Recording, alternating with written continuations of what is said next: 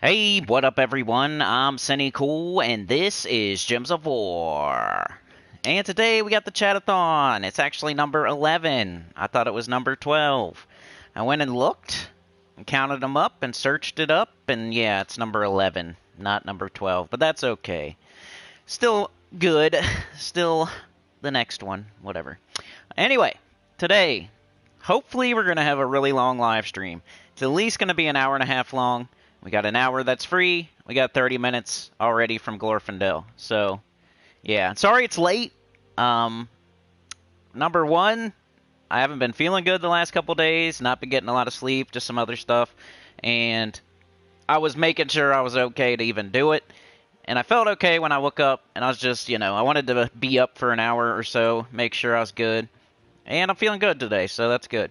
And then the PlayStation was doing the LAN cable not connected thing. Like, I like to shut it down. Usually I run it all the time. I'm an idiot. Like, I run the PS4 24 hours a day. That's probably why I burn them up like I do.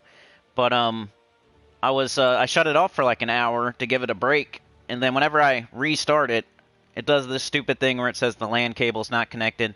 It might even do it here. If we go down, I'll just restart it. I'm gonna try not to get stressed out about it. But yeah, let me get everything set up here. Let's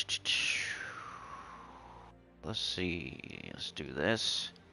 Got plenty of time. Gonna be running UNDERSPIRE. UNDERSPIRE and Vault Keys, just a lot of stuff. Usually it's a lot of chatting and some playing, but we'll see how it goes. We've had 10 of them already, so you know how it goes. At least a lot of you should know how it goes. Alright, let me change my thumbnail. Always looking for a different train picture for each new thumbnail, for each chat-a-thon. Got a dude riding on a train.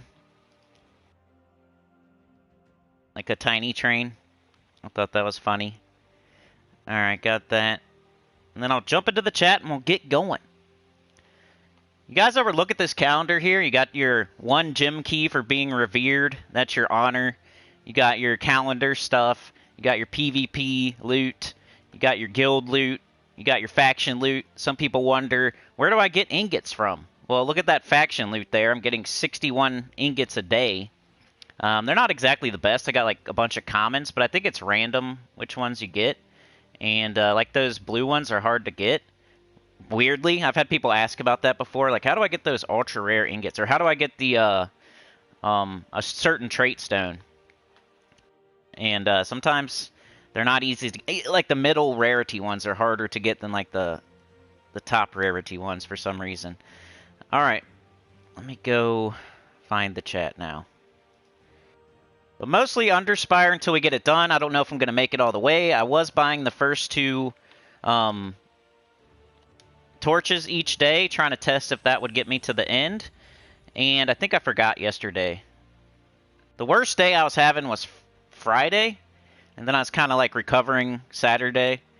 So Friday I barely did anything. And then Saturday I think I forgot to buy my torches. But I did play a little bit. So those are my worst 2 days, was like Friday and Saturday. Well, mostly, I think Thursday and Friday. And then Saturday was okay. But still not great. Let's go, Cinny. Come on, man. Your channel. What's up, Ruhan, Danny, Anya? What's up, everybody? You got Queen Beatrix? That's good. You can usually, like, pair her with other wild folk, or, like, King Gobtruffle, or other true damage options, or herself. Stuff like that. Like, I've seen her used with Scourge of Honor, another Queen Beatrix, King Gobtruffle. I think I'm going to say everything twice. You know how it goes. I love to repeat myself. Alright, live chat. Ali starting it off with the 5. Thank you so much. Alright. Let me get that clock on there. I'm finally in the chat. Okay, Chat-a-thon timer. If you don't know how this works, Chat-a-thon, it is $5 for every 15 minutes. So basically 20 an hour, $1, $3 for, or $1 for every 3 minutes. So $1 for every 3 minutes, $5 for every 15, and if you want to say for each hour, it's like 20. But the first hour is completely free, and Glorfindel already bought 10 worth, and now Allie's buying 5, so we're getting it started. And then Allie gifted a membership to Frank Amison. Thank you, Allie. So Glorfindel runs out there, rag in his back pocket, butt crack showing, trying to get it started. And Allie runs out to help him, so they're working on the engine right now. Okay, so that is... Alright, so 5 and 5 is 10, so that's actually 2 hours exactly. I'll probably give you some more credit later for the membership, but for now, just to make it even, 2 hours... Chat-a-thon. I'll pin the comment. It'll show how much we got left. And then the upper left-hand corner, you can see elapsed time. So that whenever they both match, that's when we end. If let's say the clock says 2 hours, and we get to the 2 hour mark, the stream ends. So before that happens, if somebody donates, you'll keep it going. You can keep me here up to almost 9 hours today. I think we're going to go like 8 hours and 45 minutes. Chat-a-thon timer. Alright, there we go.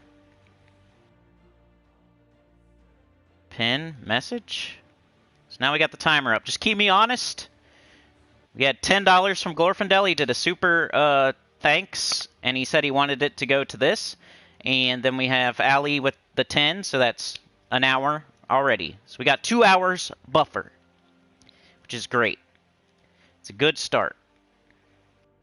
What you saying there, Danny? Hold on a sec. Finally got Queen Beatrix, but unsure of a team. What color banner? Who'd you get yesterday? King Gobtruffle or Scourge?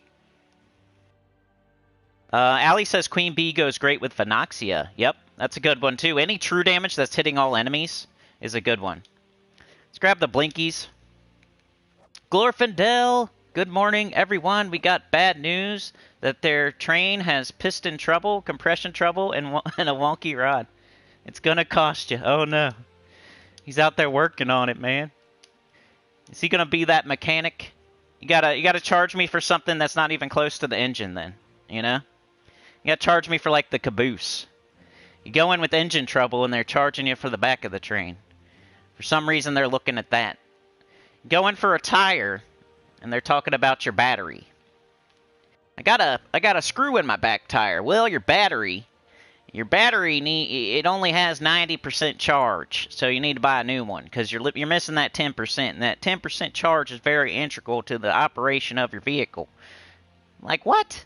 If my car starts, then I'm cool with my battery, bro. Yeah, I don't want to buy. I'm not like a rich old lady or something. I'm not gonna buy a new battery just because it's on 90%. Oh no, I'm missing 10%.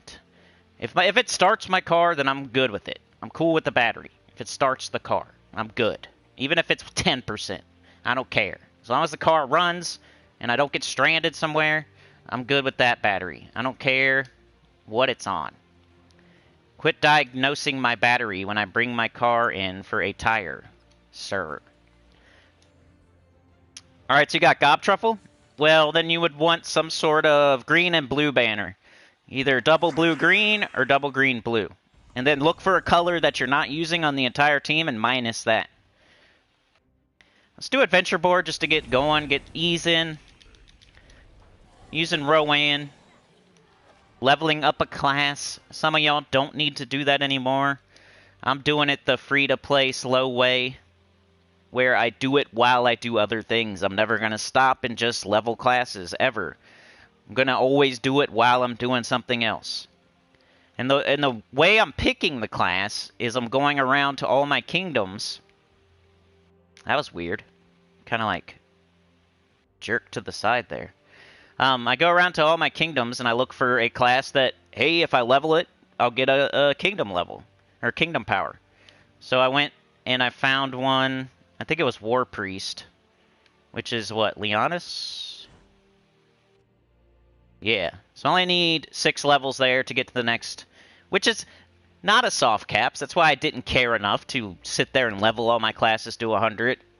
take time out of my day and not do something else, not do Underworld, not do Arena, not do Explore 12 grinding, not going to Tier 1 and PvP, not doing events, not doing Underspire, not doing Epic Trials.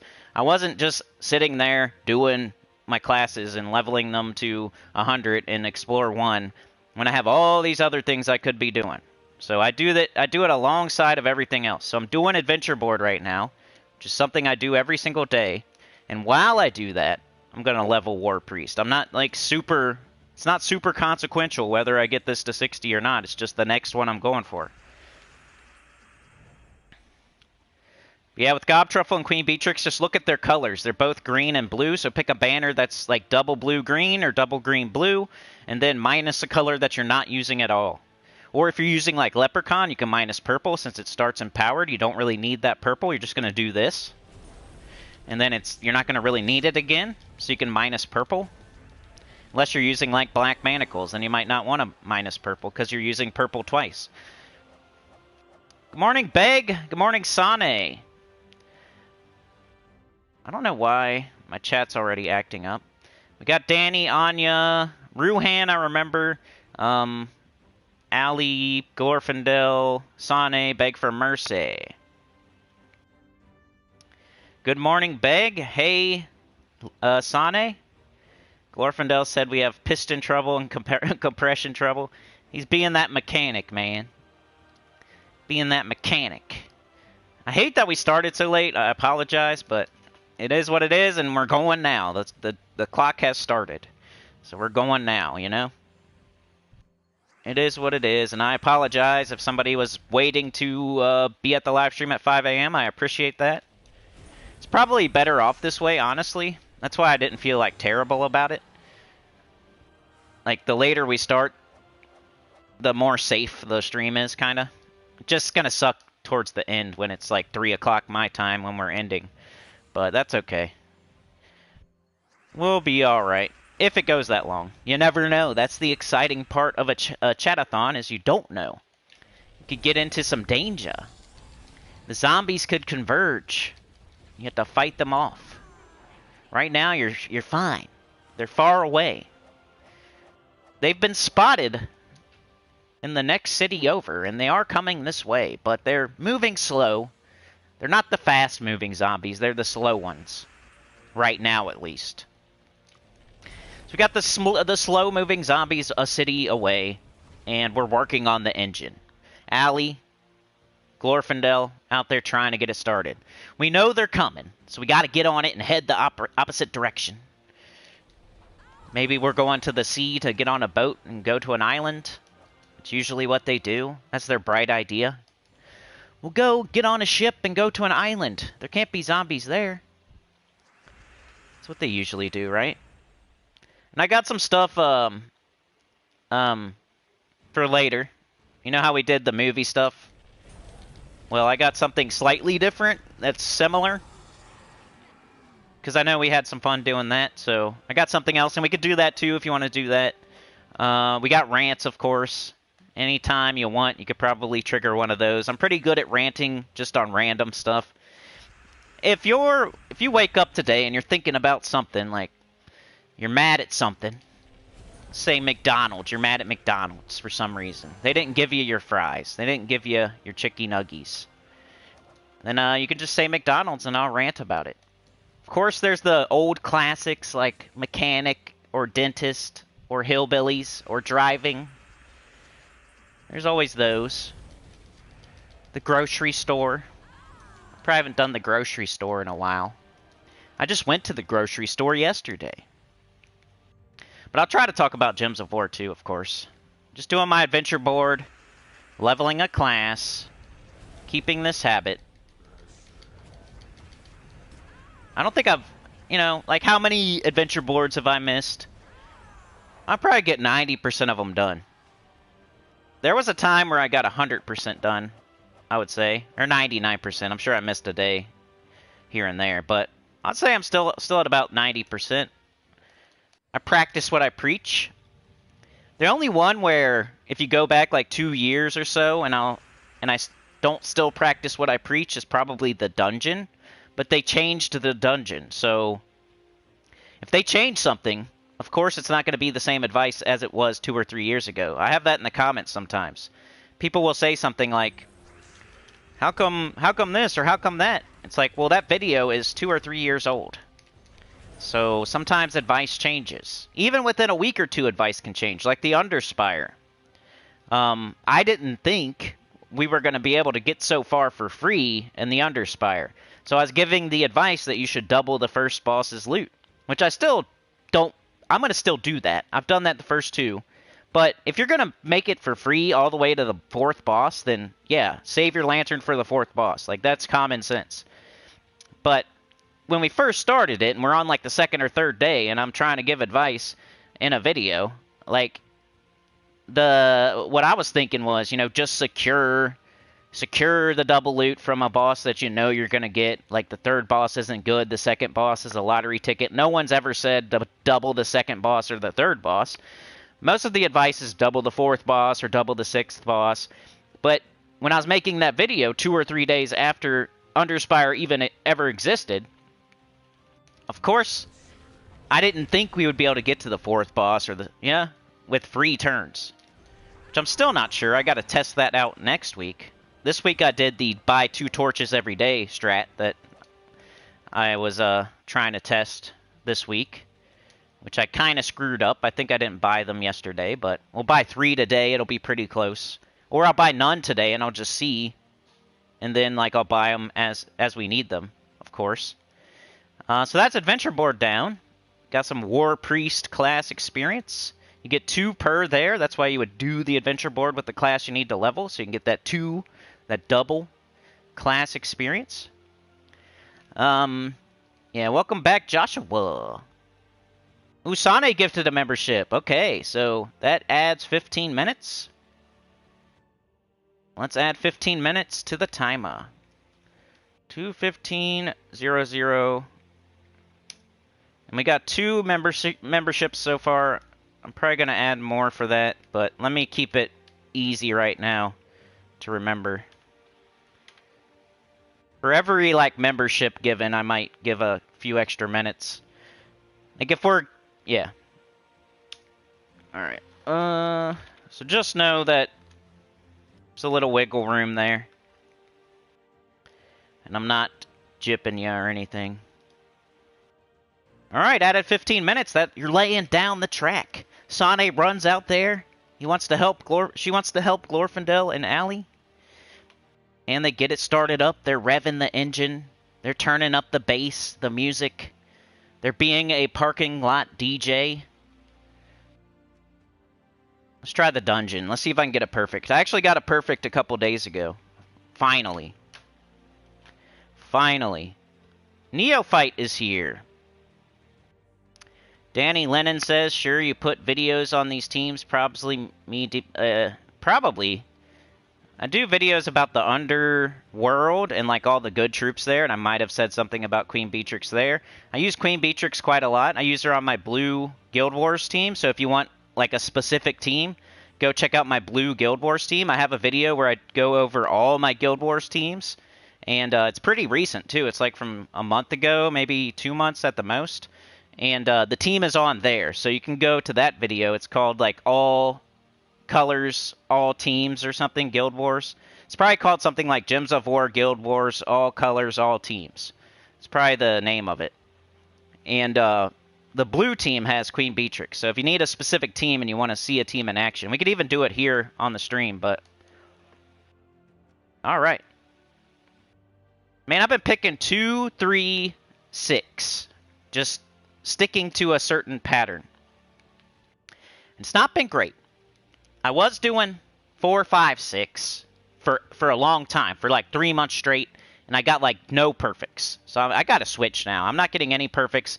I know you're supposed to stick to the same thing, even if it's not working, because it's RNG and it should work eventually. But if it's been 2 months straight and you're not getting, like, switch that. So I switched it. Now I'm going with 2, 3, 6, and it's been the same thing. I got like 2 or 3 perfects in the last like 2 or 3 months. So pretty crazy, but we start with the blessed altar. That's good. I probably shouldn't be talking so much.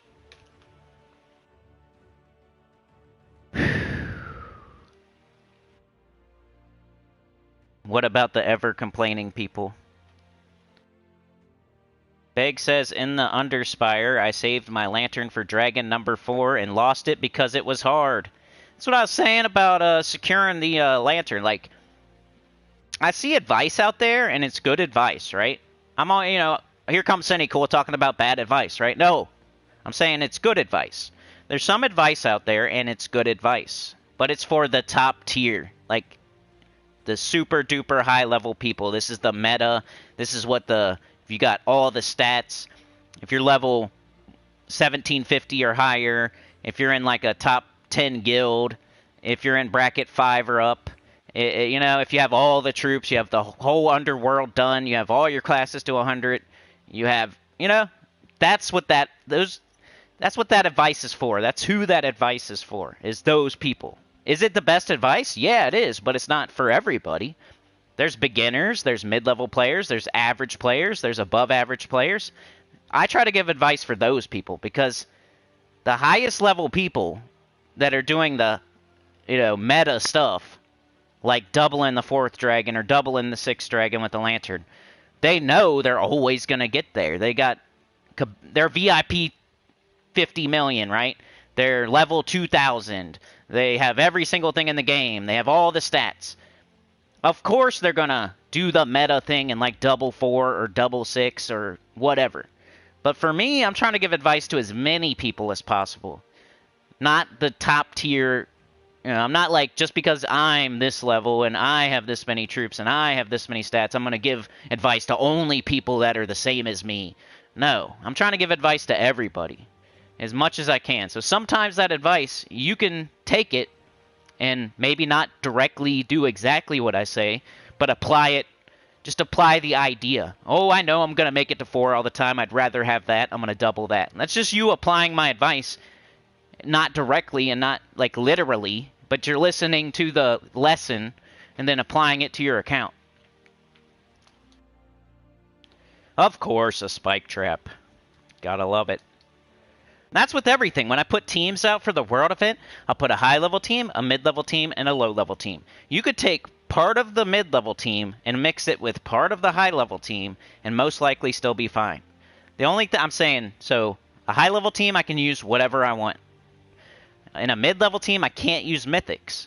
So if you happen to have the mythic, but you don't have... Let's say in the high-level team, I use 2 mythics. And then in the mid-level team, I'm not allowed to use mythics. So you could take the mid-level team. Let's say you have one of the mythics from the high-level team. You could take that mythic, add it to the mid-level team. If I double up on something, if I double up on the legendary on the mid-level team, take one of them off, put on the one mythic that you do have. Now you applied the lesson without directly, literally doing it. You know what I mean? It's like a lesson. It's not like literally do this. It's teaching you how, or what's the best options. Here's the best options for this event. I got to turn on my air conditioner. I'm getting hot. Talking and flailing around. You should see my hands and stuff when I'm ranting. I'm like karate chopping the air and clapping and stuff. Clapping every word I say. No, I'm just kidding. Alright, so we got a trap. This is what I was talking about earlier, where I would say, do the dungeon every single day. And then you see me not doing the dungeon every single day. It's because they changed the dungeon. They made it annoying. I have enough diamonds where I don't need to do this every day. I probably should. It would be a responsible thing to do. It wouldn't hurt me to do the dungeon every day, but it's just annoying. Whenever if I get a trap, let's say this is the, 15th day in a row where I did not get a perfect. Well, that makes me not want to do the battles, because the battles aren't easy, and they're annoying sometimes, and I know I'm not going to get Dragonite, and I don't need diamonds. I don't really need shards. I don't need jewels. So that makes me not want to do this. Like the 15th day in a row of not getting a perfect makes me not want to do it. Then the next day, I don't get a perfect again. And I'm like, screw this. I'm not doing it again. And the next day, I don't get a perfect. I'm like, well, now I'm just not doing the dungeon. Whenever I get a perfect, I'll do it. And if it screws me and gives me no perfects like for 2 weeks straight, I'm probably not going to do it. If it gives me a perfect, I might do it for a few days. But everybody should. You should do the dungeon. Don't do exactly what I do. But especially if you still need diamonds. Like, that's the main thing you get from the dungeon is diamonds. But there's also shards. There's also jewels. You might need those, so you should do your dungeon every single day. But if you have every troop in the game and you don't need diamonds anymore, and you have almost all the weapons and you don't need jewels anymore, you have so many shards you can make 4 mythics with shards, then yeah, then if you don't get it perfect, you don't have to do the dungeon. But it also gives you class experience in other places, kind of like the adventure board, so you could... It's just harder. It's like, if you're already annoyed because you didn't get it perfect, why do these hard battles that have rewards you don't need? Like, that's... But everybody else should do it. If you don't have every single troop, if you can go to the Soul Forge and there's something here that you don't have, then you should keep doing the dungeon. You know, I have every single thing here. I have 9 of this, 9 of that. I have Zathenos, of course. 10 Tinseltails. I have T&E. I have Champion of Guard. I have Zillapachli 3 times. I have 2 Ishtaras. I have Leonis Tower. I have a Tier Ascendant, Scroll Reborn, the Guardian Dragon.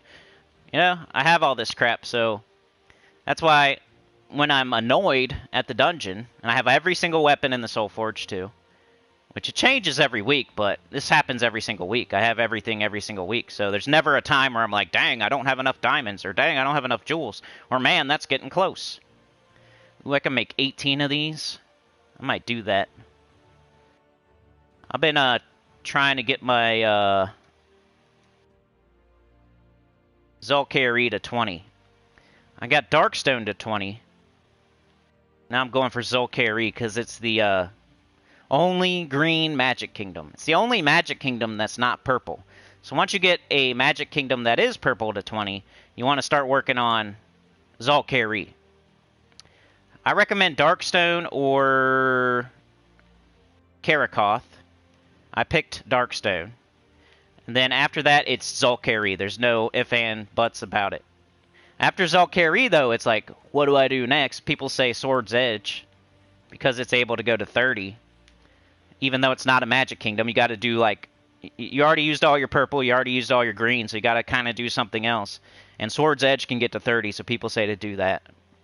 I'm not there yet. I still got to get 1 more level at Zul'Kaeri. So I got 5 books. I need 5 more. See my Imperials? I have enough Imperials to do 8 of these. Well, maybe not 8, because I got to do all this. But you know what I mean. I have enough Imperials to do, like, at least a whole nother kingdom, probably. I'm going to go... I think I'm going to go put those... I don't have to change them immediately, but I like to see what I got. It's kind of like changing your shards to diamonds, which I tell you not to do. Beg says, I think going for number 1 is best. I think it's best because you're securing it. I like the writs. Now, it's not a lot of writs, like in the grand scheme of things, but if you grab every single writ that they give to you, you're going to do better than somebody that doesn't grab any of them. Like, people scoff at the loot from Arena and, like, Underspire and, like, offers and stuff like that. But if you grab every single writ that they present to you, and then, let's say over a 6-month period, you grab every single writ that they present to you, the Arena, the Underspire, and offers. And then there's another person who doesn't, they grab none of it. And they're on the forum complaining about their kingdom levels and stuff like that, instead of grabbing those writs. They don't want to do Arena, it's kind of annoying. They don't want to do the Underspire, it's kind of annoying. They don't have enough gems to buy the offers for writs. So they're on the forum complaining about their kingdom level and power and how it's impossible to get to level 20. While you're grabbing, every time it presents you writs, you're grabbing them. And they're not grabbing them. They're complaining and not doing stuff because it's slightly uncomfortable and a little bit annoying. So it's just, you know, a little bit of friction, so they can't do it. Well, over that 6-month period, it'd be a lot of writs, and you would end up getting something to 20 and they wouldn't. And then you're going to be sitting there with your level 20 Karakoth or Darkstone while they're still trying to get Imperial Deeds because they did level 16, 17 all over the place because they have no patience. Now they have no Imperial Deeds, which is harder to get. Writs can turn into any color deed. So if you're grabbing all the writs, you can then use them for purple, for green, for whatever. But Imperials are used for everything. So they're way scarcer. You're going to need them for every single kingdom. And if you go around and do 16, 17 on every kingdom, you're wasting writs. Or, you're wasting Imperials. But we've already gone over that before. why I don't think that's smart. And then Mythstones, like they took an entire Explorer out of it. So if you put that one on 16-17, it's useless for a week while you're doing Underspire. And then like when you're doing Vault Event, you don't want Mythstones.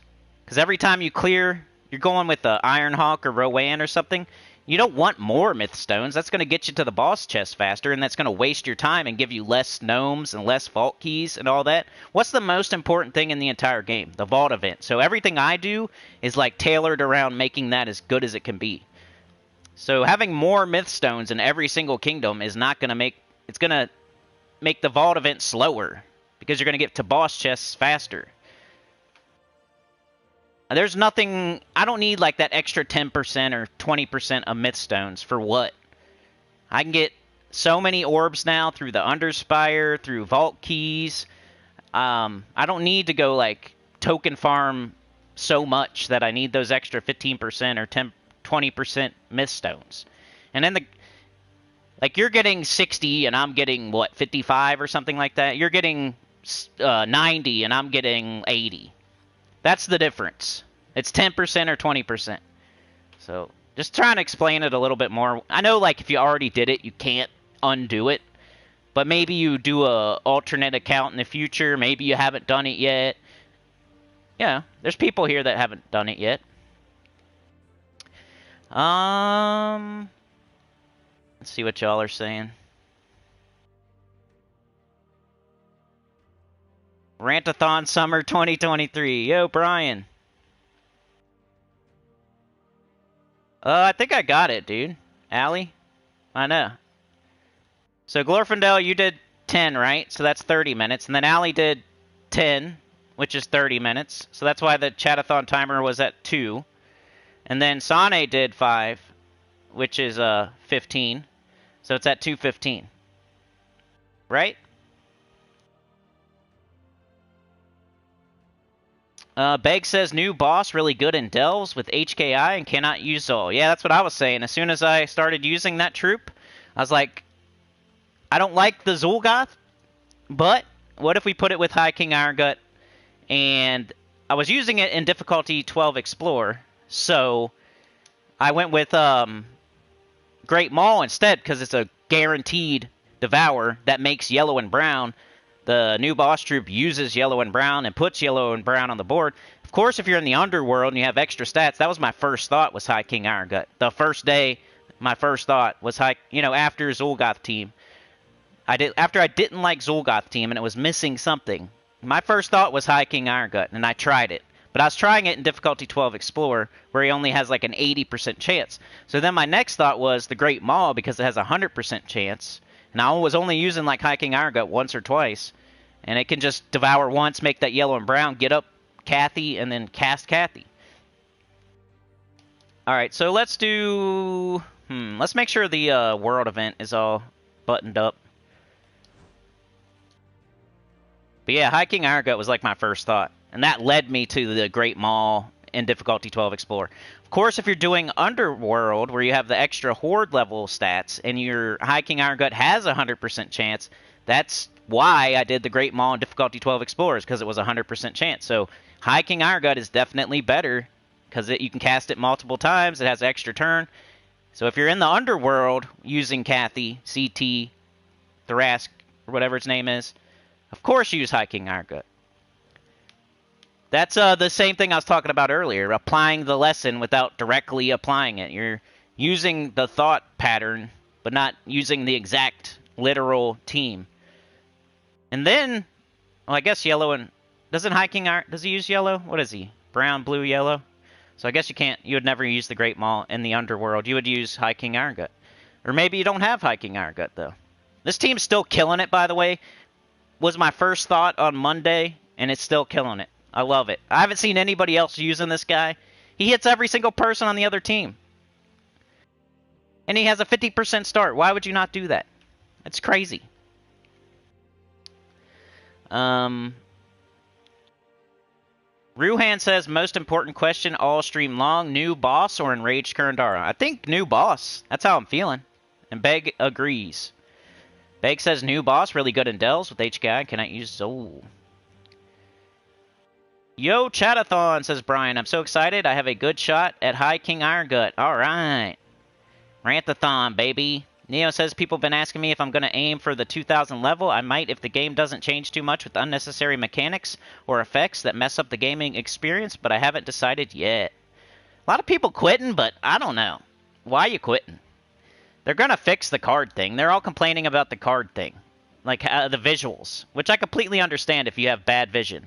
Like, it's not the greatest for me either. I'm getting used to it, though. And they're going to change. They put out a message that they're going to fix it. So, if that's the only reason you're quitting, find the next reason.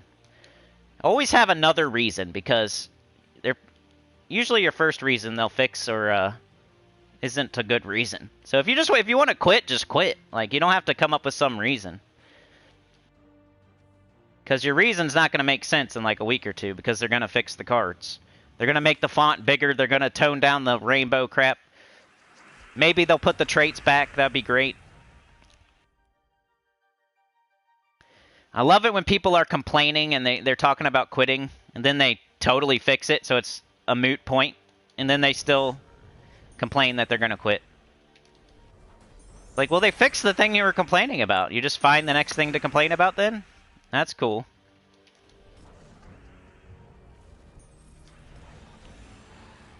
That's not cool. Brian says, UNDERSPIRE is garbage, just using my free stuff and done playing the long game. Is anyone having game crash when opening the campaign menu? I'm not even going to try it on this live stream, but I haven't had that happen to me yet. Woo, I need to pace myself. I've been jabberjaw. Oh, I forgot to check if we're done with this or not. I might be doing this for no reason.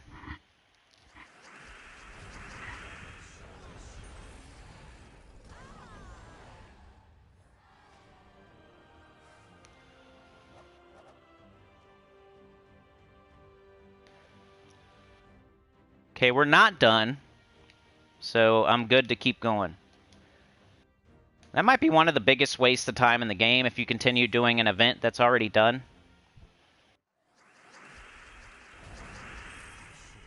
The only one you should do that with is Tower of Doom.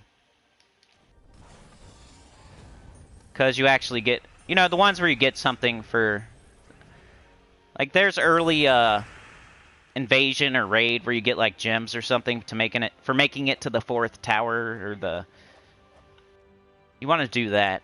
As long as you're still getting loot, like extra loot, like rewards for completing.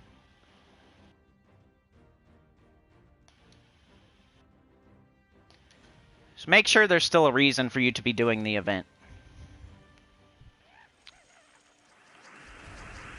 Beg says, yes, I was not able to redeem the middle task and then upgrade artifact. Reinstall of the game did not fix.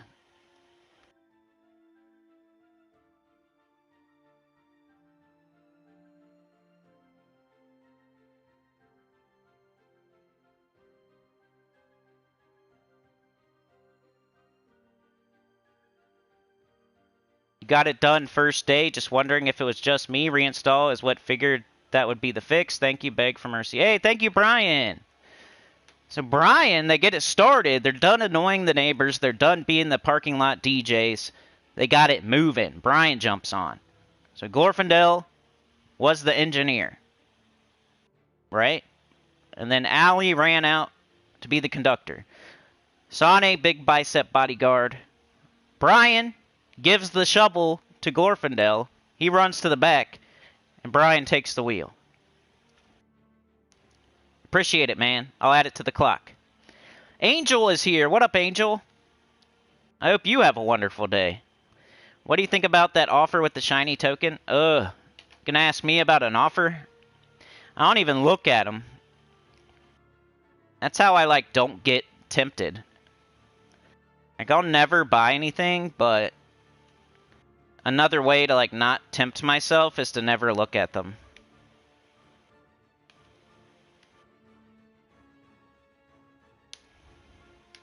My stupid keyboard doesn't... I got 2 keyboards here. And the N doesn't work.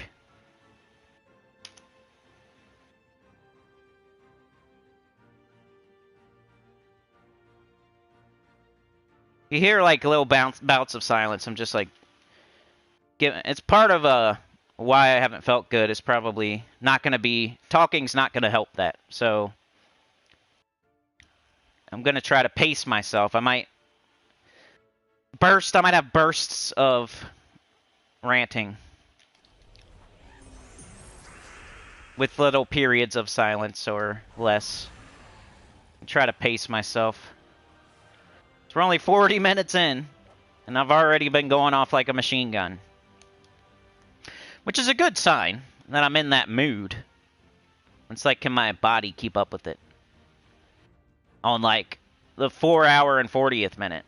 I'm thinking 4 hours ahead. Alright, so using Corsair to make myself rogue, and then this starts the whole team with 50% mana. This guy hits every single enemy, so he's really good early, and he's still good late. And I think he's the best option. Nothing else can kill all enemies in one shot. Other things only kill 2 enemies no matter what. Early they kill 2 enemies, late they kill 2 enemies. This thing kills 4 enemies early and can still do it late. Sometimes it needs to. Other things need to every single time no matter what. Early when the enemy has 1 HP, they need to be cast twice. Late when the enemy has 1,000 HP, they need to be cast twice, or 4 times. This guy, early, you can cast him once. He'll kill everything in one shot. All 4, even when they have 1 HP. Late, when they have 1,000 HP, yeah, maybe you have to cast them twice. But that other thing you were using, you have to cast twice no matter what, the whole entire time. This guy makes up ground early, and then keeps up late. So he's faster.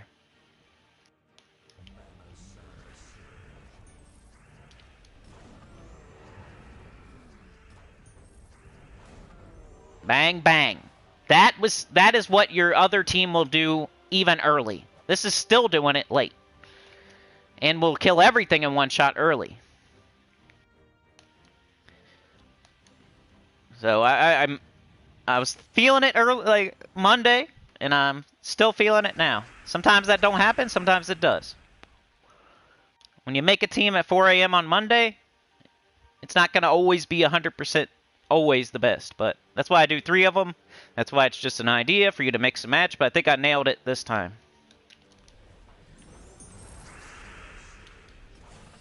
Look, 2 every single time.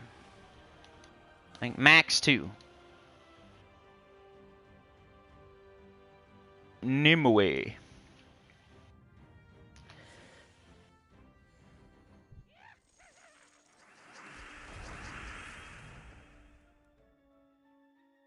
Alright, hold on, guy. We got an hour from that.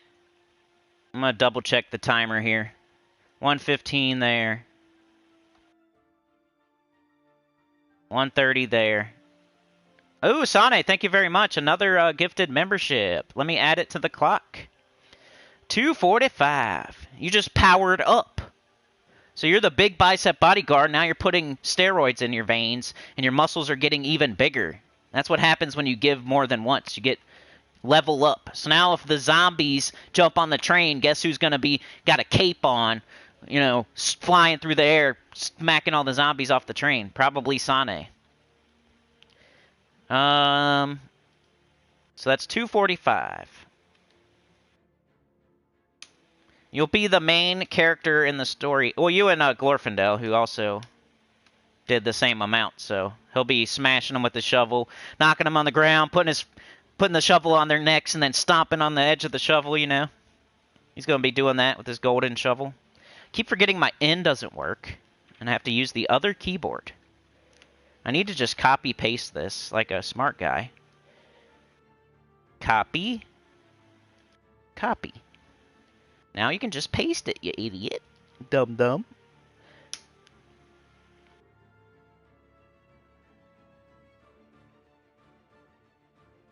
There we go. Alright, I think I got it.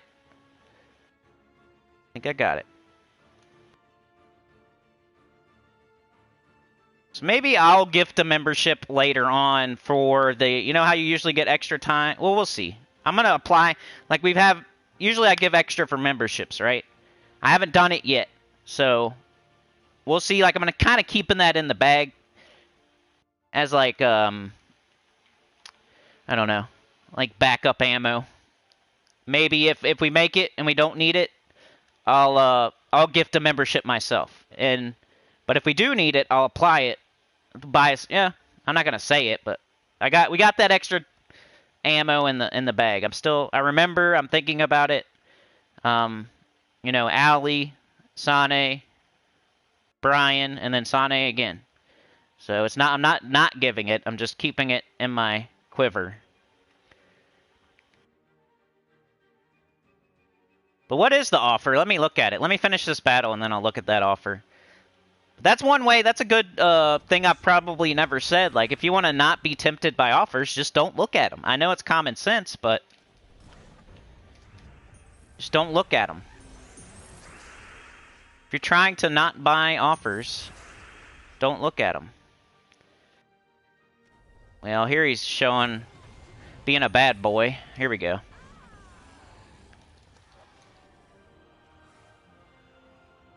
Alright, what's the offer? PlayStation's been weird. Like, look. Hold on. UNDERSPIRE.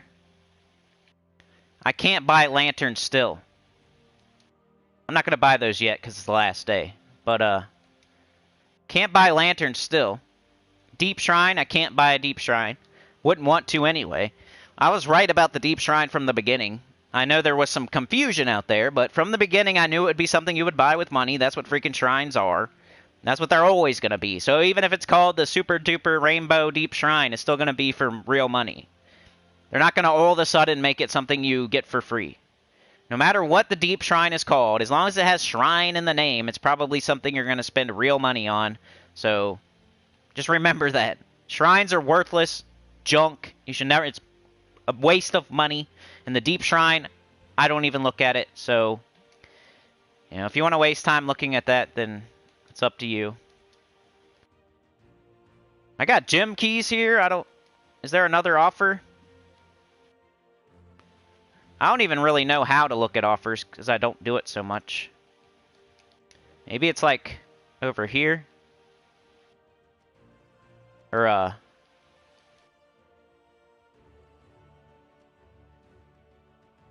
Or maybe PlayStation is weird and I can't buy the offer you're talking about because sometimes it is like that. But where is it? I don't see it. Might be just me, though. Look at that, $10 for some gold. Or for some souls. That's poop. What if your major orbs are both green? You spend $10. 100,000 gold. You can go get that in, like, what, 50 battles? 50 battles, maybe? Right? Is that wrong? That might be wrong. 2,000 times 50? You get at least 2,000 gold a battle. You can almost get 3,000, right?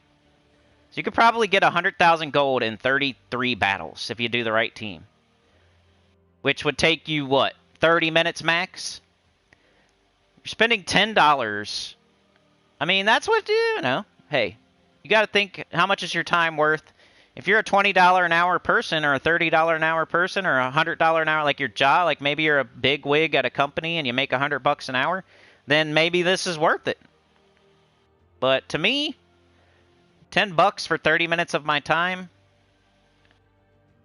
I'd rather just go do it. I'm playing the game already. I'd rather just play the game than buy that. It should be $5. They got to make it cheaper than how much you think your time is worth, for sure. Because you're already playing a video game. Like, make it $5. Make it $3. They need to make everything slightly cheaper. That's one way. If they want to make more money, cut everything in half. Every single thing. Just start out by cutting every single thing in half. And you'll make more money. I promise. 3 people will buy it instead of 1. And then you're making more money. Alright, back to what? Let's do World Event a little bit more. It is Sunday, and we still need 7,205 points. So I want to contribute. I'm down here in 18th, which means I'm doing my share, but I think we're short a couple people, maybe. We'll do like 5 more battles here, and then we'll go do we gotta do the freaking faction event. But we're gonna do UNDERSPIRE and like vault keys for hours and hours and hours. So doing this first. Maybe we'll like jump around and do different things. That way we don't get bored of any one thing. So we could come back to this. Brian says, oh, by the way, glad you're feeling better, Cinny. Glad the chat... Yeah, like, it was definitely in jeopardy. And it's still, like... You know? 8 hours is a long time. So, I'm being optimistic.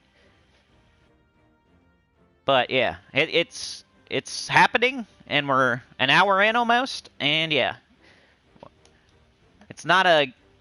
That's the cool thing about the Chat-a-thon. Anything can happen. With over 8 or 9 hours, anything can happen. So, I'm hoping I make it. I'm hoping y'all make it. It takes both of us. I have to make it. I have to be here and do this stream. You guys have to keep it going. So, it's a... Like, if I could fail. Like, it's not always on you. Like, you guys have made it every single time. Like, I could be the one. My PlayStation could fail. Something on my end could happen to where I fail. So it's like an interesting thing to watch, like a car crash. He's like 5 hours in. Is he going to make it? He's still got 3, almost 4 hours left. Or, you know, I'm only not even an hour in right now. Is he going to make it? Is he going to make it? You know? Are they going to make it? First of all, is the chat going to make him make it? And then is he going to even, once they tell him how long he has to go, is he going to be able to do it? Like, there's multiple things involved. It's interesting, I think. It's like a car crash. There's definitely people out there that want it to fail. Like, they're watching, or they're just looking at the results, hoping it doesn't. And every time it does, which is cool. Because this is like the best thing we got going, I feel. You don't see anybody else doing this. At least in the Gems of War YouTube space. This is kind of like a Twitch thing. Where they have it. On Twitch, you can, like, literally do this. You can make it a thing, and then it just happens. And it adds to the clock, and it adds... I have to do it all manually myself, and that's where I got it from. Megavore should be worth a lot of points. I wish I could do it automatically. I wish stuff would, like, pop up on the screen, and... But we're getting there. I'm sorry, you see my editing recently on some of the videos? I've been adding in, like, this is the low-level team. I'll put words on the screen. This is Glorfindel's team. Here's some... Nobody really said anything about it, so I didn't keep doing it, but I might. Trying to get better. I've been editing out the loading screens. Like if I do a pre-recorded video where I record the footage first and then I lay my audio over top of the footage, like I'll try not to screw up, and if I say something wrong, I'll just take it out and I'll redo it, or I'll just cut it. I've been, like, when I do the weekly preview, sometimes it's 45 minutes long or almost 50 minutes long. I cut it down to, like, 30-something minutes. Like, I've been trying to actually edit, which isn't my strong suit. The team codes and the chapters, like, that was the first thing. Like, okay, what can I do to make the channel better? That was the thought. I'm like, well, if I had chapters in every single video, that would make the channel better. People could skip around. They wouldn't get scared by the long videos if they're smart, because they know they could just click on one button and go straight to where they want to go. And then it turns into like a less than 10-minute video because they're just watching what they want to see. And then the team codes, those aren't... I'm not just like copy-pasting something. I have to literally... I'm like a Neanderthal with freaking Neanderthal with my team codes. I have to, like, take a picture with my phone. I have to, like, bring the video up on my laptop screen, take a picture with my phone, and then type it in manually. It's the only way I could figure out to do it. One day somebody's gonna, like, be like, you should do it this way, and I'll be like, man, I'm an idiot. But for now, that's how I'm doing it.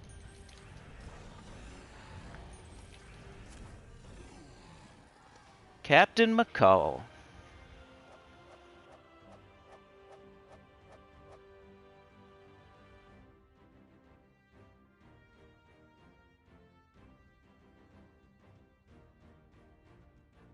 I'm just looking at the timer, make sure it's right. It's right, okay. Tim is here.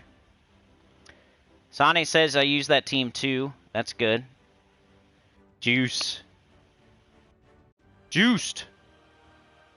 Yo, Trey, thank you so much for the 5 gifted. That's a whole freaking hour, I think. Actually, that's more than an hour, because 5 times 5 is 25. Right? 1, 2, 3, 4, 5. Yeah.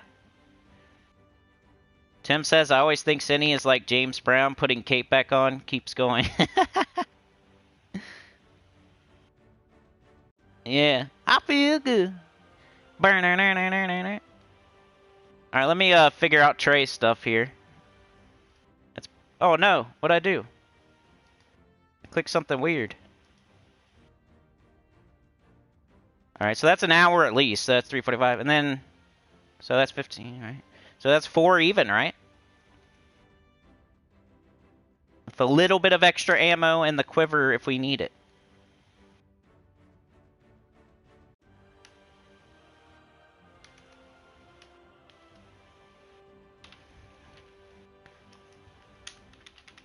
Fixing the timer. It's better when if I do it immediately as soon as I see it, or else I'll start screwing up. But thank you so much, Trey. You're like a gigantic steroid freak on the train. Destroying everything in one shot. Sometimes, you know, they jump on, you gotta give them the old heave-ho, Gotta give them the old combo, the couple of shots. But Trey just touches them once with the big right hand and their head explodes. Because he's like level 5. Alright, one more battle here and then we'll go do something else.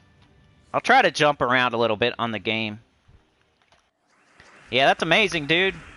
I think you're the, so we already have an engineer, a conductor, a bodyguard, a shovel guy. So you're the bandit kicker. Or wait, yeah, I think so. You're guy in the back of the train, like, helping Glorfindel. So we got, like, Glorfindel, who's already roided up. And then we got Trey. He's like the guy who's giving him the roids. Because he's like, you know? He's got the whole stash. He's like the dealer. Because he's got so much. He like, showed Glorfindel how to do it. Now they're both, like, we're talking about healthy vitamins here, you know? Like Hulk Hogan. They're legal and they're healthy for you, but they just make you very buff. It's like spending money on Gems of War. It's a good thing that you should do to keep the game going, but only in specific situations like the campaign, the Kingdom Pass, and the Death Knight armor. They're healthy steroids, you know?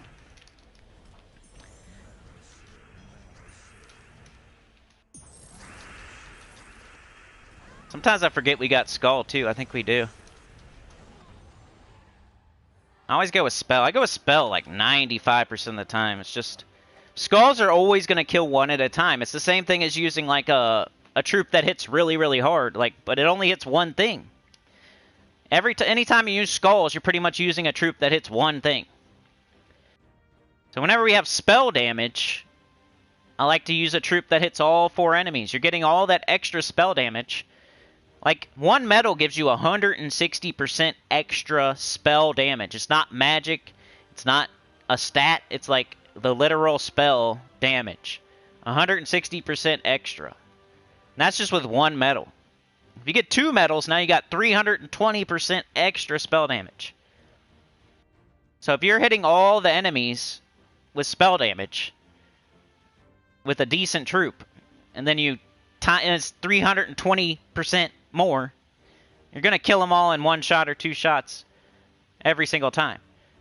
And if you got extra skull damage, it doesn't matter. You got to go from top to bottom. You're killing one thing at a time. No matter how much you're hitting them for, you can hit them for a bajillion, bafrillion damage.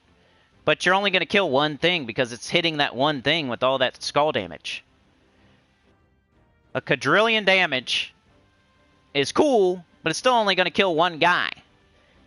And then if it dies, and yeah, you like do a cascade, maybe you hit the next one, you get lucky, maybe you kill 2 of them. You get super duper lucky, maybe you kill 3, but you're never going to cascade down the whole freaking enemy team and kill all 4 of them with skull damage. It's not going to happen. Unless you're specifically doing like the Skull Waterfall team and you get super lucky. And that team, which that's the idea of the team, only does that like once every like 100 battles. It'll kill like all 4 of them. It'll cascade down and crack, crack, crack, crack, kill them all. But that's just how skulls work. You're going to kill one thing at a time. If you get super lucky, you might kill 2. But then you got to do it again, do it again, do it again. When you have spell damage, you can kill everything in one push of a button.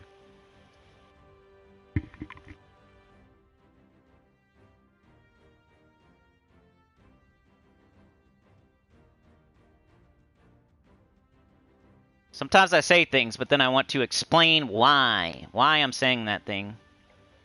That way, you know, I'm not just saying things. Like, there's a reason. There's a reason behind almost everything I say. Oh, it's, yeah, pretty sure. Pretty sure. I don't know, but I'm pretty sure. Oh my god. Becky.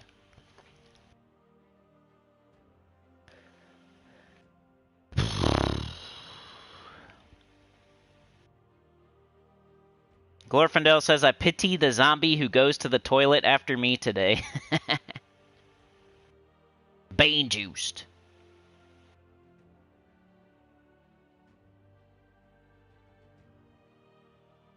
Glorf says, I've been playing around with the new Mythic all week, trying to get it to loop better. It goes with so many low-level troops, example, Dark Forest Troll and Desert Troll, EOE, and 2 Goblin Shamans. Yeah, I've seen some stuff too, man. I like it. Alright, yeah, so let's, what are we going to do now? Let's go do the Faction Assault. For a little bit. We'll jump around. Let's do, you know, let's get to level 200 here, then we'll go do Underspire for a bit. Then maybe some Vault Keys for a bit. Then go jump back around to the World Event, do a couple more of those, do some more of this. We'll try to keep it... Guard's Avatar's kind of falling off right now, but I might keep going with it for a little bit. Let's make a Kathy team. Let's do that. That'd be more fun. So with Kathy, usually an Anu and like, you don't really need anything. You're instant killing. Let's go Orpheus. Let's see what kind of new Kathy team I can make. I might need Harpy Mage.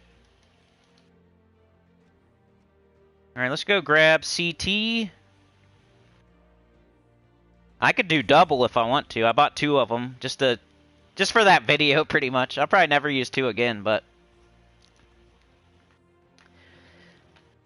Brian says most of the real-life catch purchases are to boost you into higher-end content. I am in no rush to reach end game, mostly because I enjoy playing and the community we share playing with. Yeah, a lot of people come into this game thinking they're going to beat it or something. It's, like, impossible. And once you accept that and you just play it every day as, like, a fun, chill thing to do, and you don't blow smoke out of your ears trying to beat the game, playing it 10 hours a day, you'll be much happier. You got to figure that out for yourself, though. There's people out there just, there's smoke coming out of their ears every day. They're trying to get to whatever level kingdom power, and yeah, it just doesn't work like that. The way the game is, you get 1 dungeon every day, and then you can't do dungeon anymore. You know, you get 1 adventure board every day, and you can't do that.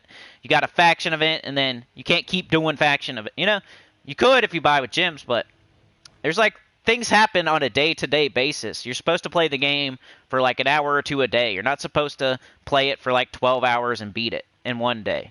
It's a type of game where you play it for 1 or 2 hours a day.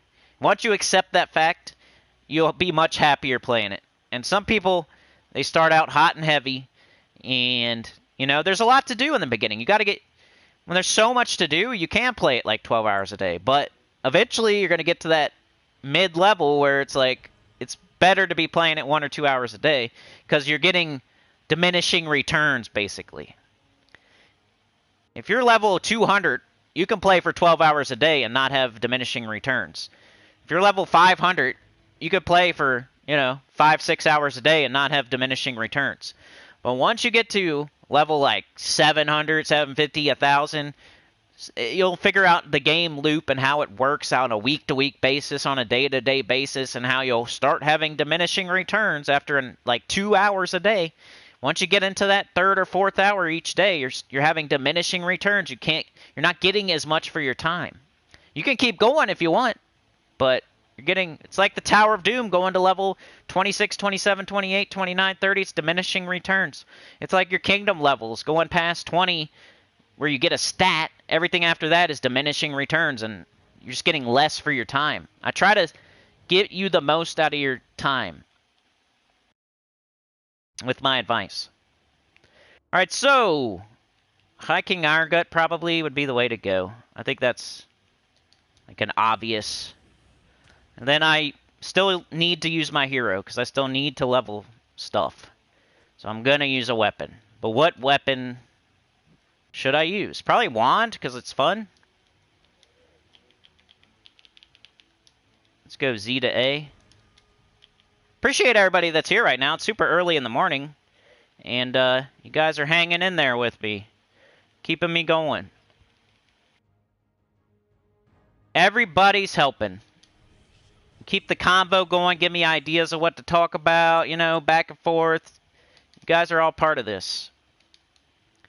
Now, do you put him in first slot or do you put High King Iron Gut in first slot? That's the thing I don't know. Because the only way he's going to loop back into himself is if he's in first. If you have him in any other position, he's not going to loop back into himself. But then do you do this or do you... I don't know. I kind of use High King Iron Gut as a supplementary instant kill.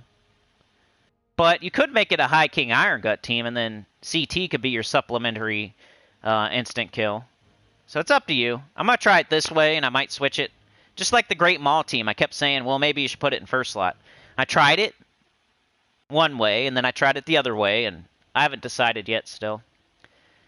The only problem with me leveling War Priest, unfortunately, is that it doesn't have a 50% start, which is annoying. But I think I'm going to go with it anyway, because I need to. So this is not the ideal. If you want to like use this team, use a different class. I'm just using War Priest because it's my specific situation on my account. I need to level that class. If I was going to pick, I'd probably do like Archer or Bard or Titan or something. If you want to pick a better class. Start with a 50% start and then look at a Storm after that. So 50% start class. Eliminate everything that's not a 50% start class, right? And then look for what color do I use the most of? What am I putting on the board? Well, you're putting green on the board. You got 2 green troops. You're putting yellow on the board. You got 4 yellow troops. You know, you got 3 brown troops. You could do Titan with a brown storm. You could do Archer with a green storm. You could do, you know, Bard has a 50% start and is a good yellow class. It might not have a yellow storm, but... Alright, I'm already using War Priest. What am I doing? Alright, got all kinds of yellow.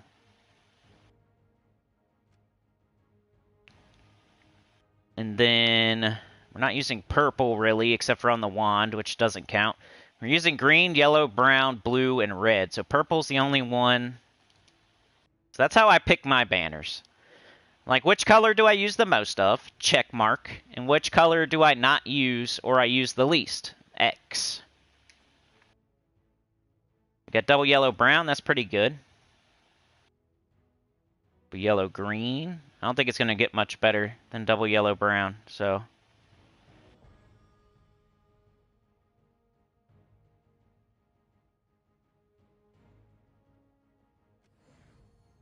let's just get it locked in. What's up, Daniel?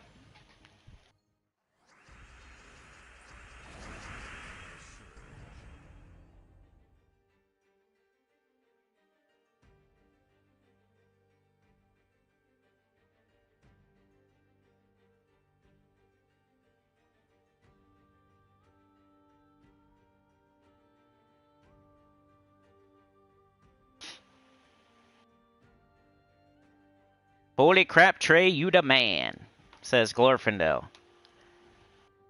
And then Tim with the James Brown thing, that was funny.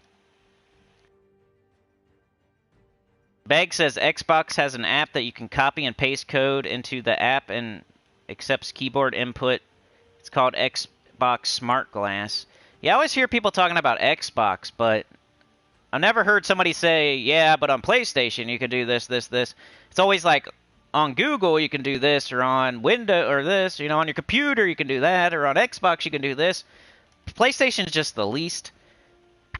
I would never recommend PlayStation to people. If they're starting a Gems of War account, I would always say PC Mobile is #1. And then it might be Xbox after that, because I think PlayStation's not that great. And Switch I'd put last just because they're so far behind, but it might be a good thing that they're so far behind. They can kind of see the future. So, I don't know. Switch is kind of cool because you can like carry it around, and it's almost like having it on mobile, so it might be the second best one. If they would just catch up, Switch would be #2. PC Mobile is always going to be the best platform to play this game on. But I could see a future where Switch would be the second best, because it's pretty much just like PC Mobile, where you can carry around your Switch and play, just like you can do with your phone, almost. That's why it's second best. I don't know if you're going to carry your Switch to the grocery store. I don't know. Trey with the Hulk fist. He says, "Rawr." Trey with the Secret Invasion Drax arm meme. Brian says, I was having fun with this team in the faction event. Mountain Crusher, Todd, Greenwood, Phoenix, Void Caller. That's cool. Looks like all good stuff there. Glorfidel says, in general, when putting together a Cathy team, think about the benefits of plopping the Possessed King in 4th spot. Plopping and spot. That made splot. Does help it loop. What up, Rain Man? Good morning, Cinny. Good morning, world. Rain Man says, being sick sucks. Best wishes on speedy recovery. Thank you. Yeah, I'm like okay right now. I'm like 90%, I guess. Sometimes it gets worse as the day goes. Sometimes it gets better as the day goes. Just something I need to go. Sonny gifted a membership. Thank you very much. I see that. I'm going to add it on. You are a legend. You just got bigger and stronger. Bake says HKI, Angry Mob, Cathy, Harpy. That's a good idea. See, I have to use my hero, though, man. Like, that's a good idea for a super high-level guy that has all classes to 100 and stuff. Like, that's probably the... Like I was saying earlier, I don't know if you were here or not, but, like, that's probably the meta best thing to do. But, you know how many people that watch out of, like, let's say... You know, there's 20 people here, and then, you know, sometimes I'll get 300 to 500 views on the live stream. Like, how many people do you think are actually the same exact as a person that would use that team? Like, in the same exact spot where they have all the classes to 100, they have, like, all the troops. It's very slim and not that many. Maybe 5%, maybe 10%. Pushing maybe 20 at the most. So we're talking about like 100 people, maybe max out of 500. So there's 400 other people. I'm trying to target like the 400 other people because those 100 people, they already know. Like, yo, I could slightly tweak this team. I'm taking the lesson. I'm going to apply it, but I'm going to slightly tweak it. I don't need my hero. I have all classes to 100, so I'm going to put in Angry Mob instead because, you know, I don't want my hero. But then there's the other 400 people that are like, hey, I want to use hero here so I can level up classes while I do this event. Because I'm not going to sit there and just do classes to 100 and waste a bunch of time and then regret it later because I sat there and leveled classes. Let's see. We need... Harpy Mage always gets up on second turn, so we can start working on something else. Let's just take Brown, I guess. Here we go, baby! I guess we could do HKI since he's got an extra turn, like a guaranteed extra turn. Sweet. Cathy got right back up. I thought. Come on. Then we wand it and win.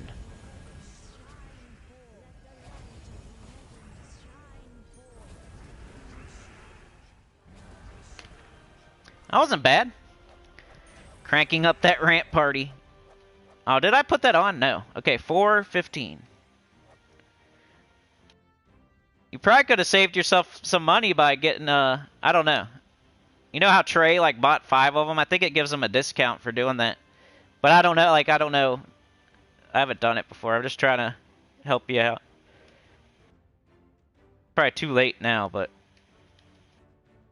Chat-a-thon timer. Okay, I got that there. I just gotta pin it now. Let's catch up in the chat. Could everyone roundhouse kick the like roundhouse kick the like button, everybody, like Chuck Norris? Do you see who I put on my thumbnail? I put Dolph and Steven Seagal. I was looking for a picture of Steven Seagal where he actually looked, you know, decent. Like, I was looking for Steven Seagal in his prime. There's not very many pictures of this guy in his prime. Everybody's putting pictures of him up now, like when he's ancient and, like, bloated. So you go type Steven Seagal into Google Images. It's like 90% bloated Seagal. Bloated, like, 69-year-old Seagal. I was looking for him in, like, when he was young. What is going on with this computer? Stop it. Daniel! Hey, everyone from Italy. It's afternoon here, not early morning like in States. That's what I was counting on. People like Daniel and Glorfindel and Sane and all y'all that are different countries to come through. Rain Man, 24 months. That's the 2-year anniversary. Appreciate that. First day out. 2-year member here. I remember walking around lost in this game. Then I found a raspy, ranting individual who spoke my language, and I followed him. Appreciate that, dude. Continue to do you, sir. Never let others influence your decisions, determination, and motivation. All I'm trying to do is help as many people as I can and be honest. Truthful. Glorfindel says, that's cool, Rain Man, but when did you stumble on Sinny? At the same dentist? Switch goes everywhere with me. That's the point. Never know when you will have some downtime in the real world. That's a good idea. Yeah, I don't know. I have one, actually, but it's mostly the kids. I haven't even played it yet. We got it for them for Christmas, I think, so we've only had it for half a year now. And I haven't really played it much. There is some stuff I would like to play. Like, they got Civilization or something.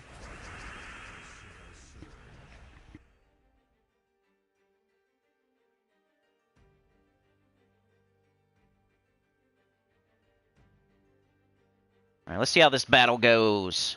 Did I give the right amount of time and everything? Oh, I forgot to pin it.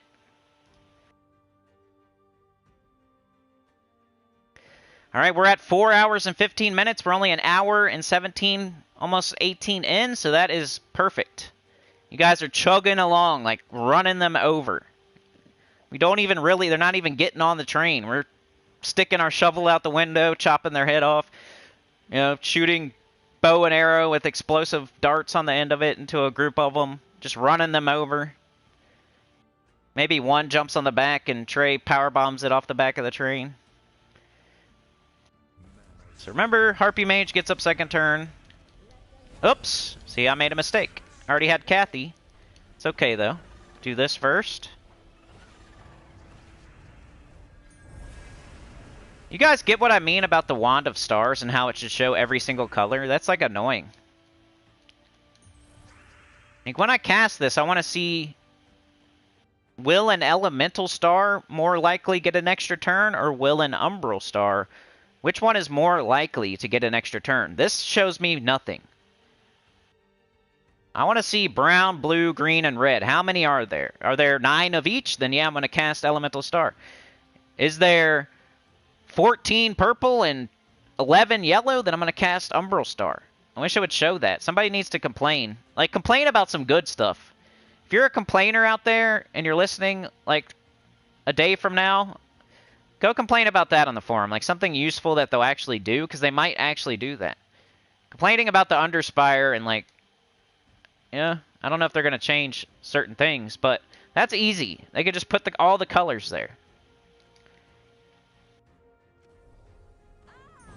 And something they probably meant to do and just didn't do. I think this just automatically puts, like, whatever the weapon does, it automatically puts those gems up there. So it creates Elemental Stars and Umbral Stars. So it puts those up there, like, automatically. If they would have manually went in, they could have seen, like, oh, it probably makes more sense to put all the colors. That way they know. Because it's not all about blessing and cursing. Sometimes it's just a mana generator and you just want to get an extra turn. You want to cast the most likely thing to give you an extra turn. It's not all about blessing and cursing. I don't know why I did that when I can instant kill. Guess get a little bit of gold. Alright, let's try to do some battles quickly. 1.25, 1.25. Arrow Stormforge is here.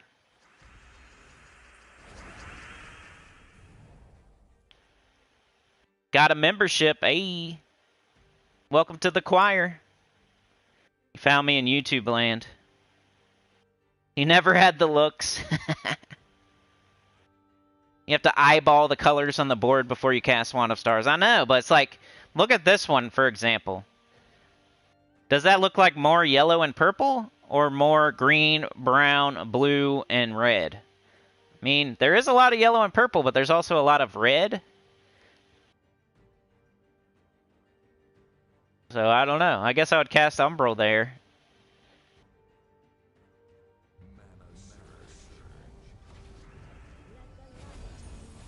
You shouldn't have to eyeball it. They should give you the stats, like how much of each is on there.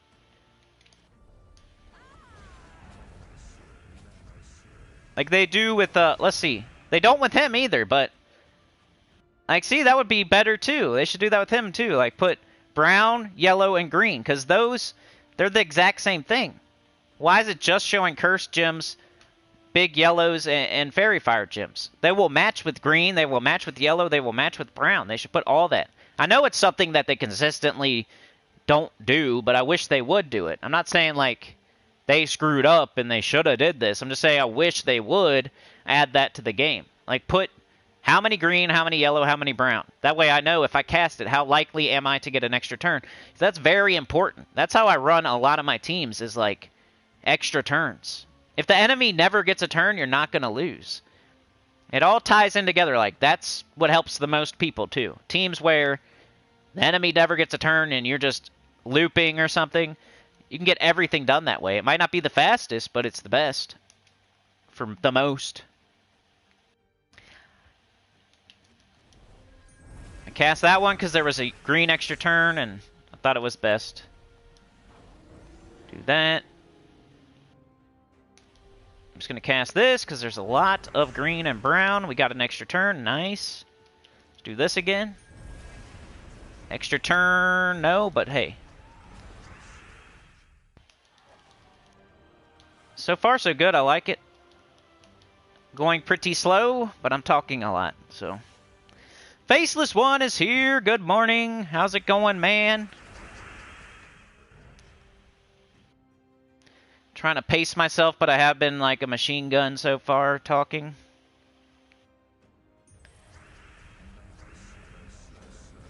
Alright, so we got Kathy and we got the wand. So we're going to cast Kathy. I usually go like to the bottom of the enemy team whenever I have an instant kill, because I'm making sure that whatever I'm killing has like full durability. You never want to kill like the first enemy. You could pick a different one. You could pick second or third, but I just go like hit up and go to the bottom was just easy. And I know pretty much 100% chance that enemy hasn't been hit yet, so I'm instant killing something with like full durability. I guess it might be better to kill like the second enemy because it might have already got a little bit of mana. I guess it is just one button press. Maybe I would do the second one. But I don't know, like it's like a habit to keep them all together too. Like if I have splash damage, I could still hit 2 slot. Like if you take out 2 slot, now you got a big gap. I don't know. You could do either. You could either hit the last slot or 2 slot, but each one's a 1 button press, and both of them probably have full durability.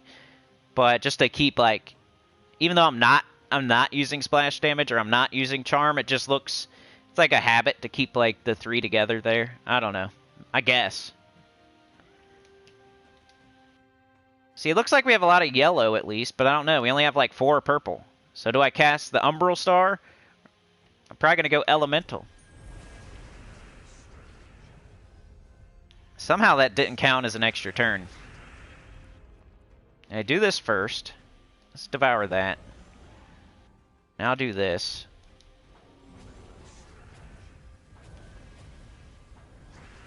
And I'm gonna try this one. See, that was an extra turn. It's way better.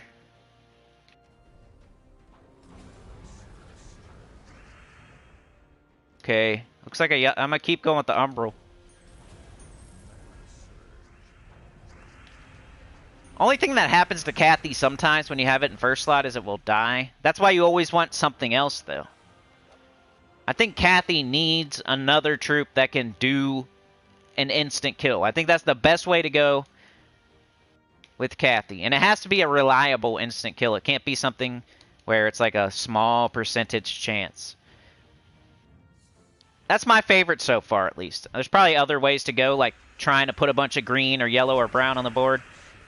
My favorite thing so far with CT is some other instant kill that uses at least one of the same colors. That way it can take in, even though the wand is kind of taken, but there's definitely overfill, overspill.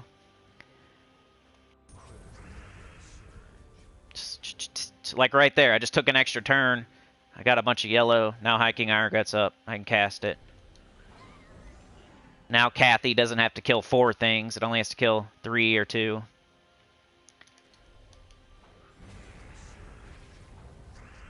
A lot of yellow, but only 2 purple.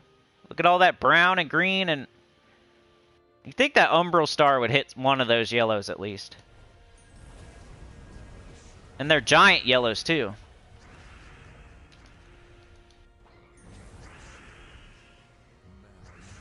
That was a loop. She's like a 75% loop. I don't know why I call it she. It's probably a he. I guess because we've been calling it Kathy.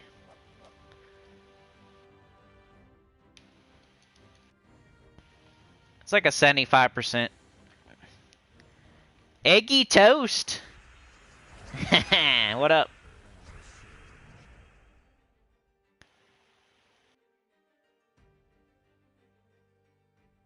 Ooh wee, my booty hole smell like cheese and barbecue sauce. Rayman says Kathy the best thing since sliced bread. Better, same, or worse than Zool. Too early to tell. We don't get Kathy until 7.1 update. Yeah, I know. Hiking Argut's probably decent in first slot too. I'm trying to make it a Kathy team with like a supplementary instant kill, but it's gonna the meta best way might be to make it a Hiking Iron Gut with a supplementary Kathy. I'm still trying to force that. I'm trying to force a Kathy team here with a supplementary other troop. So that's why it's in first slot trying to loop. But yeah, that might be the best way to go about it, is to keep your Hiking Iron Gut in first slot. Let's just use this while we got it. We never use it. I almost want to put something else on the team. Barely using that. It is nice on first turn, though. Or second turn, I guess.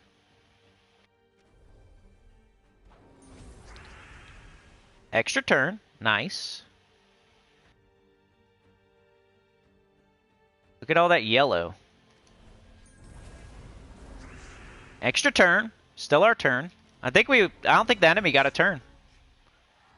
Cast Harpy Mage, so maybe they got... But there's a lot of extra turns there. Which is what I'm hoping for. Extra turns with instant kills. Like, if you could pick 2 things in the game that go together. Loopy instant kill. It's about as good as it gets. Not saying this is as good as it gets, but if you could, that would be amazing. I guess I'll take the skulls. So I get blue and purple. Let's cast this just because it's there. Supplementary. Oops.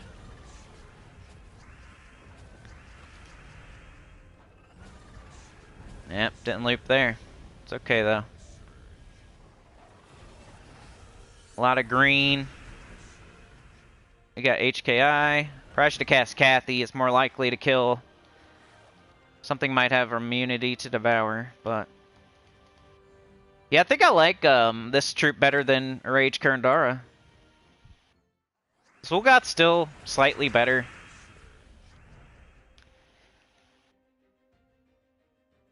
He can kind of loop too if you have like a Skull Storm and like some other troop that makes skulls.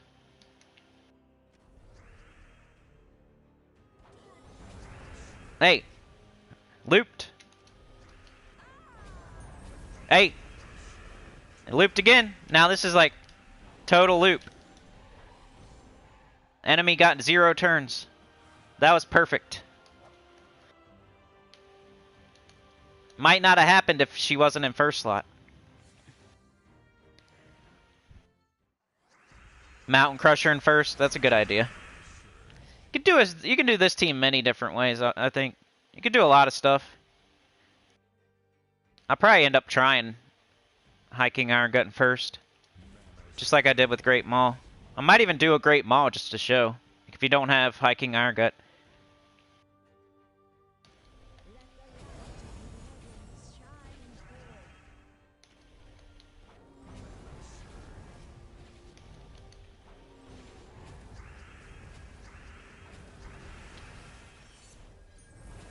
It's almost a habit to pick the Elemental Star.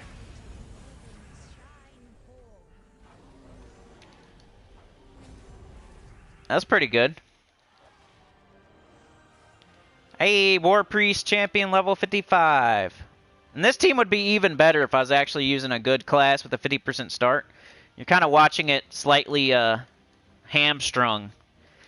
It's got a little bit of a limiter on it because I'm using War Priest, a terrible class with no 50% start, just to level it. If I was actually using a good class with a 50% start that complemented the team, this team would look a lot better. I don't think I even need seasons, but might be the best way to go.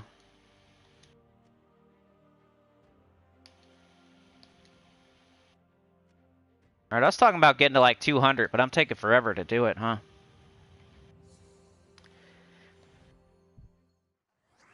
Beg says, Mountain Crusher, Kathy, Zul, and Rage Kurandara, boss team. Hey, I haven't tried it yet. I wonder why I never tried Enrage Kurandara with Zul'Goth. They kind of both do skulls, right? Kathy's like the odd man out of that. Let's do this, because why not? Now this, extra turn. This. Hope for an extra turn, but don't get it. This looks better. Get that. This. What? Yeah. Alright, let me try to put some pep in my step. You guys keep me honest on the timer and everything. I think I'm good right now, huh? As long as the timer comes after the donation, usually I got it. But Rayman says 2-year member here. I remember, I already read that, didn't I? Sorry. Spoke your language. It would never get up. Okay, let's see. You guys want to do some trivia? You guys like prefer 80s or 90s? I just feel like we all lived in the 90s. I know, like, not that I didn't live in the 80s, but I think it's like a guarantee. It's also, it's like doubling the loot on the first boss in the Underspire. I'm just trying to guarantee that we all know, and it's like the most people are gonna be able to participate. If I do 80s, there might be one person out there that was like 2 years old, or not born yet, or 3, 4 years old.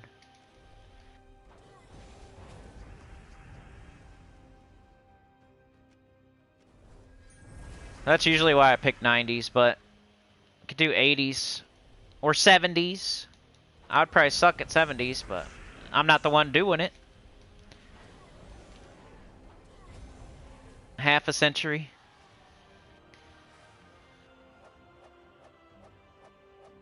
Diamantina, Kathy, Zul. Ooh, all bosses. Alright, 1.2, 1.2. I need to quit worrying about treasure multiplier, probably.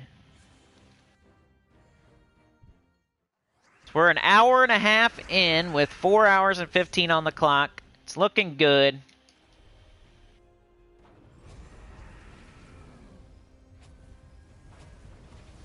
I have to remember all the spots. Hold on a sec. I'm checking on something. Remember, wasn't Ruhan first? No, Glorfindel was first.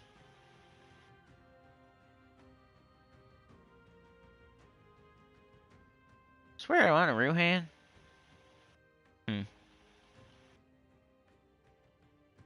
I hate how you can't go back further in the chat.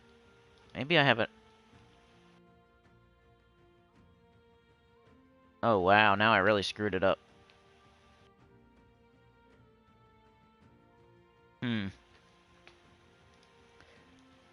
Alright, give me a sec. I'm checking on something. I got the trivia thing up, though. Here, I'll ask a question. Some of them are really easy and some of them aren't. So, we're going to have some really easy ones, and we're going to have some that are, I don't even know. You guys got to answer some of them before DC gets here and starts answering all of them.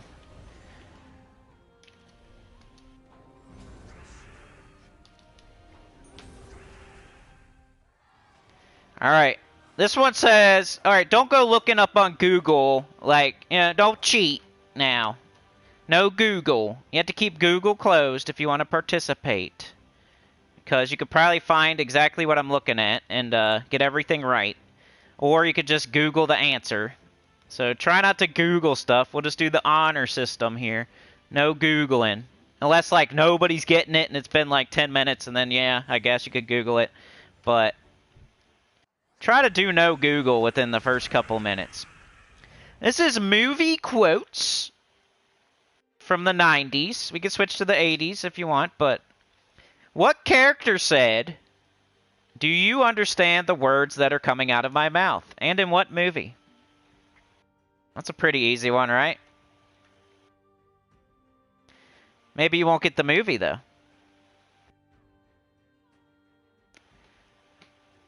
I'm asking that while I'm doing something on the back end, sorry.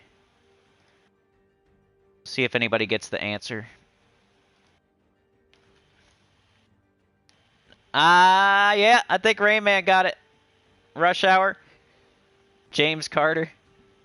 Maybe there's two movies where they say it, but let's go see what the answer is, because it shows me. Oh! Yeah, you said James Carter and everything. Wow.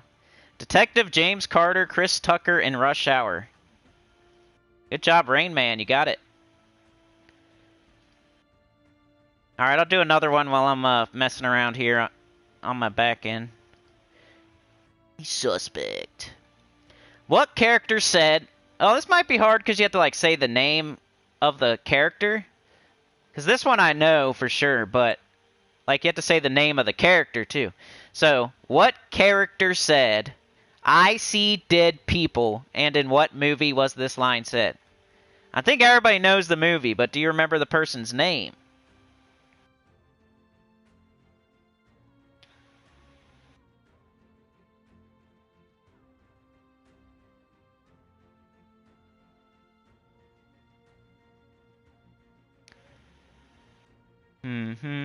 Dang, we were down to 71 members before this live stream, by the way.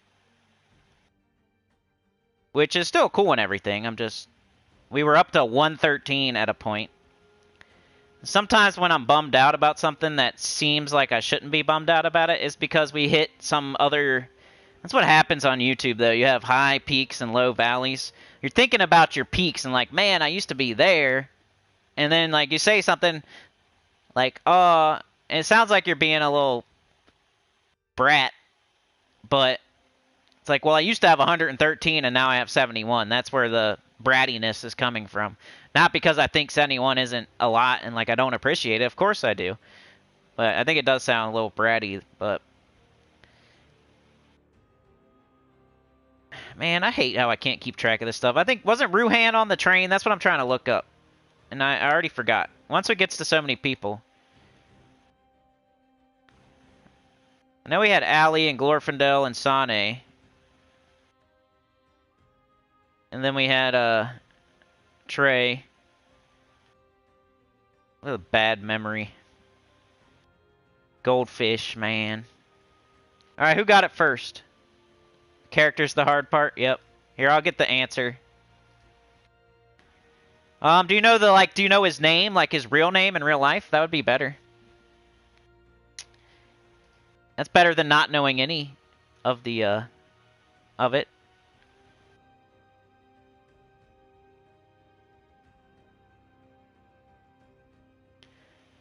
Hey, Ruhan got it.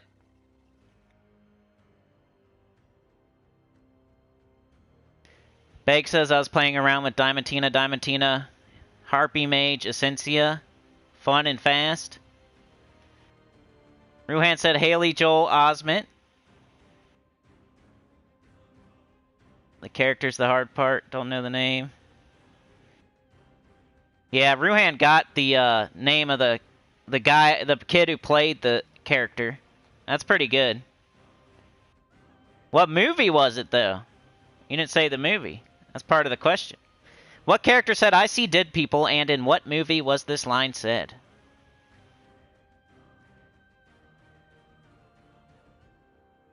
Yeah, put it all together. Yep, I think Ruhan got it. Let's give it to Ruhan. He got the real name of the character and the name of the movie. The name of the character was Cole Sear. So his name was Cole. That movie was just on the other day on TV. It's probably on every single day on TV, but I remember seeing it. Wifey was watching it. Quinkadink. His name was Cole. Alright, who said I'm the king of the world and in what film?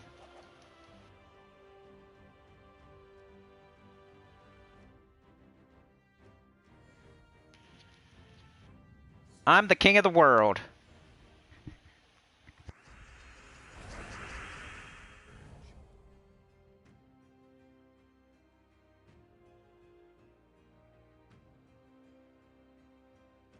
Hey, you got it.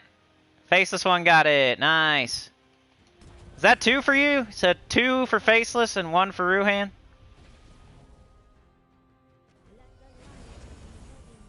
That's pretty good. I didn't know that one.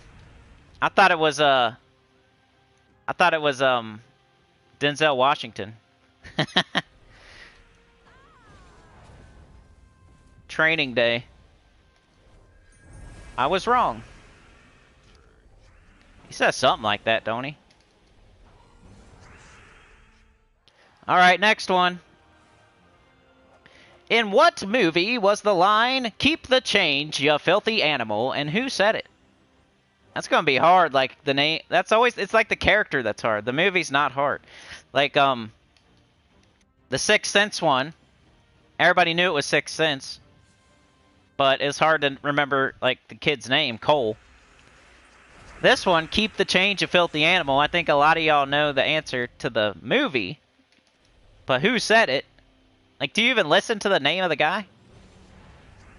The TV? That's pretty good. I might give it to Beg. Creative answer.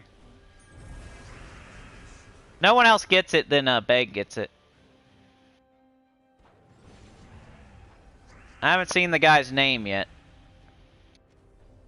It's the character who says the line. Which I would never get. I don't know how they expect you to remember that. I think I'll give it to Beg there. Beg gets that one. Faceless one has 2. Beg has 1. Ruhan has 1. It was, Johnny. His real name is Ralph Foodie in Home Alone. So Johnny was like the guy on the TV that, "Keep the change, you filthy animal," with the Tommy gun. And he plays when he has the pizza man come.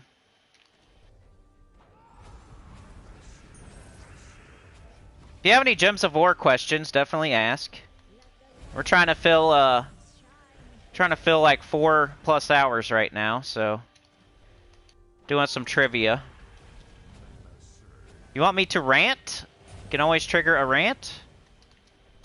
If you want to ask questions about the game, always down to talk about the game. Doing the trivia to fill the gaps. Alright. This one I have no idea, so maybe you guys can get it. Maka Felix, how's it going? The White Tiger's here, what up? Alright, this one I have no idea, so if you get it, kudos to you. Because I have no clue. What actress playing what part said, "Molly, you in danger, girl"? And in what movie was it said?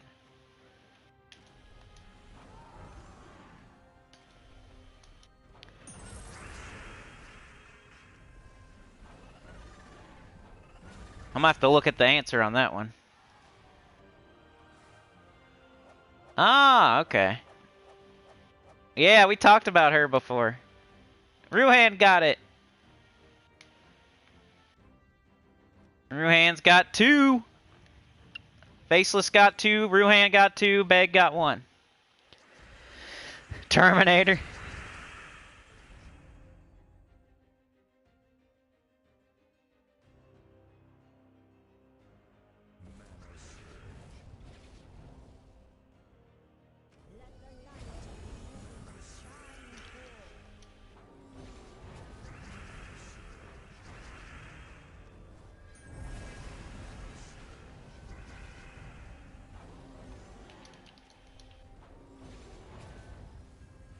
Okay.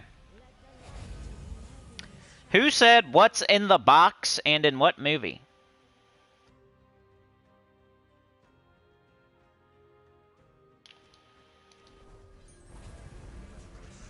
That's probably in a lot of movies, huh? Maybe like what's the first movie that was set in? Hey, Faceless one got it.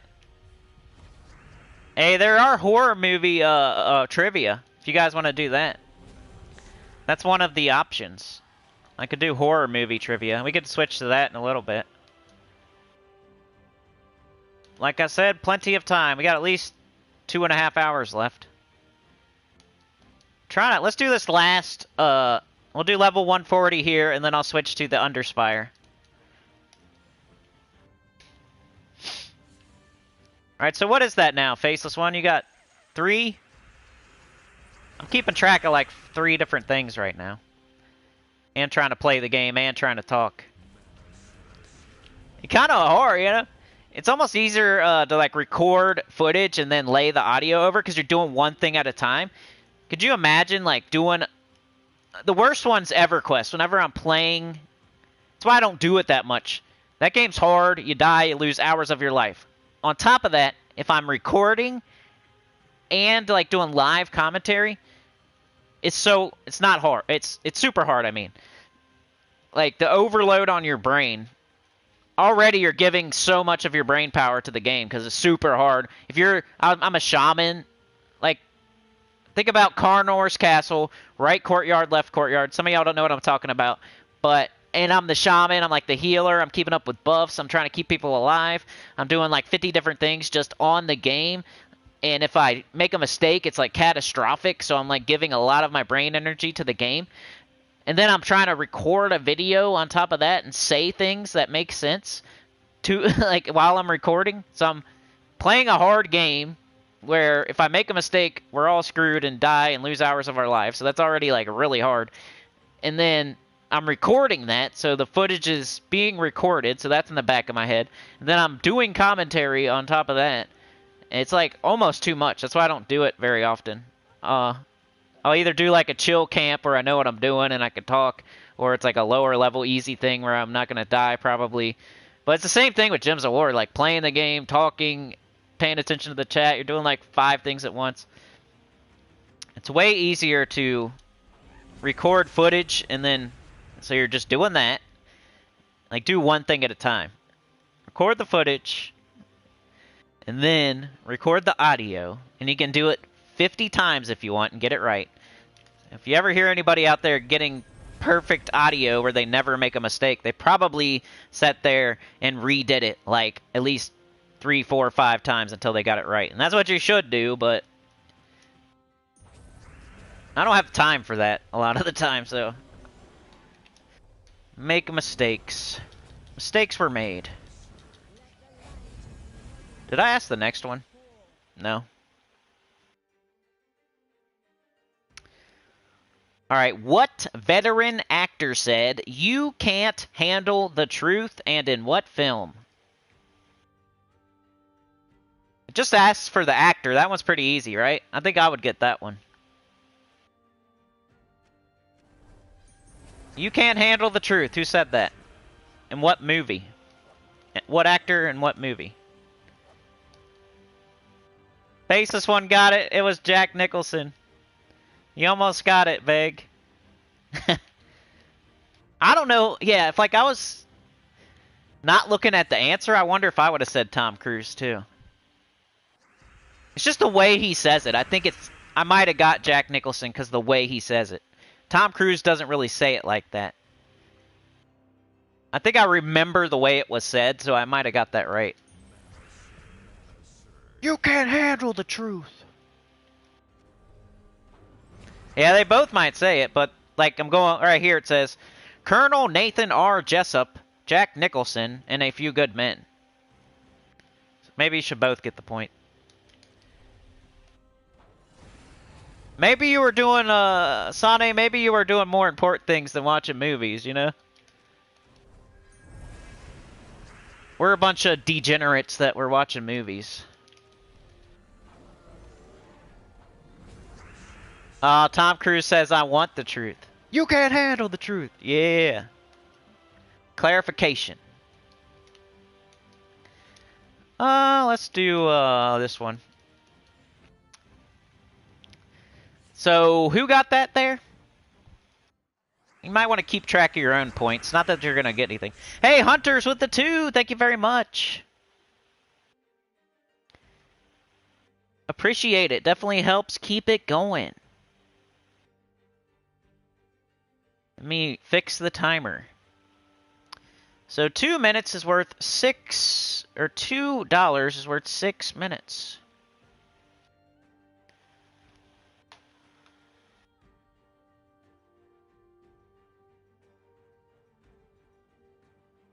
Okay.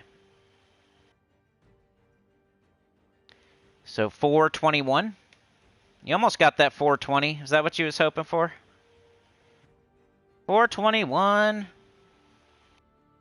Fixing the timer. Bear with me. I'll ask the next question while I'm fixing the timer. All right. What movie is the memorable line, "You had me at hello"? Who said it and what movie? It's like there's a typo. What movie is the memorable line, "You had me at hello", said in what movie? Oh, maybe that's not a typo. It's just weird. I would not have got that one. I haven't seen that movie. That's a hint, I guess. It's a movie that Sinnycool would not watch. You gotta say,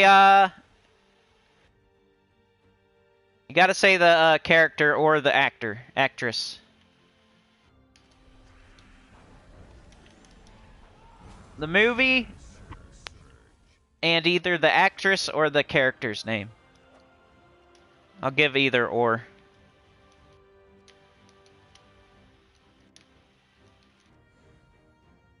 Hey, Beg. Beg might have got it. Did he say the movie?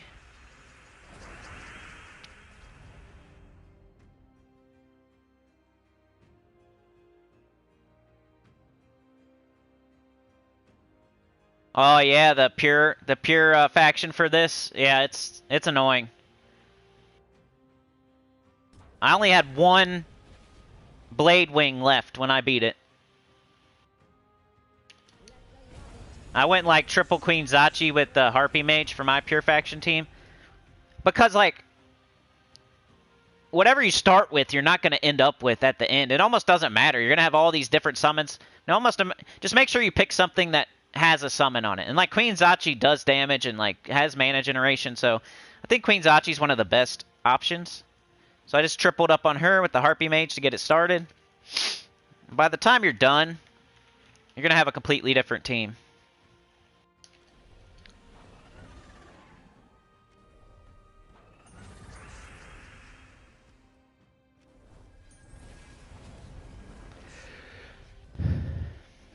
What time is it? Oh crap! I need to take a quick second, y'all. I think wifey's leaving soon. I want to say goodbye and check on everybody. So just give me 1 sec. Who got that right? Uh-oh. Uh-oh, is DC here? Enjoy those points, y'all. Enjoy those points. Here comes the trivia master. DC United. Hey, thank you, bro. The 5 gifted. Appreciate that so much. You're a legend. Let me fix this timer. Okay, I better fix this before I go. Alright, there's that one. That was before DC. Just don't want to screw it up. Okay, so that's before DC. And then I gotta add an hour and 15 minutes to that. So 5, right? Because 5 of them is $5 each, 25. Even if you don't pay that, I still count it as that. It's like smart. 537.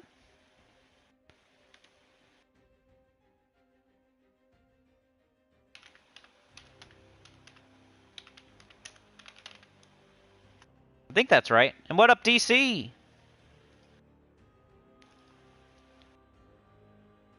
So I added an hour and 15 for 5 memberships.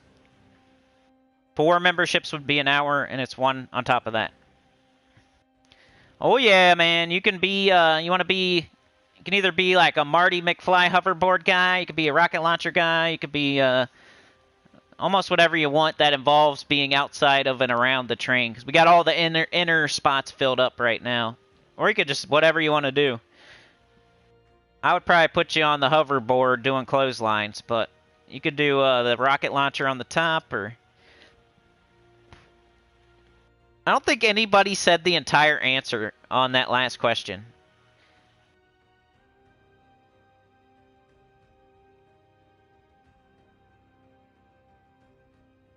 Like, you guys got the question, you guys got the answer together, but... Beg did, because he said Renee, and then he said Jerry Maguire. Okay, we'll give it to Beg for mercy, then. There you go, and he said it again. Alright, give me a sec, y'all. I'm gonna go check on everything. I'll be right back. I'm just gonna mute the mic. So, BRB.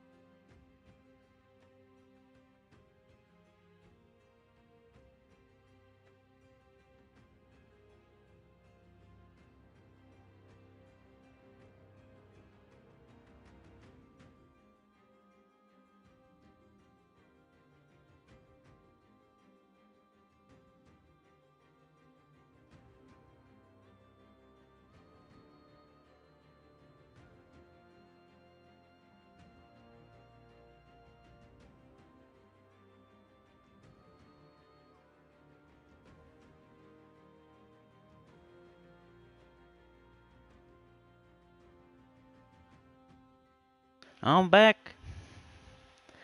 Let's get this battle done. See what y'all were saying.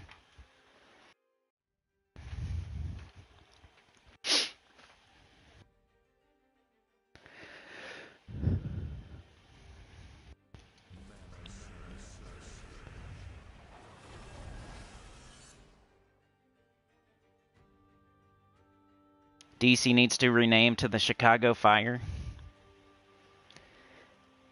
Howdy, Sinnycool and all you Sinners Choir members and lurkers too. Glad to be with you all, said DC. Beg says, do you know the human head weighs 12 pounds? That was in that movie from the kid. Oh, yeah. In what movie did Arnold say, I will be back? Do you know Arnold's favorite movie quote?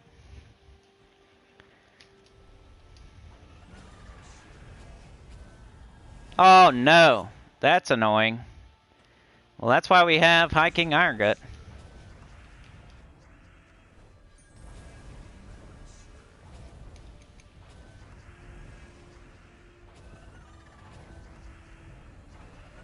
I think Harpy Mage has a summon too, don't it? That's annoying. Now we have to go through all of this. That's what's the worst part about Delve. I mean, it's like not annoying, but the cool part about Delves, if you lose a troop, you got to keep going without that troop. It's like the only place where that happens. Now we're just a High King Irongut team, which is fine. It'll work.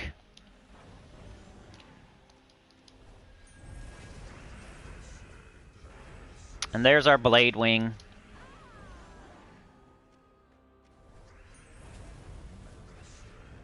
Do it! Ah.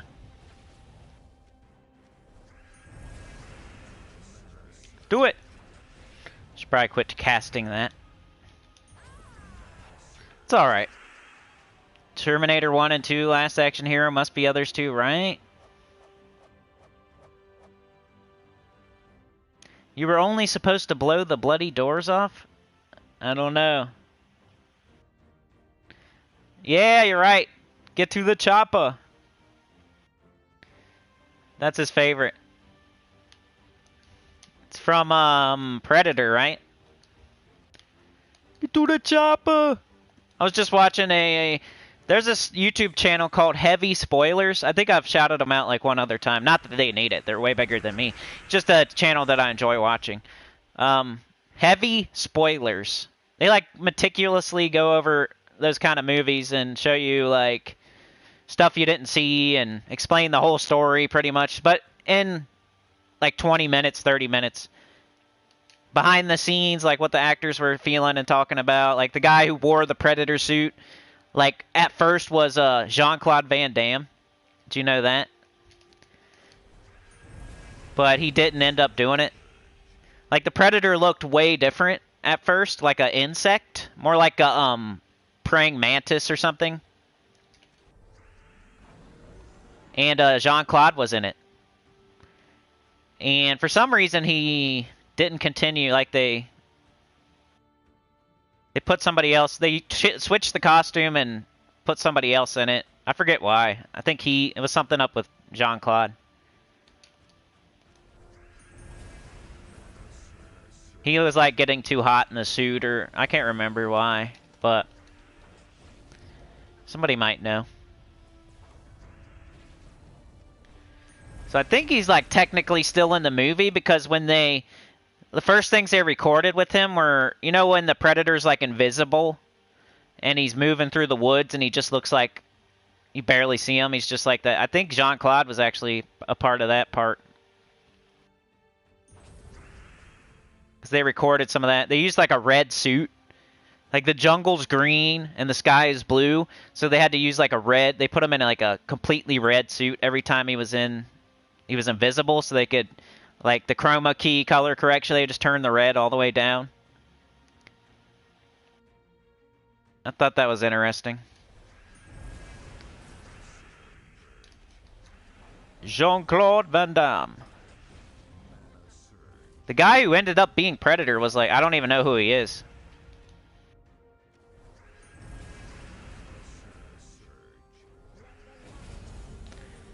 I think he He's in like one other movie and then he like died or something.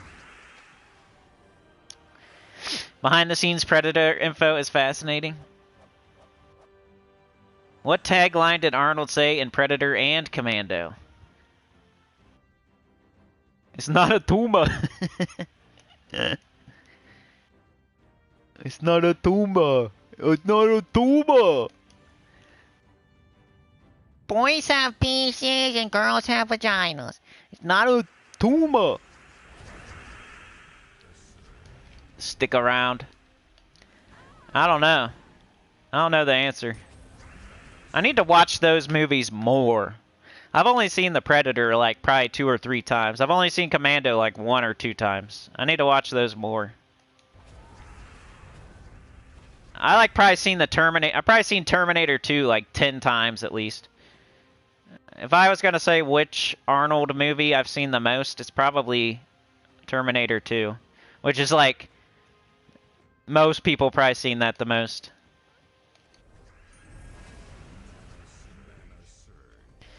It's like always on TV and it's awesome, so you just watch it. You guys have any of those type of movies where it's not like your favorite movie ever, but you like it and it's like always on TV, so you just watch it every time it's on? Like Fast and the Furious. Like I'm not... Yeah, I've seen it before. It's not the best movie ever. But every time the first Fast and the Furious is on TV, I'm probably going to watch it. Same with Terminator 2. Like if that's on and the kid's stealing money out of the ATM and then here comes the Terminator and I'm probably going to watch it.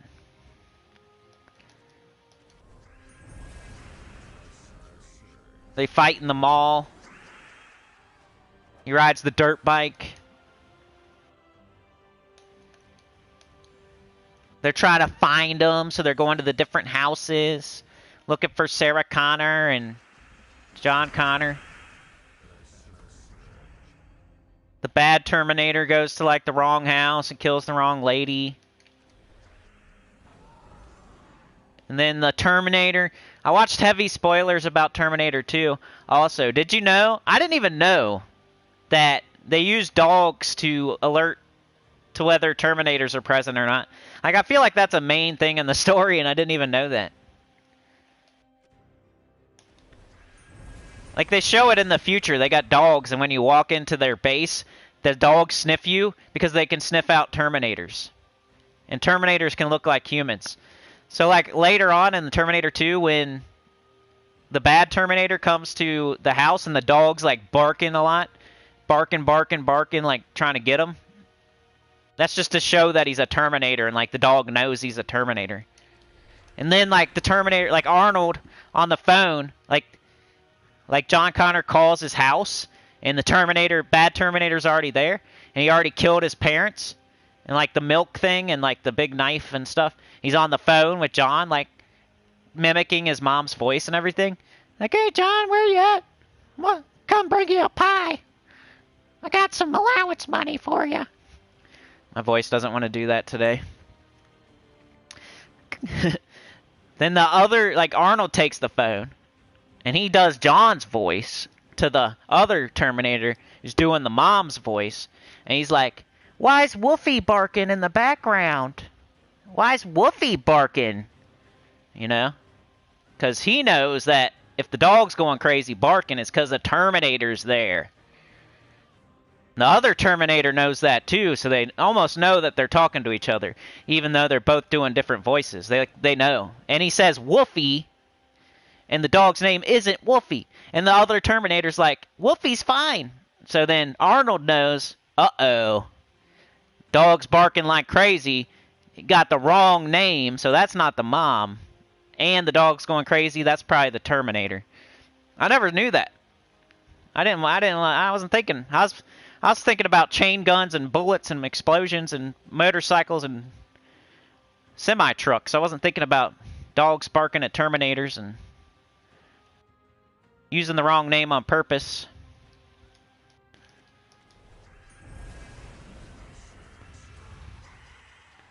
I sounded like Marge Simpson.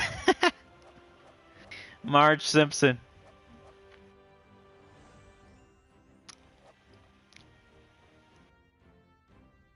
Speaking of Jean-Claude, anyone getting Mortal Kombat 1 DLC and he finally get to play as Van Damme? If Evolution is on TV, I stop what I'm doing and watch, says Rain Man. Throw Mama from the train. The Great Escape, the 10 Commandments. The Rock equals TV. Oh, I know, dude, DC. I would watch that too. Con Air or The Rock? You got Nicolas Cage. You gotta watch it. Gone in 60 seconds? Yes, yes, yes. What's the car's name? Dolores? I love that movie. It's like a guilty pleasure. It's not awesome or anything. Nobody's gonna give it an Oscar, but you just can't stop watching. What about Transporter? If that's on TV, 7 times out of 10, I'm probably gonna stop and watch like at least 45 minutes to an hour of it. The Transporter.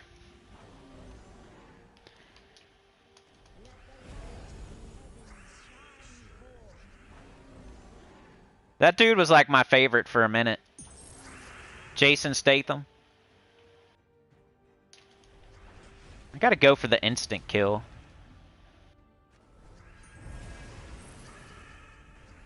Then remember he did the movie with like Jet Li or something? Didn't he do a movie with like Jackie Chan or Jet Li or something? That was crazy. My head like exploded when I saw that was coming out. I'm like, dude, that's gonna be the best ever. They're gonna have to do karate on each other. That's what you call it. You're gonna do karate on each other. They should make a movie called Do Karate. I would watch it. Do karate super hard. Do karate on each other, the movie. That'd be like Clues, the video game. We can make our own company and produce movies and video games. We'll just come up with a silly name and then we'll go from there. Clues, the video game, will definitely be the first of our line of merchandise for media. Our media company. Be Clues, the video game. So, you know, you go to a spooky mansion and you got to stay there because somebody gets murdered, so they lock it down. There's got to be at least like 12 to 15 people there, maybe more, maybe like 20, like 10 to 20 people there. Somebody gets murdered. Now you're locked down. You got to stay there. And they got to figure out who murdered that person. And then you're like, you're the detective. Maybe you're a detective. Maybe you're already there for something else.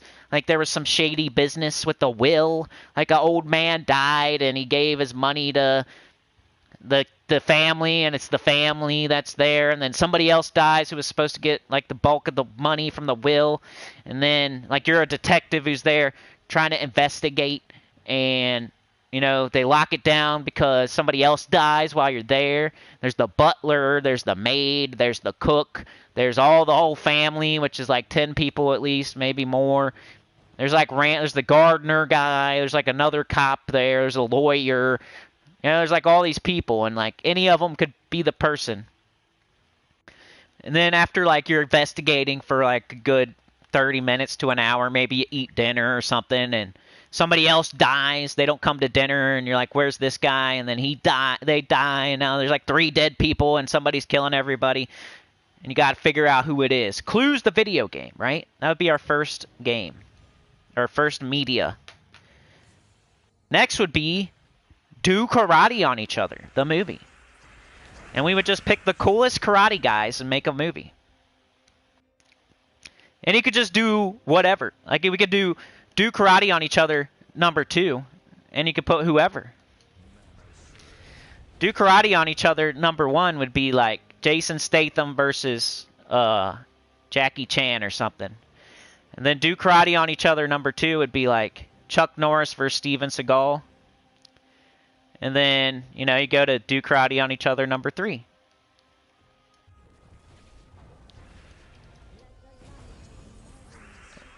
That'd be our first 2 medias for our media company. I got my full team back. That means I think I'm done and I should be doing something. Hey, what are you doing? That's annoying. Alright, I'm gonna go do UNDERSPIRE now. They're starting to annoy me. Maybe I should move High King Iron Gut. That would be somebody's cue to be like, you know, should probably put High King Iron Gut up top now.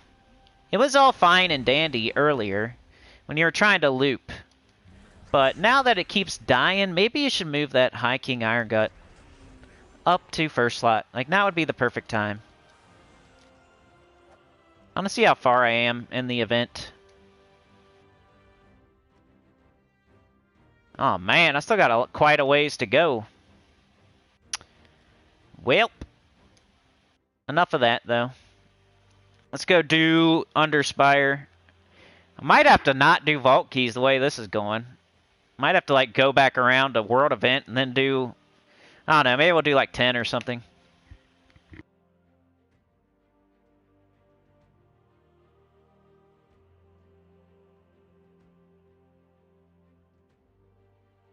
What the heck, Glorf?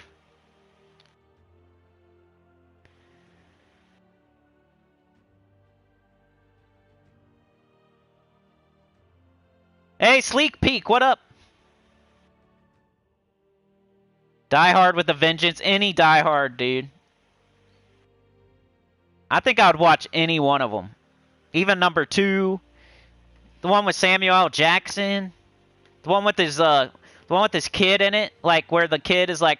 Remember when he, like, drives a car and he, like, shoots down a helicopter with a car? Sleek Peak, if you have any questions, just let me know. Trying to go like 8 hours today, so it's going to be a lot of chatting about random stuff. But anytime you have a question about the game, I will stop and address that question.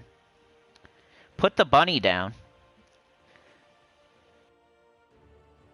Tom Cruise actually piloted the jet in Top Maverick. Dude, he wants to do everything, don't he? He does all of his own stunts. He flies the jets. What flavor ice cream do you want? Then he says, I don't care, it's for my ass. I don't know. Punch the movie, followed up by the sequel, Kick the movie. The Cinny Poop Train Caboose match.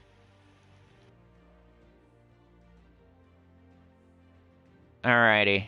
Do I got everything correct? 421, 537, got it. Okay, I think we're good. Third installment could be Slap the Movie with Will Smith and Chris Rock. They bury the hatchet. For some reason, why is my chat way down there? Go away. Okay, I fixed it. There's some, like, advertisement above the chat. It's making my chat way down. Sleek Peek!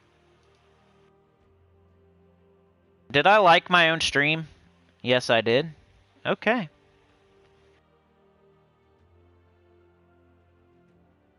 Okay. Let's go. Alright, trivia question. Ready? Let's go to the Underspire also. Okay, so what have I got done so far? I'm like all the way in that left-hand corner, huh? That's crazy. Look at my map. That's pretty cool. It's just the whole left-hand corner filled out. Bottom left. And I guess I killed 2 bosses so far. I'm not anywhere near anywhere. Alright. Here's a door. So I go past this door, right? I think I'm going this way. Yeah. Pretty simple, right? Same team. It still works. The only unfortunate thing about this team in the Underspire is you don't have your Explode Potion, your Enchant Potion, your extra spell damage, so eventually you might want to switch to something else. So this team works awesome for the World Event because of the extra spell damage you get from the medals, and the Explode and Mana Potion. Just exactly what I just said. I love to repeat myself. But in the Underspire, you might have to switch into something else a little bit sooner. I'm going to try it right. I want to see how it's working. I don't remember. Alright, this one is called Movie Characters. In the movie Forrest Gump, released in 1994, Forrest compares life to what? Dude, everybody's going to get that. It's like, who can type the fastest?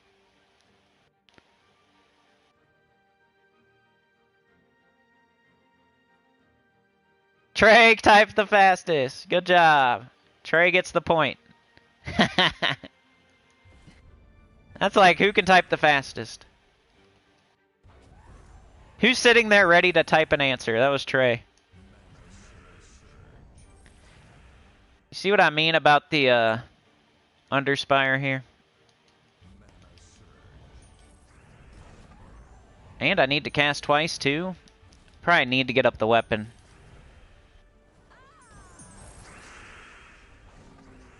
Change my metals maybe. Here's one that you might not know. I don't think I know it either. You hear a horse? That's a clock I have.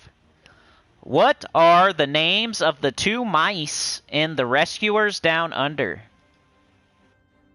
Ah, see, I wouldn't have got that.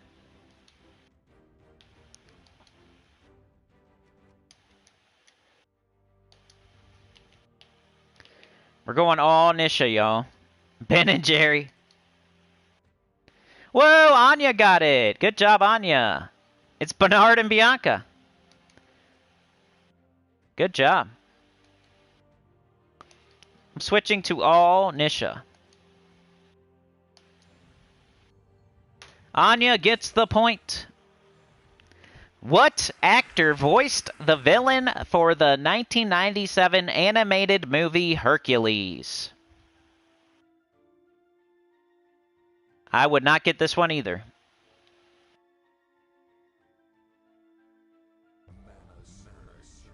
Whoa, Trey Bobuff with the answer. Nice.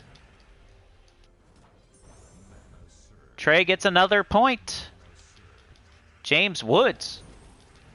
Arnold.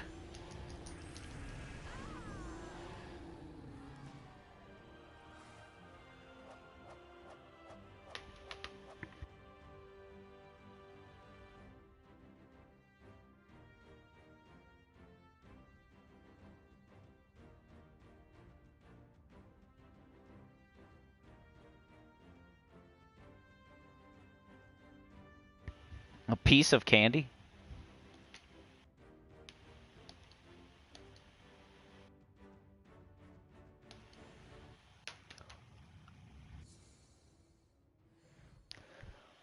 Who played Captain Stephen Hiller in Independence Day?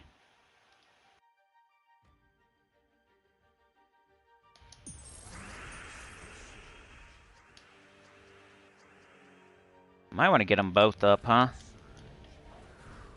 Well, poop. DC gets it. Will Smith. It's like a trick question. Do you guess the guy, like the main guy of the movie, or not? It's like you might as well. You can't get the answer wrong. You could just keep guessing type stuff. DC gets the point. What movie was Robin Williams' first animated film? This might go Anya's alley.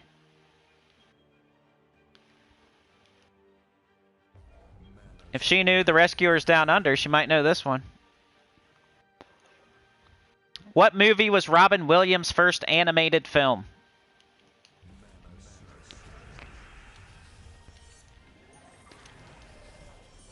This is one I haven't thought about in a while. Not Aladdin. I guess it was before that.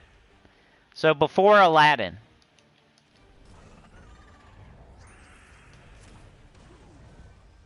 Flubber.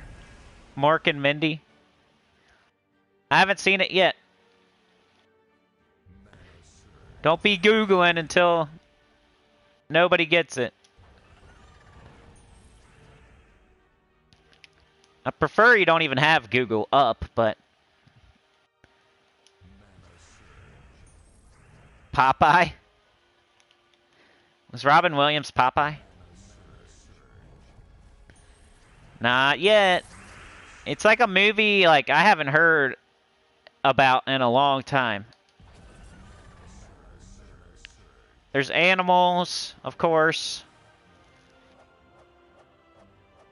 I don't even remember the plot.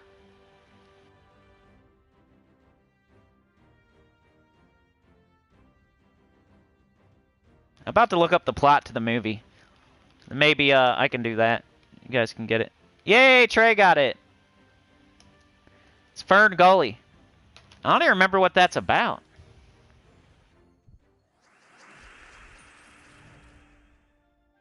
Well, it's Fern Gully, the last rainforest, if that matters. But just Fern Gully's good enough for me. I forget what happens in that movie. My computer's acting up.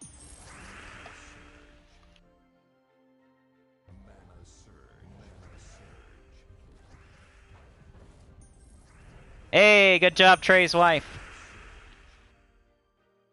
I never would have got that. No way. There's some movies you just don't think about.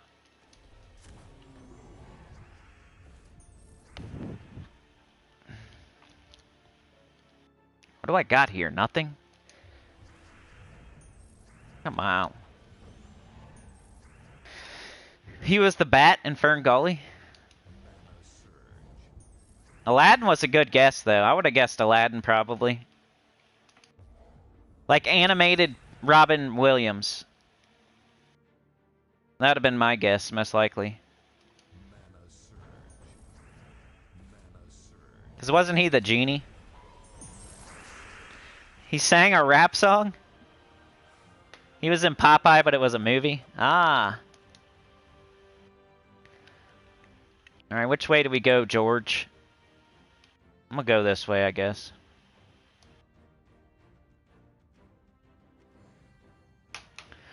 Oh no! Drop my controller. What 1997 film stars John Malkovich, Nicolas Cage, and John Cusack? What 1997 film stars John Malkovich, Nicolas Cage, and John Cusack? Cusack, ballsack, nutsack. I don't know how to say that. John Cusack. Hey, is it Con Air? Nice. Oh yeah, cause John, he was the good guy, like the cop.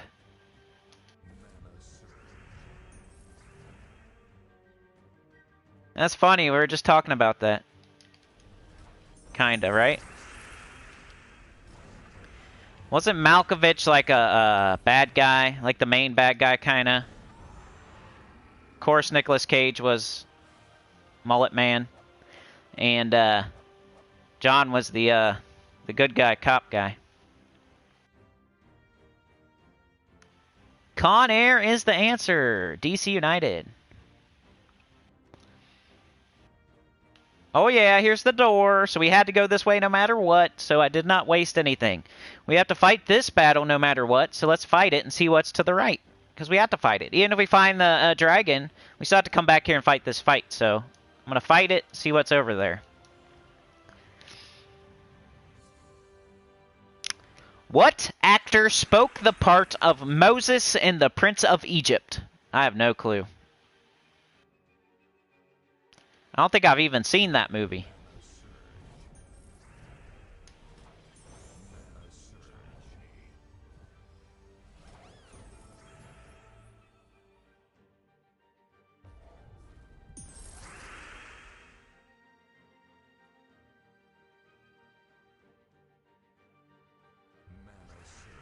Let me check. Ah! It's that guy.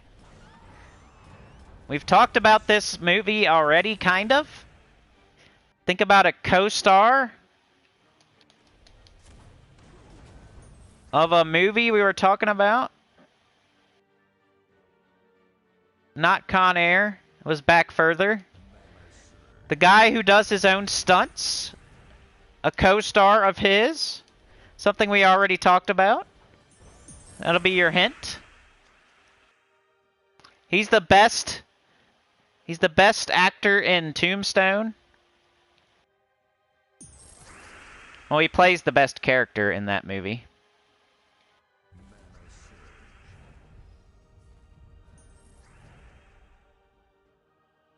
Oh, you gotta get it. Yeah, beg for mercy. I gave some pretty good hints there, right? Val Kilmer was the answer. That's crazy. He spoke the part of Moses in The Prince of Egypt.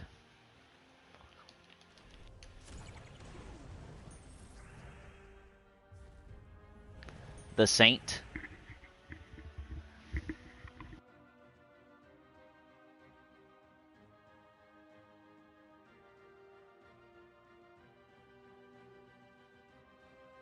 What two Disney princesses are left-handed?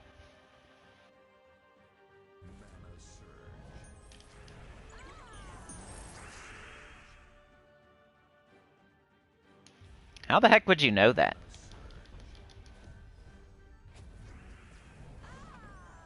Who keeps track of, like, princesses' handedness? That must be a plot to the movie or something.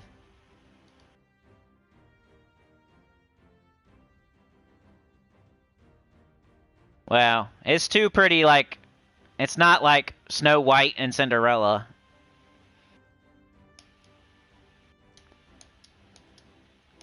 I don't think any of us men are gonna get it here.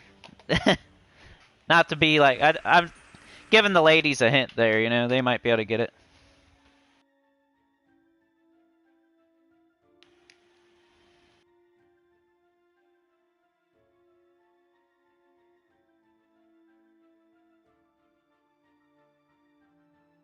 If you hear silence, I'm trying to pace myself, sorry. Sometimes I have a little bit of pain, too. I'm not being lazy or anything, it just hurts a little bit. Hate to even mention it.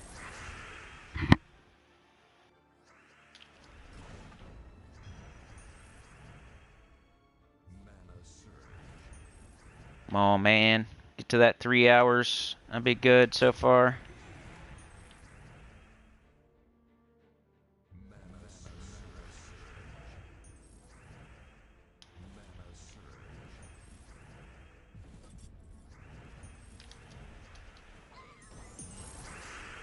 Why would I do that?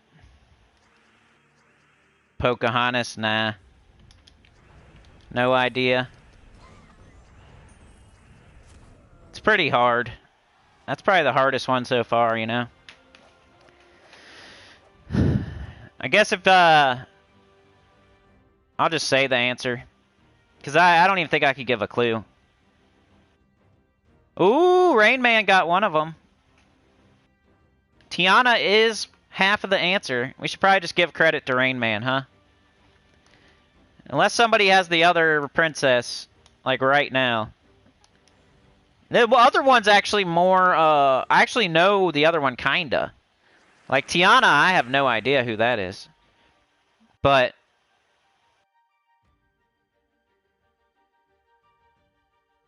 the other one I've actually heard of, I just haven't really seen it. Not Ariel. It's more... to me, anyways, I know the other one more than I know the Tiana one. But it's not as like... it's not like... The Little Mermaid or Cinderella or Snow White or any of that. It's like a more obscure... yeah! Beg for mercy. So Mulan and Tiana were the answers. Shoots bow left-handed. Okay. The Princess and the Frog. Okay. I need to go watch some more Disney movies with my kids or something. I've been slipping on that. You know how it goes, though. It was 2020 and 2021, and even a little bit of 2022 was like, do you really want to go sit in a big crowd of people?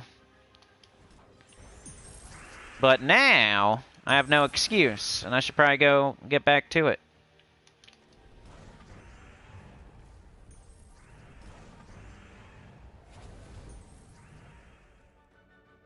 Anything. Come on. Where are you at? Let's go.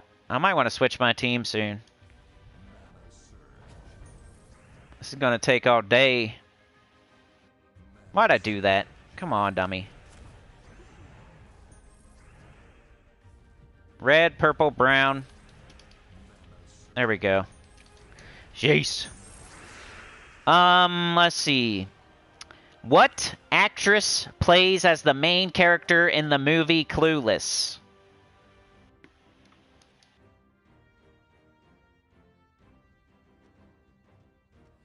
I better look at the chat, huh?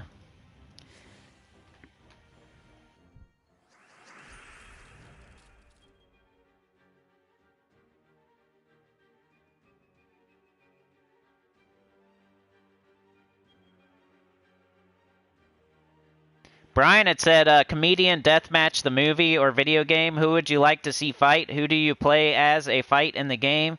Who would the final boss be? A comedian deathmatch the movie? Will Smith versus Chris Rock. And Sane gifted a membership. I think I missed that one, right?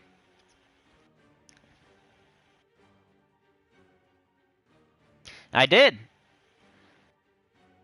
That's another 15 right there.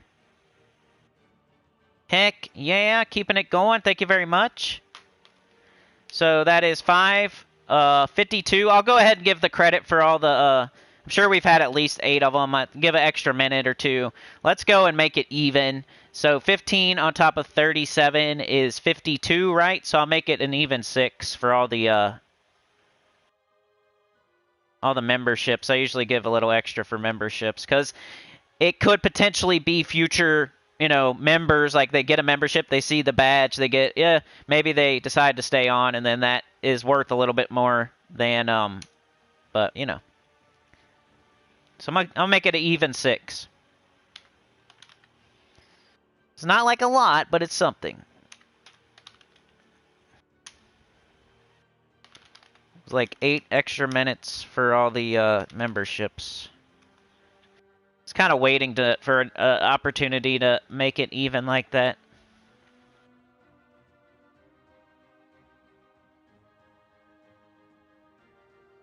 Is that right? Hold on a sec. I might be smoking.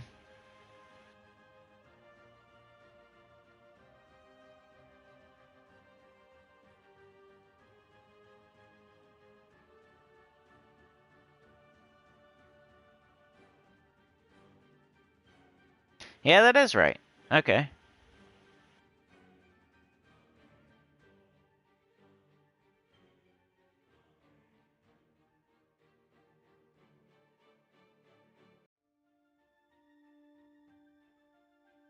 Trying to figure this out. Hold on a sec.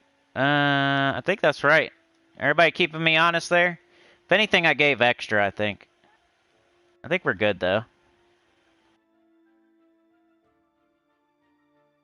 Beauty and the Beast live action was pretty decent. Maybe... I haven't seen that. I think Trey got the right answer. Alicia Silverstone. Livewire got close and spelled it right, though. But hey, I think I'll give it to Trey, Vasis one has the voice text. Aerosmith crying. Oh, yeah.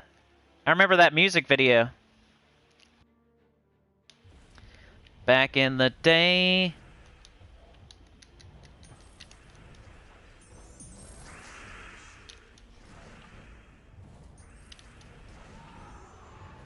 Kill him. Thank you. Carrot Top is the final boss.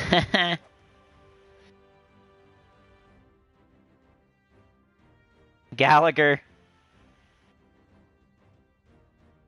Carrot Top, dude. Carrot Top's all roided up, isn't he? He's like super buff.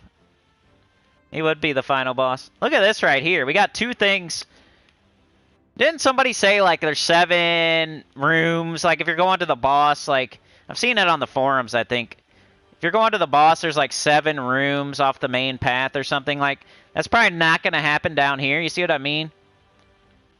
That might be the merchant, but, like, right here, there's, like, no room right there. There's no room for that to go 7 off the main path. I think we're going to go this way. I think I saw that somewhere.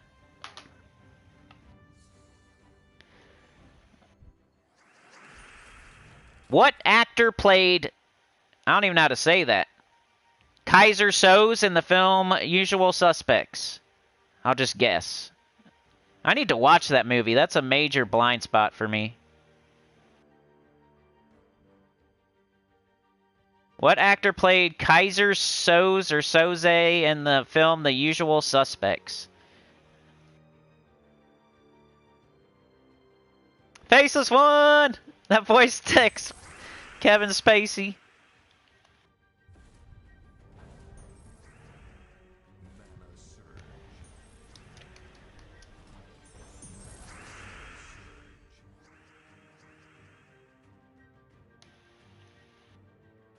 I need to watch that.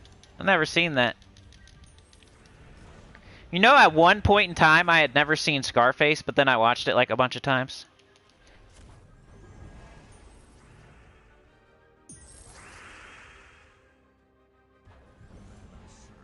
I always call my video game blind spot like Zelda. Like the early Zeldas. I've played Ocarina of Time like everybody else on Earth, but never played like 1 and 2 back in the day on NES. I feel like that's a blind spot for me. Now I got The Usual Suspects, because I know that's a good movie and I haven't seen it. Fart scene is priceless. Say hello to my little friend.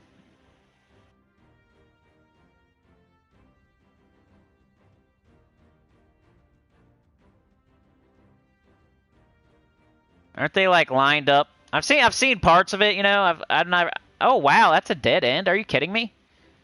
So it's this way? Is there really? Oh, I thought we were at the bottom of the map, honestly. Okay, well, let's go this way. I don't even really care how far I make it. I kind of screwed up my thing I was doing. I was going to buy 2 torches every day and see how far I get. And then I think I forgot to buy them yesterday. I was not feeling great. When I don't feel great, I kind of don't play the game as much. I'm just trying to survive sometimes. Like, get stuff I have to get done.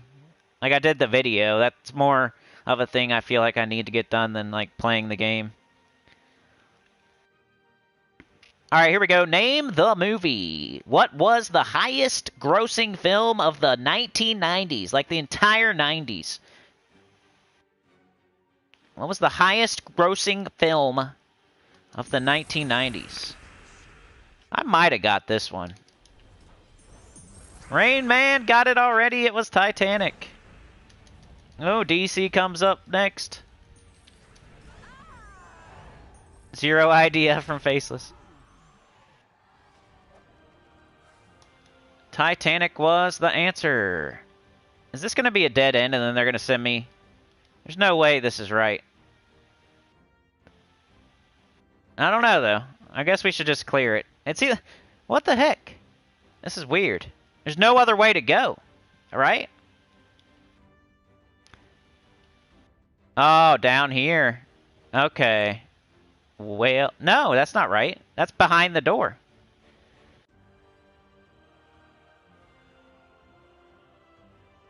I'd almost rather go this way because there's like more room, but what if that's the boss right there? That'd be weird.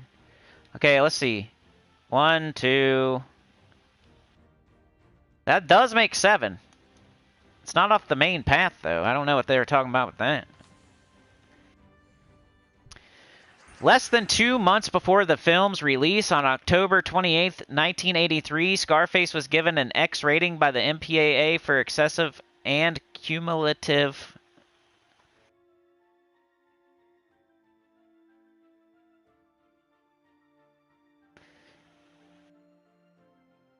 violence and for language. Alright, what 90s animated film was Disney's first release on DVD? So think about when DVDs were coming out. What do you think their first release was on DVD for Disney?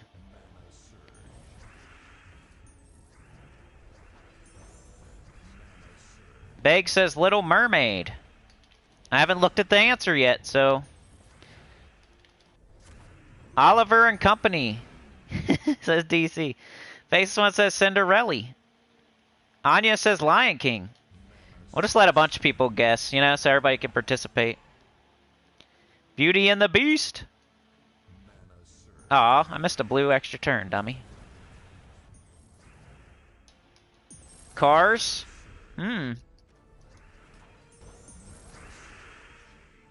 Let's go see. Oh my gosh, no one said the answer yet. Oh, it is the boss. And that is 7 off from the door. 1, 2, 3, 4, 5, 6, 7. That's what people were saying. I guess once you get to the door... 1, 2, 3, 4, 5, 6, 7. I guess. That's pretty cool. Yeah, no one's even said the name yet. So just keep guessing Disney movies that came out in the 90s, I guess. I'll give you a hint if no one gets it in the next few seconds here.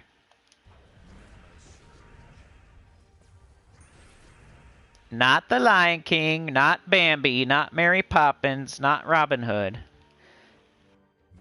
DC got it! It's Mulan. I was going to give the hint that we already talked about it earlier. And I guess if it's a difficult question, just guess Mulan.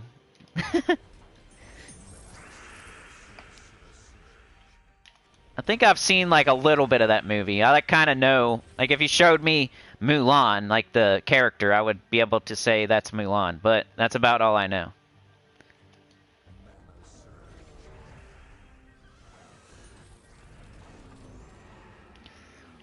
So DC got that one.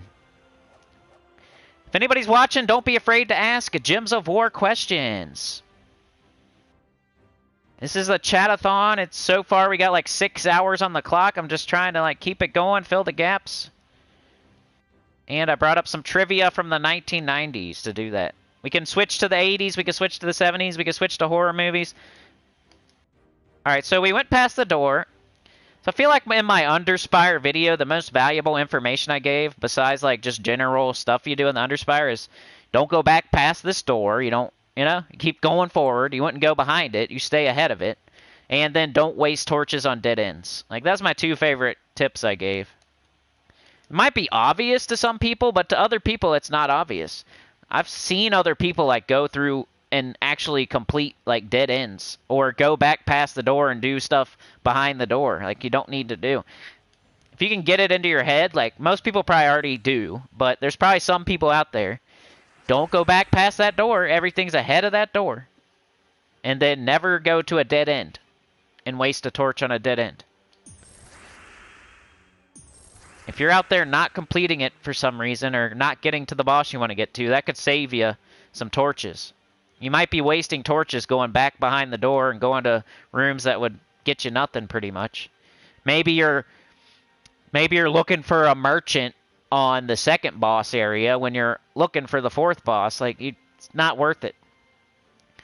Maybe you've been doing every single dead end because you don't realize that that's a dead end and not a boss or not a merchant, or it's not going to go anywhere else. Like, once you realize, like, what's a dead end, and that every time you do that, it's just a dead end and you're not getting anything, you're not getting a merchant, you're not getting a boss, you're not going further ahead, it's just stopping.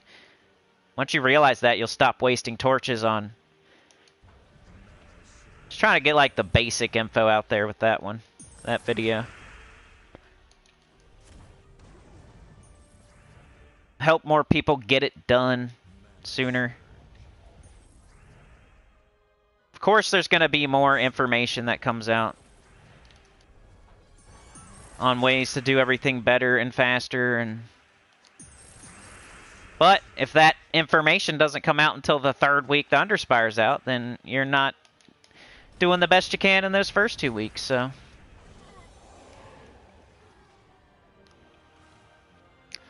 What 90s movie had Looney Tunes music as its soundtrack? Oh, that one's pretty good. Rainman says, congrats, Faceless One, on 38 months. Dang. Glorfindel says, best tip I can give is never try to eat yellow snow. Faceless One has been a member for 38 months. A freaking puppet master. Poopy Train is strong. Yeah, boy. Appreciate that continued support, man. That's a long time. Over 3 years. Trey got it. Space Jam. It's like a logical answer, you know? Like, what movie has Looney Tunes music? Well, Space Jam has Looney Tunes in it, and, yeah. Should we go right or up? Up is like a whole wonderland of space, and to the right is not. But I think they would kind of trick me and go to the right. I'm going to go to the right. I feel like they're tricksters. Goofster gaffsters. Space Jam! I don't think I've seen that movie very much either. Crazy, right? I probably watched Space Jam one time, like, maybe not even in one sitting. Like, I've probably seen the whole movie, but 15 minutes at a time. It wasn't like my favorite type of movie, I guess. I wouldn't sit down and watch 2 hours of Space Jam.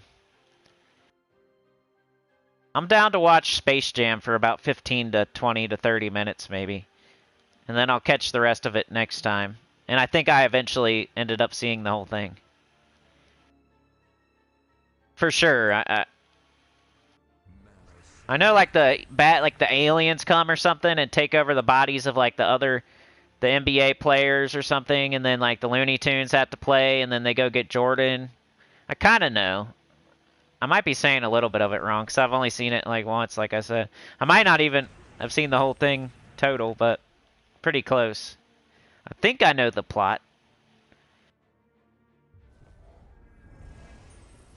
I know they like take over the bodies of real NBA players, and then the Looney Tunes have to play with Jordan.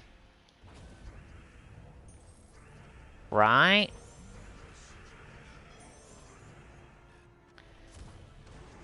Come on, man. I'm about to make a different team. Just because.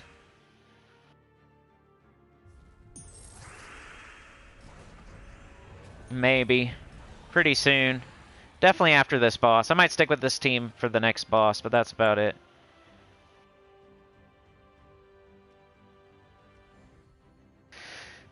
I love Tango and Cash.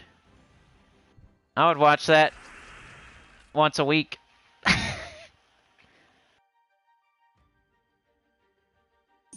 I always think there's a movie that's similar to Tango and Cash, right? That I don't know, maybe not.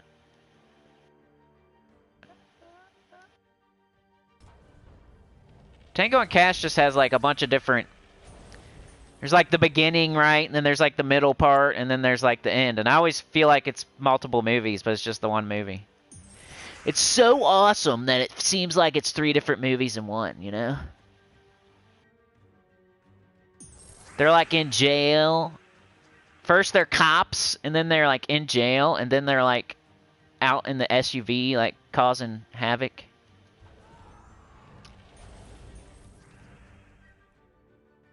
You can't date my sister, yeah.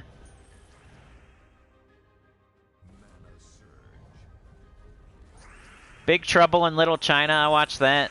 It was a while ago, and I already talked about it on live stream since then, but it was on YouTube actually. I think you can I just saw it randomly on YouTube, like the full movie, so I watched it. Gets his semi-truck stuck in like the alleyway.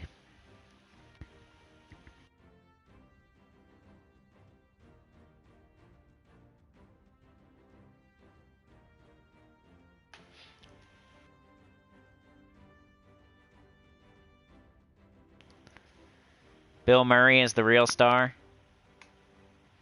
Space Jam 2. Yeah, I didn't even think about watching that one. What's my favorite movie, asked Sane? Probably Tombstone. I do like Tango and Cash, though. I don't know. Tombstone's the first thing that came to mind. I don't think anybody would fault me for saying that's my favorite movie. Or maybe a horror movie, if I had to really think about it. Like, what's my favorite movie? What's your guys' favorite movie? Say one that I might, you know, like, try to change my mind. I'm saying Tombstone right now. I just like Western, but it's not like too old-fashioned. It's not like black and white. Even though Clint Eastwood's like a badass. I like Westerns, but I like newer. Not that that's new. That's old now, but... Plus all the characters, man. Got Val Kilmer. Kurt Russell. You like Braveheart? Peg likes Rocky 3. Yeah, Exorcist.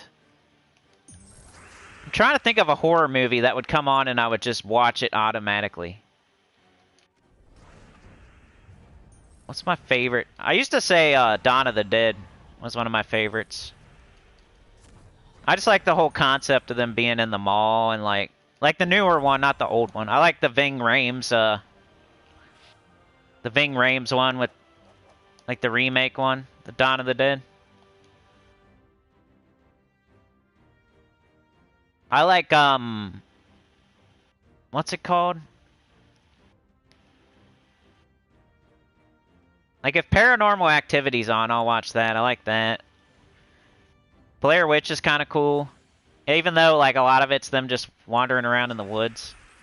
It's not like my favorite.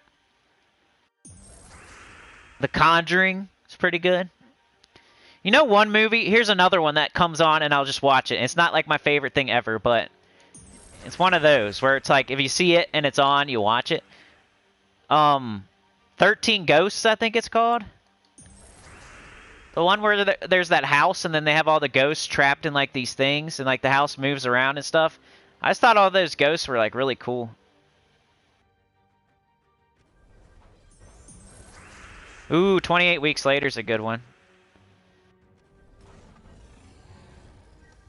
What you guys think of, what was the Brad Pitt zombie movie? I know a lot of people hate it because I think it was a comic book or something, or a book or something. Dogma, yeah. 13 Ghosts. That's one of those, like, guilty pleasure movies where you know it's not, like, the best horror movie ever, and it's not, like, the best movie ever, but you just watch it because. It had 13 different ghosts that were all pretty cool.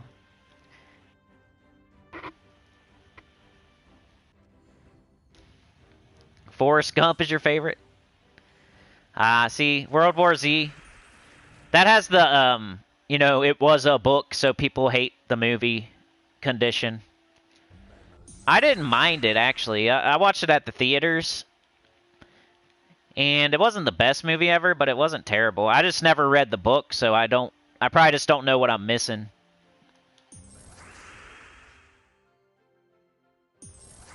That's like watching what is it? Either Lord of the Rings or The Hobbit, and like you're like, where's Tom Bombadil or whatever. I'm not a Hobbit or Lord of the Rings expert, but I know they left some crap out of the movie. I did read all the books though, and I did watch all the movies.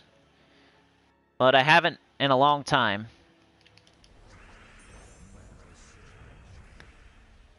That might be one of my favorites, though. I need to rewatch those. I think I still have them, too. I used to love fantasy. I always had some sort of fantasy book back in the day, reading it.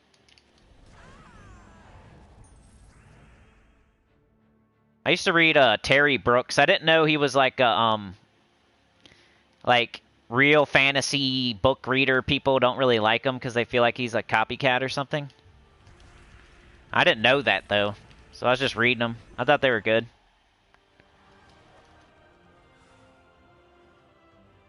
Here's the door. We have to do this one, so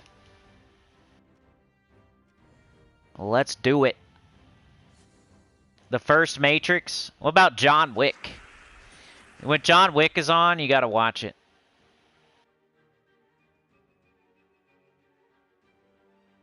Glorfindel says, don't get me started on that.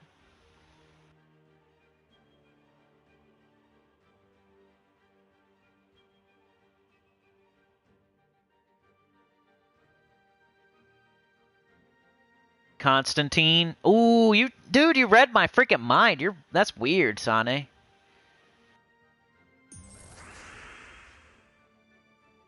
I'm about to look that up, because if you just read my mind, I'm going to freak out. It's weird. I don't know, though. Maybe you didn't. I was thinking about something like that.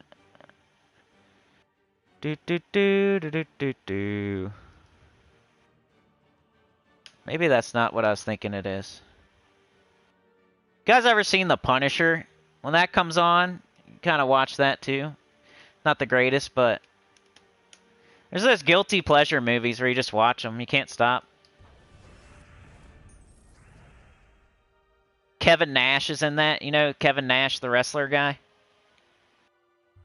He's one of the bad guys that comes to try to get the Punisher while he's at that girl's house. He's all effed up.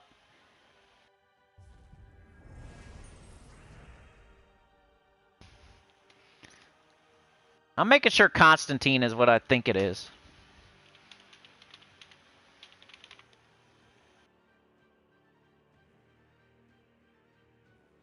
Ah, yeah.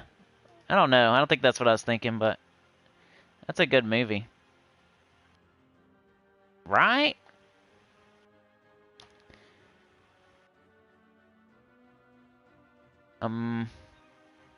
Supernatural exorcist and demonologist John Constantine helps a policewoman prove her sister's death was not a suicide. Oop, I can't say that word. Probably doesn't matter this deep in a live stream, but YouTube doesn't like that word.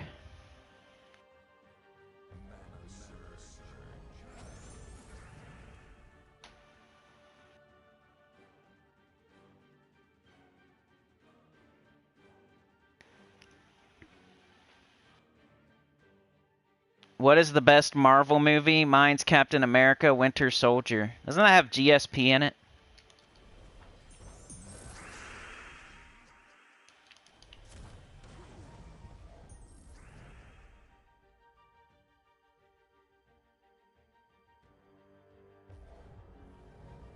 I wonder if I have the air actually on. Sometimes I turn my air on, it's just blowing the fan.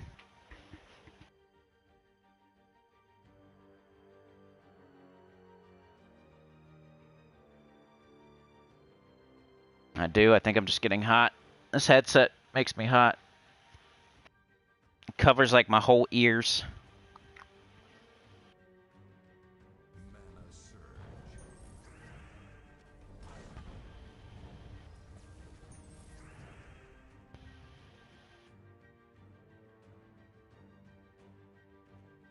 Educational purposes. My daughter asked me, "How come you don't have merch, Dad?" I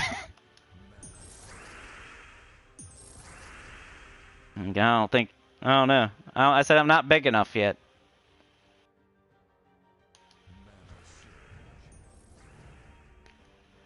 That would be a whole process. I don't even know what I would do.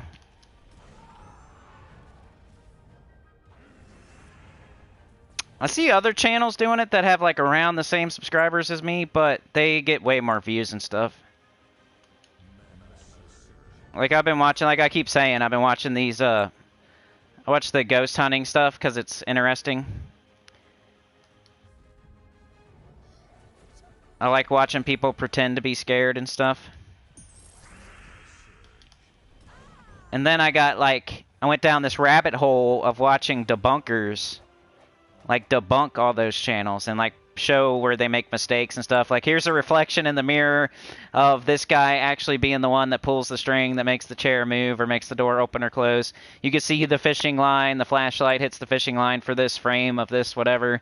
You can tell that they're using fishing line or magician's wire or whatever. It's fun. It's fun to like watch the ghost hunters and you get some enjoyment out of that. Like them being scared, acting scared, and going to a spooky building, and like you have fun watching it. And then you watch the debunker guy, and he'll point out all the mistakes they make, and all the times they're like lying to you and faking stuff. And like one of those guys has around the same subs as me, but he has merch. But that's because he gets like, you know, like 10,000 views on each video and stuff like that.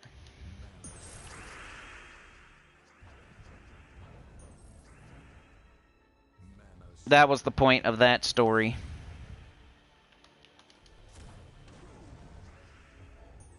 I just thought it was funny she asked that. Why don't you have merch, Dad? I don't know. I'm not big enough yet. I don't know that we ever will. I don't know. Maybe I should just do it anyway. I could make like just a little bit of it. I don't know how that works though. I think that's the problem. You gotta order like a certain amount to make it worth it. If you get something screen printed, or you probably have to buy a certain amount to make it even worth it. And that's the problem. You gotta have, even if you know like 5 people would buy them, or you know 10 people will, or they probably make you buy like 100 or something crazy, at least 50 or something. And then like all the money you spend buying the 50 to 100 is, you're gonna lose money.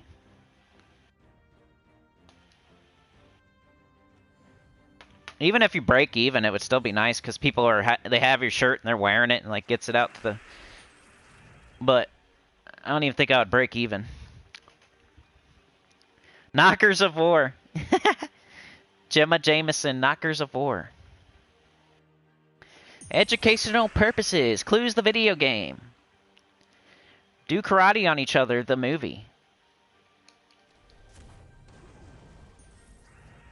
The Poop Train.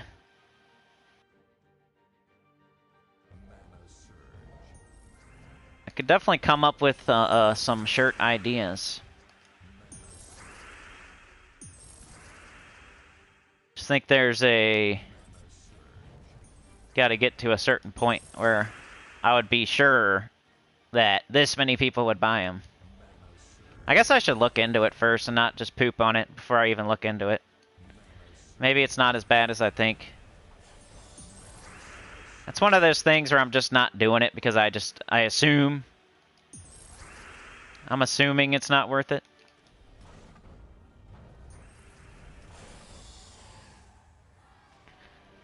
If I get merch, I'll definitely wear it myself. And so Ruhan said he'd wear it in Africa. That's cool. Yeah, maybe if I do something cheaper first, like something everybody would want and it's like really cheap. Like there's a ghost channel that's doing patches. You could do something small that's easy.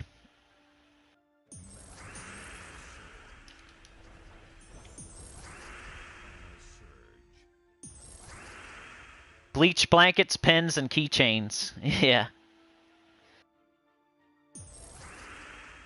I'll have to start looking at it. I'll just start Googling. What's the easiest piece of merch to start with? Like, what's the...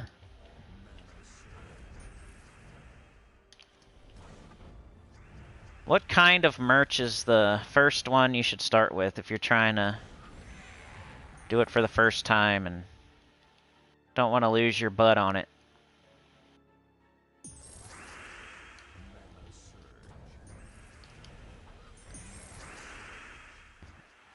I don't understand how people don't like give out their address like that either.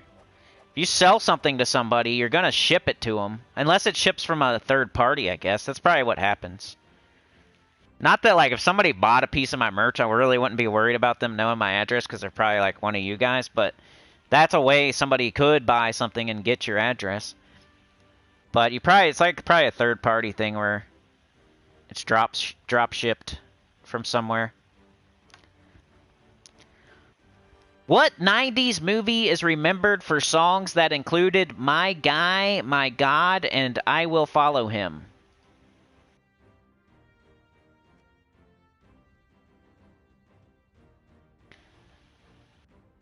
I'm gonna go to the right, I think. I keep going the opposite of the way I think I should go this time. Ruhan got it! We've had the... Sister Act has been the answer a couple times, and, like, Mulan. Those are, like, the most... That's crazy.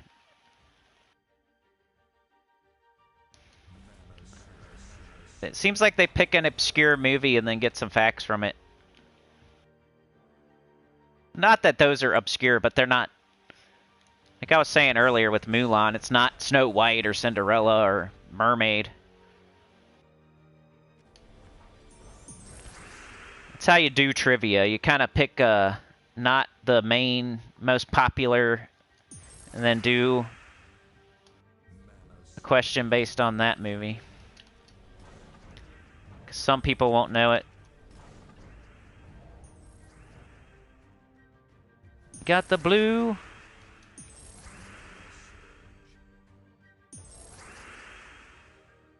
Alright, this is kind of getting to the point. Or I want to switch teams. It's almost there. Still doing okay. What 90s war film is famous for its 23-minute long graphic second scene? I think I know that one. Sebastian's here. What up, Sebastian? Thank you, DC. I wonder where... I haven't seen Chad yet. He's probably sleeping, huh?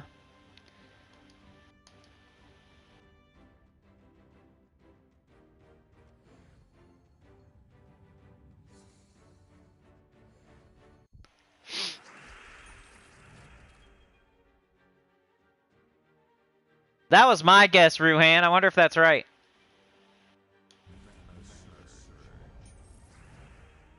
I haven't hit show answer yet. You guys think it's Saving Private Ryan? That was my guess. Well, it was Ruhan's guess, but that's what I was thinking. Oh no, Rain Man. We'll see you, man. Have a good one. Got called into work. That's always fun, right? You think you have a day off, and then you get called into work? I don't think I've ever had a job like that, though, but I could imagine that would suck.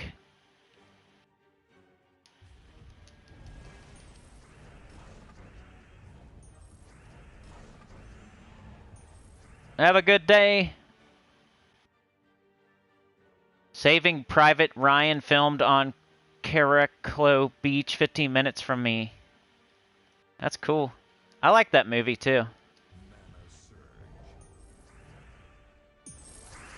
Nothing like a good war movie. It's like a good Western. You know that movie with the tanks? Dude is in the tank. Is it Brad Pitt or something? I liked that movie.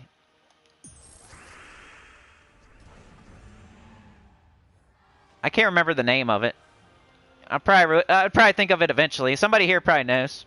You know what I'm talking about? The tank movie? I think it's Brad Pitt. Okay, I got to the merchant, which I don't care about. Keystones are too expensive and not worth it, and I want the fourth boss's loot, that's for sure. And Glorious... Nah, that's not it. Is it? That might be it. I don't know. You might be right. Let me look it up. I forgot what Constantine was. Now I forget what that is.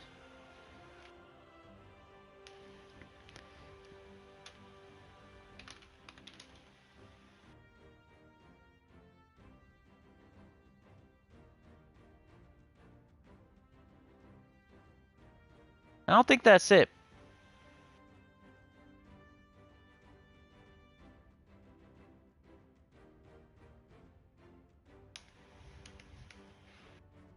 Is it Fury? The tank movie.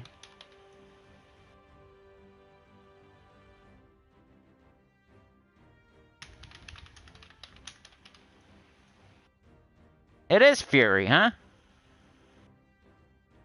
Fury is a 2014 American war film written and directed by David Ayer. It stars Brad Pitt, Shia LaBeouf, Logan Lerman, Michael Pena, and John Bernthal.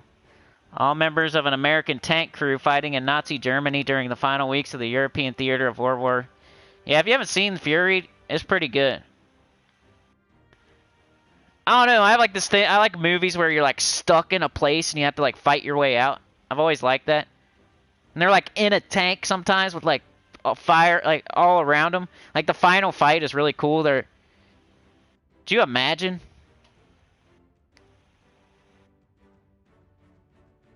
Anytime you're like in a building and you gotta secure the building and like fight, something's attacking the building and you gotta like fight, or the same thing with the tank and like there's stuff all around and they're trying to. I like that kind of movie. Like a siege, when you get some sort of siege type of situation. But yeah, the right answer was Saving Private Ryan. You got it. That's what I was going to guess. Alright, so I don't want that merchant. I guess we got to go this way. We'll switch our team after this boss.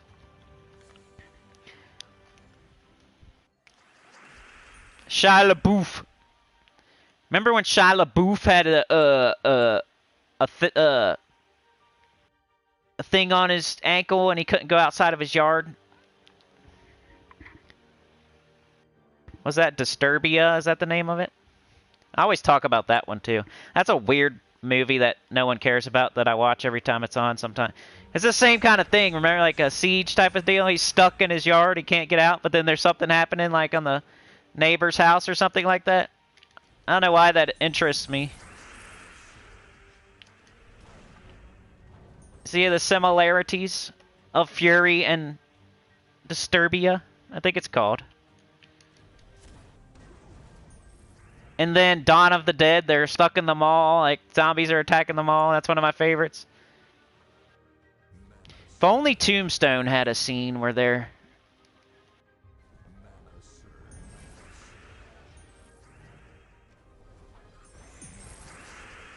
Uh-oh, I need to change the timer. Thank you.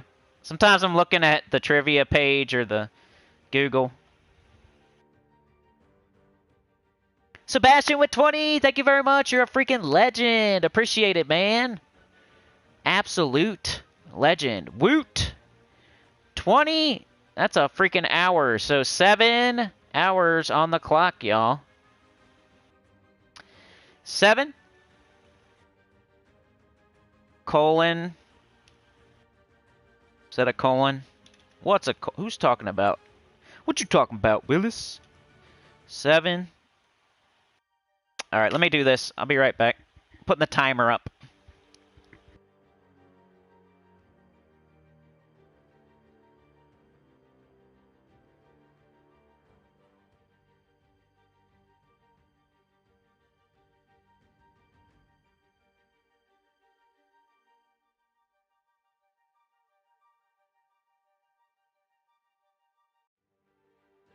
Yeah, Disturbia is one of those ones. Like, I would rather watch that than Transformers. I'm a weirdo. If I had to pick a Shia LaBeouf movie, which I never would, I would pick Disturbia over Transformers. I'm not the Transformers guy. I know. It's same with the Marvel movies. Like, somebody asked what's your favorite Marvel movie earlier. You guys are going to hear me talk about the same crap over and over. I mean, these are hours and hours of... I've been talking for hours, over 6 years. You could I say the same things a lot, but I'm not a Transformers guy. I'm not super into like robots or like space. I'd rather see ghosts, like 13 Ghosts or The Conjuring. If you presented me The Conjuring, Transformers, and like Captain America or something, I would pick The Conjuring.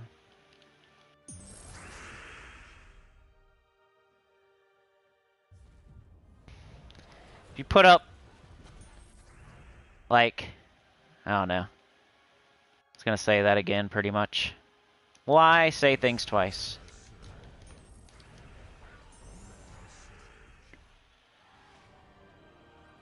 If it was between Tombstone, Star Wars, and Spider-Man, I'd pick Tombstone. So you're getting an idea. I feel like, what the heck? Alright, so there's the door. I went up and all I got was a merchant. So I gotta go backwards, I think. Guess this is the way, at least we know. And we found the door too, so it wasn't like a waste. We went this way, we found the door. And then I did waste a couple turns here. Quite a few, actually, but... we found the door, we would have had to go this far anyway. And every step I took after this, though, was a waste. So 1, 2, 3, 4, 5. I wasted like 6 torches. Getting a merchant I didn't need. So that sucks. But hey, once we get this 4th boss, we kind of secured like one of the better things. The 5th one's going to suck. I don't know if I'm going to make it to the 6th. I forgot to buy some torches I meant to buy. But let's beat the 4th boss and we'll go back to... maybe we'll do a few vault keys or something. Keep it fresh. I should make a poll or something. Like, what would you guys pick? What's my cap today? What up, Brandy Bishop? I don't know what you said, but hello. The cap is 845. The record's 844. I want to make it by 1 second today. Like, every minute I go, like, more likely I'm not going to feel good type of stuff. Talking is not helping. I can already feel a little bit. I've been nervous a couple times. So I'll probably just try to break the record by a second. I don't know how to turn the stupid horse clock off. Do you guys hear that? I should probably just take the battery out.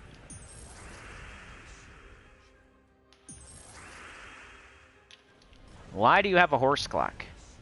And make sure you say that L. Pizza time! Indiana Jones, man. Every time Indiana Jones is on, I'll watch it. Especially the old ones. I haven't seen the new ones. I'm going to take the battery out of this horse clock. Make sure you say the L.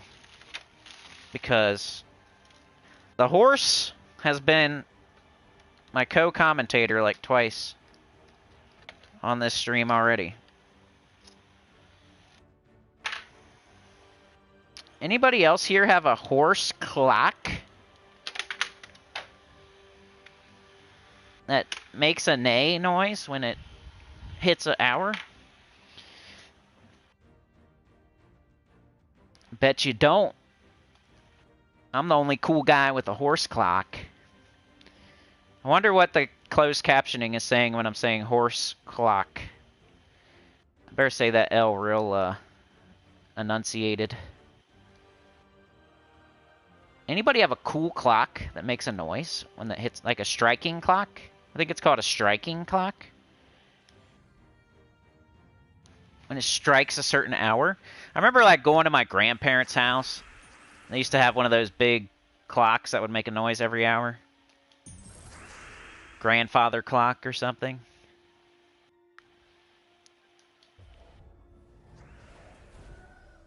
Be like tick, tick, tick all day and all night, and then it would go ding dong.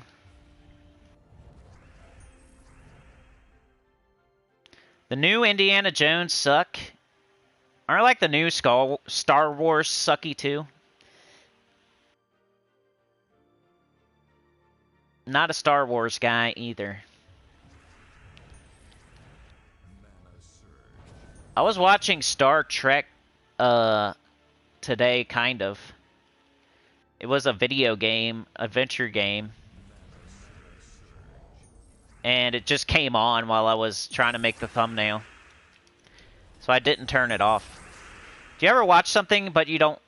It just comes on and you don't turn it off? I think that's a lot of how we watch these things. You don't choose it, it just chooses you. That's how I was watching Star Trek, the adventure game, this morning. Kind of chose me. And then I did not turn it off. Sometimes that's how you watch stuff. Comes on and you don't turn it off.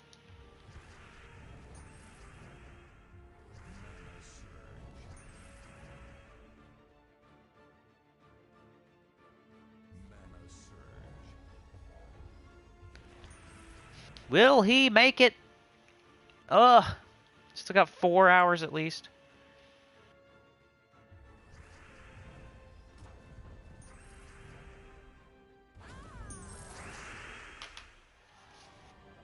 Any idea about shiny tokens and shiny dust, like how, where to get it? Current featured troop is Boatswain Bart for shiny chests. So that starts like next week, I think. So in a day or so. I think the event, like the week-long event, is going to have extra rewards in it. So instead of going to 12, it'll go to 16. And then in those extra rewards, you're going to get the shiny tokens. Or the shiny keys, maybe. And then you open a chest and you get a random token. And then you need so many tokens to make a certain troop shiny level 1 or shiny level 2. Like they gave us the Chris Turtle tokens.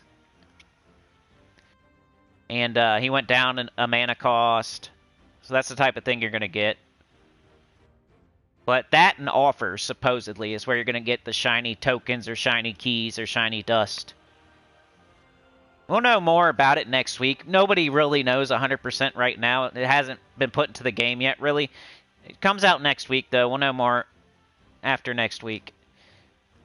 But supposedly that's what's up. It's the extra event rewards and, like, offers. You could buy offers. I don't know if it's just money offers or if it's gem offers, but that's all they really said when they talked about shiny stuff is the rewards for the extra event stuff and then offers. Alright, we got 3-way... Ooh, 1 dead end, though. Is that going to be another dead end? It seems like they do that a lot. I'm going to go this way.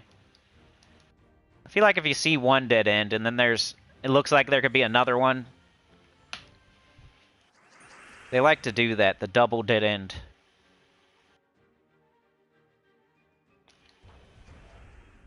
Yeah, that's what's up with shinies. I think pretty much everything from the update will be out as of next week. We had the UNDERSPIRE immediately, but it wasn't a full week of it. We're going to have the new event rewards and shiny stuff next week. The new card layout was pretty much immediately. They're working on that to make it better for people to see. Kind of getting used to it. The only thing I still hate is the trait thing, where you have to like go over here and pretty much look at them if you want to see.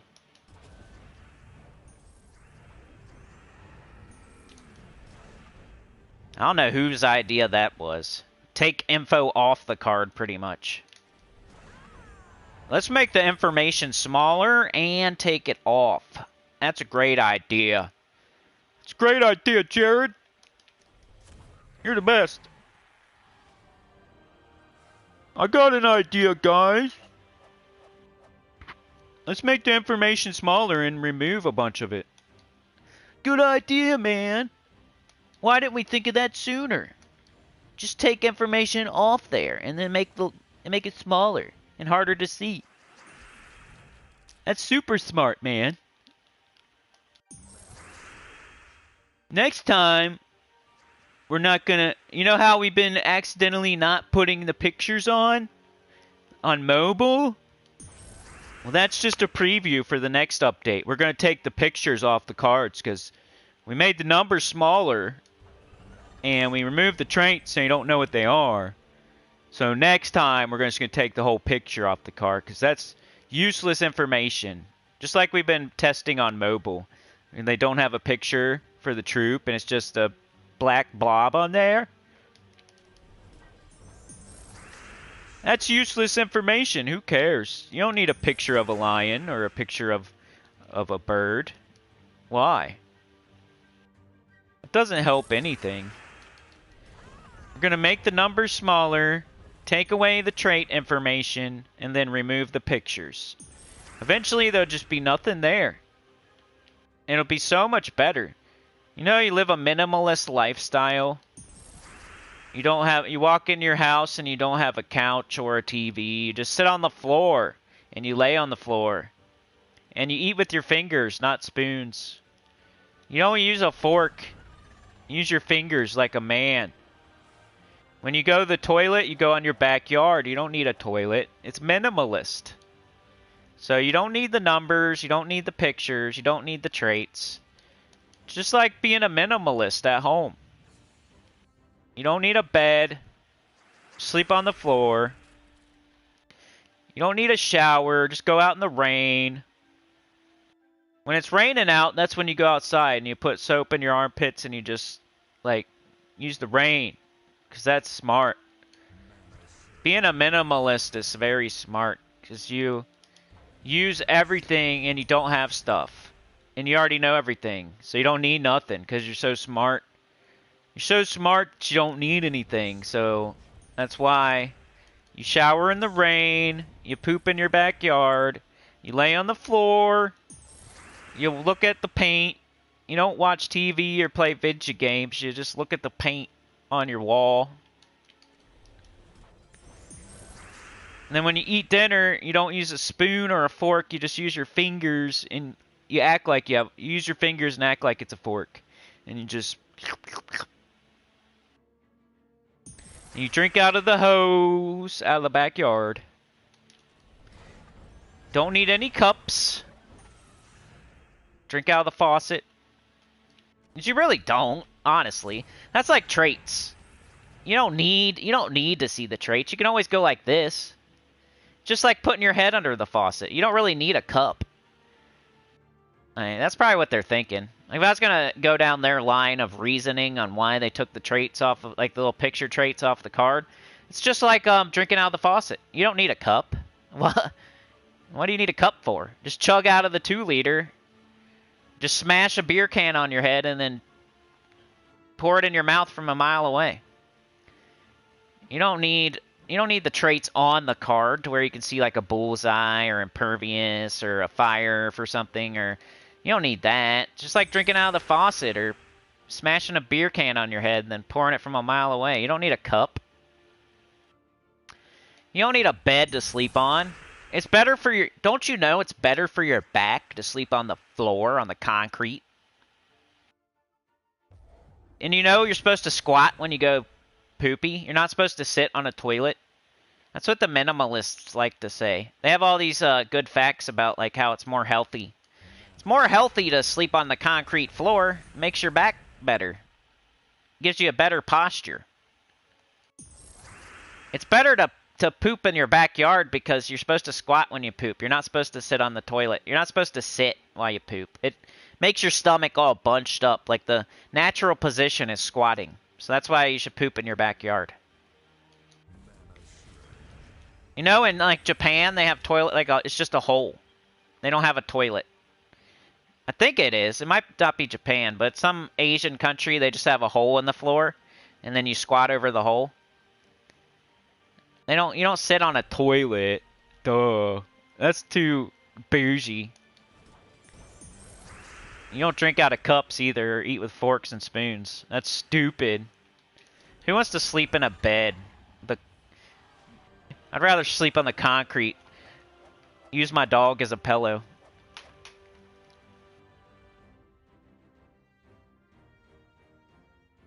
Oh! Is that why you were asking, bruh? Crystal Skull garbage. Pizza Time. Brandy Bishop. Livewire. Sebastian. Alright, let's catch up in the chat. I went on a rant about minimalism and the game. New ones suck. You have a mouse clock minus the L?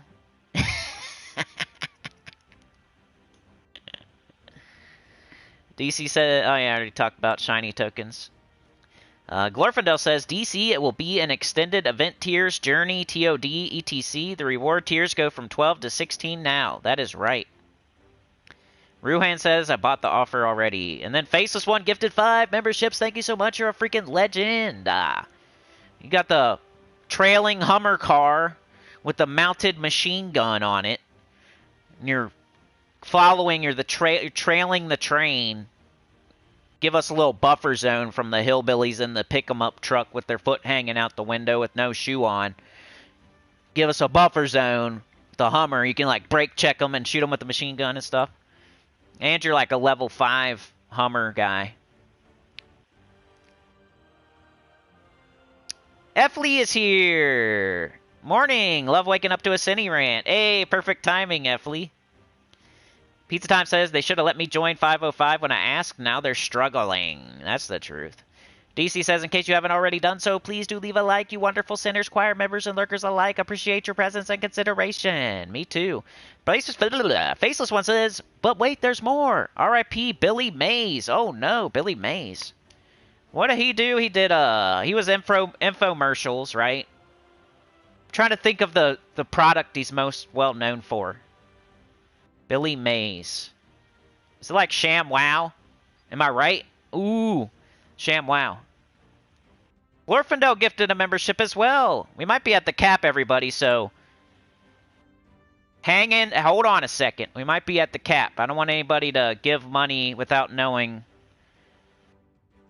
if we're there or not. Because Faceless One did 5, which is like an hour and 15. That goes to 8:15. And then he did 10 more. That's the cap. So Glorfindel, you went over the cap. We're at the cap, I think. So 7, and then 25 for 5 memberships. That's 25. That's an hour and 15, right? So that's already 8:15. And then he gave 10 more, hit the cap. Because that's 8:45. Because that's a half an hour for 10. And then Glorfindel made sure, like, secured it. So we're at the cap. We'll probably end up going to 9 anyway, Glorfindel, so.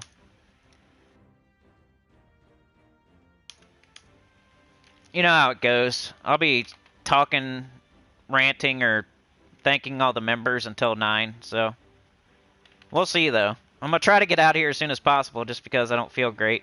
I still feel okay, just I'm wondering how I'm going to feel at 5 hours, 6 hours.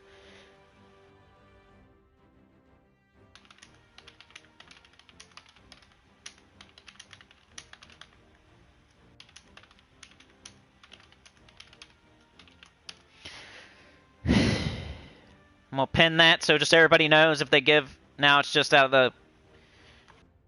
You're just giving it because you want to instead of buying time. No more time is for sale. We at the cap. Any donation will not add time. Thank you very much. Alright, let's see what. Oh man, see how they do 2 dead ends at once? I guess that's good. That's better than like going down. You have to do this one to get to that one. I guess it's better that they put 2 there. Billy Mays, step ladders. Oh, wasn't ShamWow the other guy? Maybe I'm wrong. Thank you, Glorfindel, for the gifted. Went to Big Daddy Homan. A lot of people got. We got Anthony got gifted, Daniel got gifted, Travis, Amethyst, Rich Kaufman. That's cool. Couple of names in there we know. Who else got gifted today that I can still see? Well, there was a big gap there where we were like talking a bunch, so I don't get to see that. But oh well, it's very awesome. It's gonna be hard to remember everybody that gave, but I'll try. All right, we need brown or purple. Let's get brown and red. What was I talking about? Oh yeah, the cards and being a minimalist.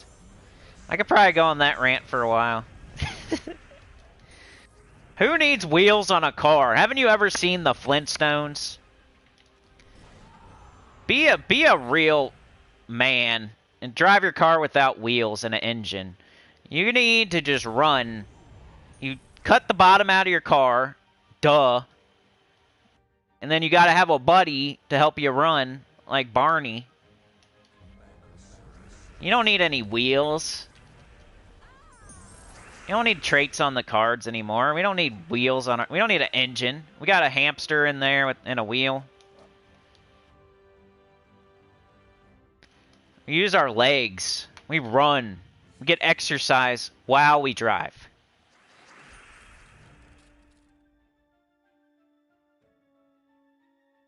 You don't need a chainsaw. You don't need a lawnmower. Just use scissors.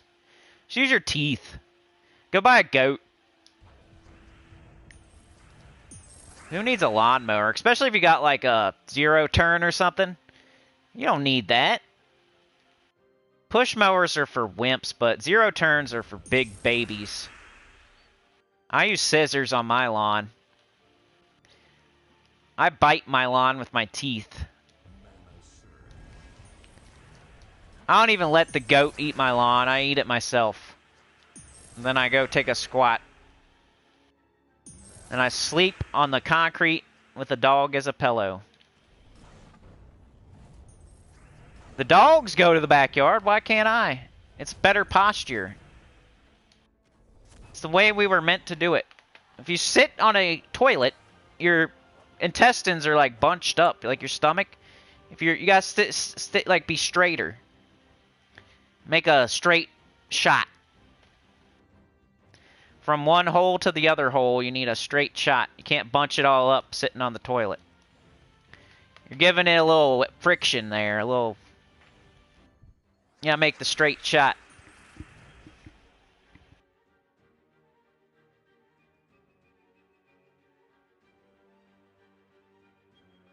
That's why Fred don't have tires. He doesn't want to get screwed by the mechanic. He might not even be a minimalist. He might just be scared of the mechanic. They're going to fix his tire and tell him he has a bad battery. Can't drive out of here with your headliner like that, sir. I know you came in because you have a screw in your tire and you just want the tire plugged. But we was in there, duh, because we had to drive it onto the lift. So while we was in there, we noticed your liner was a little bit cockeyed. A little bit wonky. Could you imagine driving down the street and then your liner from your ceiling falls on you? You look like a ghost. You turn into a ghost driving that car, and then you can't see. Then what? Then you wreck. So you don't even... Well, you can't drive out of here like that. I'll tell the coppers. I'll tell them. It's illegal. You don't see anybody driving around looking like a ghost, do you? Like a white sheet with 2 eye holes. It's because they get their liner fixed when they get their tire plugged, like you're supposed to. That's why we inspect your, even you're a little bit, you know, you don't put a little thumbtack in it. No, we saw that. That's illegal. It's illegal to put a thumbtack in your headliner, keeping it up there like that. What if it falls down and the tack, you get tacked and then you look like a ghost and now you can't get it off because the tack went into the sheet, went into the liner, and now you can't get the ghost costume off and you can't see. And then you wreck. I can't just let you drive away like that. The headliner costs $350. We got to order it from Jamaica. And the labor, my goodness, takes like 3 days. You got 3 days of labor on there, and then you got to order the headliner from Jamaica. And then, yeah, you can't drive out of here like that, or else you get in trouble. I'm just saving you the grief. Do you imagine getting pulled over and you look like a ghost? Then what? Then you might die. You might get, you know, what if they think you're some sort of horror movie monster? And they say, show your hands, and you can't do it because the tack got stuck in your shirt, and now you can't get your ghost costume off. That was your headliner. And you can't raise your hands up, so they think you have a weapon. I'm saving your life here. Would you rather $300 to save your life, man? That's all it is. I'm just looking out for you, buddy. It was God above. Put that screw in your tire. That way you would come in here today and we would fix your liner, because you never know what could happen if the liner falls and makes you a ghost. And then you can't see. And then you get pulled over because I told on you, because I want you to replace. If you don't do it, it's dangerous. It's like texting and driving. You put a headliner on you like a ghost. Can't use a tack, because what if the tack falls and then it tacks it to your shirt and then you can't get it off, and then they pull you over and then they can't show your hands, and then you go and then you get shot, and then guess what? You won't be driving your car anymore, will you? The dulcet tones of Billy Bob and his buddy Cletus. In the shower. Jamaican headliners. The poop in the shower. Have you ever saw Fred taking his car to the tire place? He never lost the pinky. He doesn't get the pinky or the leg because he don't go there. He just drives with his legs. That's saving, they're like riding together to work too. What did he do? He had like a dinosaur. He would pick up rocks with it. Wasn't that his job? You can go to work and, like, sit on a dinosaur and the dinosaur, like, pick up rocks. That'd be the coolest job ever. You just get to sit on a dinosaur all day. How come kids never say that's what they want to be when they grow up? Somebody asks you, you're like on a news channel, like news. You're at the ball game and the news comes up to you and says, what you want to be when you grow up? I want to be Fred Flintstone. I want to ride on a dinosaur and pick up rocks. That'd be awesome. Instead, they're like, I want to be a turtle. Derp. Why not be smart and say you want to be Fred Flintstone?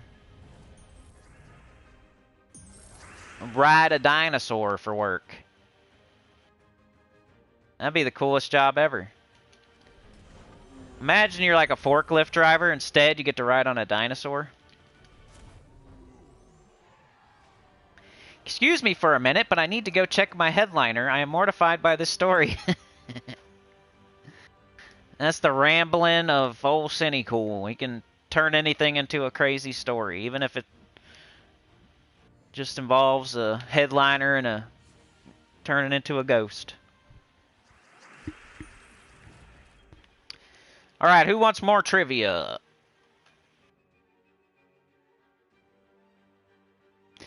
In what movie did Leonardo DiCaprio play Frank Abagnale, who was a pilot, a doctor, and a legal prosecutor?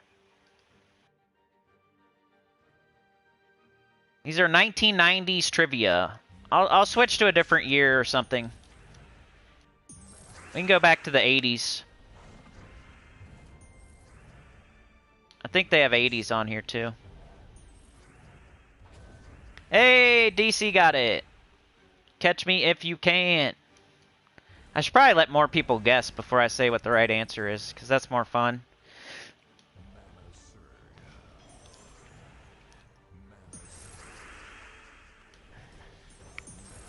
Alright, I'm going to switch to 80s now.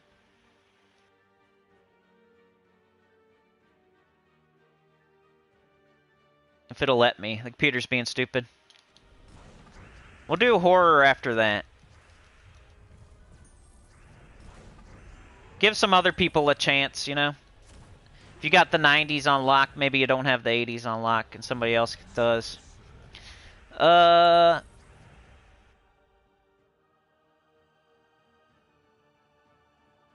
here we go. Pulling it up.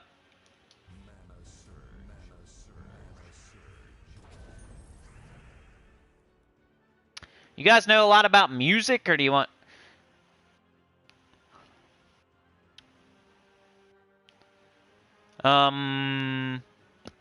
After the death of lead singer Bon Scott, what album did AC/DC release first? After the death of lead singer Bon Scott, what album did AC/DC release first? Oops, red. I would not. I might get this one because it's probably the only one I know. So that's a hint. It's a pretty big hint. All right, 1, 2. So it's probably not this because I bet you that's a dead end. But I'm gonna go this way. See. I already said I would switch my team too, so maybe I will. Let's see what else we got to work with. Not Thunderstruck. What would somebody that doesn't know a lot about AC/DC, what would their answer be? Yeah, DC got it. I should probably let more people answer. I keep forgetting. Before I, like, say who's right. It was Back in Black. Back in Black! I rip my sack! I don't know the song.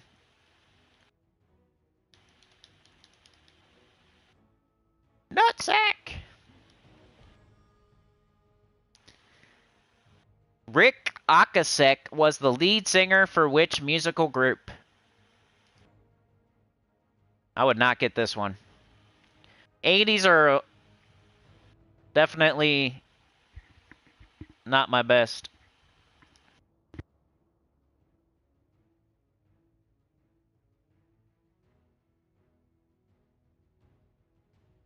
I'll let more people answer this time. I think Megavore is a good option because it could tear all their armor off and, like, kill one of them and then maybe Death Below. And I like the Sycorax, too, because I always like Sycorax.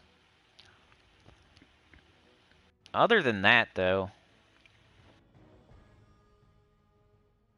you can't loop. You can't use Captain McCall because it's red and purple, and you can't really loop on... I want something that's blue, green, or brown. So I should probably do that. Alright, I think you guys know it. Livewire got it. It's the cars.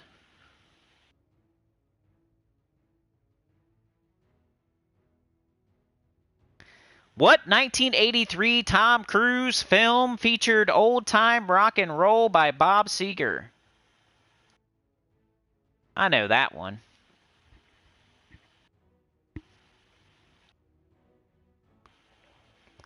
Maybe I know more about the 80s than I thought I did. Shocktopus might be okay. You could do true damage, but you already, like, took off their armor, so you're kind of already doing true damage. You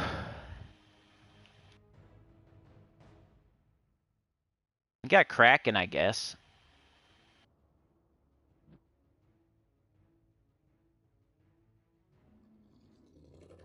I'm gonna do this. But then you have no mana generation, except for Sycorax. That might be weird. Once you get it going, it would be cool, but...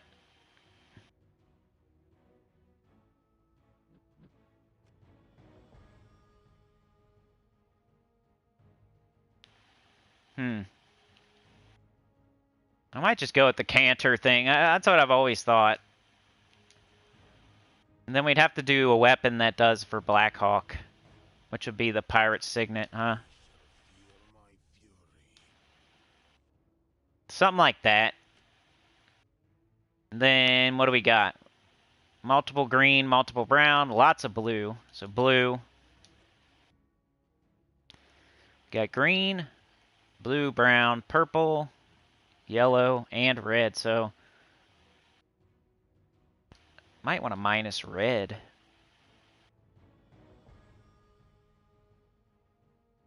Maybe get that ring up. And then we have to do Corsair, which is the only problem. But we were doing that before anyway. It's not like I was leveling anything else. Let's try this. But yeah, Risky Business was the answer. I even knew that one. He slides in his socks. Everybody thinks he's wearing sunglasses, but he's not. I watched something about Risky Business, and they said that's one of those things where... What's it called? Like Berenstein Bears?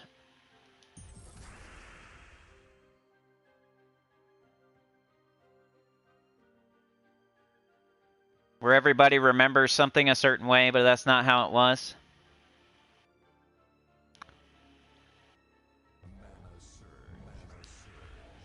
Is Faceless One leaving? All right, brother. Have a good one, man. You really helped a lot. Appreciate it. I can't see my chat right now. It's being stupid. Mandela effect, yeah. Bo Brayer is here. Catch me if you can was his answer.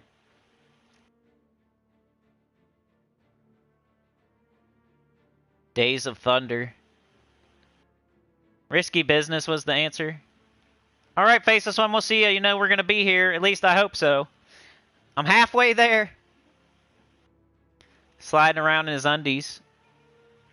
Yeah, that's one of those Mandela effects. People think he's wearing sunglasses, but he's not. It's because, like, other, like, Saturday Night Live and other parodies of it, they put sunglasses on him. But if you go actually watch Risky Business, he never was wearing sunglasses.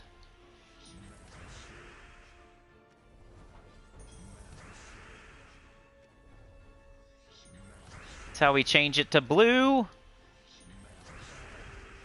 Should do this one time at least, right?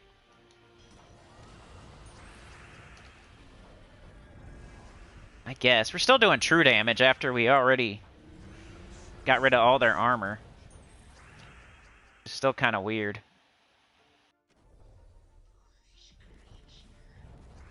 If I remember, I was using this, but it was kind of slow.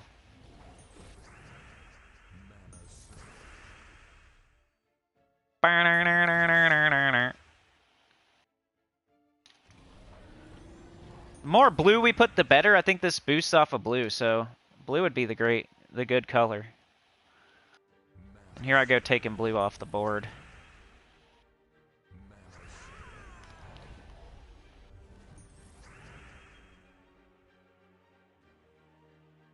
This is always the problem with this team. It's like you can't loop. You don't have a storm.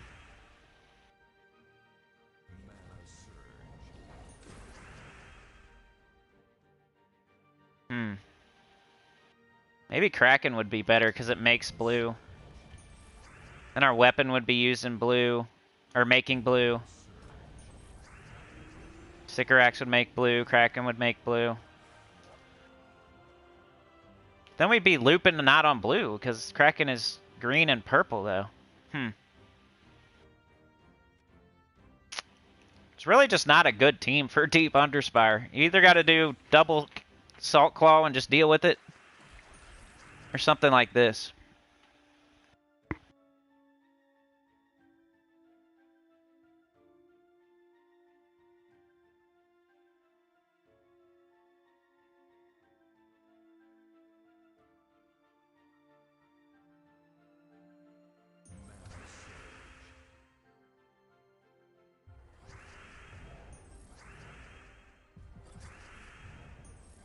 I almost never use Sticker Axe unless it's 50% started. It's 25 mana you gotta get up.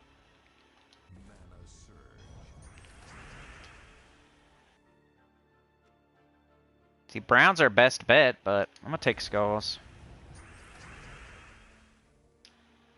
Now we got green.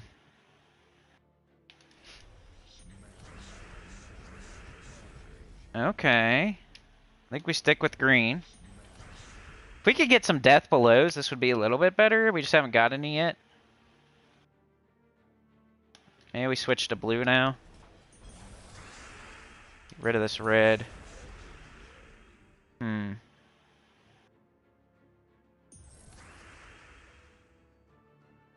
do Megavore. Some skulls. Just do everything we got. Skulls. Canter. Could just get some Megavores. Be nice. That wasn't too bad. Let's just keep it moving.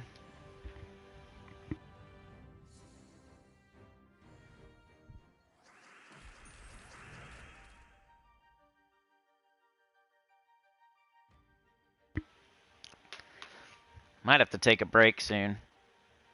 We're halfway there. As soon as we get halfway there. So let's try to make it to 4.5, and then I'll take a 15-minute break or something, and then we'll have 4 hours to go.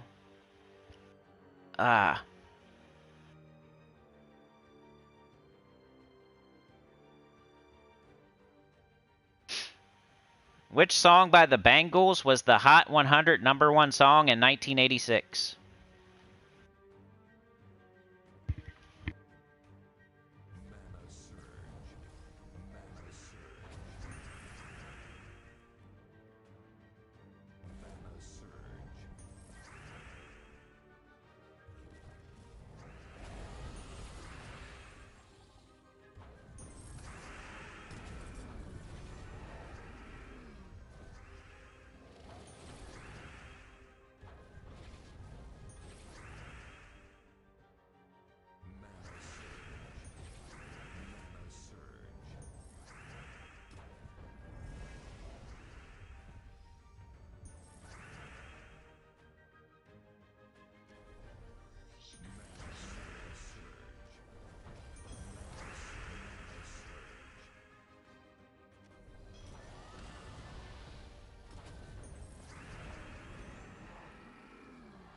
Think Livewire got it. Walk like an Egyptian.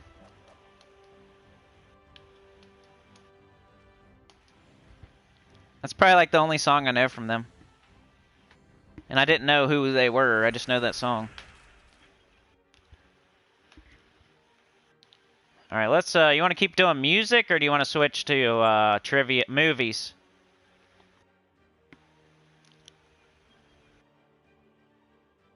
The Bangles also accomplished the same feat in 1989 with the single "Eternal Flames." Whoever said "Eternal Flame" was pretty close. Which band released songs like "You Sure Fooled Me," "What You Do to Me," and "Crazy"? I would never get this one.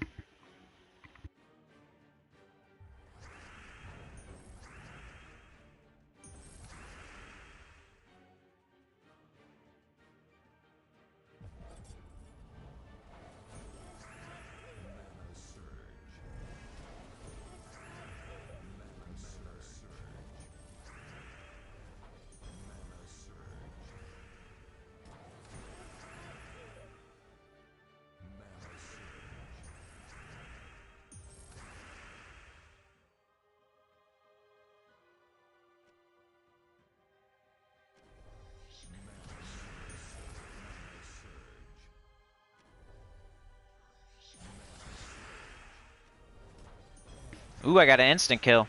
Nobody knows the answer? Who has the most armor? You?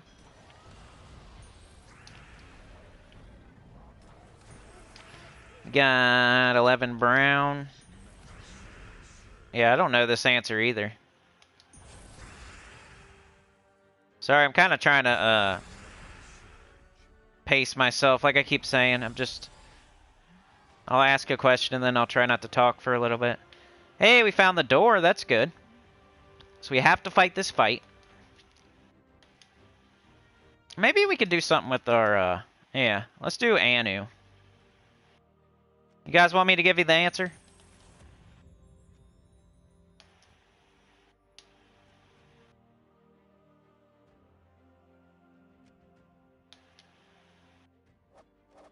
That or I'm not on air anymore. I don't know. Somebody leave a... Somebody make a guess. Let's see. I have to go here. Give it to you? Alright, F. Lee. The John Hall... The John Hall Band. Here, let me find... Alright, Queen's first song in 1980 was also her first #1 hit in the United States. Which song was it? Queen's first song in 1980 was also her first #1 hit in the United States. Which song was it? Queen.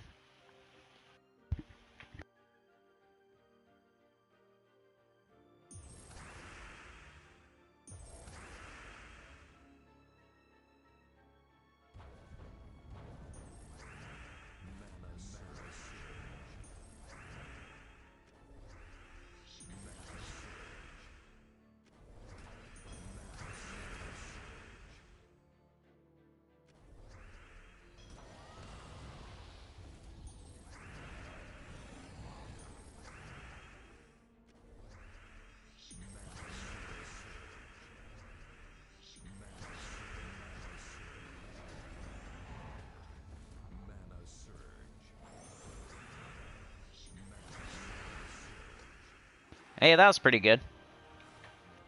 That's how the team's supposed to go. Alright, we can go this way. Oh, let's see. I don't know. What's the answer? Alright, it's not that. It's not We Will Rock You. It's something else. The single was Queen's first classic to make it #1 on the US Billboard Hot 100 charts. It spent 4 weeks at the top of the charts, and the band claims that the song only took a half hour to record. After its success in the 1970s disco craze... Oh, wait, that's wrong. That's the next question. Anybody know another Queen song?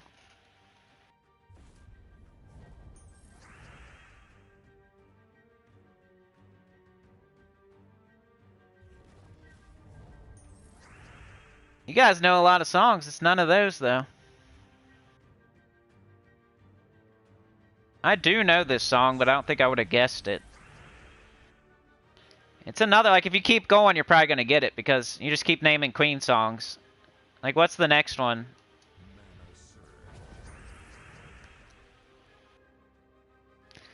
Alright, purple is fine. I didn't know they had so many songs. Holy crap. I mean, like, so many good songs. I don't think I've seen it yet.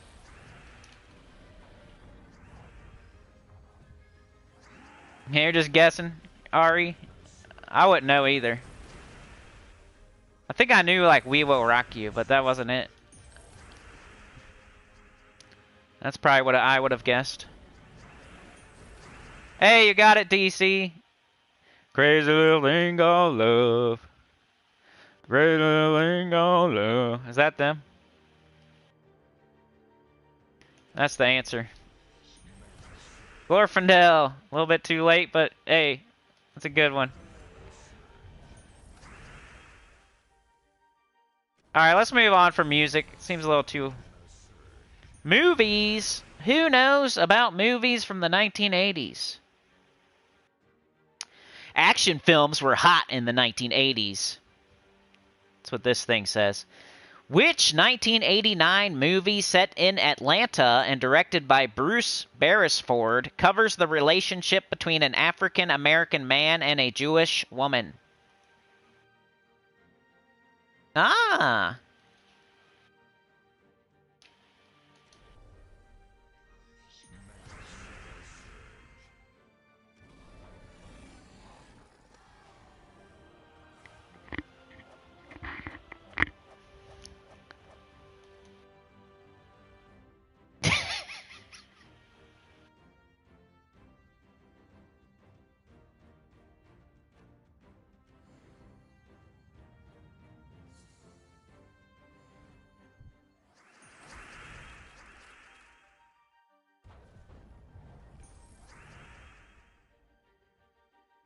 That's not it. I think we've all, like, heard of this movie, maybe even watched it. The relationship isn't like they're together. It's more like a worker and like a working relationship. I think that kind of throws off the question. Hey, you got it.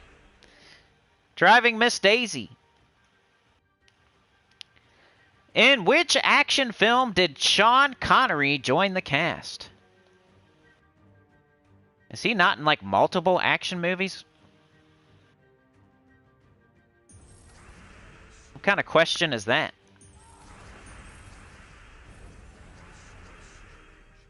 In which action film did Sean Connery join the cast?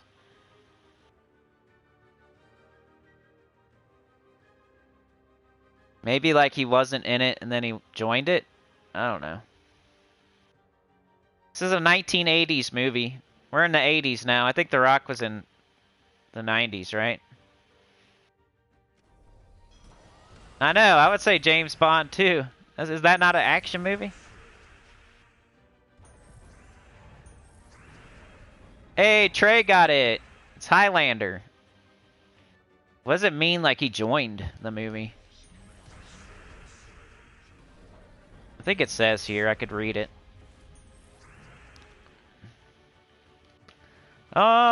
Green, I guess.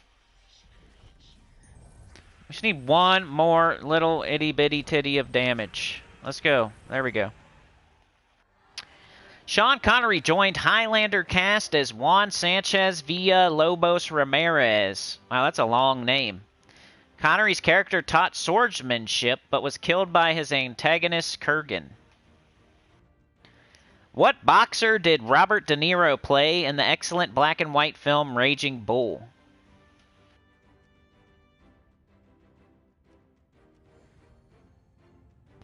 I don't think I've seen that movie. That's probably another one I need to see. We got Unusual Suspects, and then we got Raging Bull. I need to watch those movies. Even Highlander. I don't think I've seen Highlander either. But like the usual suspects would be in my top. And Raging Bull, I've definitely heard it's pretty good. What's the best boxing movie? You got Rocky.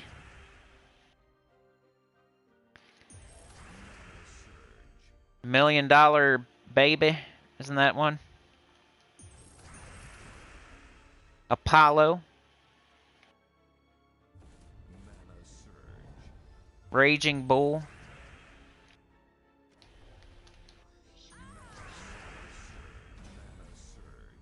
Quite a bit of blue. I should have took the extra turns, though. Robin Hood. Robin Hood's the boxer? What if Robin Hood was a boxer?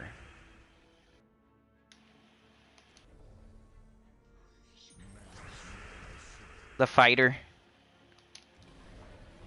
His merry men are in his corner. One of them's the cut man. The friar guy is like giving him the speech. Friar Tuck.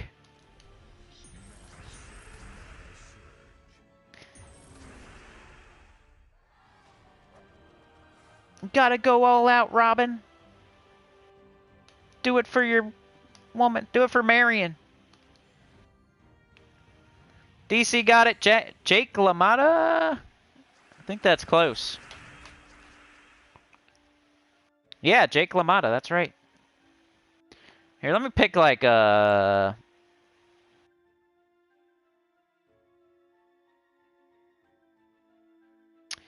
Which iconic 1988 movie features a cross-country road trip for two brothers, Charlie and Raymond Babbitt? It's a pretty good movie. Yeah, he was in Robin Hood, you're right. I like Robin Hood. He steals from the rich and gives to the poor.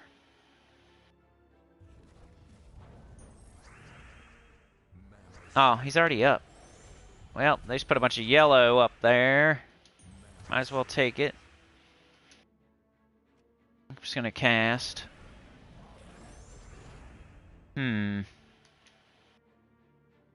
14 purple. Maybe I can get up my weapon and then do this. That'll get up Sycorax again. Could do Megavore. Steal all that thing's armor. Maybe kill it? Nope. Ah, where are you going? That'd be annoying to lose to a boss. I could see that happening. Because the team isn't as strong as it was last week, you know? That's how it feels anyway. Brown and purple. I mean, we might have to even like make a team based on trying not to die. Instead of going fast. Who wants to lose a torch?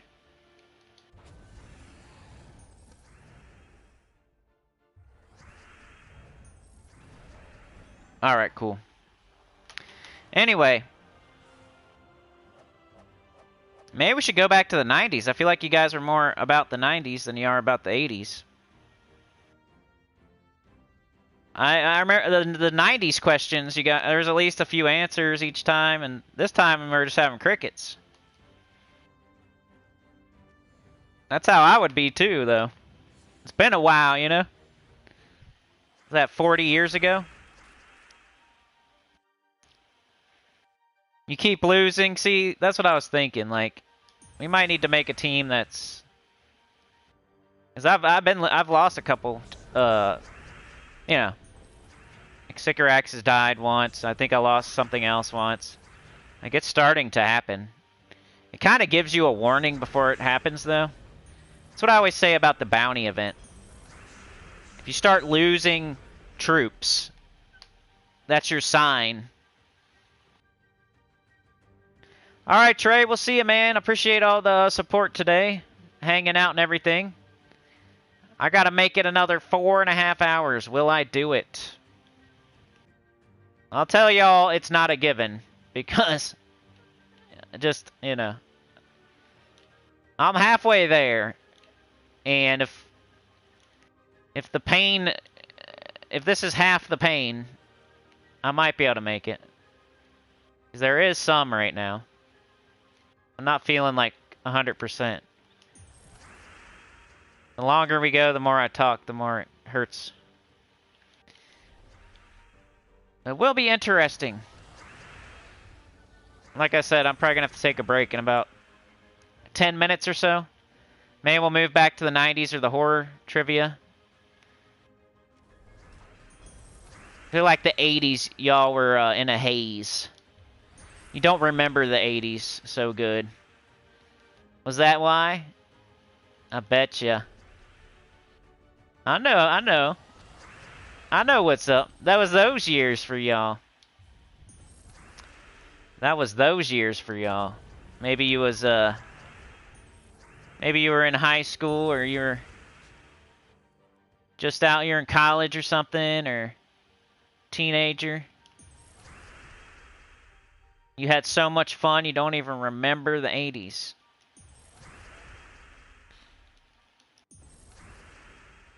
Yeah, same here, Efley. That's why I don't remember it. That might be why most of us don't. It's one or the other. You're either a baby or you're partying. It's right after the 70s. Probably still partying. The 80s is that especially like the early 80s, you're either a baby or you're partying so hard you can't remember it.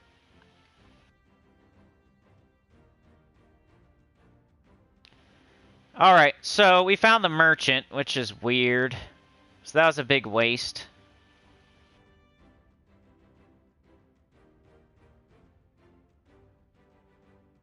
Just replay the mechanic rant. You know, there's people that do that on Twitch.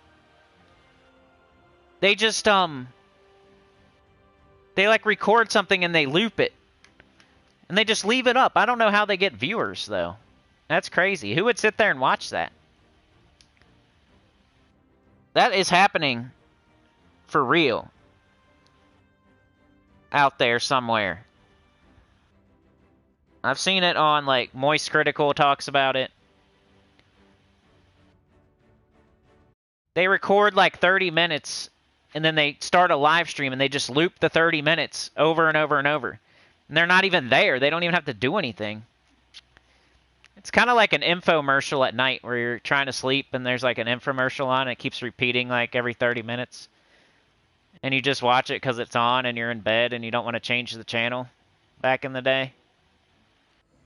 People live stream like that now. I guess you got to have like a big following, that probably channels with millions of followers that are all under the age of like 15 or something. They just don't.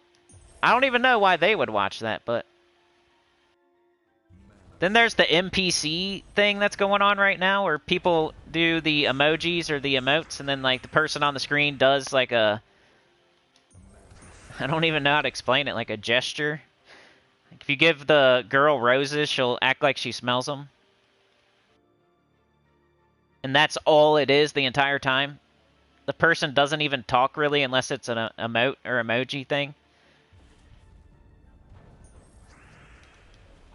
People watch that, and those people are making lots of money, and it's really weird. I don't understand why you would watch that.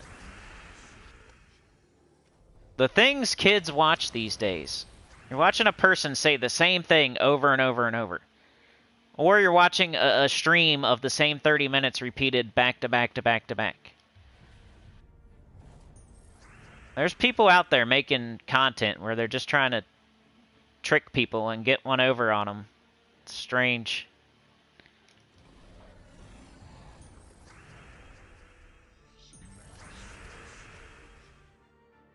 What if somebody recorded, like, NASCAR?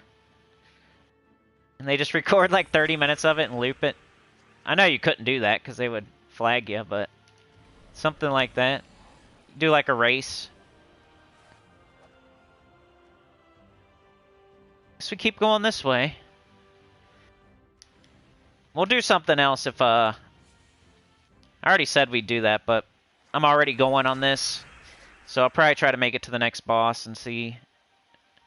Then we can do, maybe some vault keys. Hopefully I can get some good loot. I need some gems. I've been spending all my gems on UNDERSPIRE lately, just to investigate it. I'm not going to do that in the future, I don't think. I'll probably just do whatever I can get done for free each week. I just wanted to see how much it would cost, how far I could get, so I could help you guys too, like let you know.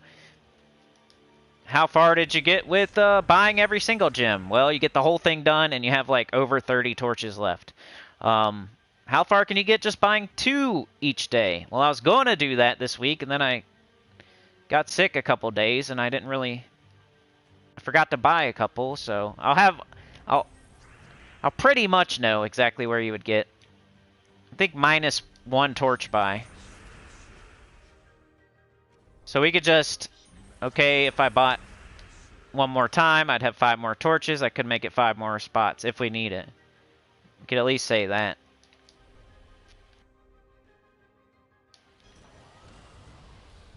Alright.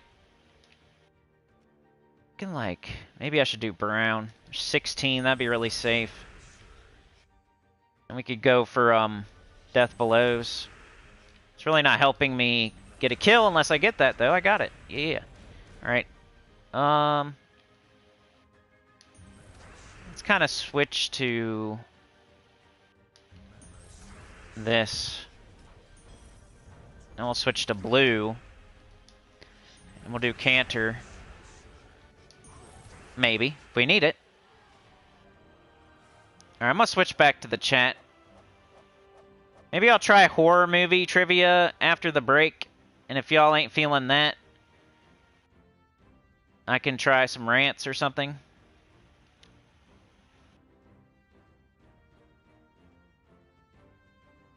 Yeah, we made the cap. Right, Livewire. Efley says, and I lived in Australia, grew up with like 5 TV channels. We watched Elvis on Sundays. Drunk people will watch anything, says Livewire.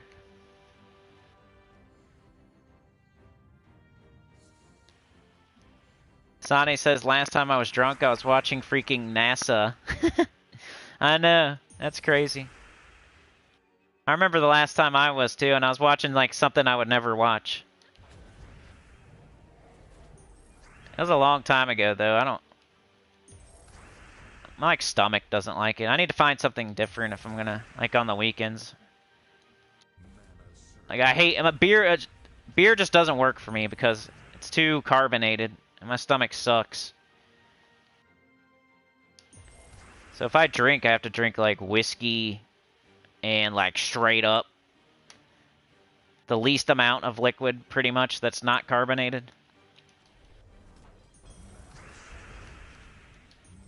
Back in the day, though,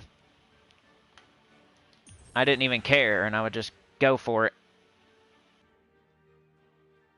Then eventually you get older and you figure out it's not worth it. You're gonna feel like crap for 3 days. The older you get, the more you feel like crap, the longer.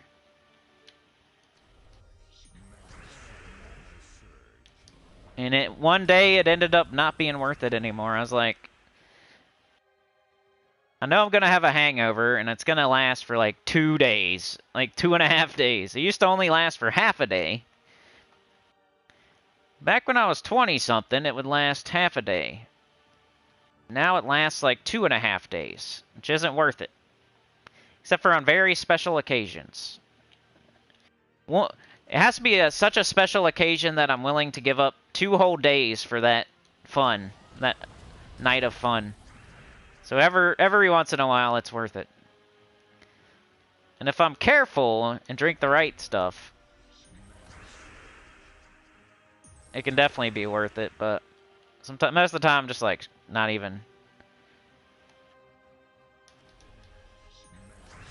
You only drink above 25%. That's probably the best way to go. That way you don't have to drink a bunch of crap.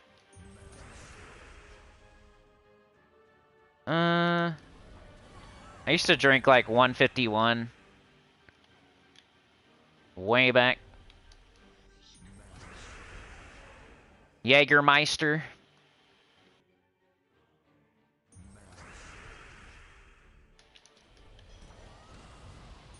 What else? That's about it. Those are like my two things, I think. Can't remember. That's good. You can't even remember it.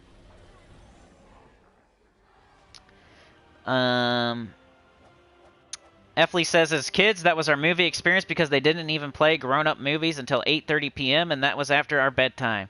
Hey, remember the Cheers and the MASH? Play that. It's time for bed. I only got 15 torches, but I haven't bought any today, so we still have another 15 if we want them. Chat was hilarious. Glorfindel says, I cleared Underspire this week in 102 rooms, spent a few gems, and 199 just for the... Hey, that's a...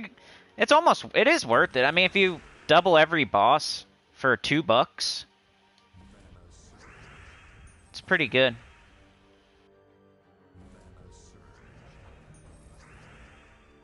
What time is it now, by the way? Oh, wow, it's 10:30. Couple people I haven't seen yet. We'll remember. It is Sunday, though. You really can't do that. I'm just joking. Let's see. Let's do that. Some people go to church on Sunday. Some people work on Sunday. Some people take the day off on Sunday. Let's see. Green. There we go. Big old green. Big old red. Man. I'll take skulls.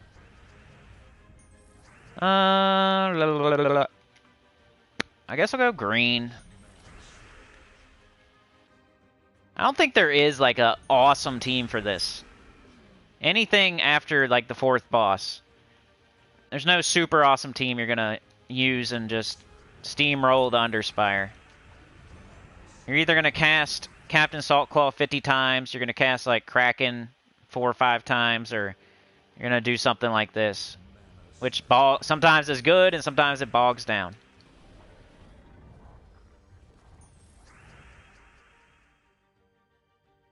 Like if you have the right colors on the board and Sycorax can do his thing, especially if it's blue, it can go pretty quickly.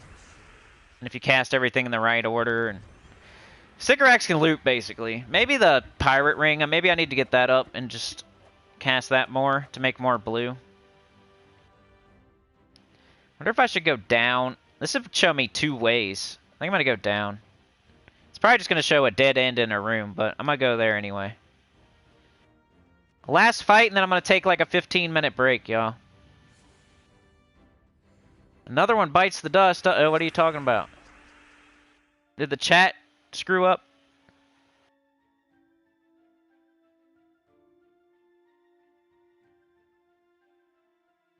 Let's be honest, you can't buy coffee here for $1.99. My chat's wrong on the PS4, but it's right on my computer. I hope that's not a good sign. Or I hope that is not a bad sign. That's the other side of everything, the PS4 and the internet. You guys already made it, which is cool. You're done. Clap, smack, you know? Dust your hands off or whatever, like... You guys are done. You got it done. Now I got to get my part of it done, and hopefully the PlayStation and the internet gets its part of it done. It's still not a given, even though you guys did your part. For the 11th time in a row, I thought it was 12, but it was 11. I went into my YouTube studio and I searched up Chat-a-thon, and I found the one from last, I guess it was, what? May? Found the one for May, and it was number 10. And then I went back and I counted just to make sure, and yeah. We did have that one weird Chat-a-thon where we kept getting knocked off the internet, and we had to make 3 of them. I think that was the 7th one. And it made 3 videos for the one Chat-a-thon. But other than that, I should have did Megavore first. Pretty sure we're on 11. So 11 times in a row you guys beat the record. I'm probably gonna get to 845 if I can. The PS4 lets me. If my body lets me. And maybe at like 8:40 I'll start saying goodbye so I can get out of here as soon as possible. It's gonna be 3 o'clock. I started late.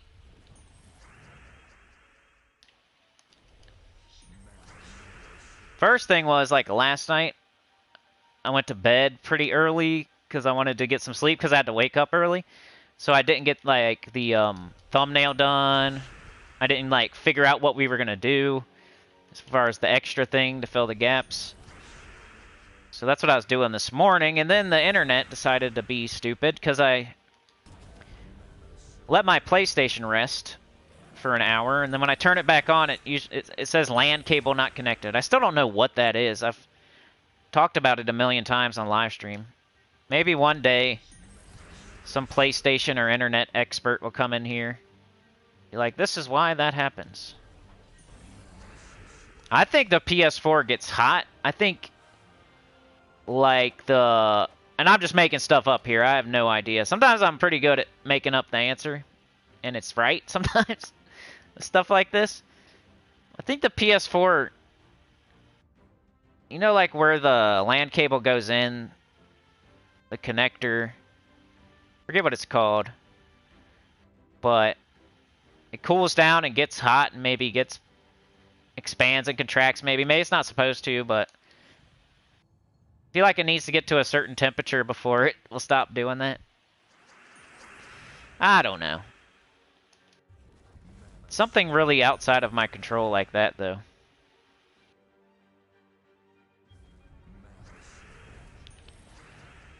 As I cleaned it, I gave it like an hour break.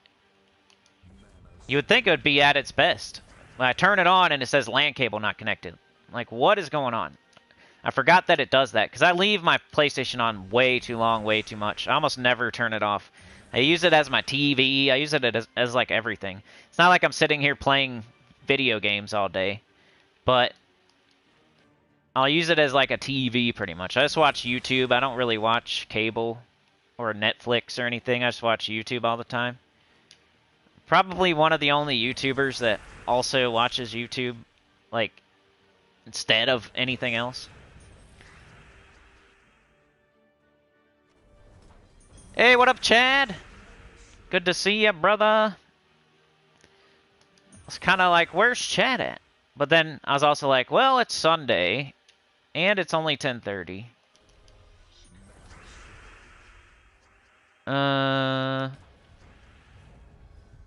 Let's see. I'm kind of struggling with the UNDERSPIRE. Not in that I'm losing. It's just like I can't find a good team that will go fast. It's not always necessary to be fast all the time, but when it's something this long, you kind of don't want to fart around with it too much.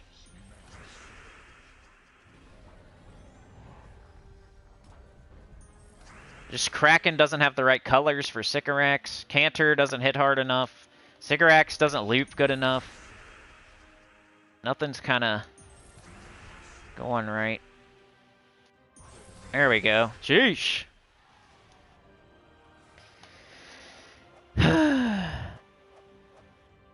Chad is smoothing out his plank. Glorfindel says, if you get the LAN error, just plug the what's-it into the Ramalama Ding Dong. Thank you. That solves my problem. Hey, there's the boss. All right, we'll come back to this. I'm going to take a little break. Sorry, Chad. Chad comes, and then I'm like, I'm out of here. I'm going to go take a break. Bad timing, sorry. But we are exactly halfway through, and I need a break, so I'm going to take a break, and I'll be back. Just, if anybody wants to hang out in the chat, which I would appreciate, just let people know if they come in and say, where the heck is he? Just say he's taking his break. It's probably the only break, I hope. If there's any other breaks, they should be like 5 minutes at like the 6-hour mark or something. It won't be for a couple hours. I don't like taking breaks during this because you guys... But I also did the first hour for free, so that kind of is like my buffer. So I don't like it because you guys are like bought the time, and then I'm gonna go not be on live for a certain amount of time. But the first hour was free, so it makes me not feel super bad about it. But yeah, I'm gonna go take a 15-minute break, let my body rest for 15 minutes without talking, and I'll be back. And we'll fight this boss, and then we'll go do some vault keys, and then we'll do like world event or whatever you guys want. Just think about it. What kind of other stuff do you want to talk about? Just spitball some ideas while I'm gone, and let everybody know that I'm on break for 15 minutes. I wouldn't even take this long if I wasn't feeling... If I was feeling 100%, you know, I'd go take like a 5-minute break like usual. But I think I'm going to take a full 15 today.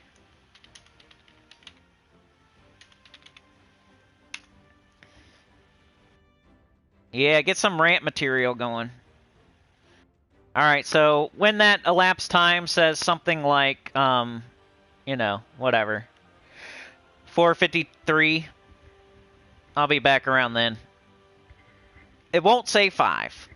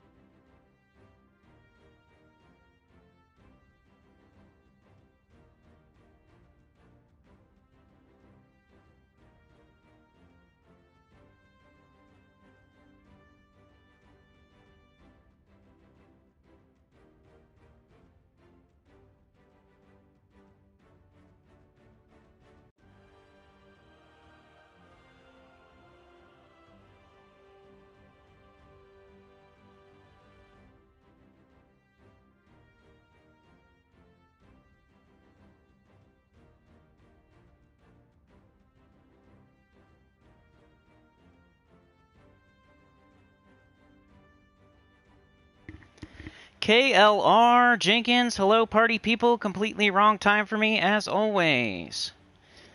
I'm back. It was an adventure too. I'm hoping I don't have a wasp on me right now.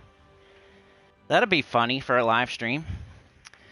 If I get stung, that would be hilarious. Of course, I go to check on things. Of course, there's a wasp in the house.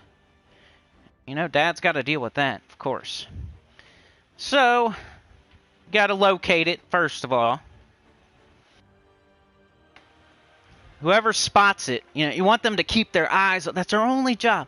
You can stay as far away from it as you want. Just keep your eyes on it. If you got a big spider in your room, it's a giant, nasty-looking spider with a weird marking on its back. You're like, you're not even scared of spiders, but you're like, that one looked kind of weird, and it was really big. There's no way I'm sleeping. It's gonna be crawling on me while I'm sleeping. I think there's a statistic out there that spiders have killed nobody in the United States. If you look up spider deaths in the United States, I think there's supposedly like zero. Zero. Tyrion Shark is here too. Awesome. I'm back. Went downstairs, and there was a wasp, and tried to locate it. Was in the window. That's where they usually are, in the window. We have the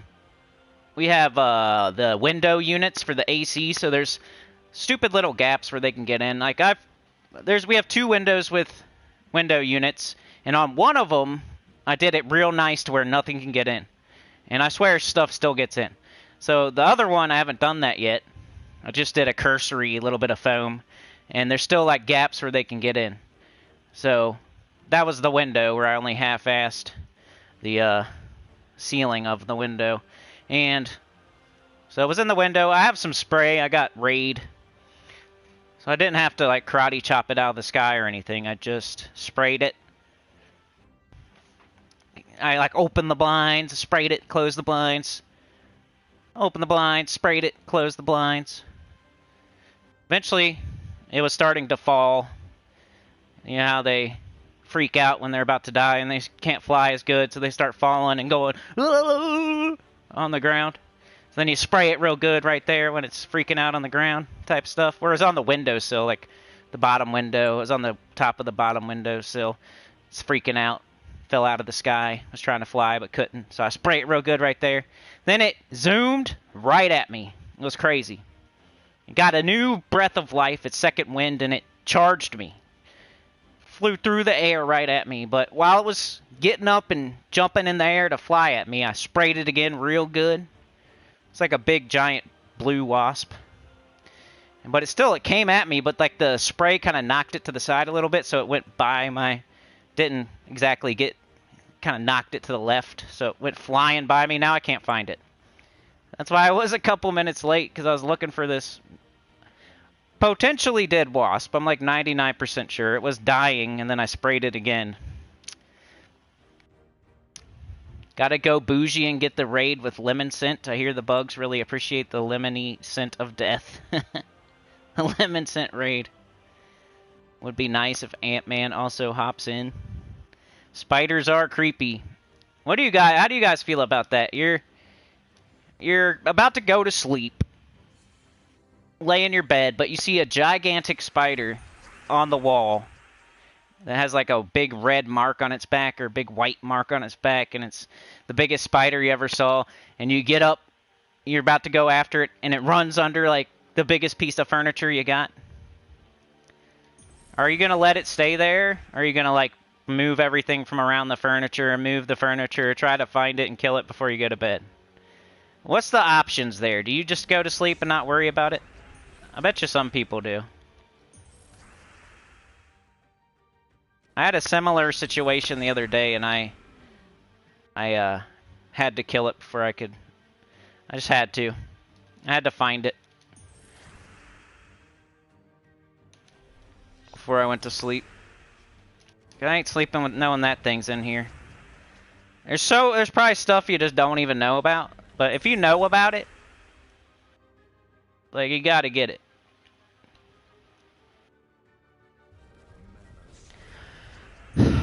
Alright, that break helped a little bit. Feeling a little better.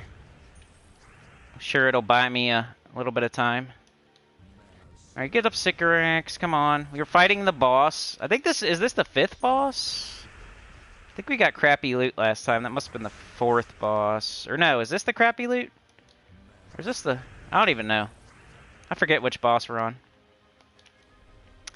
Who has the most armor? You do. Alright, we're getting close. Come on. We can beat this boss. Blue. Blue. And... But yeah, we got it done, y'all. We got the 8 hours. I just got to make it there now. So that's the other part of it. The haters are probably crying right now. The 1 or 2 of them out there.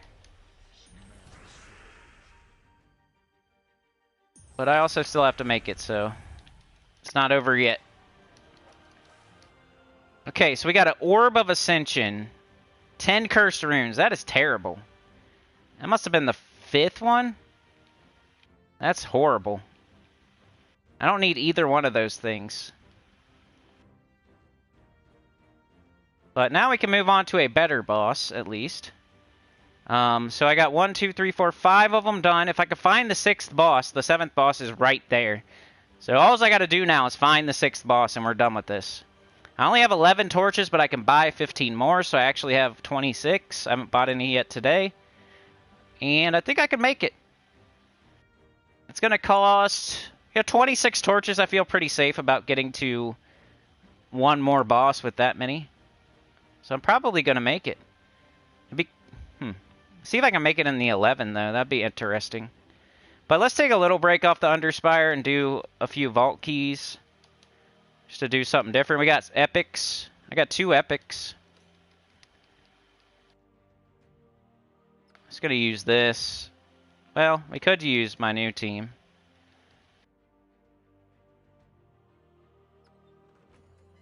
That's not it. Let's try this one a little bit.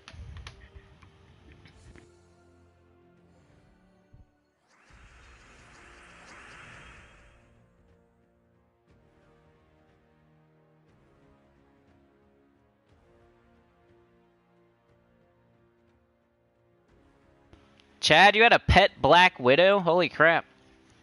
Did you, like, hold it and stuff? Sane said I leave the room like the devil is going to get me.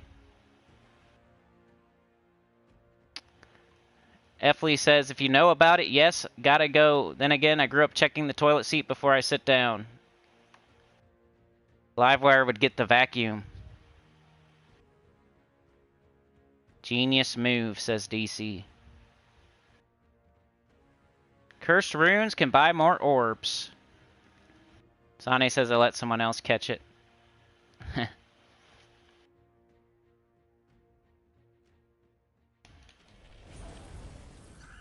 Whew. 5 down, 3 to go.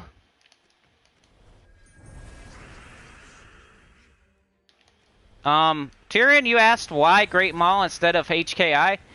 HKI, I remember you left a comment. HKI is not a guaranteed devour outside of the Underworld, but if you're in the Underworld, that's what I was using for like Stone Song area. I would use High King Irongut.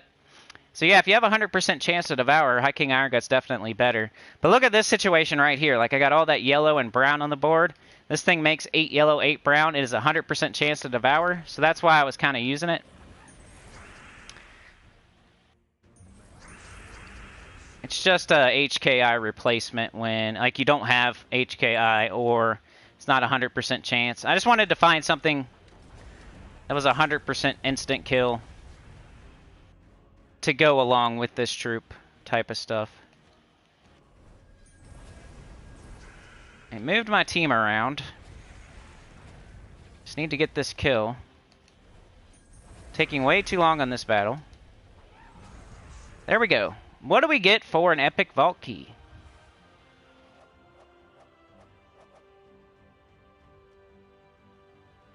$240 diamonds, that's what I'm talking about. Somebody was asking how to get mythics in the Soul Forge and diamonds and stuff, and I said, you know, everybody always says do the dungeon every day, that's how you get diamonds, but this is the other way. Vault keys. We have a vault this upcoming weekend. If you need diamonds, you can get them by getting as many vault keys as possible. You can get a regular vault key that will give you some diamonds too.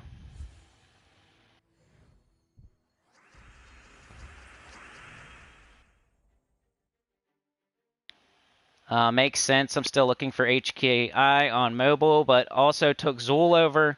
I think that's like a good choice. I still think Zvulgath is the #1 boss troop.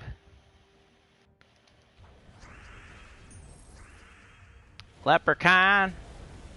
If you haven't been here, like, if you're just now getting here, sometimes there will be bouts of silence. I'm trying to make it the whole, not feeling awesome, so I might pause for a little bit. That's just to make sure I can make it. Did you guys think of any rants or, we can go try the horror trivia if you want. We got any extra turns there? Sometimes they're hard to see.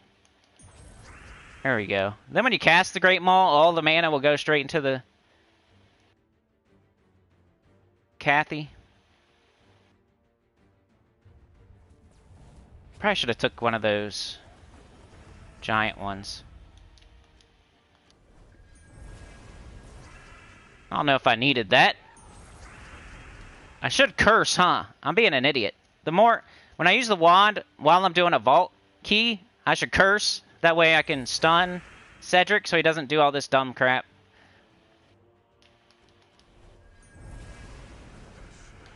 He doesn't summon a bunch of bombs and hang in there so long. 48 gem keys, another way to get mythics. Just opening random keys or waiting for a new mythic. So both of those epic vault keys had ways to get mythics in them. Tribute. Cookie Man is here. I got 400 vault keys in the vaults this weekend. I don't think I'm going to be able to open them all. But we'll give it a try. I definitely talk too much, and that's quite a bit. How many vault keys can you reasonably do in a day? Maybe 100? I might be able to get them all open. I'd have to make a concerted effort this whole week, though. And if anything, I've been playing less the last few days. Okay, we gotta curse them. I don't want any bombs. Oh, well. What happened there? Why'd I do that? Idiot. Alright, just go.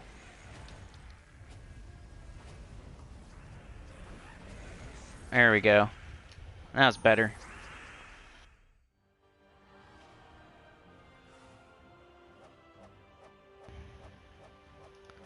Alright, let me load up these horror trivia questions. Who likes horror? We got Major Orb of Chaos. Purple's still okay. The winner so far was 90s trivia. We had a lot of participation, like instant.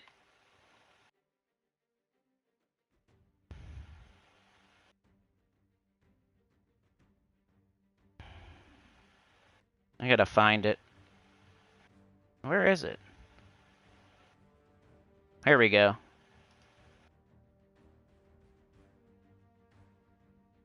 Horror movies trivia.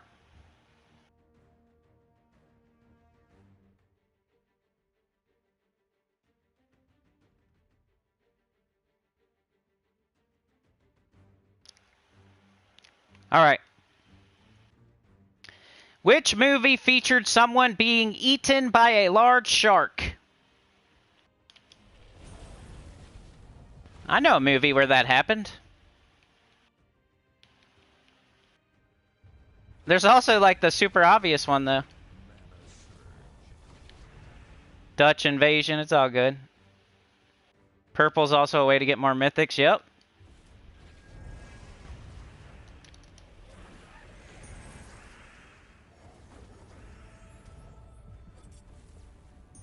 Jaws. What's that one movie where Samuel L. Jackson gets eaten by a shark? Like Deep Blue Sea or something? There's like multiple answers to that. Obviously Jaws, but the first thing I thought of was Deep Blue Sea with like LL Cool J and Samuel L. Jackson. You guys remember that? He was talking by the hole and like the shark jumps out and gets him. He was giving one of his speeches. I'm tired of these mother effing sharks and this mother... Ah!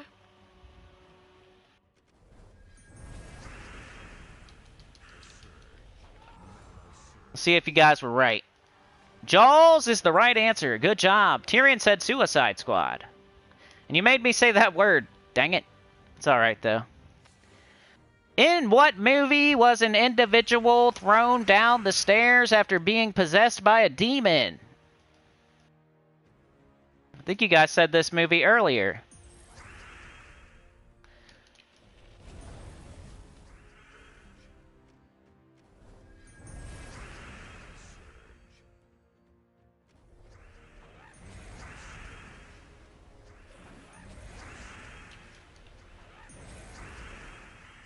That was nice. That was a good battle. Hey, thanks, Juan. Appreciate it. You're a legend. You've been a member for 5 months, too. Thank you very much. Juan, we're at the cap, but I appreciate it. Definitely helps. What were you guys saying while I was gone?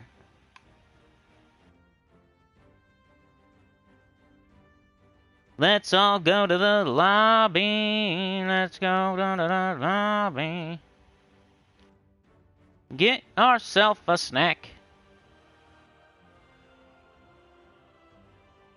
Chad is the singer at the halftime interval. Rant material barber shop. The barber. Alright, I haven't been in a while. I've got long hair now, but I probably need to go. I want to trim it up. What happens at the barber? I remember back in the day when I was a child, like going, you get to sit in the cool chair, like sit on the giraffe and watch Barney.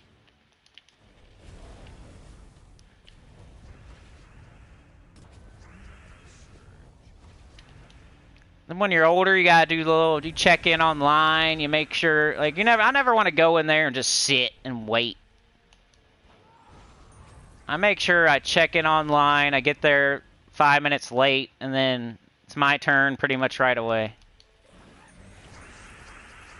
I'm not trying to, like, sit in and wait to get my hair cut. I'm not just gonna, like, be driving around thinking, huh, I think I'll get my hair cut, and just like pop in and decide I'm getting my hair cut. It's something I would go online to like check in, make sure when I show up they're ready for me, and just get it done as fast as possible and get out of there. Give them a little tip. A little small talk. Where are you working? Where are you living? What about this weather?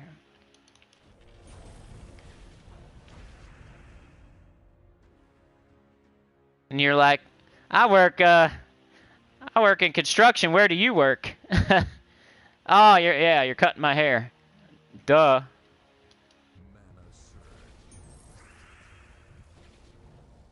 Duh, I already know where you work. That's the questions they ask you, though. Where you work? Where are you living? About that weather out there. It is hot. People coming in here all sweaty. That's one thing I would always say. I'm like, you probably get some stinky people in here. I hope they take a shower before they come get their hair cut, because that's what I always did. You should wash your hair. If somebody's gonna be messing around in your hair, you should definitely wash it before you go. That's why a lot of the places offer a wash. It's because they don't want your dirty hair. They want you to be clean. But you can do that yourself before you go. Then you can skip that step. Unless you like them to wash it for you. I hear it feels really good. I just do it myself, though. Wash my own hair. That's usually what I say to them. I'm like, you probably get some stinky people in here, don't you? I live around here, so I see them.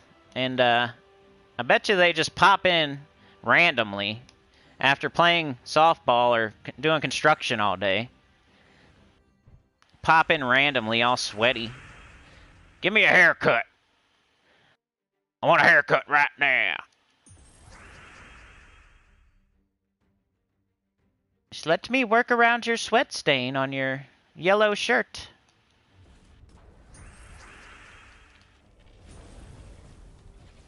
Sweeney Todd's Barber Shop. Barber Chop. Doomed Chris. Shocktopus ×2 and Megavore with Tide Collar Green Yellow Banner for Underspire Deeper Rooms. Not the greatest, but it's getting it. I feel like that's how all the teams are.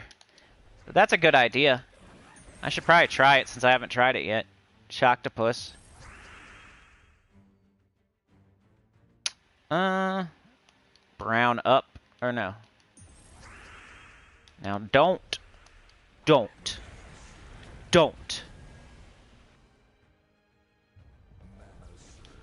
Did anybody get the answer? Did I even ask a question? Oh, did anybody answer that one? In what movie was an individual thrown down the stairs after being possessed by a demon? What movie was somebody possessed by a demon?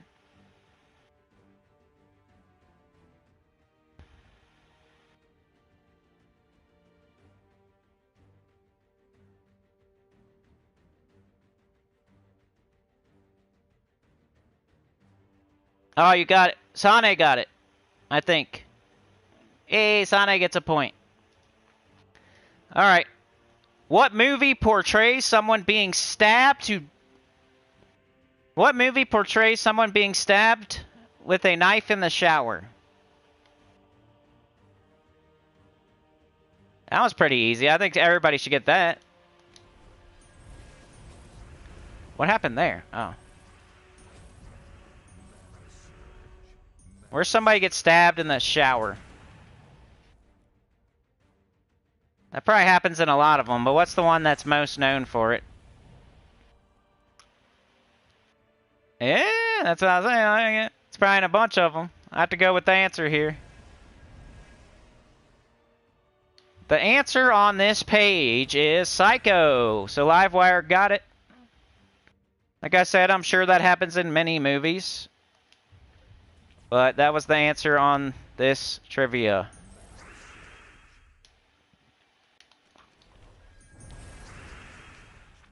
Which horror film kills someone by forcing them to eat too much?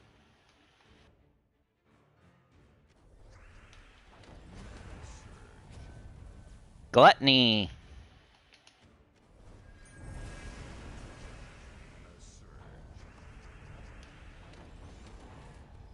Huh?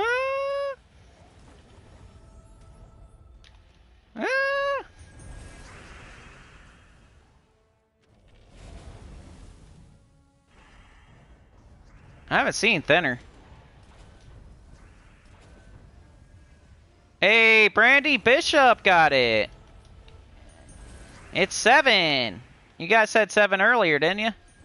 Hey, I lost my only damage dealer. Let's just keep doing this, I guess. There we go. 7. What film showcases death by strangulation with a clothesline in the shower? See, that's another one in the shower. Who gets a clothesline around their neck in the shower and dies? Or what movie does that happen in?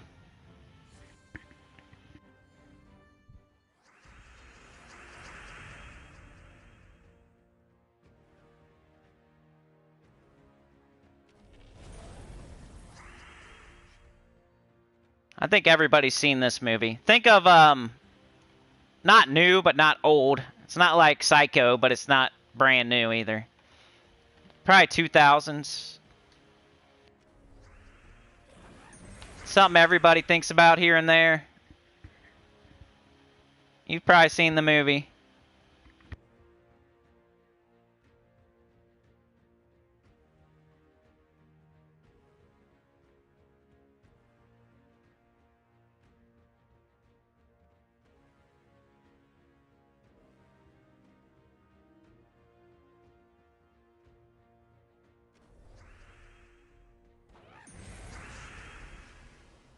It's not Saw.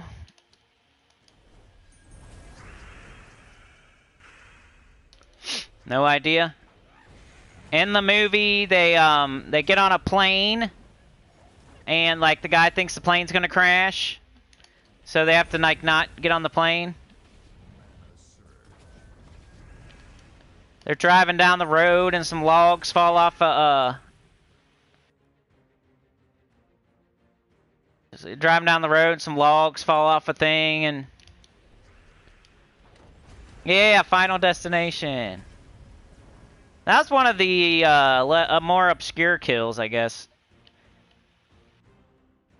The dude in the shower with the clothesline. Alright, I gotta get some... Speaking of kills, let's go. That was nice. Bang, bang, bang. In what movie does someone get hit in the face with an axe while listening to Hip to Be Square? War Priest level 56. That's another problem with the team I'm using right now. I'm leveling a crappy class. I could be using a better class, but I'm using a crappy class. I think I'm going to move this back. Like this. This is like just a cleanup option. That's how I use it. Hey, DC got it already. Still won't drive behind logs. He knows nothing about horror? Oh, okay. We'll switch out of it pretty soon. I'll just, do a bunch of them real quick. I think we should go back to the 90s. You guys are really cranking those. Definitely get Cedric if we can. 'Cause he's a jerk. Whenever CT isn't up, we cast this. Hopefully that gets CT up. Which it did. Now we win. It's a funny scene. Which movie kills off their high-profile main character at the very beginning with a gruesome stabbing scene? Oh, everybody knows that. Who can type it the fastest? Yep, DC got it. Wasn't it Drew Barrymore? Was it Drew Barrymore? There's somebody like that. You thought she was going to be in the whole movie? But then she gets killed in like the first 10 minutes or something?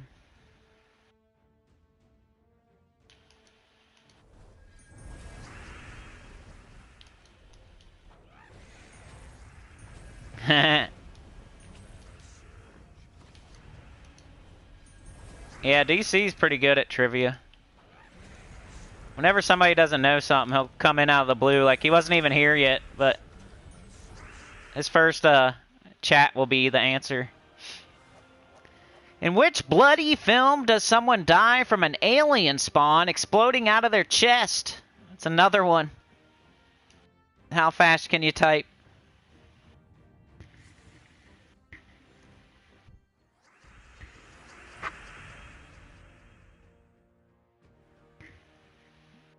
Killer puppets.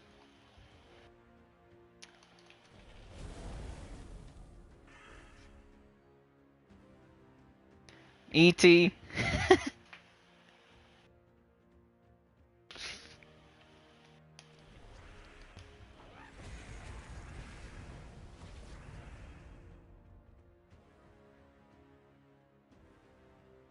Looks like DC got it again. Gotta be quick on the draw. What horror film depicts a character smashing their dirt bike into an artificial wall? That's a good one.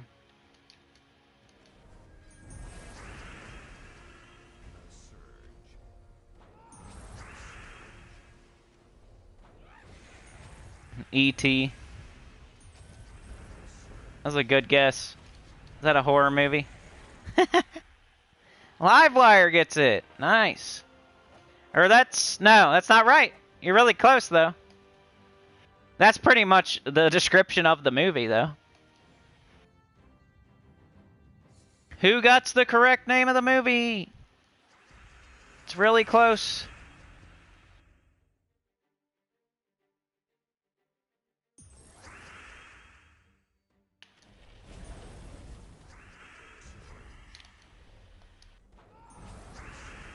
Harry Potter.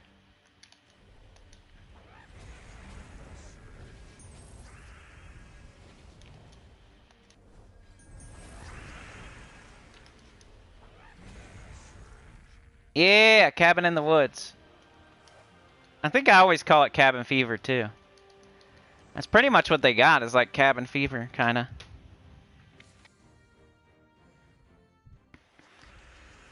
What scary movie shows a child dying by way of a sewer gutter?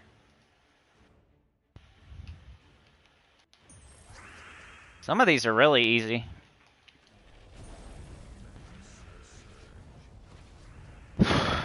I know. Funny wrong answers are even better.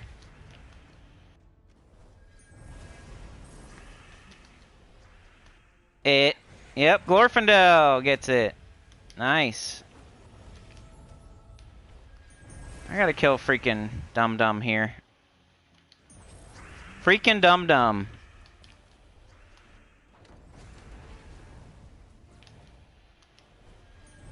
Oh, nice. I'm about to switch to my other team. I don't know if this is the best team for this, because if you can't kill Cedric fast enough,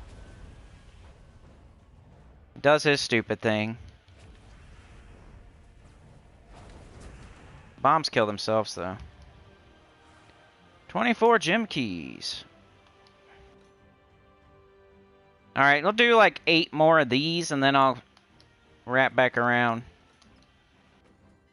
Need to change my class. Leveling stupid war priest, which is annoying. Man, is it annoying to level a class that doesn't have a 50% start. That sucks. This probably should be like a Rowan thing. I know, like I was saying earlier, I would never sit there and just level a class like that, but some of these crappy classes are hard to do.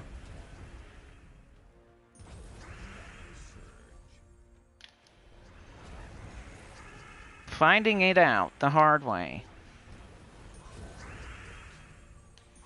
That was a little faster.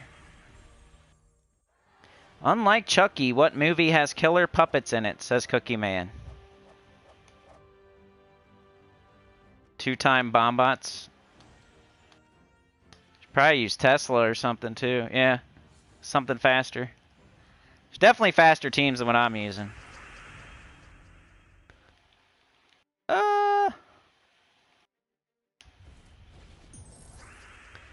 Muppets Take Manhattan.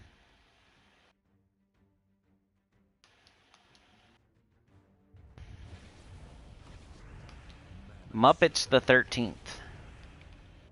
Clues the video game. Do karate on each other. The movie. Doing karate on each other. The movie.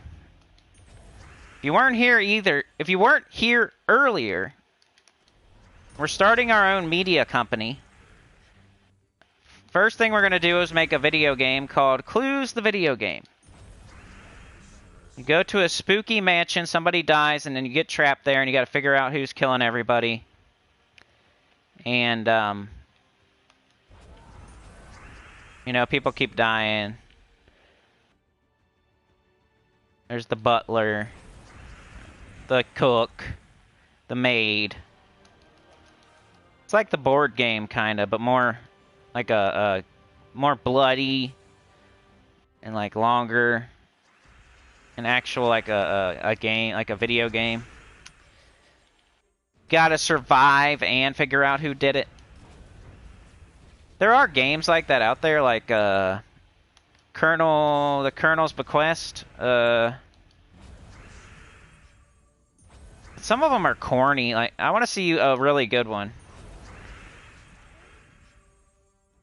It'll be well made with a very dumb name. Clues the video game. Then we're going to make Do Karate on Each Other, the movie. And we'll just have the coolest karate guy versus the coolest karate guy in a movie. Kind of like when Jason Statham fought Jet Li. We'll have that. We even put old guys against each other. If they never fought, we'll do some de-aging on them. They can have some stunt doubles, maybe. We need to think of some more movies or games like that. Clues the video game and Do Karate on Each Other. Race the Cars. A movie called Race the Cars. Might be pretty good. Be like Days of Thunder, Fast and the Furious type of thing. Race the Cars. Race the Cars, the movie. It's Fiona! Hello, Fiona. Alright, is there any more of these? Random knowledge horror questions?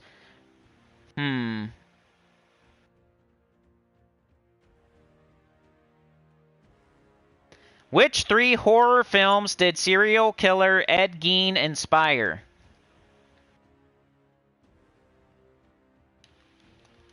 Might not be something you would know, like, right off the bat. I was trying to do, like, an easy one that wasn't super easy. It's only some of us are into horror.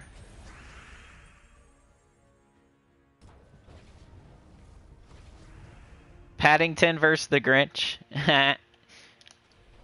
It's like that MTV Celebrity Deathmatch. I used to watch that. It got really old really quick, but the first couple times you watch it, you're like, who are they going to put on there next? They got Jim Carrey versus Axl Rose in a celebrity death match. It's kind of interesting. And then you watch it. You watch like 3 or 4 of them. You're like, eh. It was cool. It wore off quick. It was cool for a little bit.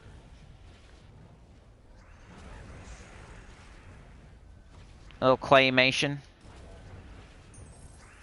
So we got Silence of the Lambs, Psycho. I think that's 2 of them. Yep. There's one more. I think it's the coolest one of them all that y'all are missing. Maybe. I mean, you might like Silence of the Lambs better. You might like Psycho better. But there's one more. He has an interesting weapon. You know how you go to the haunted houses, and if you go to like a really good haunted house, they have the thing that makes a loud noise. And it's scary, but they take something off of it so it's not as dangerous, but it's still loud and scary when you go to the haunted house. Ooh, you're close. You're very close. That is part of the word. That is part of the word that of the weapon that the guy uses in the movie. At least some of the time, I guess. I guess he isn't always. Yeah, Anya. Chainsaw Massacre.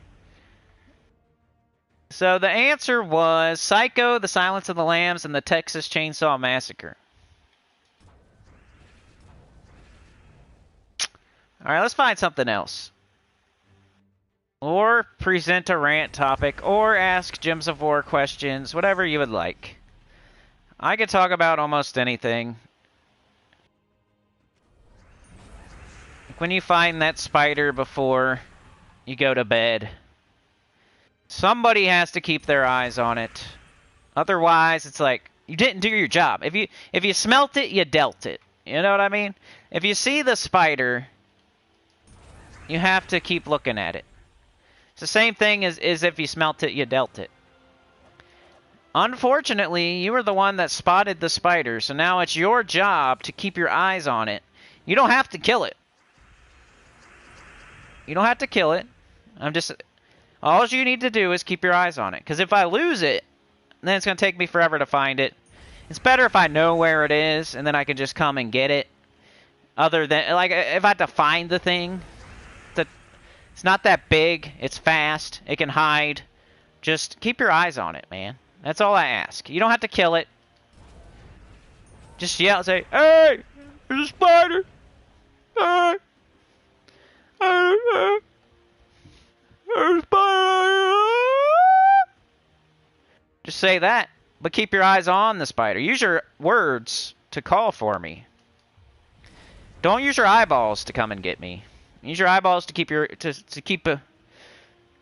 looking at it. You can yell for me without using your eyeballs. Say, "Hey, spider! Spider!" I'll say, "I'm coming. I'm gonna get my chainsaw. 1 second. Hold on. Let me grab the chainsaw and the blowtorch. Let me get my flamethrower." Why do you need a bazooka? The reason, like, we're looking at it, you just take forever to go get all your weapons. You could come down here and just punch a hole through the wall. Or you could just get a piece of tissue and just pinch it and put it outside. Like, you could do whatever.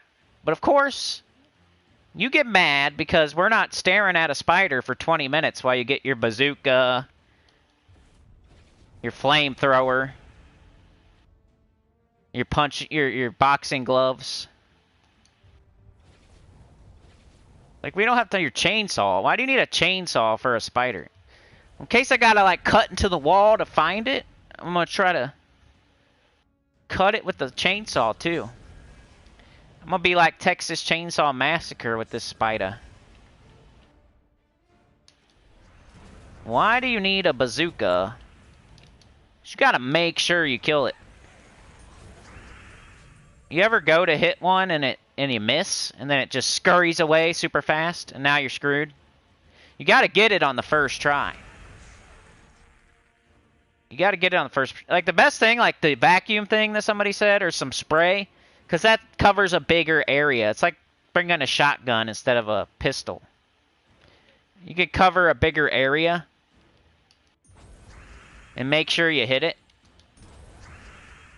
Sometimes they'd be on the ceiling, and you use something to, like, hit them on the ceiling, and you get them, but then they fall.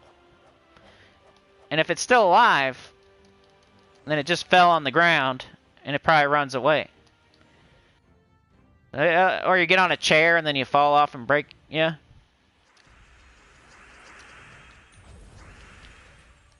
Chainsaw a little OP on a spider, yep. That's the situation. That's the exaggerated situation. They find a spider. They keep their eyes on it for about 10 seconds. While I am getting some tissue or a chair. Like a reasonable thing. I always exaggerate because I think it's more interesting to exaggerate. But in actuality, I mean some toilet paper or a chair or a shoe. Not a bazooka or a chainsaw, but it's funnier if you say bazooka and chainsaw. But they don't wait long enough. Just keep your eyes on it for a minute while I grab some toilet paper and a chair. Or I take my shoe off. Or go find my shoe. Otherwise, I'm going to come in there swinging these things and punch a hole through the wall. And you don't want that. Then I'll have to go get some drywall. Be a whole nother thing. So it's better if you just give me some time to go get some tissue and a chair, and then I can just get it. you're freaking out, I'm gonna come in there swanging and banging and make a big hole in the wall. You can't just patty cake it. You just patty cake a spider. You gotta make sure it's dead. So you gotta hit it with all your strength. Punch a hole in the wall. You let the neighbor deal with it. Just punch a hole so hard through the wall it goes flying through the air into their window. Thanks for the spider, bro. You know how it goes, Bill. They made me swang and bang on that thing, so it flew through the wall and through your window. It's alright, man. I got a chainsaw. That's my boy. That's my boy. That's my dog. Get your chainsaw, brother. Sorry that did you keep your eyes on it at least? Nah, you know how it goes. They never keep their eyes on it. I gotta find it. I gotta put the drone in the air. You know how it goes. Of course they spotted it first, but they didn't keep their eye on it. And they said, "Hey, boo, Dad, boo, spider." Sinnycool punched another spider through his wall. It came through the window again. Did you keep your eyes on it? No. Well, I gotta get my chainsaw, you know. Takes a minute. What if it's out of gas? What if I gotta sharpen the chain? What if my chain's not on it? I gotta put the chain on it? It's common sense, people. It's common sense. When a spider flies through your window because your neighbor punched it through a wall, you gotta get your chainsaw. Just common sense. Yeah, and if they don't keep their eye on it, you gotta throw the drone up with the infrared vision, the thermal camera. Make sure you can find it. 120 gems, baby! That's what I'm looking for exactly with these vault keys. I want gems. I would just take gems pretty much. I mean, major orbs too, but if I could ask for a certain thing from every single vault key, I would want gems. See for it. Gotta get the dynamite, babe. You know how it goes. Gotta blow it up. Where's the fireworks? Put a firework up its butt. That's what I'm gonna do. Come into my house. That's how you feel, too. You're like, coming into my house? What do you... This'll teach you. The other spiders are gonna see your dead body, bro. None other spiders are gonna come in here after they see that. You're squished all over the wall. Chainsawed up. Blow you up with C4. I bet you they don't try that crap again. That's what you're thinking. You gotta make sure you kill it first of all. Give it the old... Can't just patty cake. You gotta play patty cake. Paper, rock, scissors with the spider, are you? You're gonna crush it. Make sure it's dead. That way it doesn't come back later and get revenge. You don't want to make Spider the Revenge, the movie. That's if you don't kill it, if you patty cake, rock, paper, scissors with it, it's coming back for part 2, the Revenge. You can't do that. You got to make sure. That's why you punch a hole through the wall, or you get your chainsaw. Because otherwise, you got to throw the drone up and look for it until you find it. And then you're not allowed to sleep until you find it, because it was in your room. It's going to go crawl on you at night, crawl in your mouth and back out. While you're sleeping, you're snoring with your mouth open. It's just running in and out of your mouth. Spider Part 2, the movie. Getting its revenge. Because you tried and it was too fast for you. You didn't hit it hard enough. It's your fault. You should have got the chainsaw, should have got the drone. The C4. You gotta make sure you gotta jump kick it. Whoa! Jump kick the wall. When you ever stomp on it, you stomp it hard as you stomp through the ground.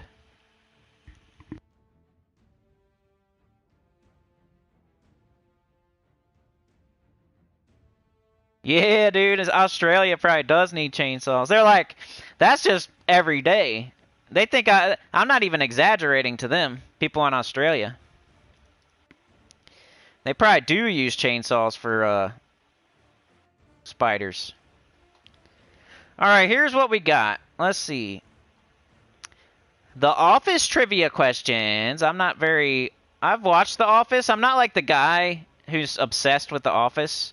I know a lot of people are, but I watched it and I thought it was a good show. Christmas song trivia. Halloween trivia.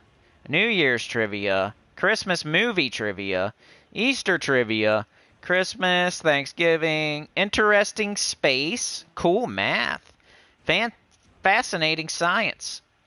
Presidential, geography, history, Super Bowl, challenging Olympic, NBA, sports, Marvel. We got 140 Marvel trivia questions and answers, 100 best TV trivia questions and answers, 90 challenging Disney trivia questions and answers. We got the 90s we could go back to. There's a lot of those we didn't do yet. We got fun cartoon trivia questions. Best movie trivia questions. Bar.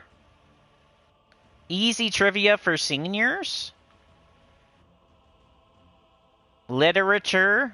Couple. Animal. Car. Valentine's Day. Food. Art, general knowledge, music. We've got video game trivia, trivia for kids, celebrity trivia, dog trivia, pop culture, Bible. You guys hear any of those that you want? We got cat.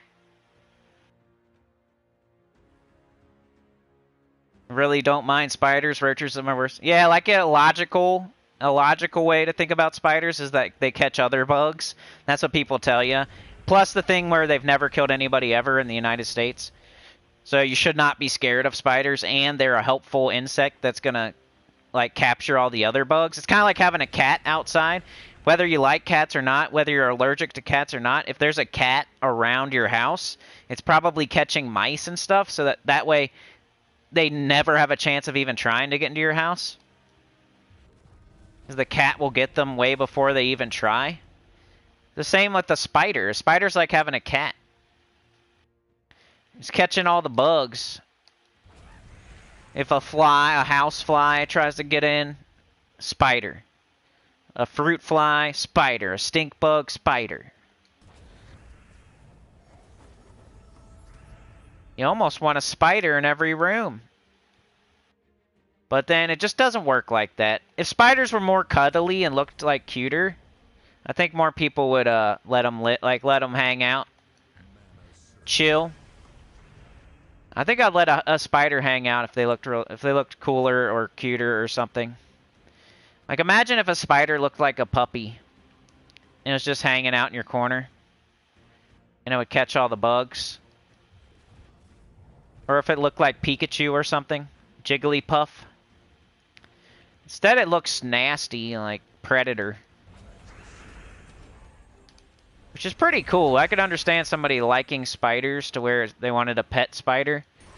Because they do look pretty cool sometimes. But it's also something that you can't control and it's just running around, and sometimes a puppy or a cat will do what you say, kinda. Or you can train it. You can't train a spider. You can't tell a spider to sit and roll over, play dead, fetch. Your cat eats cobwebs.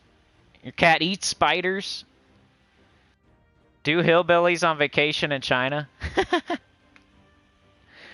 We're in China, dang. I don't even know about China.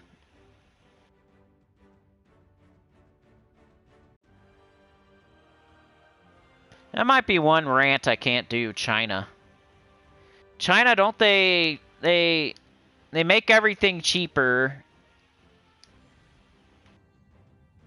They can ship everything for like 0 cents. They're cheaters. They're like Undercutter's Pizza. China, aka Undercutter's Pizza. You guys remember that Tom Green skit where he did Undercutter's Pizza? People would call and like order a pizza, and he would run up and he would go to the house before the delivery driver gets there, and he would undercut the Undercutter's Pizza. Guess he would steal the tip or something. Because nowadays you just pay for it and then they come. But I think back in the day you had to pay for it at the door with like cash. So he'd run up before the other pizza man and like steal the order. Undercutter's Pizza. Hey, I got 2 lesser orbs in a row.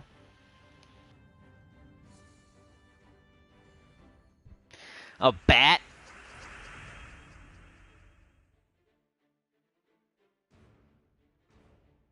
DC said it. Well, Anya got it, yeah. The hopping spider. My spiders eat cats. Oh my. Those are big spiders. My spider drives my car. Speaking of driving Miss Daisy, my spider, my chauffeur, drives my car for me. He don't even, he just drives with his feet like Fred Flintstone. He's a minimalist. My spider's a minimalist. He doesn't need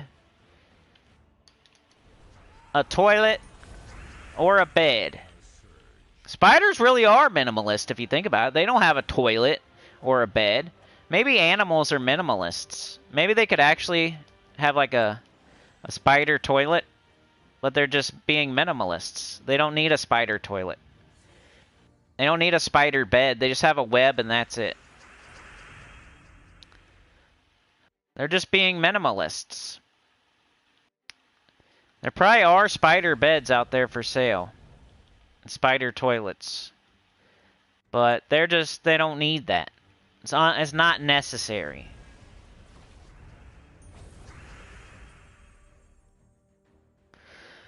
Alright, I'm going to pick one on my own. Let's see. Everybody knows about food.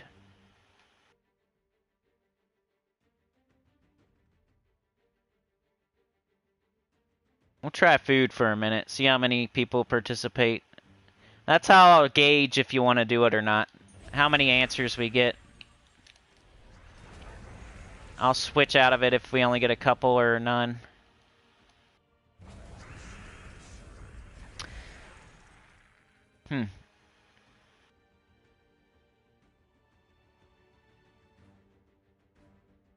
These aren't really trivia. What is this? Is an almond a seed or a nut?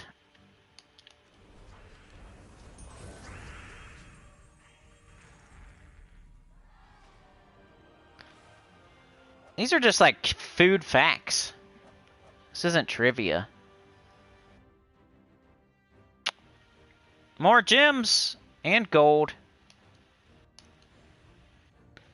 Almonds, a seed or a nut? Almond, almond, almond, almond, almond. Chocolate covered almond. Honey bunches of oats with almonds. An all man. Aw, man. Nuts. You said nuts. Trey's back. What up, Trey? Did you get the...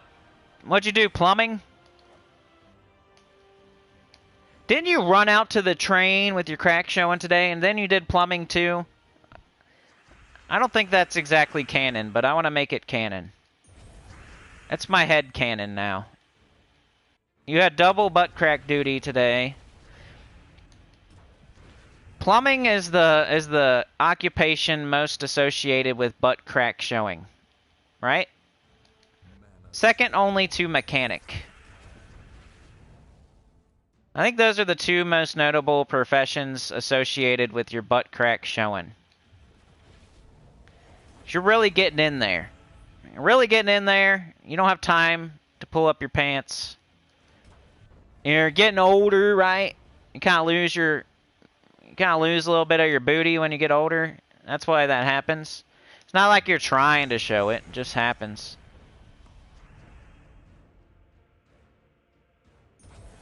You're getting in there. You're getting the job done. You're not worried about how you look.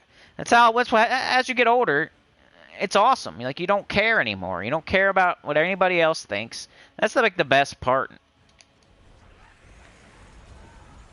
Show your butt crack. You don't care. Who cares? Who's gonna see it? That guy? The person I'm never gonna see again? Who cares? My wife, she has that problem.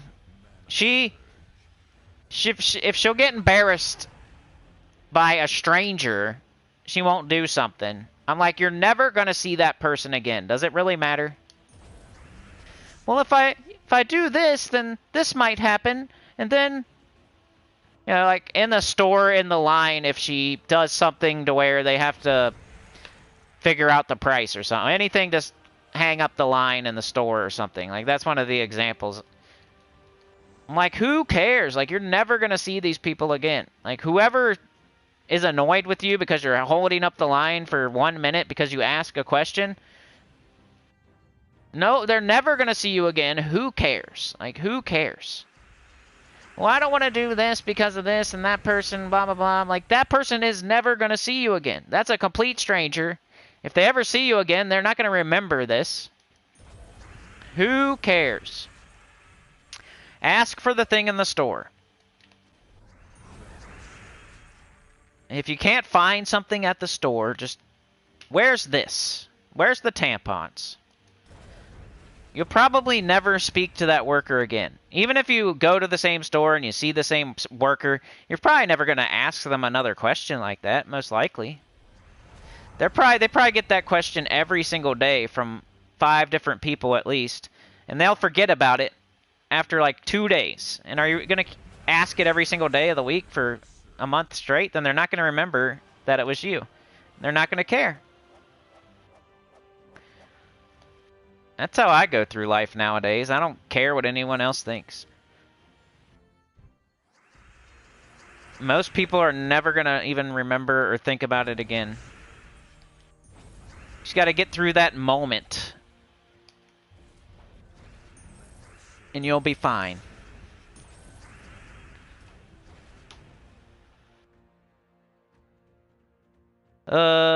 Sometimes you feel like a nut. Anyway, an almond is a seed. Although spam is considered a popular Hawaiian treat, it originated where? Does anybody know where spam originated? It is not Hawaii.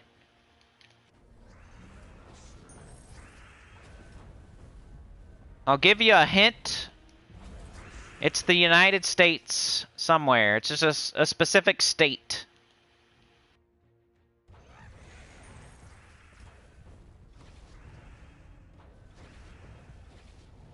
If no one has a clue, I'll try to give some hints. California, it's more towards the east than that. Chicago, that's getting closer. You guys are getting warmer. Chicago is closer than California. Getting hot. Getting warm.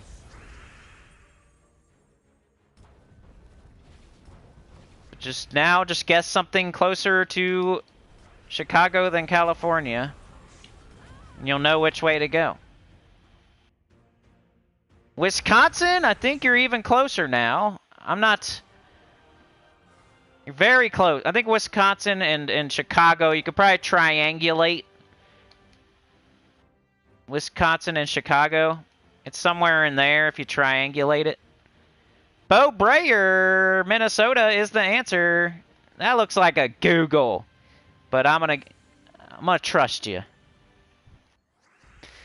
It originated in Minnesota. Maybe Bo lives in Minnesota.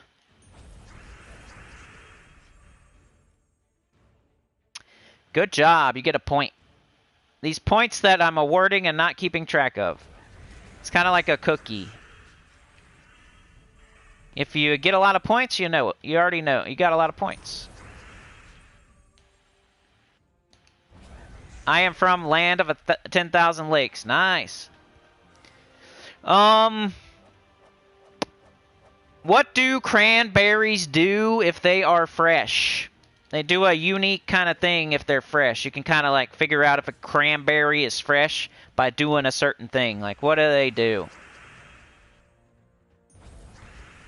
This might not be the best question, but... Livewire ate all his points.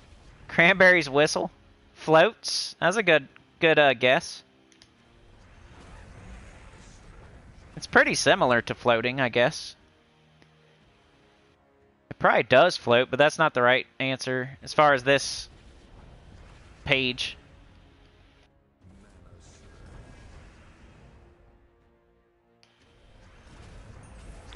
They fart. They sing about zombies. What's in your head? Zombie, zombie.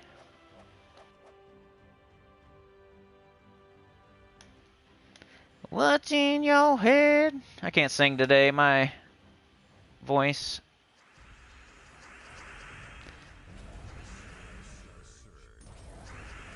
Zombie, zombie. We were talking about zombies earlier.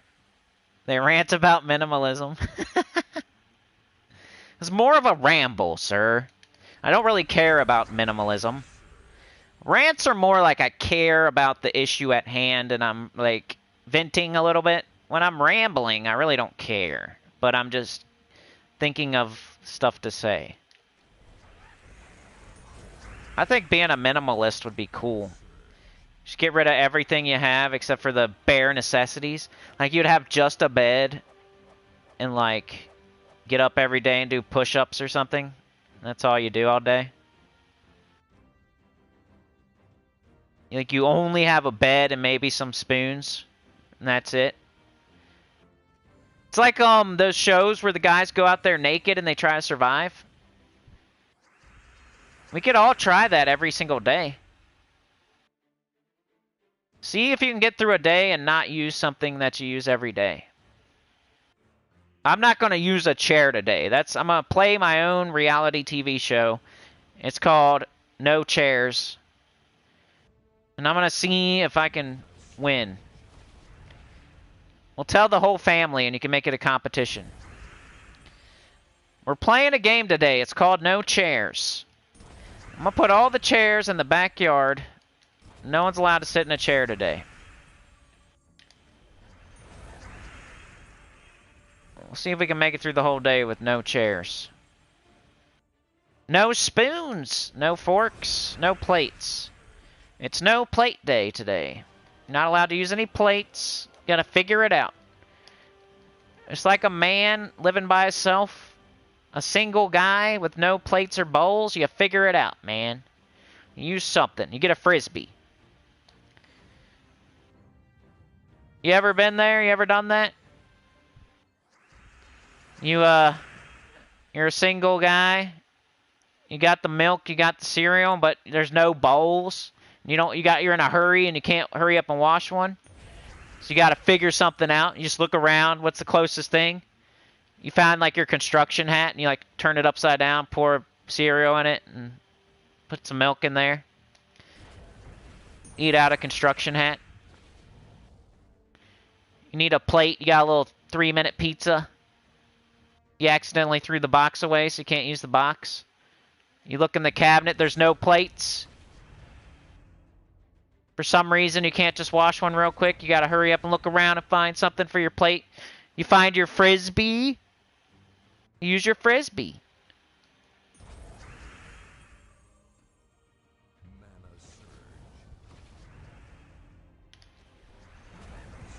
Pizza on a Frisbee. I'd just take a chair and sit on the floor.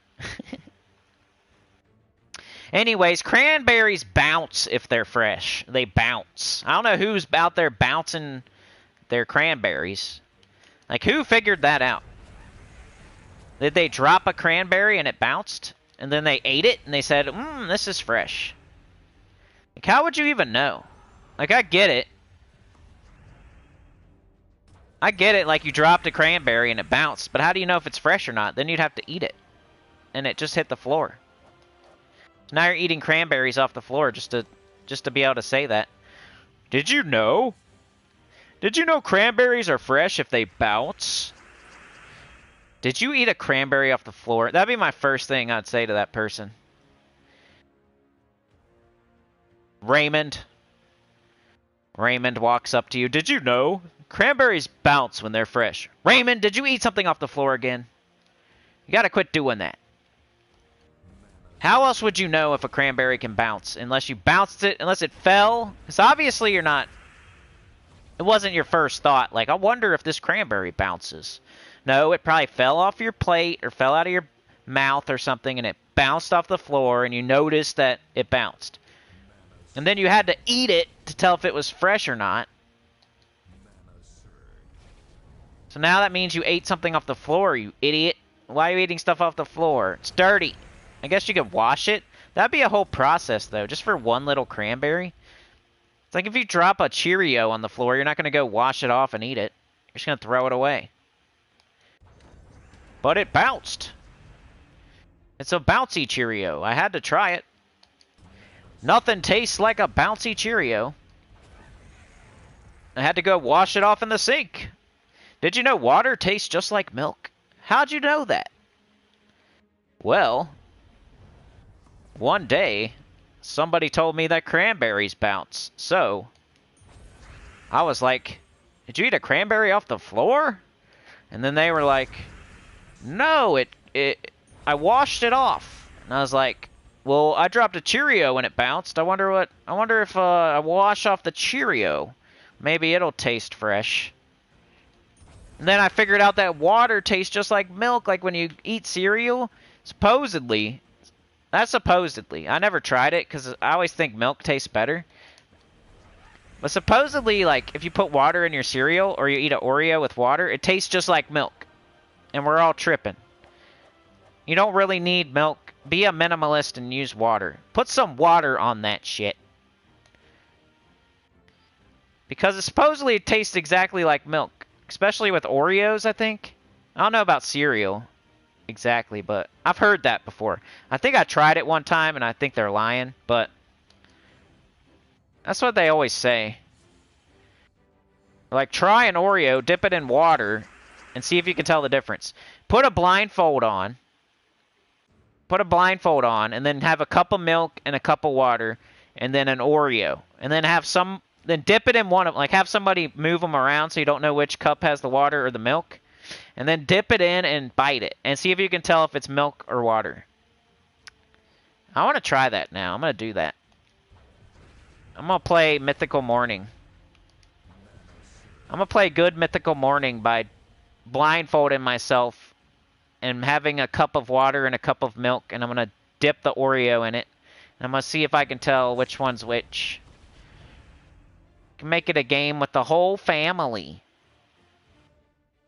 And then you could try cereal too. This bowl, you probably have to use like, I don't know, maybe Golden Grams or something that actually has some, like you probably can't do Cheerios. You probably can't do like plain Cheerios. It's got to have some sort of, got to be some unhealthy, crappy cereal that has a lot of taste. That way you can't tell and it's just getting wet. So you got like Golden Grams or Captain Crunch or Frosted Flakes or something like that. One bowl you put water, and one bowl you put milk. And then you blindfold, you switch the bowls around, and you see which one, if you could tell. Can you tell which one's milk? Probably depends on what the percentage of the milk is too. If you had like skim milk, that always tastes like water to me anyway. Maybe that's what that came from. Maybe somebody tried skim milk and water and said it tasted similar. Well, duh. Skim milk tastes exactly like water, so I believe it. But if you have like whole milk and water, there's no way. But I still want to try it. The best test would probably be 2%. Somewhere in the middle. To see if it actually does. Whole milk, not fair. Skim milk, not fair. You gotta try like 2% or 1%. You gotta try something in the middle. And then water. And probably not tap water. Maybe like, I don't know, maybe tap water. You gotta make this experiment fair. Can you tell if it's water? That's the game show. We got Clues, the video game. We got Do Karate on Each Other, the movie. And we got Can You Tell It's Water, the game show. Now we have a movie, a TV show, and a video game. We're starting this media company out strong. Clues, the video game is going to be a hit. Do Karate on Each Other is going to be like, there's going to be like 10 of those. Part 10. Do Karate on Each Other, Part 10. Number 10. And then, of course, Is It Water or Not? The game show. The game show, Is It Water or Not?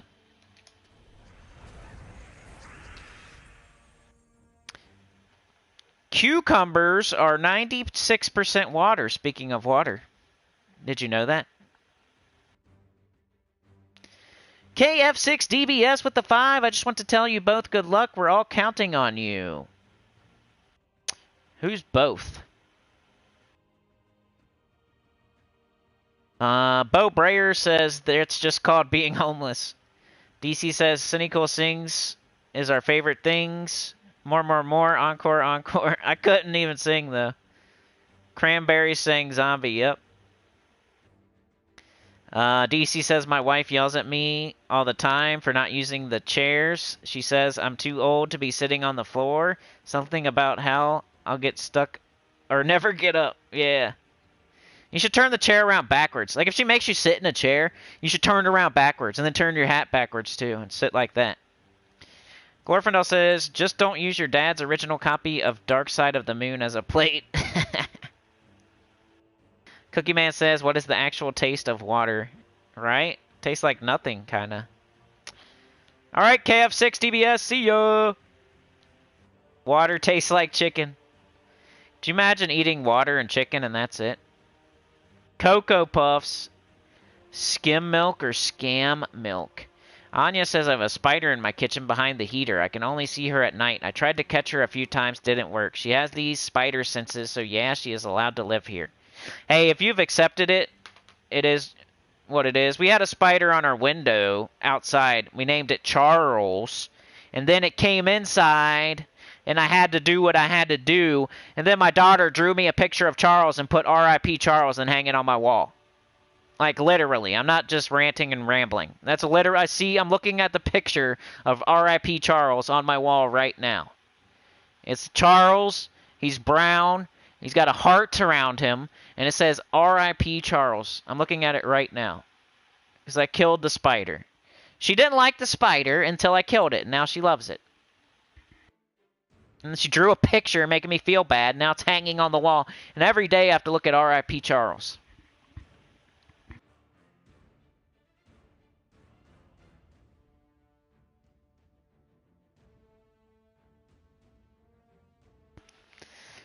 Sinnycool sings the album. Yeah, my daughter's funnier than me. Anubis the Lost. Humans have a high percentage of water as well. How do they taste? I don't know. Alright, let's try a different one. The food one's not even trivia. It's just facts. Food facts. It did, like, kind of set me off down a couple rants, though. That was nice. Cranberries, the rant. Does it taste like water? Is it water or not? The show? You never know what I'm going to come up with.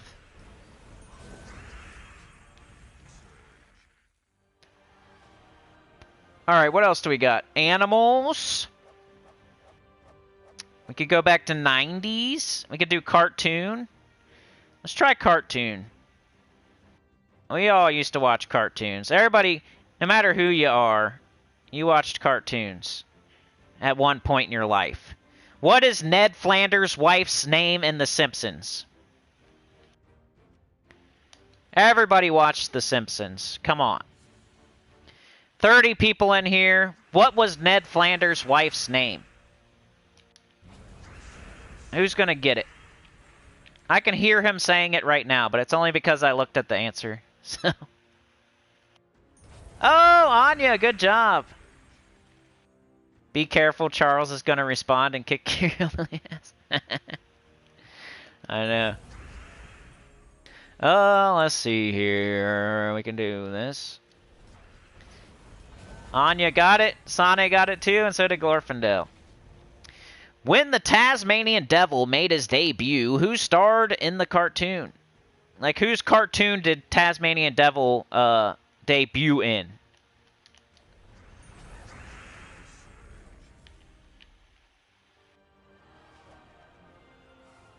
I got a, did you guys see that tarot card I got, by the way? I didn't have yet. That was pretty cool. That's another thing you're kind of looking for.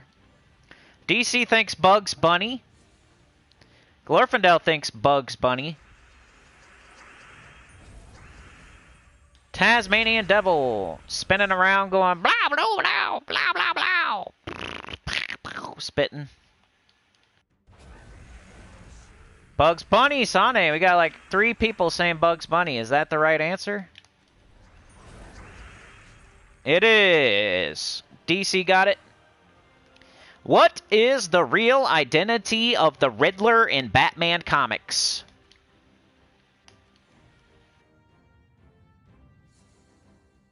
Jack Nicholson, right?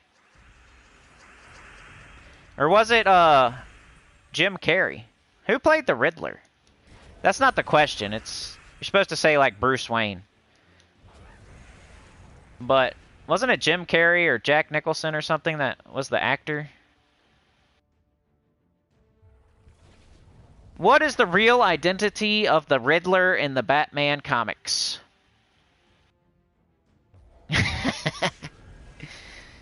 Edward Enigma says DC. Cookie Man says Jim Carrey. Anubis the Law says Edward Enigma. Al Bundy says Glorfindel. Jean-Claude Van Damme. Duh. Duh, it's Jean-Claude. It's Jewin. It's Jewin Van Damme. Jewin Cluad. It's Jewin Cluad Damme. That's who it is. Let's see the answer. Edward Enigma. Enigma. Wow, they really put Enigma on there a lot. Alright, The Flintstones is one of the most popular cartoons in history, but which period is the series based? Duh. This one's like a duh. Everybody should get this one.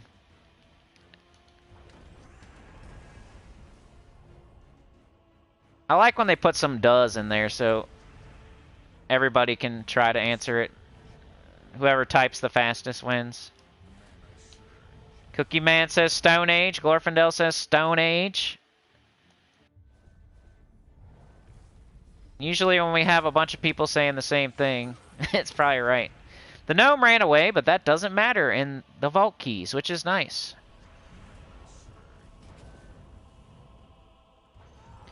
Stone Age is the answer. Cookie Man wins the point. Which musical band turned down the part of the Vultures for the cartoon The Jungle Book? Which musical band turned down the part of the Vultures for the cartoon The Jungle Book? It's a little bit harder, I would say. You kind of got to think about the time period when The Jungle Book came out.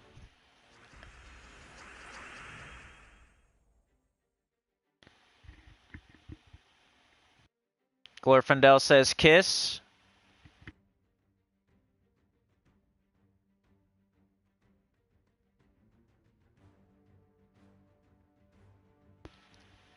Name some bands from when that movie came out. Is that like Mobley and is Baloo? Is that Baloo and Mobley, or is that something else? I always like Tailspin. Oreo, Tailspin, Oreo, Tailspin. We'll get in on another tailspin. Oreo, Tailspin, Oreo. Off topic spoiler, that final boss fight in Underspire this week is a pain. Finally beat it using the Blackheart's Horn, Sycorax, Megavore ×2. Hey, that's cool. I figured, like, I was playing it and I was like, man, what if this gets super hard? I remember mentioning that while we were playing it. I'm on the 6th boss. We should probably get back to that. I like when stuff is difficult. Only problem is I'm trying to get through the Underspire using as few torches as possible, so if I lose, that's gonna suck. We'll do 3 more vault keys, and then I'll go back to the Underspire. We still have a good 2 hours left. So anybody out there has any questions? You got 2 hours, 2.5 hours. Could think of any kind of question. Yeah, beginners are totally welcome. I'm super beginner friendly. I'm an endgame player, no matter what you think. I don't have Death Knight armor, so might as well make that 1700 or 1800. I have almost all the troops in the game. I'm totally free to play. My kingdom levels are pretty good. My underworld is okay. I could definitely do better down there, but it's just a time issue, not a skill issue, really. But I've also done 2 new account playthroughs. I kind of keep my finger on the pulse of the beginner's journey. I need to do another new account playthrough. Just not sure if y'all want to see that again. And like another time issue. Like, when am I going to do that? It's hard. It's hard to do a new account playthrough when I'm already playing 3 other games. It's almost like playing a whole nother game. The beginning of the game, like I was saying earlier, you could play for hours and hours and not get any diminishing returns on. Once you get to this point, you only have to play for an hour or 2 a day, and then you start getting diminishing returns.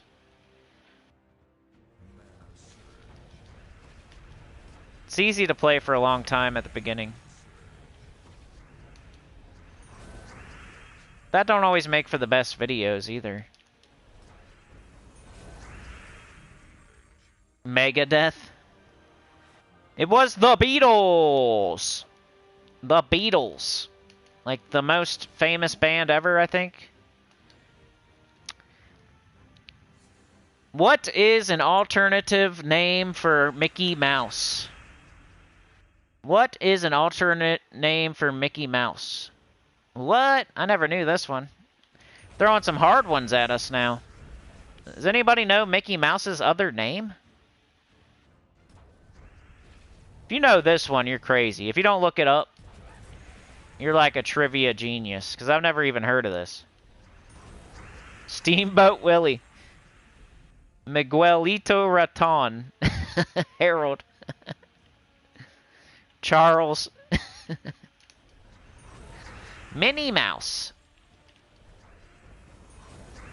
Scrooge McDuck. Launchpad.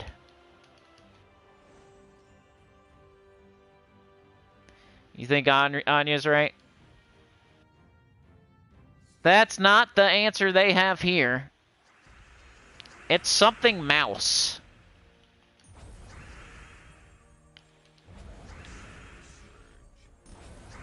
It's kind of stupid. No wonder they changed it.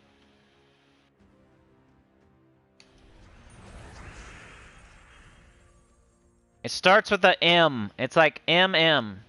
It was Mickey Mouse, but before that it was something with the M, Mouse. Mikey Mouse. I don't know why stuff like that's so funny to me. Mikey Mouse.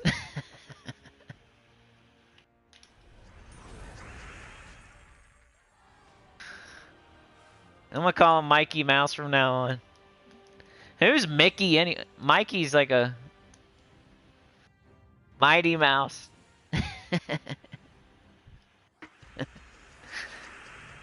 Oh, I'm crying about Mikey Mouse for some reason.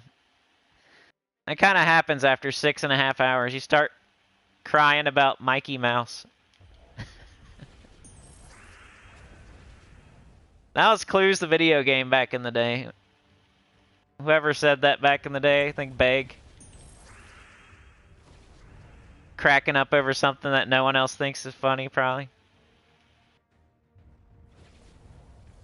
Mickey is something so different in Ireland.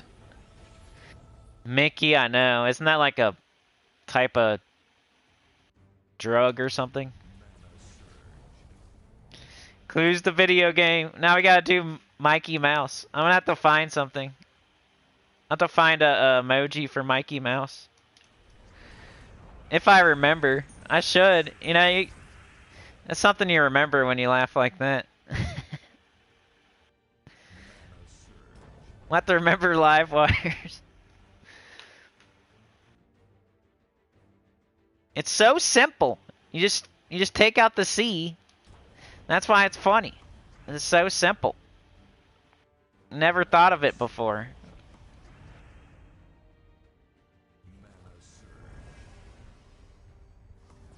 It's probably like how a kid would spell Mickey Mouse. You're like, who's that? Who you draw there? Oh, that's Mickey Mouse. Well, it says Mikey Mouse.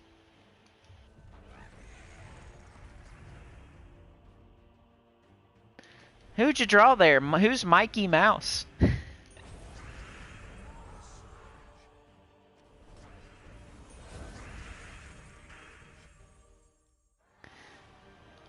Anyway, the answer is Mortimer Mouse. Mortimer Mouse. Not Mikey Mouse. The word Simba originated from which language in The Lion King? They're asking some hard ones. The word Simba originated from which language in The Lion King?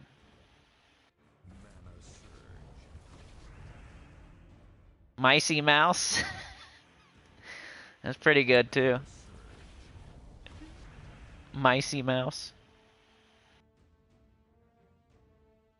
Mikey Mouse.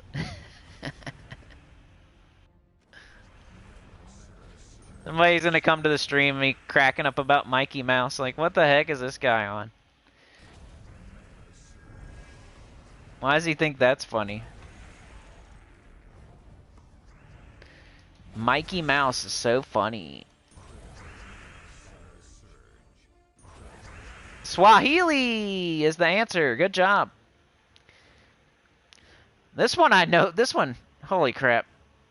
Which cartoon series holds the longest TV series and sitcom in terms of episodes and seasons in the United States? That's so easy. That's like, they went from like kind of hard to super easy there. That's like a type it up fast. Whoever types it the most. Yeah, Livewire got it. I think everybody knows that. It's like their claim to fame these days. They have the longest running show. Tom and Jerry. That was on for a long time, Tom and Jerry. I feel like if you turn on a cartoon, there's a chance it could be Tom and Jerry. A random cartoon. Somebody says, there's cartoons on the TV. And you go, look, it could be Tom and Jerry. Could be. Hey, John. Thank you very much, man. It was successful. Looks like I'm going to make it. We'll see. We got 2 hours left. And it's going okay right now. Right before I took my break, I was feeling kind of crappy. And then, like, when I got back from my break, I was feeling a little bit crappy. But I'm doing a little better now, so. The beginning was pretty good, as far as how I was feeling. And I kind of caught my second win now. I think I'll be alright. Here's a bunch of gems. I said I would quit doing this, so let's go do UNDERSPIRE. Hope you have a good day, John. We're doing trivia right now, and we're on cartoons. We did 80s and 90s and food and horror. There's a couple rants in there, more like rambles. I was trying to explain the difference between a rant and a ramble. Rant is more like I'm venting and kind of angry about something. And I care. Okay, so UNDERSPIRE. And we just killed that boss. We just got the 5th key. So we need to go back to the door. Where's the door? Is this the door? This is the door, right? Yellow. Yep. Alright. So this away. We got 11 torches. Can I do it without buying any more torches? I could potentially buy 15 torches for, what, 300 gems right now? If I need to. I would love to get it done in 11 torches. It's going to be close. If I do it perfectly, I should be able to do it. But if I go to any dead ends, it's going to be really close. And then if I lose, like 11 torches is pretty exciting. Because it's about as many as you're going to need.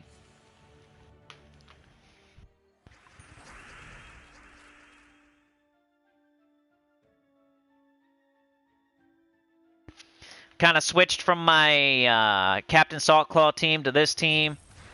This UNDERSPIRE, the deeper you go, the less effective the teams are. It's kind of, just got to do what you can do. I completely understand if you're using some sort of Blackheart, whatever his name is, Bio Blackheart. He's pretty good for defensive purposes and keeping you alive type of stuff.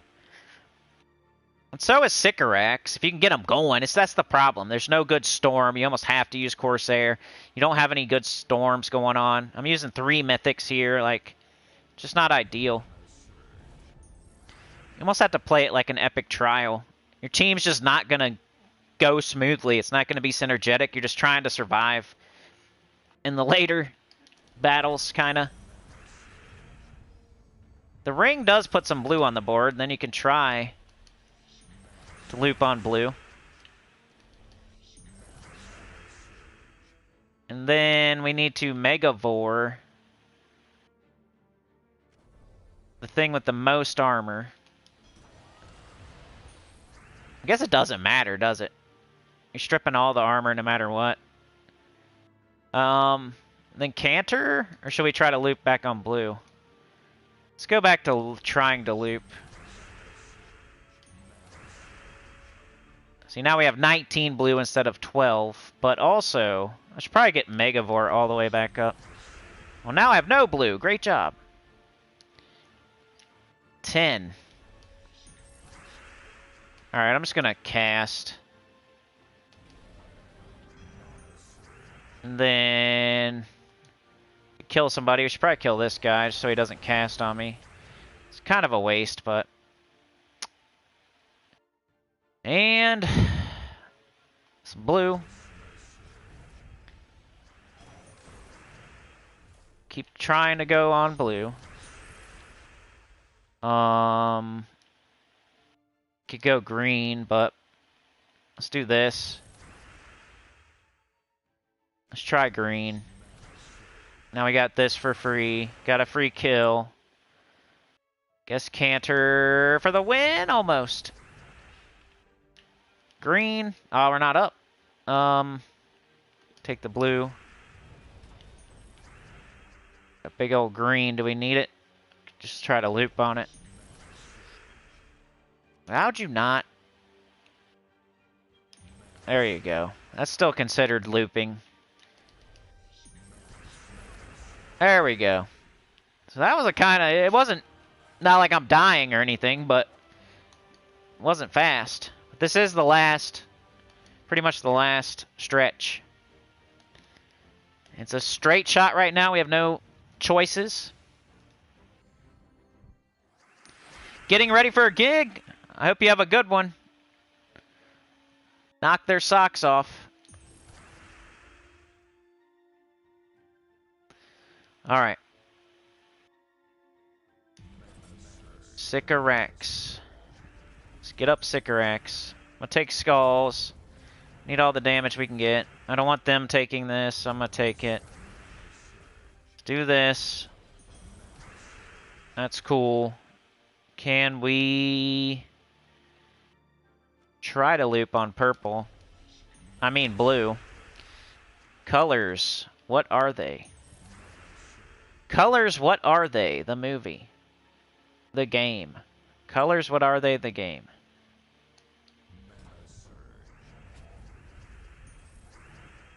Let's kill that. Let's get rid of this. Let us Megavore.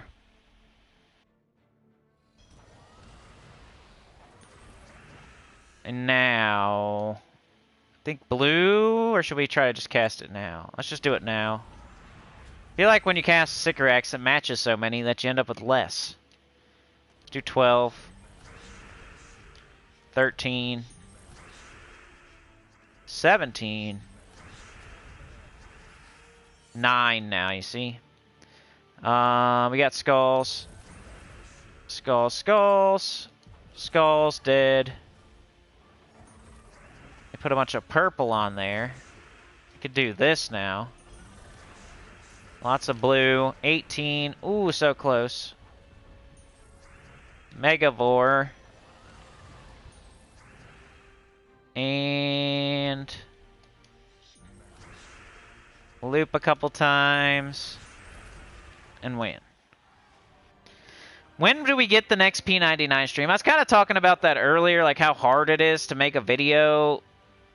I would have to, whenever I stream it, it's like I gotta do something simple. Where I don't have to think too much. Because live streaming takes a lot of brain power. You're playing a game while you're talking, and then EverQuest is a hard game. It's not like Dark Souls, you're kind of like solo. So if you die, it's just on you. You go back, you get your body, you try again. But in EverQuest, if you're in a group or something, you're affecting 6 different peoples. So I'm just kind of chicken, I guess. I'm not playing because being a chicken. Whenever it's time to do a EverQuest live stream, I'm like,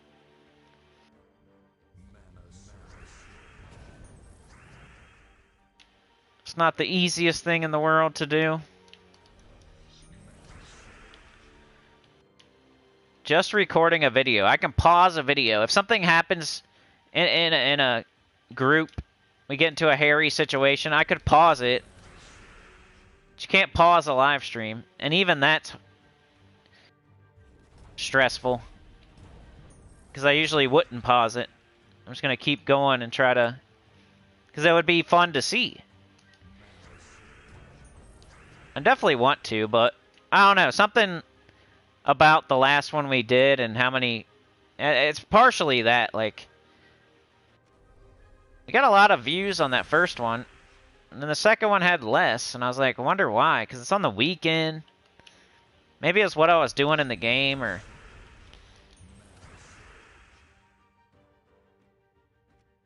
I don't know. There's like multiple reasons. It's not... I have to really work myself up to do that.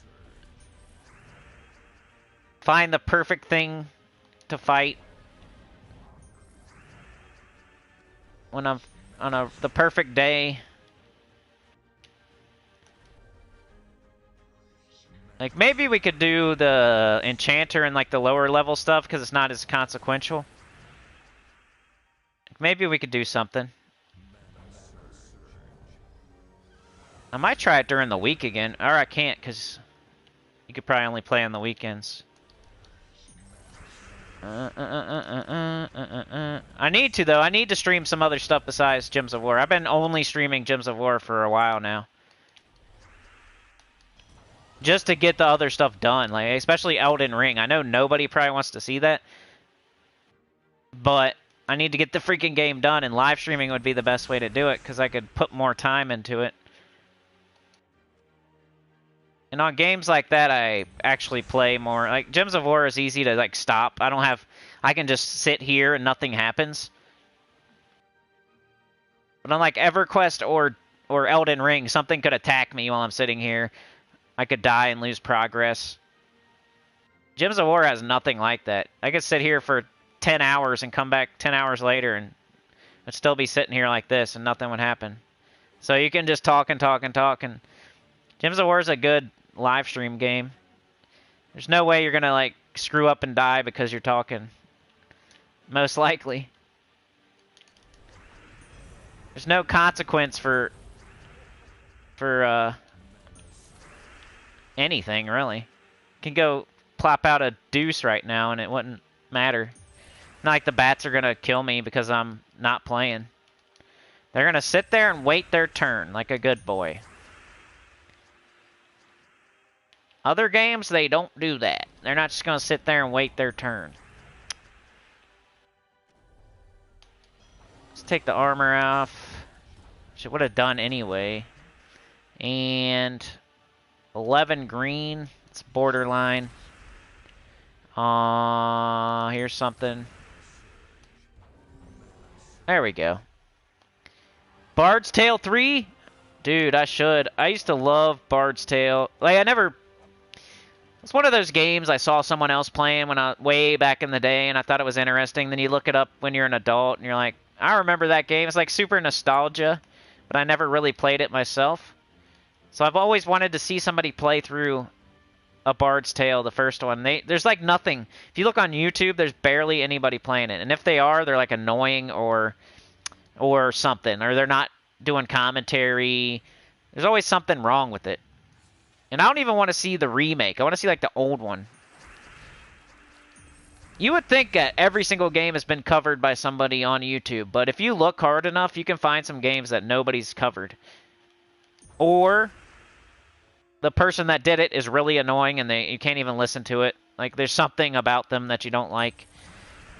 You try. You're like, oh, I remember this game. I want to go look it up on YouTube. You look it up. You find somebody. Their name is like Dingleberry Brad or something like that. And you're like, oh, jeez. Hopefully this guy isn't annoying or knows what he's talking about or whatever. And then Dingleberry Brad is just so annoying that you can't even stand it. So you can't even watch Dingleberry Brad play the game. So you go and you look for another one. And you find, like, Bard's Tale Complete. And you go click on that one. All right, I want to watch it complete. But there's no commentary. It's just the game. And it's just nobody talking. You just see the game. Which is okay when you're looking maybe up a walkthrough. But if you're doing it for entertainment purposes, you don't want to watch something with no commentary. You want to hear what the person's thinking and what they're doing with the characters and what... I don't know. You want to hear what the person thinks about the game and, like, why they're doing what they're doing and stuff like that. I don't think I've ever watched anybody where they just don't talk while they play they just put out footage of a game with no commentary. That's maybe every once in a while if I'm looking for a walkthrough and I just want to see a certain spot. And I don't even look up walkthroughs until I'm already beat the game or something, and most of the time. So that's not even something I really look for. But yeah, I've always wanted to see somebody play that, like, that's good at it, and I don't know, I'd like to play it. We're talking about 3, though. I've never seen 2 or nothing, so hopefully it's good.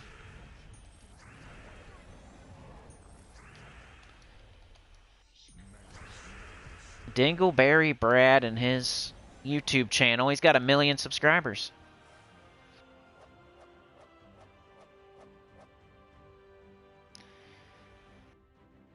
Life of a Chicken, the series. Beg says, still going, got back from church and brunch. Trey says, you looked into TCM any. Drops next month. Baldur's Gate 3 looks epic. Other companies are complaining that they are over-delivering. Sane says Frostpunk is hard game to play. Baldur's Gate 3 is coming out soon. What's TCM? I'm drawing a blank. I've been streaming for almost 7 hours, so I should probably know what that is, but... And I'll probably think of it any second now, but I would rather you just tell me. Texas Chainsaw Massacre, oh yeah. I don't know, I like those games. Is that one of those asymmetrical horror games, or is it like Dead by Daylight, or what's it like? I haven't really looked into it. I think it's a asymmetrical one of those things. Is that what they call them? Am I saying the right word? Dead by Daylight and... I think I would love that game if I ever tried to play it.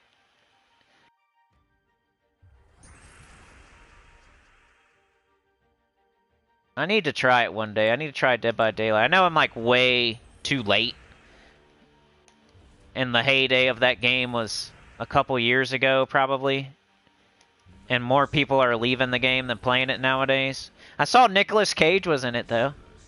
Speaking of him and Con Air and all that stuff, you know, he's in Dead by Daylight right now. That's pretty funny. I was watching somebody play it, and they were him. I didn't know who the killer was, but they said the killer was OP. Whoever it is. I think it's the newest one. It's like an OP killer. I definitely enjoy watching people play it if they're good at it. Like a good killer or a good survivor. It's fun to watch. And I like both, too. I don't only want to watch killers or only watch survivors. I like watching both. If a good survivor, like, loops the killer, or killer gets a 4K. Always fun. Type of stuff I watch. If I'm not watching Ghost Hunters and Debunkers. If you guys get on that bandwagon with me, you should check out The Shape. He's pretty cool. I put a Discord video of him in what I'm watching right now. He's pretty funny. He's good at YouTube too. He does like the editing and everything. The YouTubes. He does the YouTubes and the Facebooks. The Vidya game. He plays the Vidya game. No, actually he doesn't. He's like the OG debunker. And then all these other people came after him. Like Beardo and Mr. Gray. Shape was first. TCM is 3 killers versus 4 survivors. Whoa! They should probably even them up then. Feels like in Dead by Daylight the killer's really strong, but there's more survivors, so that's why it works. So they're gonna have to make them pretty similar, and they're gonna have to like nerf the killers or something. I didn't see how much damage I could do. I'm gonna guess that's a good one. I'm missing Sycorax. That's not cool. We just gotta survive here. I don't want to lose any torches.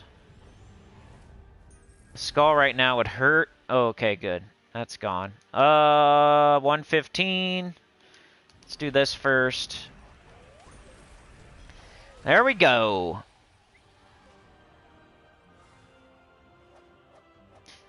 That's the dilemma for me. I never have time for other games. I wish I did. You guys think the boss is this way, or is it this way? This one's turning. This one's probably going to go straight. There's a lot of room left. I always thought they would fill up more of the map than this, but we're almost done, and that's how much we got. You guys think it's this one or this one? This one's like a straight shot straight up. This one's going to turn left. I think I'd go with this one, so it's probably the other one. And I only have 6 torches, so I would really like to make the right choice.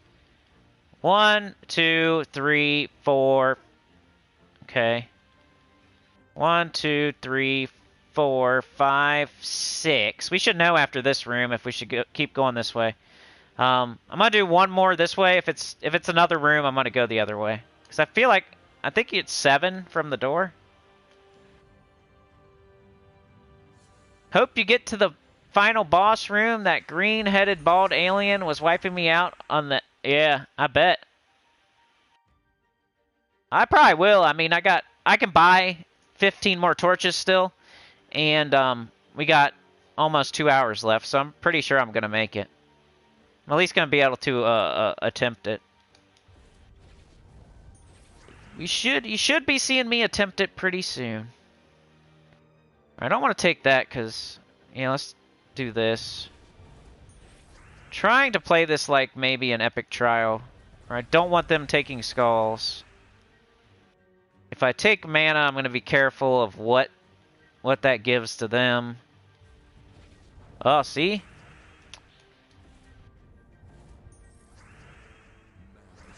We need Sycorax up. I could loop. I gotta take this. Yeah, I guess just red. Okay. I kind of need purple, but I really need Sycorax. 11 blue. Not bad. We can get looping. Get us a bunch of HP.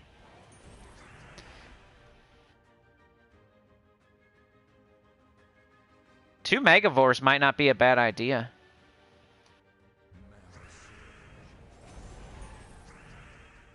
$12. Borderline. Got it. See, I could just keep doing this. If I really want to win and make sure I win. Switch to brown now. How now, brown cow? Let's do this, though. And I guess I could kill this guy and just strip all the rest of the armor. Okay, we got Sycorax. There's 11 blue. Let's do Canter. Hopefully that death mark doesn't hit my... So now's a pretty good time. Now we get rid of the red.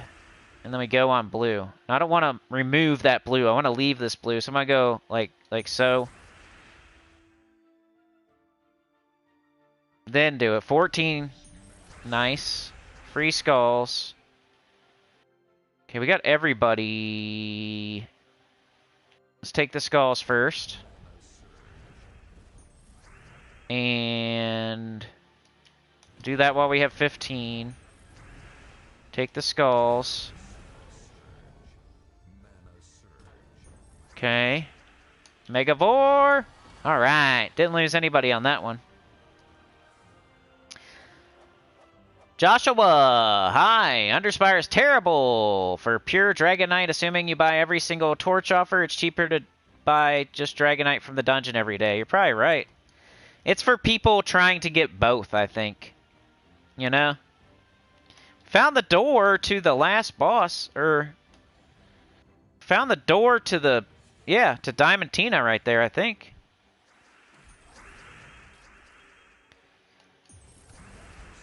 I might have to buy some torches. Yeah, I don't even think a lot of people are doing the Underspire for Dragonite, really. It's on the last boss. Most people that are going to the last boss that have enough gems to go to the last boss already have Diamantina. And if they don't, they probably have enough gems to do the dungeon and the Underspire, and they're going to get it just quicker. I don't know. There's probably a bunch of specific situations out there, really. Like me, I don't have enough gems to do both things. So, like Joshua said, I'd probably rather do the dungeon, but I'm going to do the Underspire either way, but I'm going to probably do free from now on. It's a lot of work and effort and the same cost to go get the 100 Dragonite. So I'll take skulls. So we'll do this. That'd be a waste. Let's do this. Alright, now start over. 11 brown. Let's do that. And I could just keep going. That'd get up Megavore eventually. And the ring. I could do brown more. I never thought about that.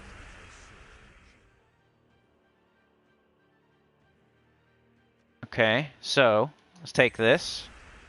Let's do this. Let's cast 115 plus 39, or no. 115. So do we... Okay, we have to cast on that. And do this. Get a kill. 13 blue.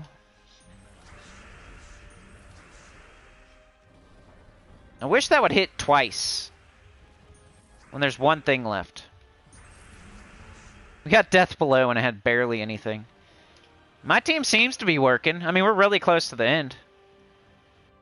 Alright, so now I need the keystone. I only got 4 torches. Is it this way? Or is it this way? A little sneaky farts probably put it this way. So you find the dragon and you're like, where's the keystone? The other way, I bet you, is the merchant, maybe. I don't know, though. Let's try up. I think somebody said up anyway. Sane. Either way, if I have to, I'll buy more torches. I forgot to buy them yesterday anyway.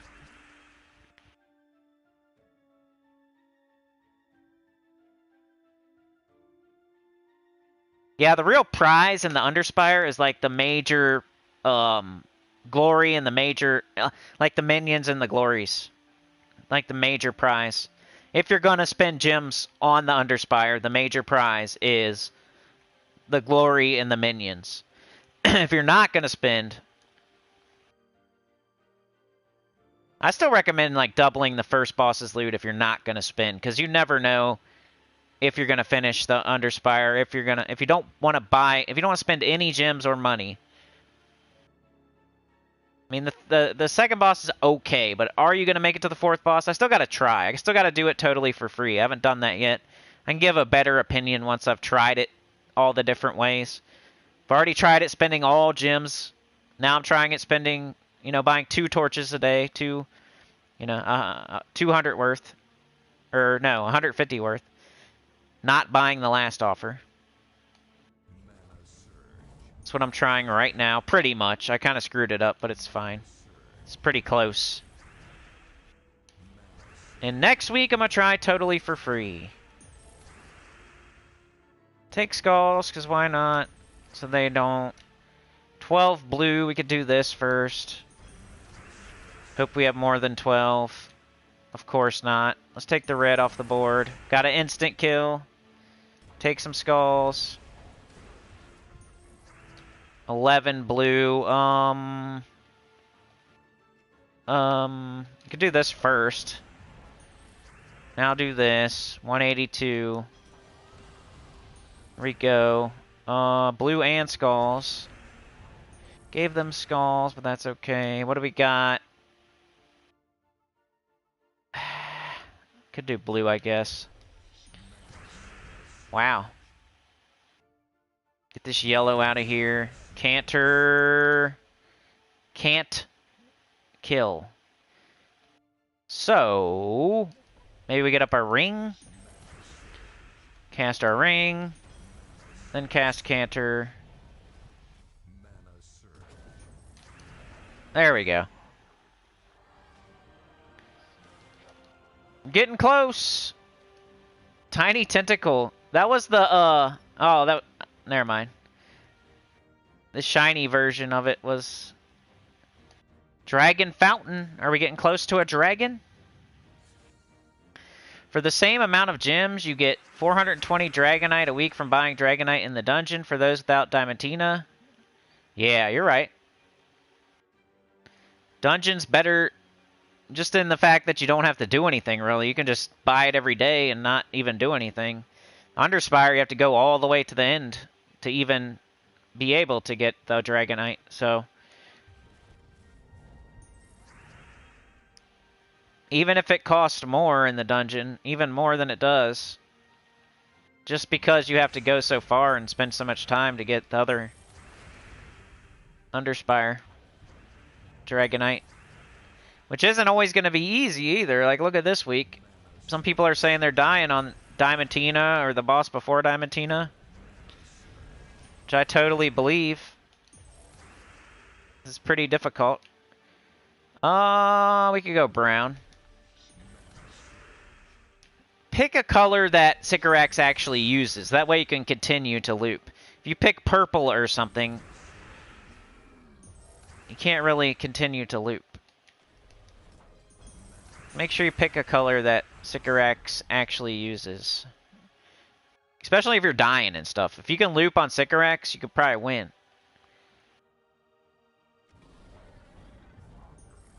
115, so close. Guess I'll hit this one. 12 blue. And we should have an extra turn somewhere. Where is it? Nowhere? Kidding me? 16 blue. 7 hours, everybody! By the way, psst, we're 7 hours in. I got to 7.4. Don't scare it away, though. It's been a very long journey from 7.39 to 7.4 for some reason. It gets that way when you get a little bit too far in Gems of War subscribers. It slows down quite a bit. I mean, look at the big guy. He's been stuck on like the same number for like a year. There's like just so many, a finite amount of Gems of War subscribers, so it's getting harder and harder for me to gain ground. And don't scare it away, but I see 7.4 right now. If you tell too many people, they'll unsubscribe just to affect you. Like, oh, he thinks he's got it? Not anymore. It's like a little bunny rabbit I've been chasing around, and it keeps running away. And I finally caught it. But I'm like Tommy Boy holding the tiny chick. I don't want to squeeze it too hard and smash it like the roll. The dinner roll. I feel like I'm Tommy Boy holding the dinner roll right now. And if I get too excited, I'm going to squish it and it's going to go away. It's going to die. 876 Vlad me back. Hey everyone. And Cindy, there's no undead from Madonna. Should be named Can't Hurt instead of Canter. Yep. Chad says, I'm back. Had to get dressed for work, load up a round of laundry, and use the bathroom, and not in that particular order. Joshua says, the thing is buying every single torch offer, assuming that is what it takes to make it to Diamantina, and the Underspire costs the exact same. You don't have to buy everything. I think you can skip 2 if you want to really nail it down and figure out exactly how much stuff costs. I was able to get to to finish the whole Underspire without buying for 2 days, which you could turn into not buying the last offer, you know, for 6 days. That's why I'm trying that this week. So I could save 900, like take 900 gems off of whatever you decided was all the gems, and that's how much it actually costs. It's almost 1,000. If you take 1,000 off, that's what it actually costs to get to the last boss in the Underspire. And there's people out there that get it done easy, like they get more lucky. They get it done quicker with less moves. Which it's complete RNG, unless you're going backwards, doing dead ends, and going behind the door. It's pretty much RNG if you're not doing that. So you just kind of get lucky if you do it in less rooms than somebody else that's also doing it right. I'm gonna get that ring. I know I said not to do that, but there's nothing else going on. Red. Okay, come on, Sycorax. Come back to me. I don't want to take all the blue. If we got green or brown, I'll take it. I guess I'll take purple. Getting bogged down here, but it's okay. We're very deep. We're just trying to survive and win at this point. Nobody's trying to go super fast and impress the crowd. I'm not in a drag racer car. Burning the tires up. Spinning the tires. Laying down some thick black tracks. I'm just trying to get to the finish line. We're going from point A to point B, as they say.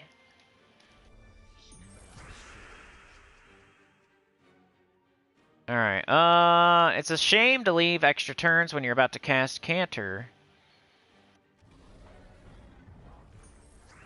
Alright, 115. I should have killed the other guy. Void Caller. Super deep in the Underspire. Super deep in the Chat-a-thon. Can't even talk anymore. I got something I gotta do later today, too, so I'm not done after this. Normally, after a live stream, I'm like, done. I'm done. Today, I actually gotta freaking do something after this, too. So, I'm not like, oh, yay, I only got an hour and a half left or something. It's like, oh, yeah, I gotta do that other thing after this. Should have grabbed that poop. Which sounds like that's what Chad is doing as well. Chad is going to work, so it's pretty much the same. Sunday, going to work on a Sunday this late? It's always fun. We got Megavore. I guess we could... Who are we gonna kill? Man, I picked the wrong time to cast it. It's alright. Now Canter can at least kill no matter what it touches. 15 blue. Okay, we got enough to kill. Let's go. Alright, once again, didn't lose any troops. Pretty deep. About to fight the 7th boss. Or 6th boss. Oh my goodness. Where are you at? 1 torch left. Guess I'll just keep going straight up. No matter what, I'm going to get it done. I got 15 left. I just don't want to buy them if I don't have to. But I have to now. There's no way now. I have to buy something here.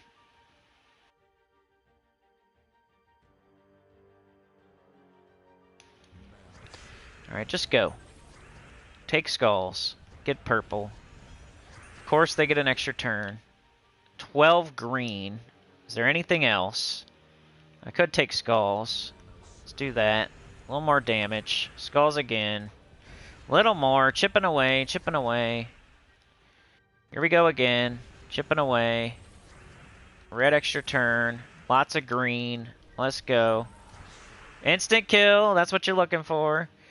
I could take skulls, but that'll screw up my loop. Let's loop on green. Let's keep it going. Okay, do that. Now, let's take this. Chance at an instant kill, might as well. You do Canter first, then you can see who you want to kill after that. Can't kill anybody. We got a yellow extra turn. That's nice. And... could Megavore. There's only one choice. Sycorax, 11 green. Not enough. Let's take blue instead of green so we can try to loop on green. Purple and skulls. Blue instead of green, so we could try to loop on green. Yellow and green. They put a bunch of red up there. I cast my ring puts red. You're just gonna keep doing that? There you go. Self-destruct, yeah! They both self-destructed. Alright, we're heading this way. This might be a whole red herring diversion thing. And I do have to buy freaking torches. It's okay, though. Bought the first 2 every day until Saturday. Then I forgot. And now I'm going to have to do it again. 5 torches. Can we get it done? I don't know. It's going to be close. Probably going to have to buy one more.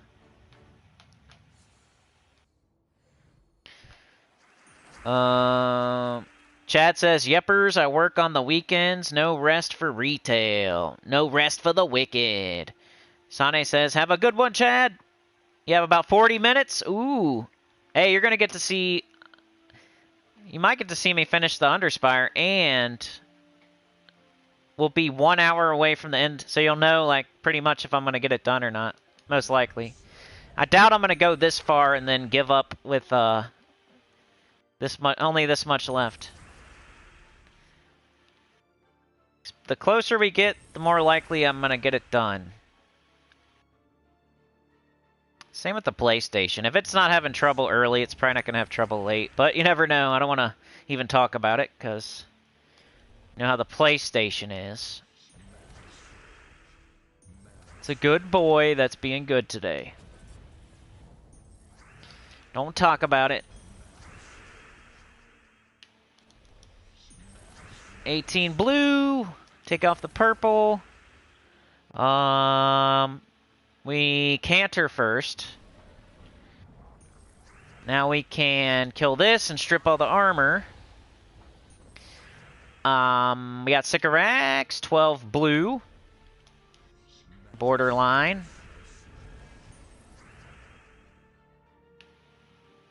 $11 brown. It's our best bet.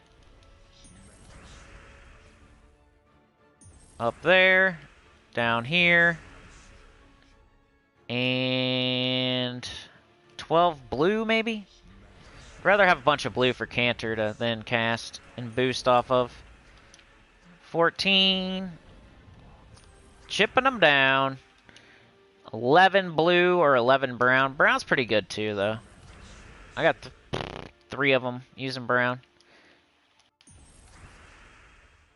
It's just that Canter boosts off of blue, so it's nice if you can put a bunch of blue on the board. Let's go ahead and get up Megavore too. There we go. We got some skulls. 1 HP left. That's beautiful. Then you summon something in. Like, we need that to happen too. Okay. I think we Megavore. Let's just kill this thing. 2 to go. I don't care about the damage, I just want the blue. And we got this. Maybe one more time. 14 green. That's enough. Instant kill. 13 blue. That's super close. Got it. Alright. Still not dying. Once I started playing this team more carefully, it's a dub. Hey, and I found the boss. Can I do it? It's Ruby Layer. Alright, John, we'll see you, man. Have a good gig.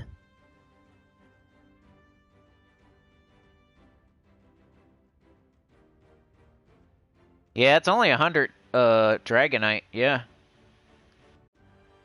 Right, Sane? I think most people are. Would anybody blame anybody for taking a break after the stream? It's Sunday, it's halfway through the day. Chill out and watch some TV or whatever, mow the grass. I guess mowing the grass ain't chilling, but at least you're not working. Most people do that on Sunday. If you're ever chilling on a Sunday and you feel bad for relaxing, don't feel bad because it's Sunday. You're supposed to do that.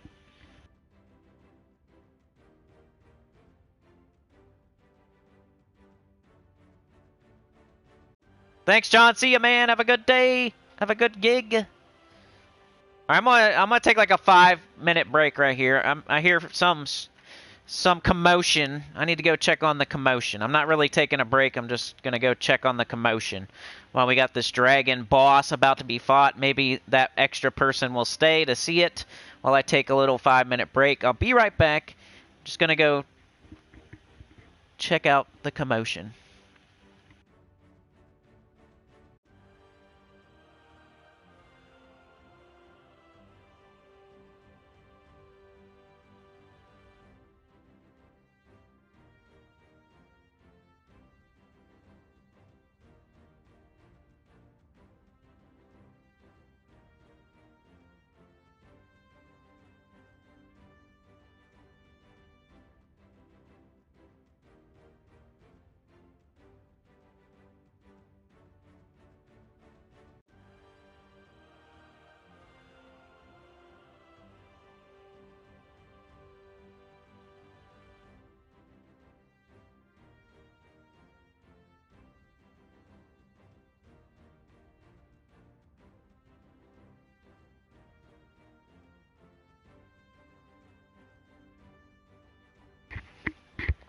Alright, they're just yelling at a game. Been there, done that. Yelling at a game.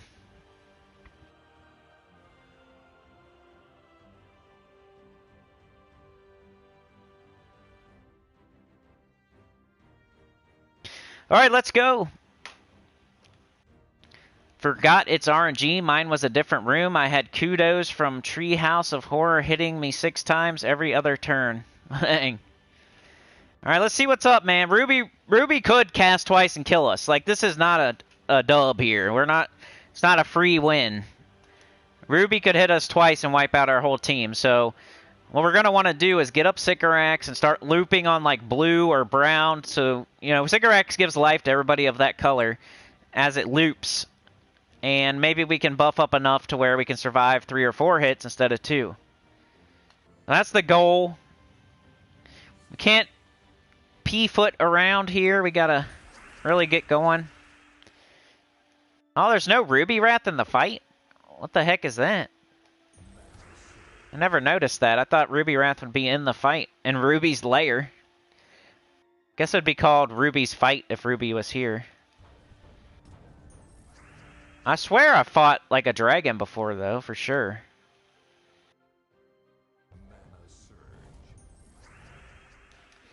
Meant to do this. Now, blue. Big old blue. 15, that's good. We have to take this or try to loop. Let's loop. Get up Megavore. More times we loop, the more chance we have at a death below. That's why some people do 2 Megavores, because you have extra chance. We've got to cast something eventually, though, so I'm going to take this. And maybe I should have took that. Well, I don't know. Now we do this and see what it hits. Cast this on... Doesn't really matter. Guess you. Close to death now. Get the ring, finish this guy. That gives us some blue. 12 is borderline. Death below, nice. And, got the brown. Sycorax on blue. Looping. We got skulls up there. Let's take this yellow out of here. The blue. Or I could take skulls. Let's take the blue first. They're gonna hit me either way. So, guess I'll do this. And I'll do that. And then I can do that, kill that. One more. It's this here. And we almost got it. Yeah, we got it. That was the boss room with the major orb of glory. That's a good one to double if you make it that far, and you know 100% chance you're going to make it that far. That's a decent one to double, because that's a really, really good thing. And 2 of those would be better than 1 of those.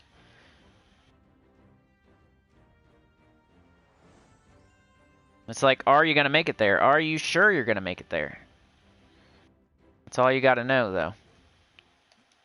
The heck? Made me go all the way out. Last fight!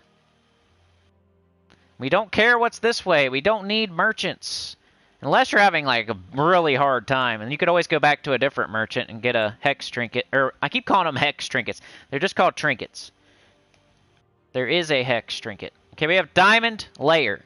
We got 3 torches. We should be able to do this. And how many did I not buy? I did not buy 900 torches. 900 gems worth. And then yesterday I didn't buy any. I think. That's 12. No. That would be 1,050. And then I might not need to buy the 100 here. So it's something like 1,150 that you don't need to buy, that you can save. It's around there. It's around 1,000, 1,100 you could save. So pretty much you can just skip the last one every day. If you want to play it safe, just buy the first 2 torches every day. Then on the last day, if you happen to need all 3, you do. And if you don't, you don't. You can decide on the last day. You can save the max amount of gems by only buying 2 torches a day up until Sunday. And then you can figure out, do I need it to buy none today? Do I need to buy 1, 2, 3? I think that's the meta right now. 2 torch purchases every day until Sunday. Unless you get it done before Sunday, then that's fine. You know, you don't have to buy any on Saturday, maybe. I didn't play as much, though. I was waiting till today to play, so... I potentially could have got it done yesterday or the day before. But at least I know that now. You could save like 1,000. You don't have to use 1,000 gems worth of torches you don't need. So when I beat... Last time I beat it, I probably wasted about that many. I don't know. Something like that. All I know is you can get all the way to the last boss buying the first 2 torches each day. And then on Sunday, you can figure out if you need to buy any or not. And you might even get done before Sunday. It's also like how lucky you get too, how many dead ends you go down and all that business.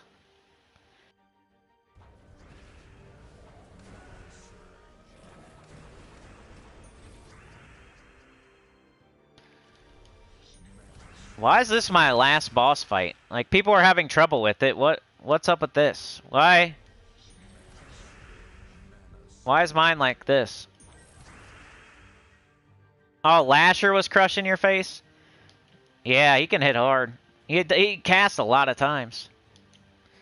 14, so I'm going to take the blue out of here. Make it 15. Get some free skulls. So you could just concentrate on him then if you know that that's the one that's going to get you. So, I have targetable... Well, not really. I can't... That's first and last, but... I could always cast Megavore on Lasher if I know he's a problem. I could at least always cast Megavore on it.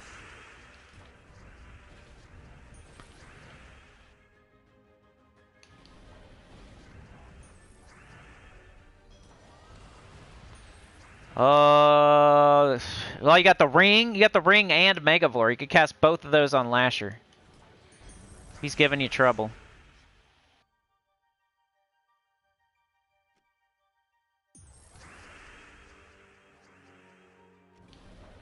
The Canter, unfortunately, does first and last. Which won't hit Lasher until you kill the first enemy.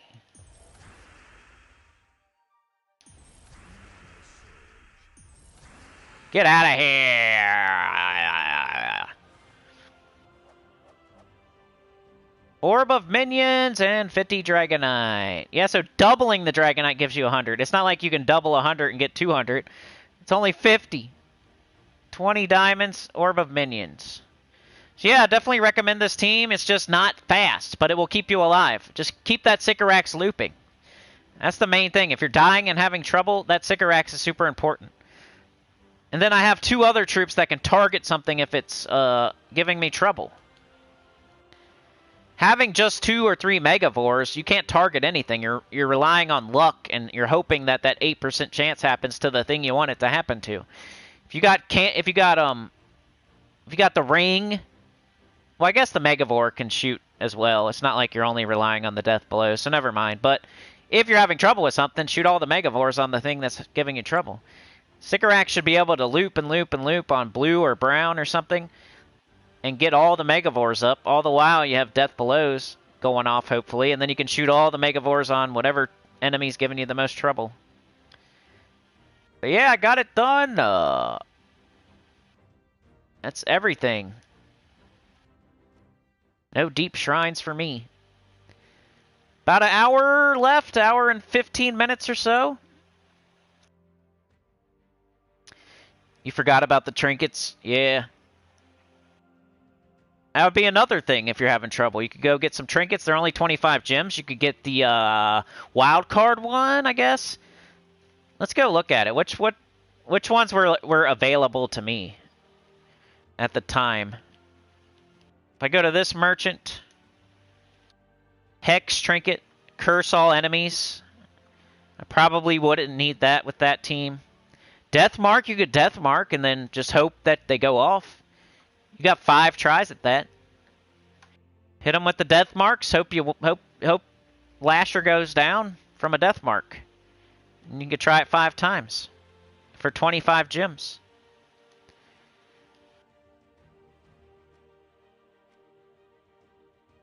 Bone trinket. I don't think that's going to make enough Doom Skulls to do anything good for you unless you actually had a Doom Skull team, which we weren't using, so I wouldn't go with that one. Resistance trinket. That's not bad. Resistance trinket. Gets spell armor.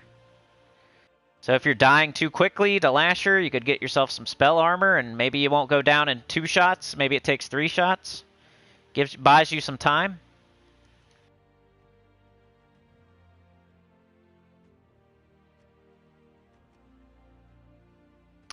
There's the bone trinket again, resistance trinket again. That's kind of weird. Same trinkets.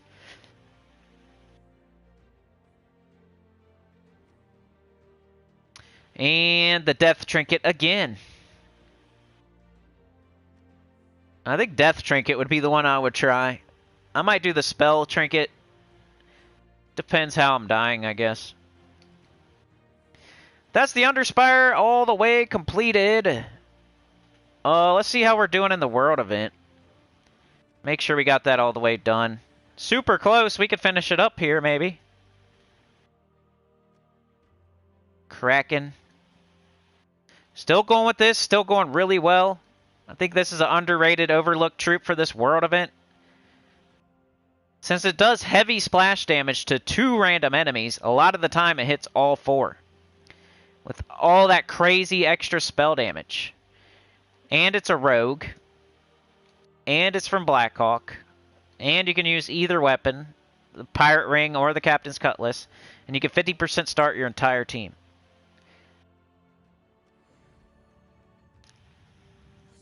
Hey, thanks DC. Thanks Livewire.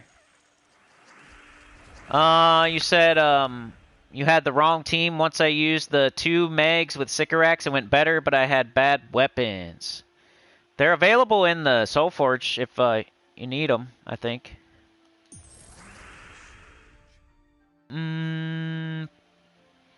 Okay, so let's get up our other guy. Let's hit this, because we want to do splash damage. I'd rather kill the first troop than the third. Oh, wow. I must not have my medals on. That sucks. This don't feel right. I need to get that Valraven before it flies away. Need to go put my medals on. I was too busy talking. Now I'm fighting a battle with no medals. Brown and purple. Nurple.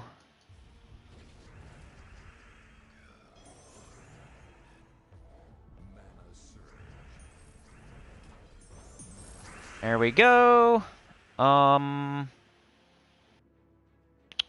Just do this. Now we got both. I figured I'd need both. Alright. Gotta go put those medals on now. It's like it only asks you once a day. So if you play World Event, it'll ask you. And then if you go do something else, you go do Underspire, you go do Vault Keys, you go do your dungeon, your adventure board, and then you come back to the World Event, it won't ask you again. And you gotta just remember on your own, which is kind of dumb. Because of course you're going to switch out of your medals when you go do other stuff. If you do the World Event, then other stuff, and then the World Event, make sure it's not going to tell you to put your medals on. It'll only ask you one time. And then you end up in a battle like that, and you might waste a sigil. Because sometimes it gets really hard, and the only reason you're winning is because you have the medal with all that extra spell damage.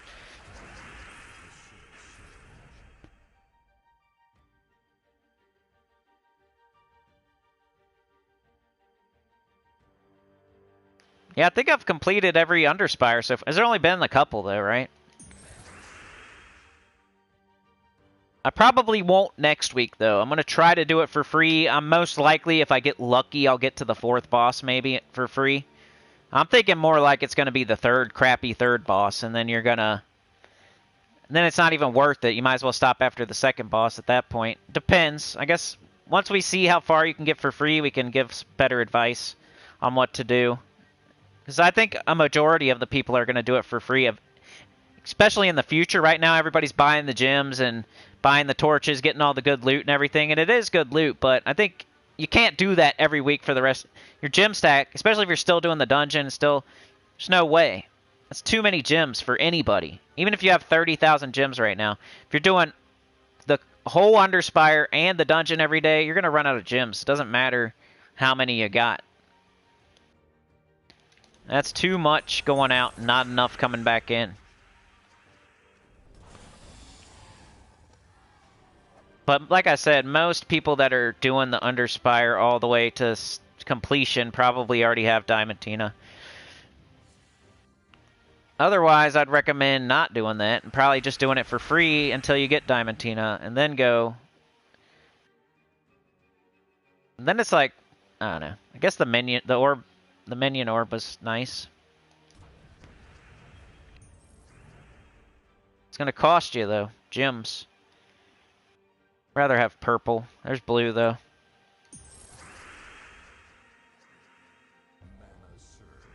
Get everybody up. And let's do this.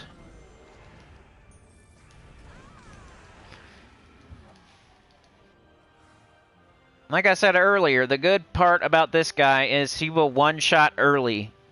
So if you want to compare him to anything else that's killing in 2 shots...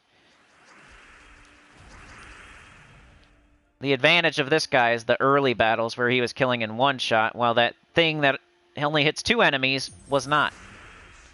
You can use this the whole time and be fine instead of switching into something else.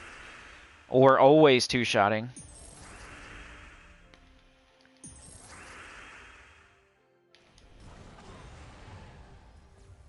Because it'll also 2-shot, so it never falls off to be worse than something that's 2-shotting. So it's always better. There's really no argument for anything else.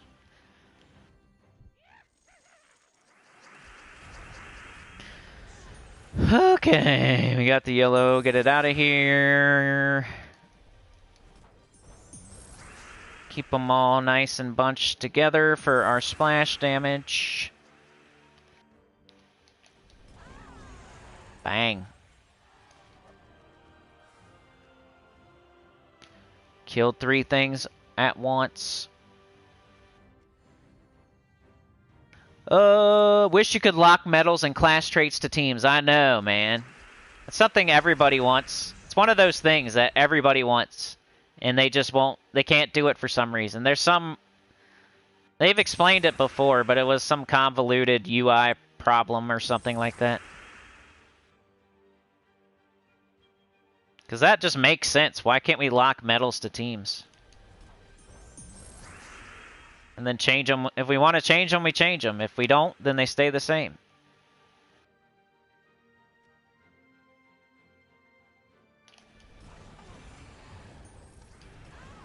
I was thinking too hard there. Just gotta cast them. I should probably take a peek at the rewards and make sure I'm not going overboard. We were pretty close. It's unlikely that I've already made it, but somebody else might be playing. There could be 10 other people playing right now, so it's worth it to check to see if we made it or not, because otherwise this is a waste of time.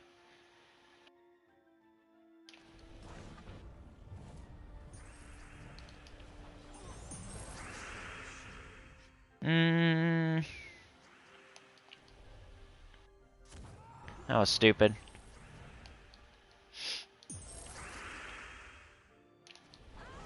Still fine though. Two random enemies. Ooh, so close. We get to do it. Pretty close. Oh, there's like pretty close. It's not as close as I first thought, but it's close. Can we get it? Purple would be better.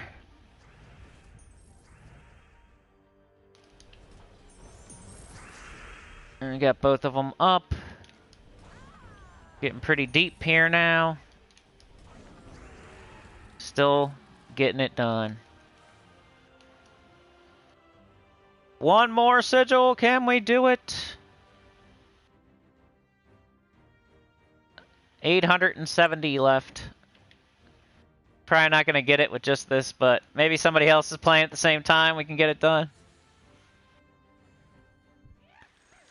With the 2 torch offers a day, Underspire isn't too bad versus Dungeon, but doing that every week is still a major gym sink. At least the Vault event still gives players all these resources for free. Yeah, and we got one this upcoming weekend, which is cool. Yeah, I'm definitely not telling everybody to spend a bunch of gems on the Underspire every week.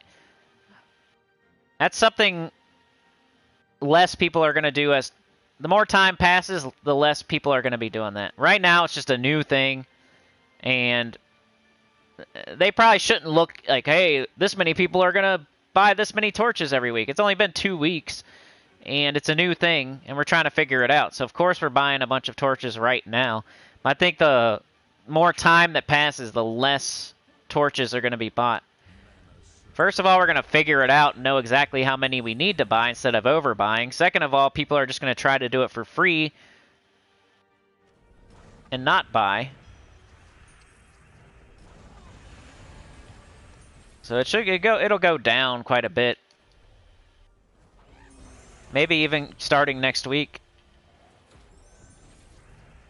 You had the first week where it was like Tuesday night, pretty much Wednesday before we could even try it. And this is the first full week. Another week or two, and then after that, it's going to be much less people buying. Ooh, getting close. I should probably quit checking it.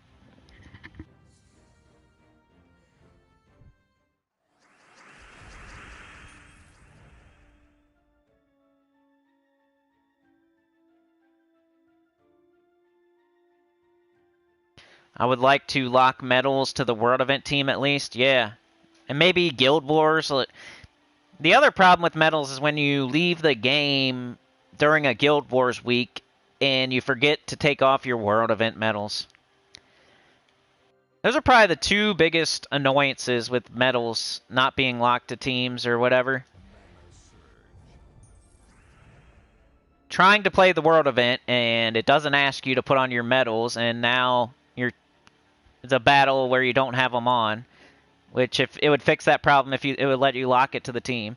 And then when you leave the game, you forget to take off your World Event medals, and now your Guild Wars Defend team is fighting with medals that are doing nothing.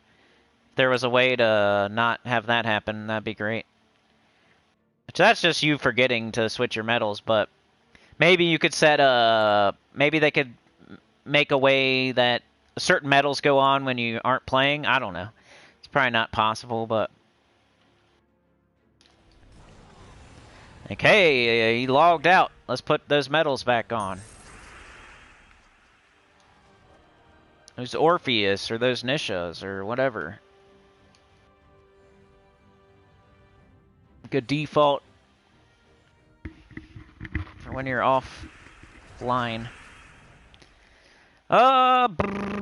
Good skulls. We're getting close. 1 hour left. 1 hour and 5 minutes to go. Appreciate all the support today. You guys keep it going. You're the producers of the channel. I'm just the on-air talent. You guys are keeping it going. Would not be here, literally would not be here right now if it wasn't for y'all. Like, literally. People say that in videos all the time, but it's literal. Because if, you guys didn't do that, I wouldn't be here. That's the Chat-a-thon. It's like that, literally. So close. I'm out of sigils, though. Somebody else is going to have to take care of it. So I definitely did my share. You don't want to be down here. We got 30 people, yeah. Okay. At least everybody's doing something. I try to never be on that last... Without looking at the names, I try not to be on this list, you know? If you, like, push up that list right there, I try not to be on that. That's the bad Santa list. That's the bad boys. It's like, who should do more to get the final reward? Push up and look at the people that are showing. Especially in a new account and a new guild, never be on that screen. If you push up on the... You should not be there. Don't be in this right there. If you're in a new guild. That's a way to not be a sore thumb. Never be... That's what the guild leader's doing. They're going into that menu. They're hitting up. They're looking at those people. Especially if you end up not getting the event done. Whose fault is it? Well, push up and pick one of those people.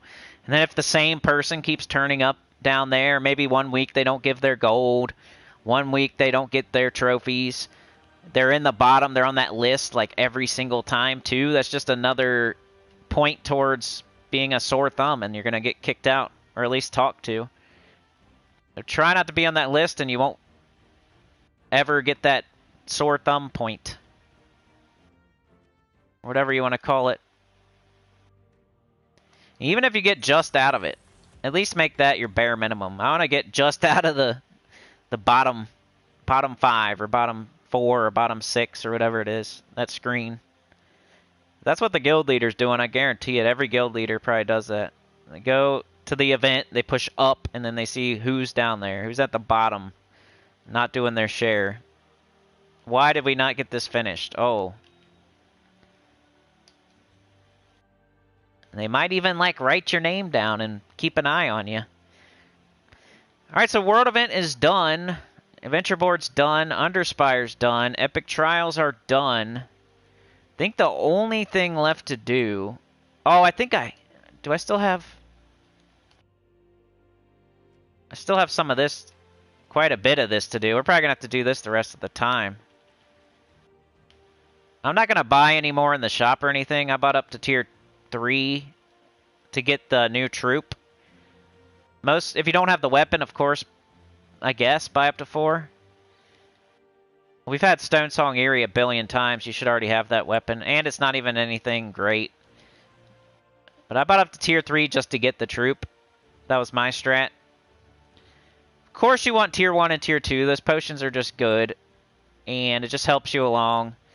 And then why not buy the next one and get the Harpy Night Song. You can get the rest of them with Chaos Shards, or you can use an orb in the future. But I don't think I'm going to buy more in the shop no matter where I end up today. I'll just... I mean, it's 2 Orbs of Chaos. I don't know. I might not.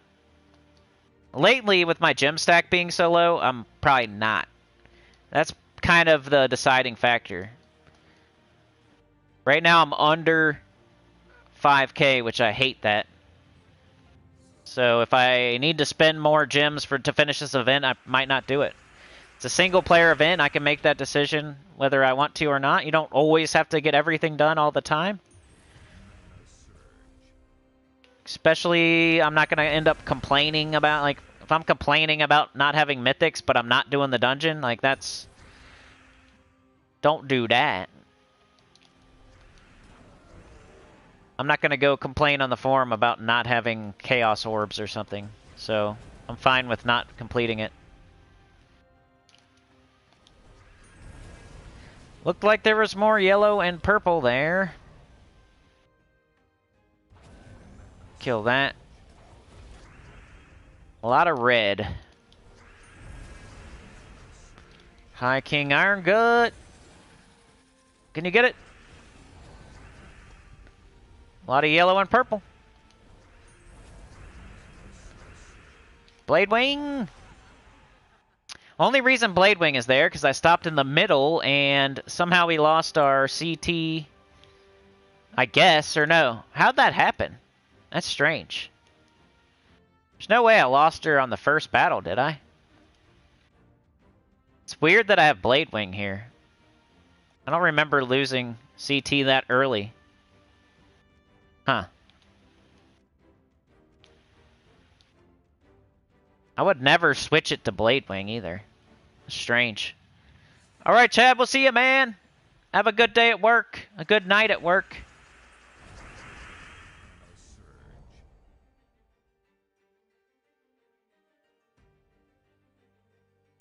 DC says, get it, Mana Bombers don't leave Sinnycool hanging. Not worried as Mana Bombers always completes everything. Yep. I don't remember a time where we did not complete something.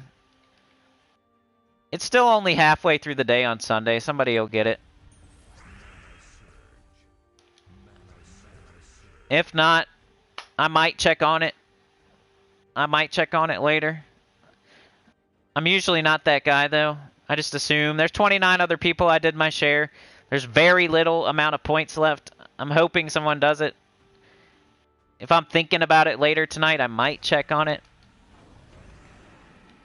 But most likely, it'll be every single time I do that, it's done. And I've never had to buy more and finish it off, so... Pretty sure it's going to get done. Like always.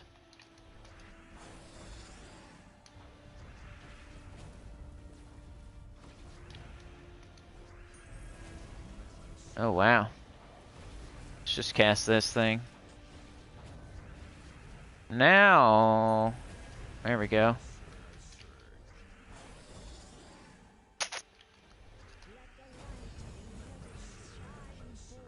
Somehow I got stuck with the Blade Wing at the very beginning. I don't get it.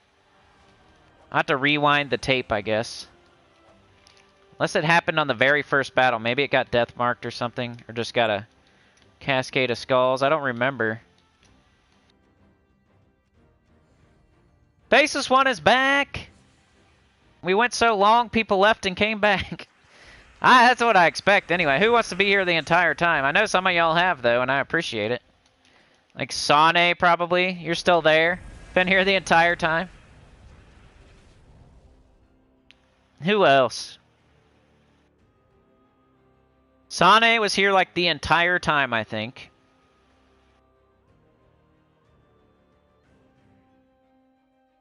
And other than that, other people were normal and left and came back and stuff, which I totally understand, and that's how it should be. Well, a special shout out to Sane for being here pretty much the entire time. There's not a... I pretty much see your name. I'm scrolling up and like you are there every 10 messages or so.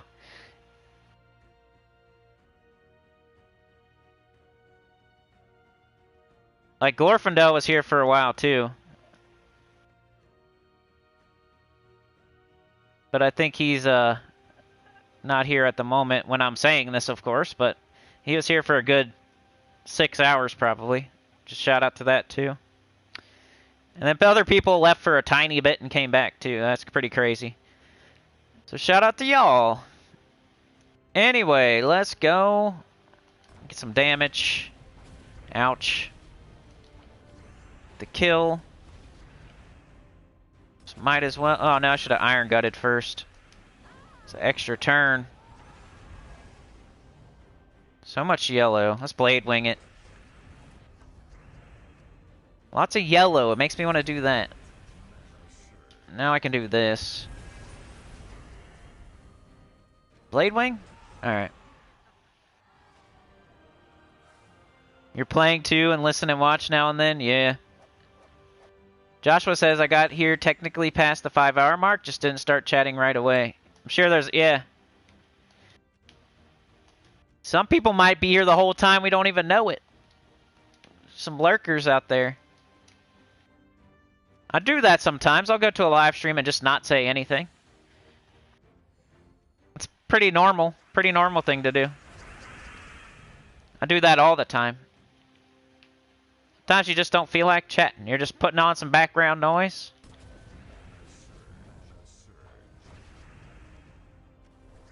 While you play or while you work or something like that.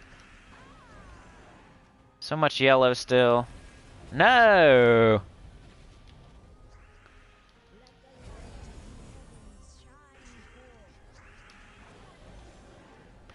I don't know if we're going to get this done, but at least we have something to do.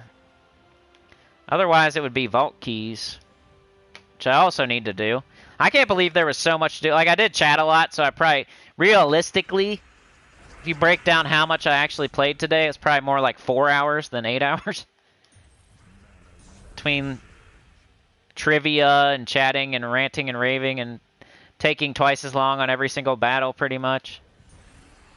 That's what usually happens, though.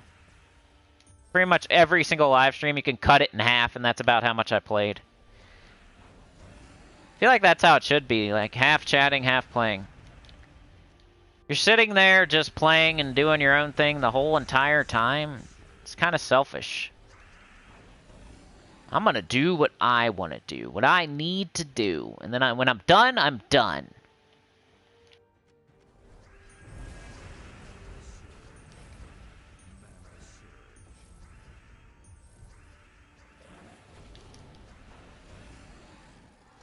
Ah. 8 minutes till the 8-hour mark, and then 45 minutes after that. That's 53 minutes or so left of the stream. The next thing will be most likely Gems of War After Dark next month. We do something similar, but there's no expectations, and I purposely make it end earlier and whatnot. The very next thing, as long as sometimes these things kick my butt, and it's a bad day for it to. Tomorrow is very busy. It's a Monday, and I got to do at least 2 videos, and it's my busy day on my other stuff too, as far as work goes.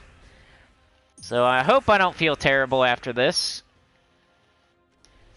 It's you wouldn't think you're just talking and playing a game and sitting there for 8 hours, but it does take a lot out of you.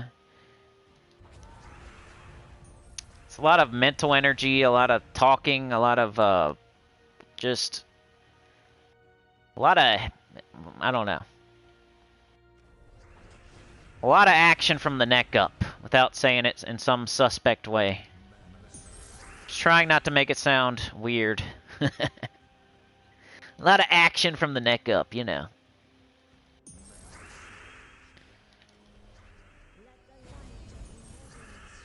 Between staring at a screen at a certain angle on your neck and then talking with your mouth and your voice and all that, and then your brain and thinking, and it's a lot of for 8 hours.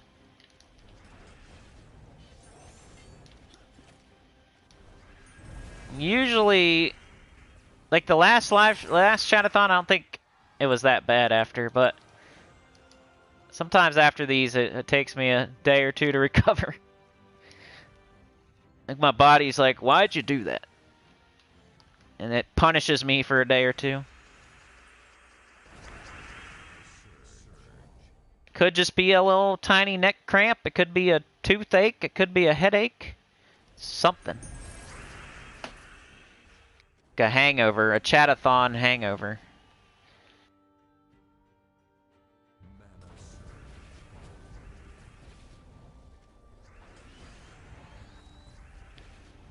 Bo Brayer is still lurking. Sir Michael in lurker mode. Lurkers are always appreciated. I mean, they're pretty important. No one wants to see their number be any lower, so every single lurker definitely helps. I almost wish I could hide. I think you can somehow. I want to like hide my viewer. Not from other people, but from myself. You can get in a sort of different mood depending on what's there. So it would be better if I could hide it and just whatever mood I'm in that mood, instead of, oh, my number's low, or oh, my number's high, or... That's another way to affect the stream. Being a lurker and being a whole nother number could make me in a better mood, and then can affect the stream.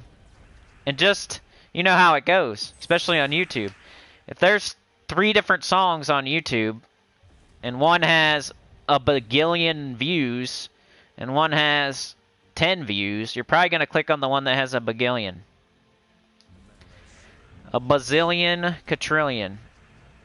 It's just how it is.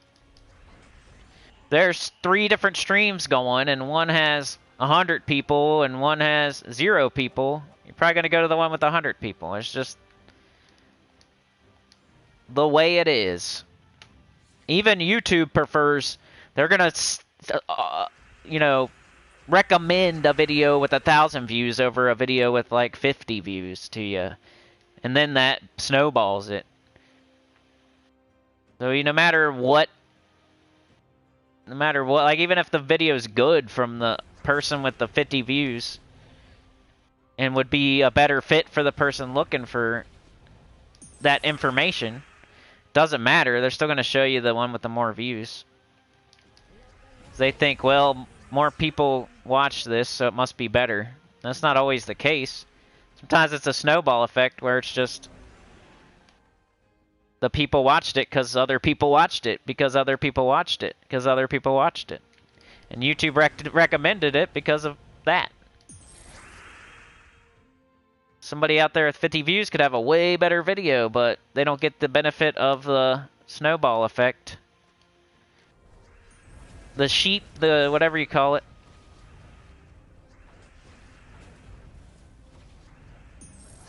The songs they put on the radio and everything. Same kind of deal. Do you listen? 1,000 people listen to it, you're gonna listen to it. And then they're gonna play it.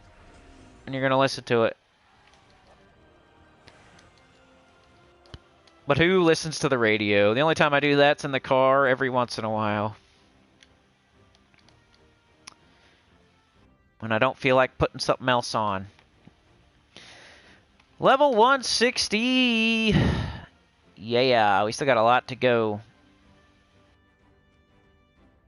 Still like this team. If this thing dies, it's annoying. And I don't know how that happened, but I guess we're about to see. And then I'm using not an ideal class, so sometimes when I'm doing things, it's for my own very specific reason, and you should definitely pick a different class at least. You could pick a different order if you want. If you're going to use this team, definitely use a different class. Like I said, Bard would be cool, Titan would be fine, Archer, pretty good. Don't do War Priest. If you want to put High King Iron Gut in first slot, that sounds fine. I tried it. It's good. I think both ways are fine. You're less likely to lose a troop if he's in first slot too, because he's going to gain durability, and they're probably not going to kill your CT.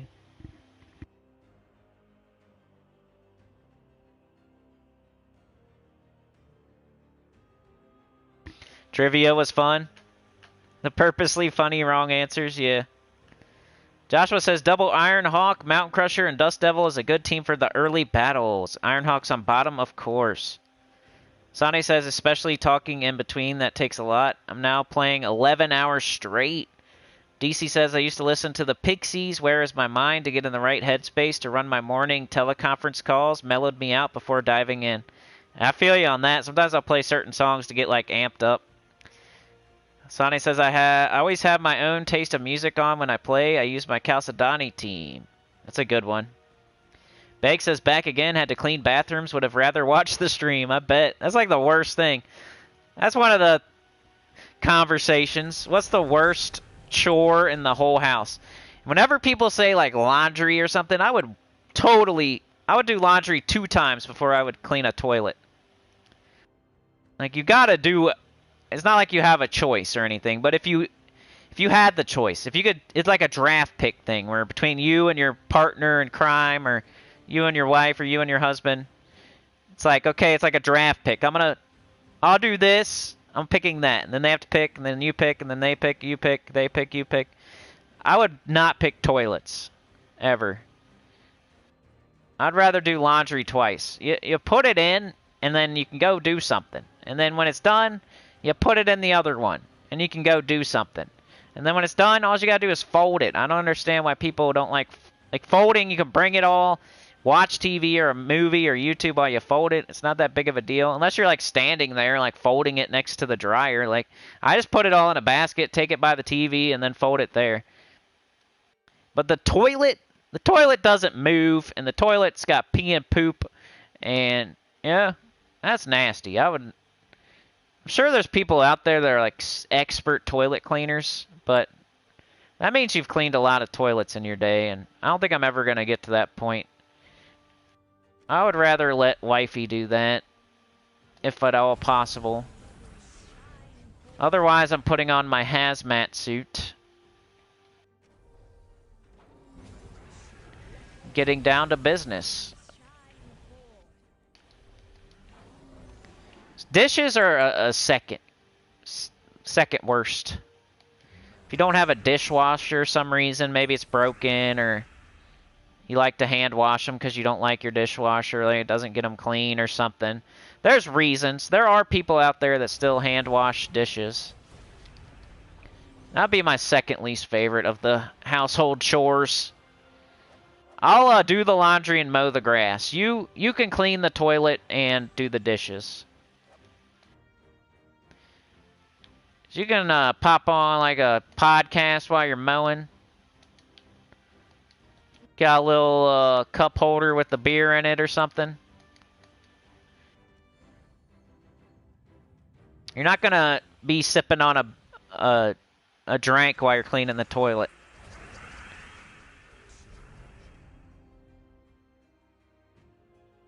All right, Trey, we'll see you, man. Thank you for being here. Appreciate all the support and everything. You're a legend. Beg says my kid's bathroom was nasty, growing something under the water line. Oh, no. I feel you. I got a lot of kids, man, so. Beg says, oh, I am doing the laundry at the same time. Joshua says, Sparkinator has been growing on me. It's a good tank for high-level delves with, for example, a Zul'Goth team. Any good rants? Probably not while you were gone. We've had a couple throughout the whole thing. It's been a little bit light on them, maybe. There are more rambles than rants. I don't know why I've been distinguishing between the two. They're pretty similar, but...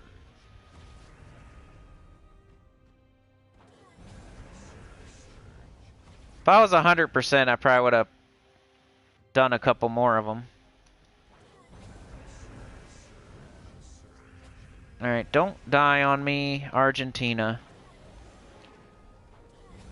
Thank you. DC says, I make my kiddos manage their misses in the bathroom. They don't get to do the things they want to do until the things they have to do are managed. That's awesome.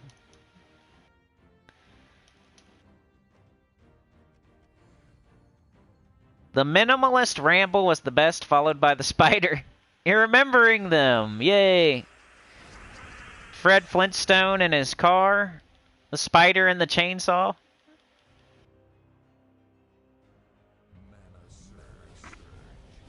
That's how I do. That's the secret. I can make a video on the secrets to a good rant or ramble. You gotta exaggerate. The key is exaggeration. You take a normal situation and you just exaggerate to a crazy degree.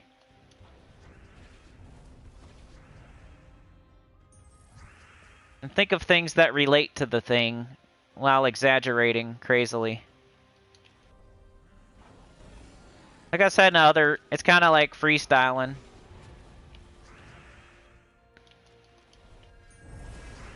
It's 8 hours in right now, so I don't know if my brain can even do it right now, but pretty smooth at it earlier. You guys, you got 45 minutes right now. If you want, I could try. 1.2, 1.15, 1.15. Cleaning my wife's sink is nasty too. Oh, I know, bro. Some of us have long hair in this house, and yeah. I was doing that a couple weeks ago. I had to clean out a drain. That's pretty gross. Been there, done that. Recently. Just want to take the skulls real quick. And a lot of yellow and purple. Should we do... Let's do this. We guarantee you can get it up. We might as... Oh, no. Wrong choice. Let's kill that. Yeah, that's pretty gross. Especially when there's a bunch of it. What animal insects scare you the most? Mine is snake and big hairy spiders. Brain fried for sure. It's like pudding right now. It just happens. And it happens all of a sudden and quickly. It's around right about now, like the 8-hour mark, maybe even a little earlier than this. What? Okay, we gotta check these. Okay, there's a good one behind that, so I'm gonna do this one first. What animal, insect scare you the most? Getting scared of an animal. I don't know, man. Like a skunk? If there was a skunk 5 feet away from me, I probably wouldn't want to get sprayed by it. I probably wouldn't be scared of, like, getting killed by it. I wouldn't want to get sprayed, I guess. I don't have like a weird fear of an animal or anything. Like, I'm not scared of dogs, really. I don't really pick up cats. I'm kind of allergic, and I'm not scared of them, though. I don't like spiders. I'm not really scared of them. Snakes, I guess. I think a lot of people... I've definitely gotten rid of some snakes in my day. It's not like I would run away with my... holding my skirt up or anything. If I had to deal with a snake, I would do it. But I definitely prefer not doing that, and probably would be one of the worst things you could see.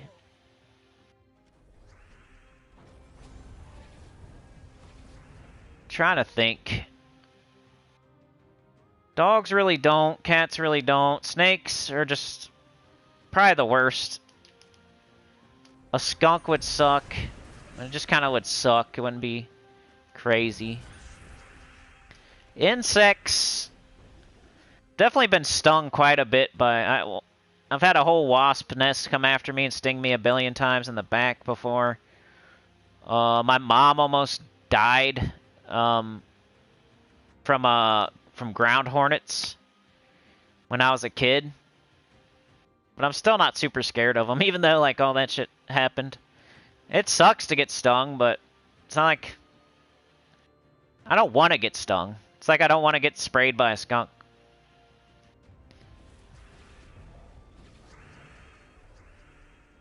Kind of hearing commotion again. I might have to mute up and go check it out. The horse clock, yeah. You had a fox run across your yard. Rodents. Praying mantis. Spiders with chainsaws, yeah. Praying mantis freak me out, and spiders, anything with more than 4 legs. Bo says my favorite part of today's live stream was Cinny checking on the kids making noise, only to proudly announce they were just yelling at a game. I do that all the time. I'm always yelling at games.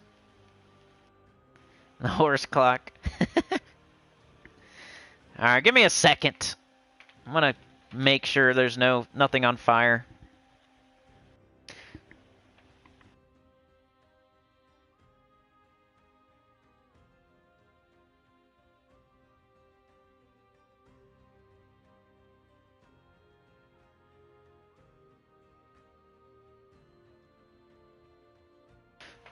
Just a lot of laughing. Okay. Let's blow up this whole board. Hi, King Irongut. Bang, bang. I don't think I'm, like, weirdly, illogically scared of any animal or... Like the one time when Harvey got attacked by a gigantic dog, I immediately sprang to action and jumped on that big dog and tried to pull it off, so I guess I'm not scared of giant dogs. Maybe if it was like a Rottweiler or like a pit bull and it had like slobber coming out of its mouth and it was barking at me real mean and like was about to charge me. Maybe. Gigantic animals, maybe like a rhino. What if a rhino, like a bull? I'd probably be scared of like a bull or a rhino. What if you went out in your backyard, you walked to the shed or something, and then you're walking back to your house, you're like halfway, and there's a rhino. And it's mad at you.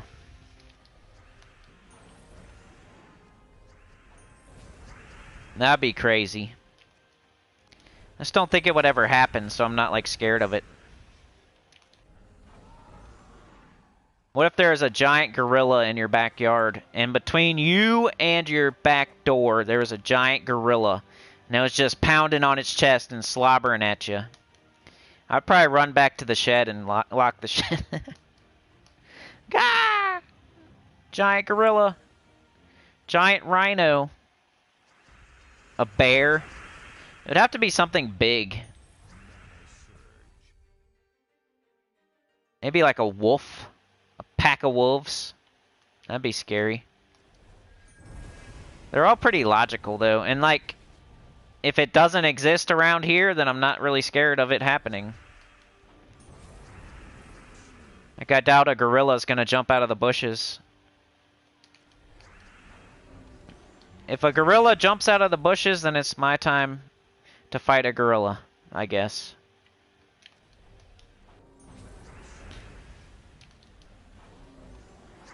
I guess that does happen sometimes. Something escapes from the zoo. Could you imagine? That'd be like a tornado hitting you, though. It's not likely. It does happen here and there. But to be scared of something that only happens very rarely to very few people, like a tiger escapes the zoo, that'd probably be more exciting than anything. I'd keep the kids inside and I'd be like, let's look for the tiger. Let's look out the window. See if we can find the tiger. Let's get in the car. Let's go look for the tiger. Or, you know, you guys stay home and I'll go look for the tiger. We don't all need to go out there.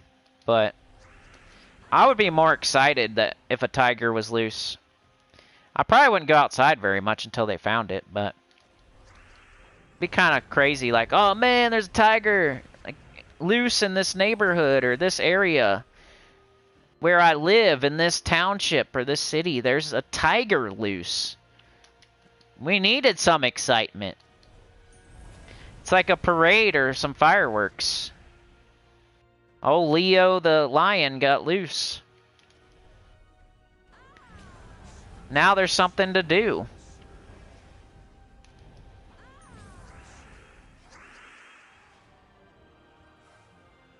Bigfoot.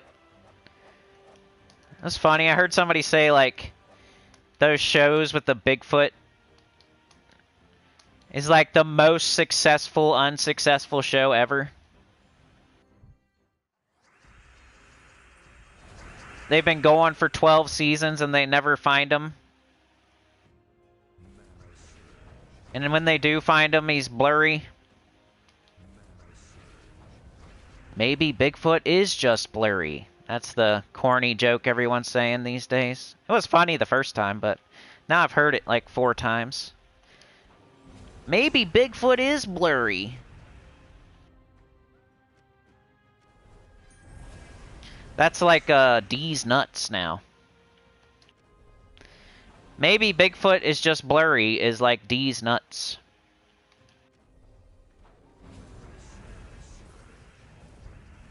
Or Ligma, or whatever. Sinny feud. Sinny versus the gorilla. Jumanji game. Yeah, they will. Wasp. The small things will crawl up inside you. Ugh. Maybe in the ocean if you're like scared of a shark. I could see that. Get scared of a shark, bite your leg and make you bleed out. That would suck. Sinny Jeopardy rants for 100. There was a gorilla in your country? Brandy Bishop says, black bears are a common occurrence where I live. Give us a black bear story. Did you ever go out to take out the trash and you saw a black bear? Did you know what to do? Did you have bear spray, or did you do the thing where you make yourself look real big and then it ran off? Did you give it a picnic basket? Did you give it a nice sandwich? Hey, boo-boo. Hey, boo-boo. Did you ever watch Yogi? I never really did. I wasn't like a Yogi or like a Clifford.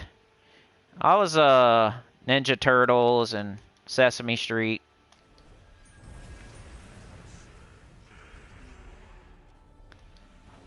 Hey, boo-boo.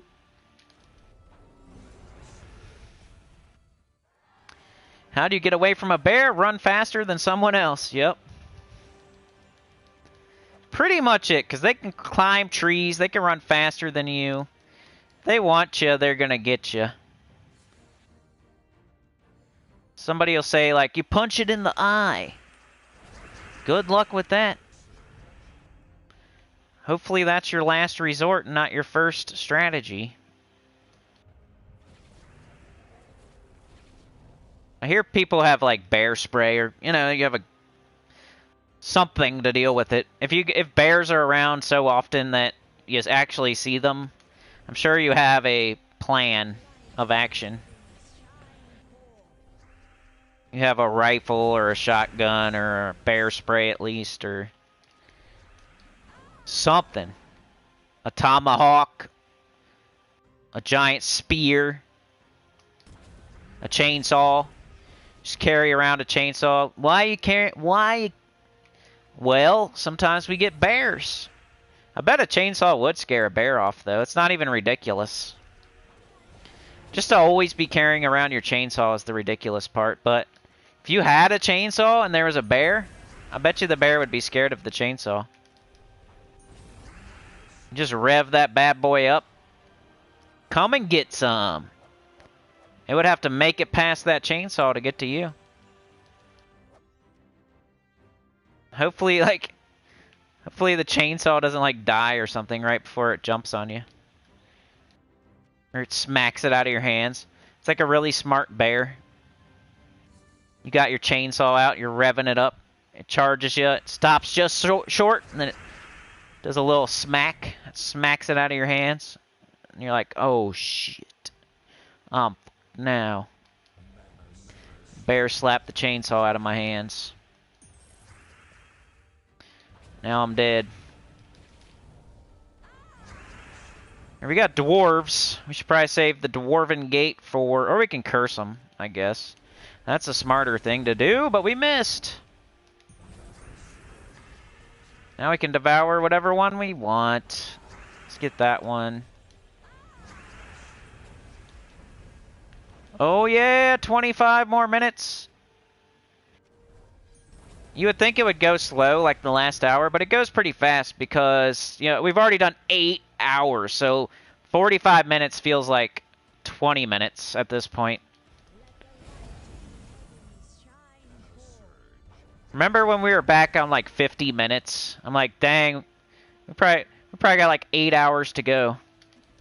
And this will be the longest live stream ever. As long as we get there. Like, that's the whole point. I mean, I think so. I'm pretty sure. It's getting to the point where every single next Chat-a-thon becomes the longest live stream we've ever done. And I'm, like, sure of it now.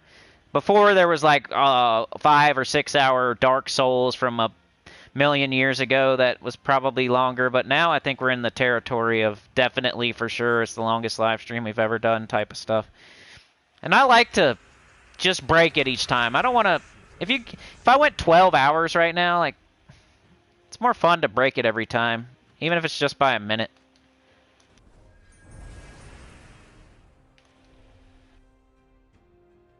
Kill somebody down there that probably has immunity. I know I can devour you. It doesn't matter, though, because I already cursed everybody.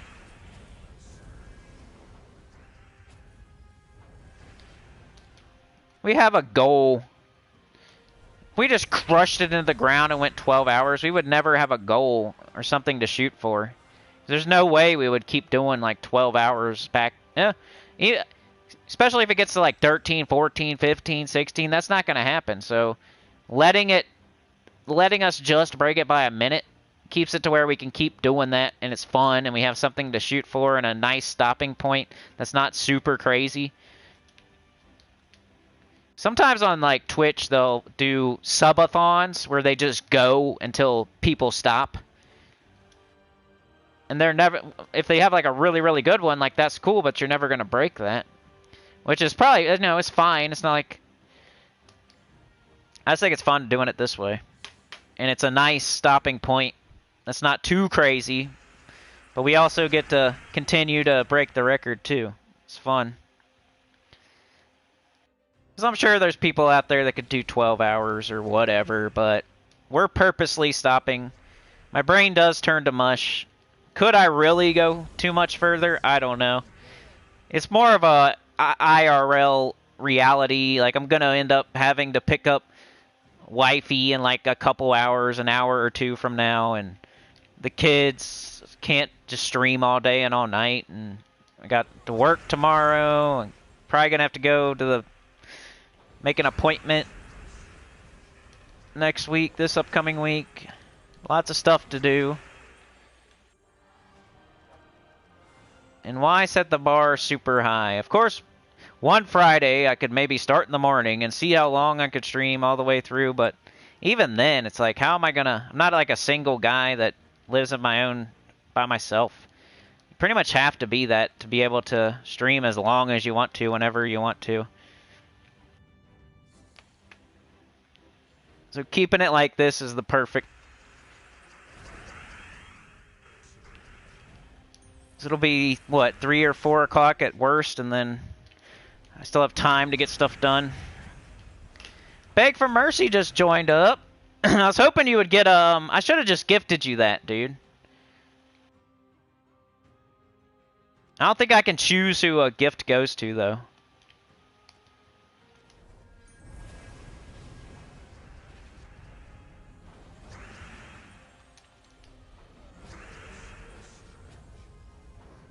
Carry a beehive with honey.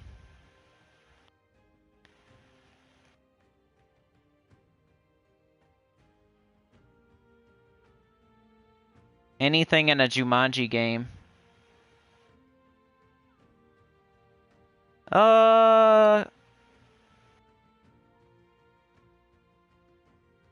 repellent. RPG. Bear bell, as silly as that sounds, it works. Wow. A bear bell. A cocaine bear. Ha. The cocaine sharks? What?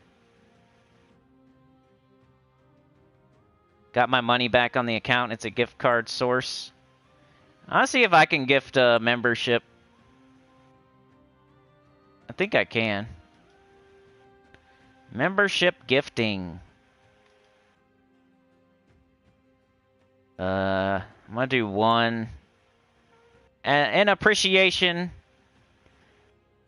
Let me do one here. See who it goes to. One membership.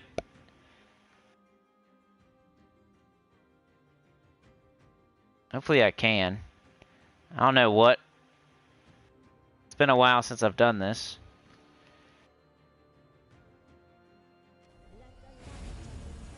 Is that the right card? I think it is.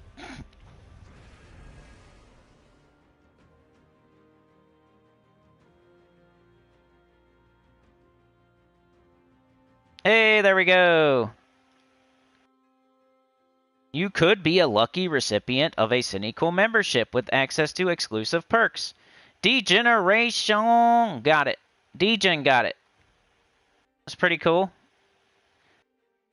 Since Beg, you bought your own, I gave one because I was like, I should have done that. There we go. I wonder how many we got today. I think almost every donation was like a gifted membership, so we might be way back up there. A lot of them were anyway. Like, let's say there was, what? How many gifted? I don't know. 2 people did 5, so there's at least 10 of them, and then there was like one. There's probably another 5 or 10. So we might be back up to like 100 now. Of course, a month from now, most of them will fall back off. But even if we gain one person that renews theirs, it's totally worth it.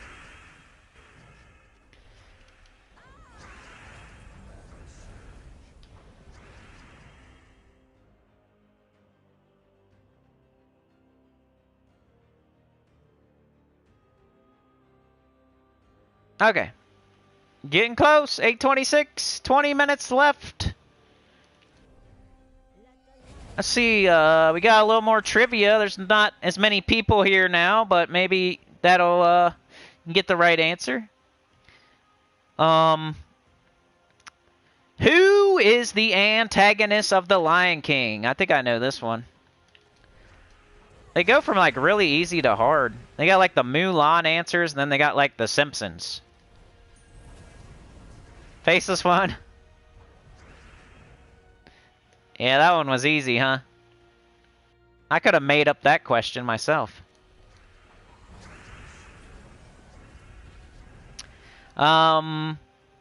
This one's kind of hard.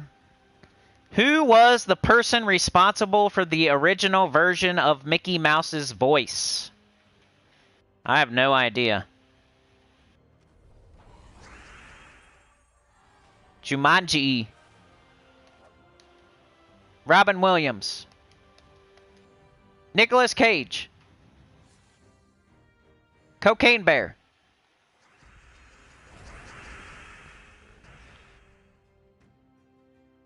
Think it's Walt Disney? Or is it Hulk Hogan? You never know. Arnold. Mikey. It was Mikey Mouse was the original voice of Mickey Mouse. It was Mikey Mouse. Morgan Freeman. Mortimer. That'd be funny if Arnold was the first voice of Mikey Mouse. You know how some people say Nike wrong? They say Nike. I'm going to start saying, instead of Mickey Mouse, I'm going to say Mikey Mouse. Might be like other countries call it Nike or whatever, but it's Nike. I'm going to start, instead of calling him Mickey Mouse, I'm going to start calling him Mikey Mouse. And people will just think I'm stupid, like, thinks it's Mikey. What an idiot.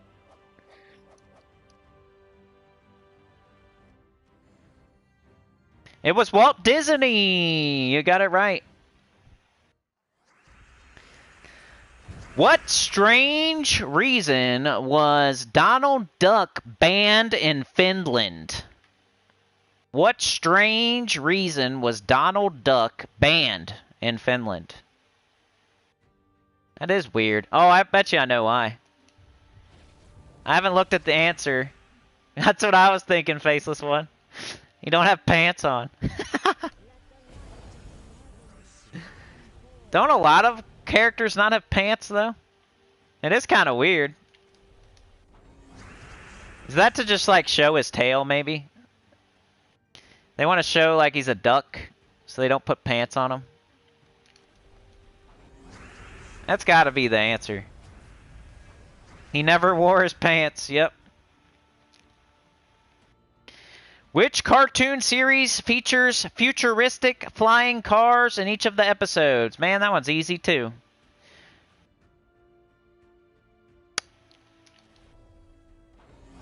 It's the shirt only that makes it weird. Yeah, if you're not gonna wear pants, why are you wearing a shirt? It's like he took a dump and he forgot to pull his pants up or something. You know? It's the only reasonable explanation for you, Donald. Were you using the bathroom and you're like George Costanza and you forgot? Oh no, George takes his shirt off, which is even weirder. Does anybody take their shirt off while they're taking a dump? That was a funny Seinfeld where George talks about how he takes his shirt off while he takes a dump. Most people probably, you know, your pants come down, you're still wearing your shirt. So what if Donald just used the bathroom and then forgot to pull his pants up? And somehow he don't wear shoes, so they just came off eventually. That's probably what happened, honestly. He was going to the bathroom. Simple explanation. He used to have pants. He went to the bathroom. He doesn't wear shoes. Pulled his pants down to do his business. He still had his shirt on, because that's what you do. You don't pop your shirt off while you're going to the bathroom. That's unnecessary. So he got done, you know, cleaned up a little bit. He was in a hurry, so he left. He forgot to pull his pants up. Doesn't wear shoes. The pants didn't get caught on his shoes. They just fell off eventually. Now that's what we have now. He just never got more pants. So yeah, the answer to that last one was the Jetsons, which of course, remember when the Flintstones and the Jetsons were like back to back? That was perfect. You had the Stone Age and then you had the future. Those were always back to back. It's like the Flintstones and the Jetsons just went together. It's like Garfield and Heathcliff, or whatever it was. Heathcliff, Heathcliff, he's the one. You watch Garfield, then Heathcliff comes on and you turn off the TV. It's kind of like MASH or Cheers.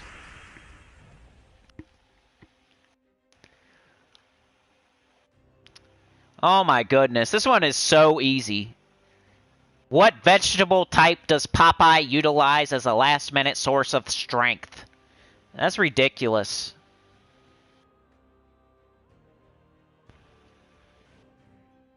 That's like who can type the fastest? Why does Donald Duck wear a bathing suit when he goes swimming? I don't know. He doesn't wear pants anywhere else. Let's say around the, after this battle, I might start wrapping it up. Like, I want to thank all the members. I usually do that on the Chat-a-thon. It's really hard for me to figure out who gave memberships. That's the only bad side of doing it that way and using your donation is gifting a membership, because there's no record of it anywhere in my YouTube studio. So when I say thank you, that's like, I might forget later on who did what.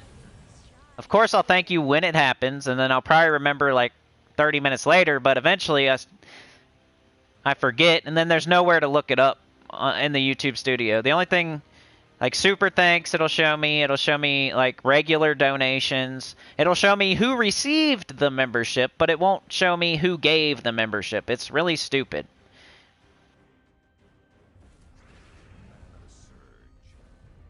So I did thank everybody as it happened, so I don't want to leave anybody out, but that's why I did that as it happened.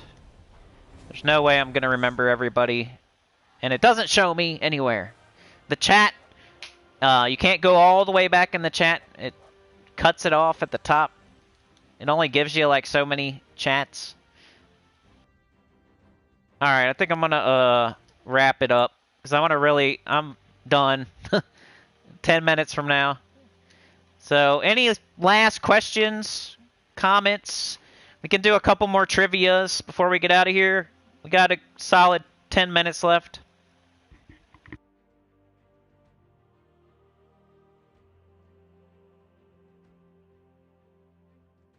Yeah, it won't let me go back past a certain point. If I scroll up, it stops. When we were talking about Charles, R.I.P. Charles, and the picture that my daughter made, that's where the live chat stops, and I can't go any further back.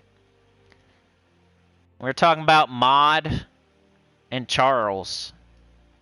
That's as far back as it will go.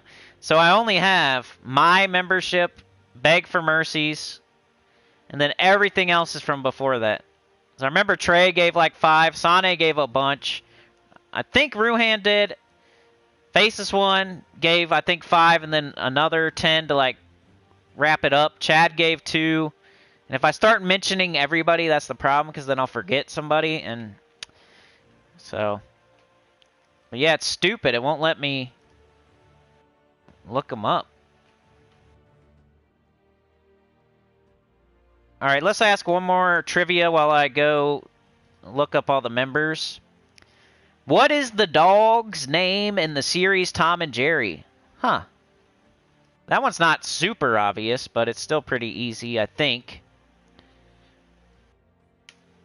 It's one of those dog names, you know? Like Rocky or Spot.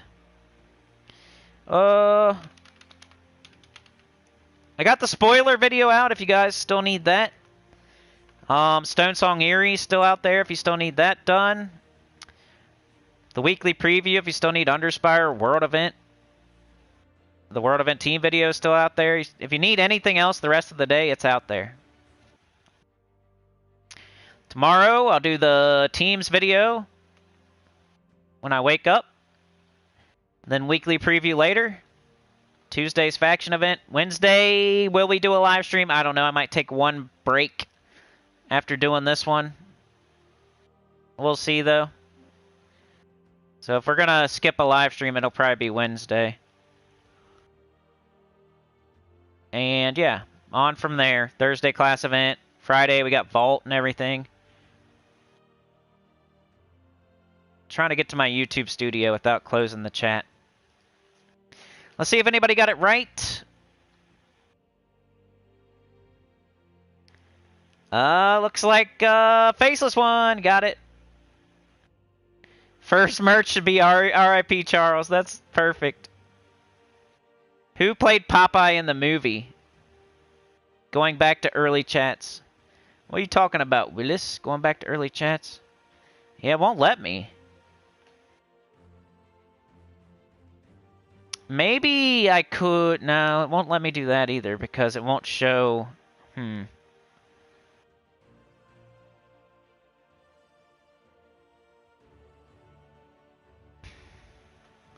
I'm trying right now. I don't have too long to try, though. And my computer's being so slow. Why'd it do that? Stop it. Winnie the Pooh is one of the more iconic cartoons of all time, but what is Winnie the Pooh's original name? Man. First it was Mortimer Mouse. Now it's Winnie the Pooh? Oh yeah, we got that 7.4. I can probably speak about it more loudly now, because we're over... quite a bit over it.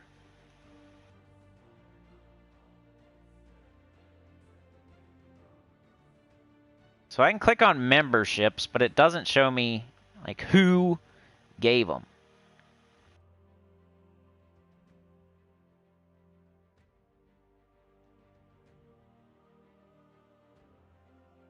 Supers. Wonderful gave 2. KF6DBS gave 5. Chad gave 2. Faceless One gave 10. Sebastian gave 20. Hunters with the 2. It shows me these. Allie with 5. Allie with 5 really early. I remember that. And like I said, Trey with 5 of them. You know, Faceless One with 5 of them. Sane gave a bunch. Etc. The live stream is, if you watch the whole thing, you'll know who gave what for sure. It's talked about plenty in the live stream. See your members. Less than 5 minutes. Boris the Turd. Poo Poo Winnie. It's got to be like Mikey Mouse. Think about Mikey Mouse. Winnie the Pooh. Winnie the Poop. Winfred the Pooh. Alright, I'm going to shout out all my members right now. We got less than 4 or 5 minutes left. Loot Wizard is still there. That's the longest ever member. 39 months. Trey Bobuff with the 38. Robert Westover with 37. Matt Reimel, 36. Kimmy, 33. Mary Robinson, 33. Michael Trejo, 27. Imperial, 26. Krasmayo, 24. This is the list of people, like, you know, you're like, where is that person? You really appreciate it, but you're like, I haven't seen that person in a long time. I wonder where they are. Wonder how they're doing. I hope their life is going well, and be nice to hear from them. No, not shade at all. It's like, they can check on me whenever they want, because I put videos out every day. I can't just check on them. But Krasmayo, 24 months. Roman B, 22 months. Gadget, 22 months. Clark the Shark, 22. Funky Town, Texas, 21. Camelot, 21. Shannon, 20. MR, 20. Angela, 19. Hunters Hybrid Media, 18 now, Hunters. Mike D with 24. Elgin's Toy, 19 months. Goody Two Shoes. Even some of y'all, like, you've been around in the live streams for the last month or two. You might even hear some names. You're like, oh, yeah, I remember that person. Goody Two Shoes, 17 months. Kim Barnes, 24 months. DC United, 23. Julia Spires, 31. Mr. Tazmaster, 15. JM Ricks, 12. Fear Diabolus, 11. Ali Bandy, 10 months now, Ali. Cortex, 8 months. Caustic Life, 6. Pocket Trash, it's been 7 now. I remember when you joined up. Snubnose 0, 6. Faceless One, 38. That's the same as Trey, just only person is Loot Wizard that's ahead. Wonderful, 5. Chad, Clip Bombs, 26 months. Glorfindel, 18. It's been 18. Ruhan, 9 months. That could make a baby. Brian Walker, 4 months. Florian, 4 months. Noonday Shadow, 4. Fabuki, 76, 4. Cuddles, 23. Red Dawn, 10. Tom and Danielle, 15. Chris Lazama, 6. Susan Faulkner, 1. Rainman, 24 months, which is 2 years. I don't know why it doesn't put 2 years. Sebastian, 27 months. James Drake, 1 month. Markio, 26 months. Sane, 4 months. 4 months now. Livewire, 2 months. Supernova, 4. Chop, 5 months. Elias Sampson, 17 days. McDoubledad, 2 months. Mr. Extreme, 3 months. David Goggin, 3 months. Tim, 17 months. Bear Razor, 9 months. Stacy, 1 month. Sir Michael, 5 months. Moggy, 7. Angel, 10 days. Nuclear Ostrich, 28 months. Daniel, 7 days. F. Lee, 6 days. Robert, 6 days. Tyrion's 6 months of prison time. Anya, 7 months. Jim Hambrick, 3 months. Travis, 1 month. Rich Kaufman, 3 months. Matthew Walls, 5 months. Beg for Mercy, 14 months. The White Tiger just joined up, so shout out to the White Tiger. Probably got gifted today. Big Daddy with the 1 month. Vishal with 4 months. Maka, 4 months. RE, 4 months. Pepsu, 3 months. Frank Amison, 2 months. Chad Price, 3 months. John Fitzpatrick, 1 month. Amethyst, 1 month. Mark Baldwin, 1 month. Daniel Nadelku, 3 months. George Hill, 23 months. Ebony Brown, 4 months. Arrow Stormforge, 3 months. Arjun Kuenhoven, 3 months. Joshua, 8 months. Rita, 0 days. Anthony, 5 months. And Dejin, 0 days. So if it says 0 days, you just got it today, which is cool. You'll at least be on for 30 days. Hey, and it's time to go. I'll see y'all. Have a good one. Like, share, subscribe. Consider joining. It helps a lot here. Get about the channel comment below. You have a blinky. I better grab it. Thank you. Thank you for joining me today. DC Maka, Beg for Mercy, Live Wire. Maka, Glorfindel, Sane, Brandy Bishop, Beg for Mercy, Glorfindel, Live Wire, Faceless One, Beg, Bo Breyer, Live Wire, Beg, Sane, Faceless One, Luke Norian.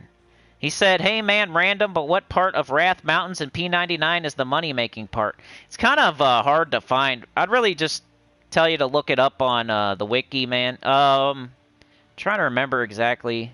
It's not by the zone line, I don't think. It's in a weird spot, like on that side of the map. It's hard to explain at the very end of a live stream that I've been going 8 hours and 45 minutes, but go hit me up on the comments or something, and I'll try to explain it to you. Or there's probably a Discord link somewhere in the chat. I'm trying to think of a way to explain it. I don't know, man. I haven't been there in a while. Anya, Faceless One, Bo, Brayer. Sorry I couldn't help. My brain is like pudding right now. Anya, Beg, Sane, Livewire, Bo, Dejin got gifted. I don't know if he was here, but he got gifted. Livewire, Brandy, and that's as far as I can... Wait. A little bit more. Let me go.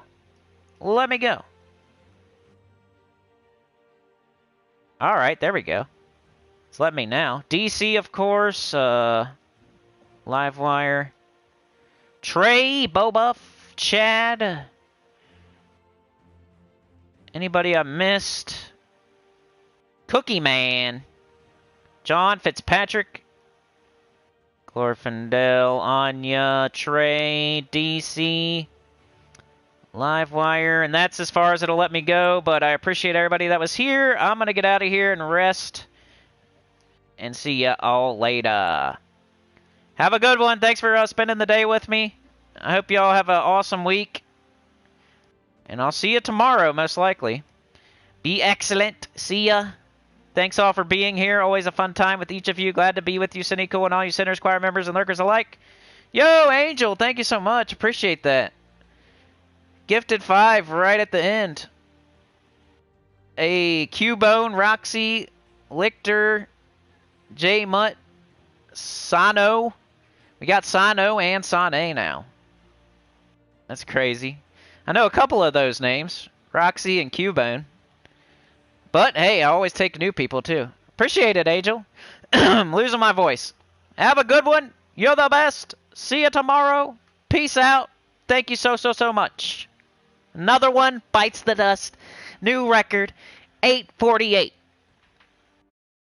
You guys did it. The producers of the channel. The choir. The sinners.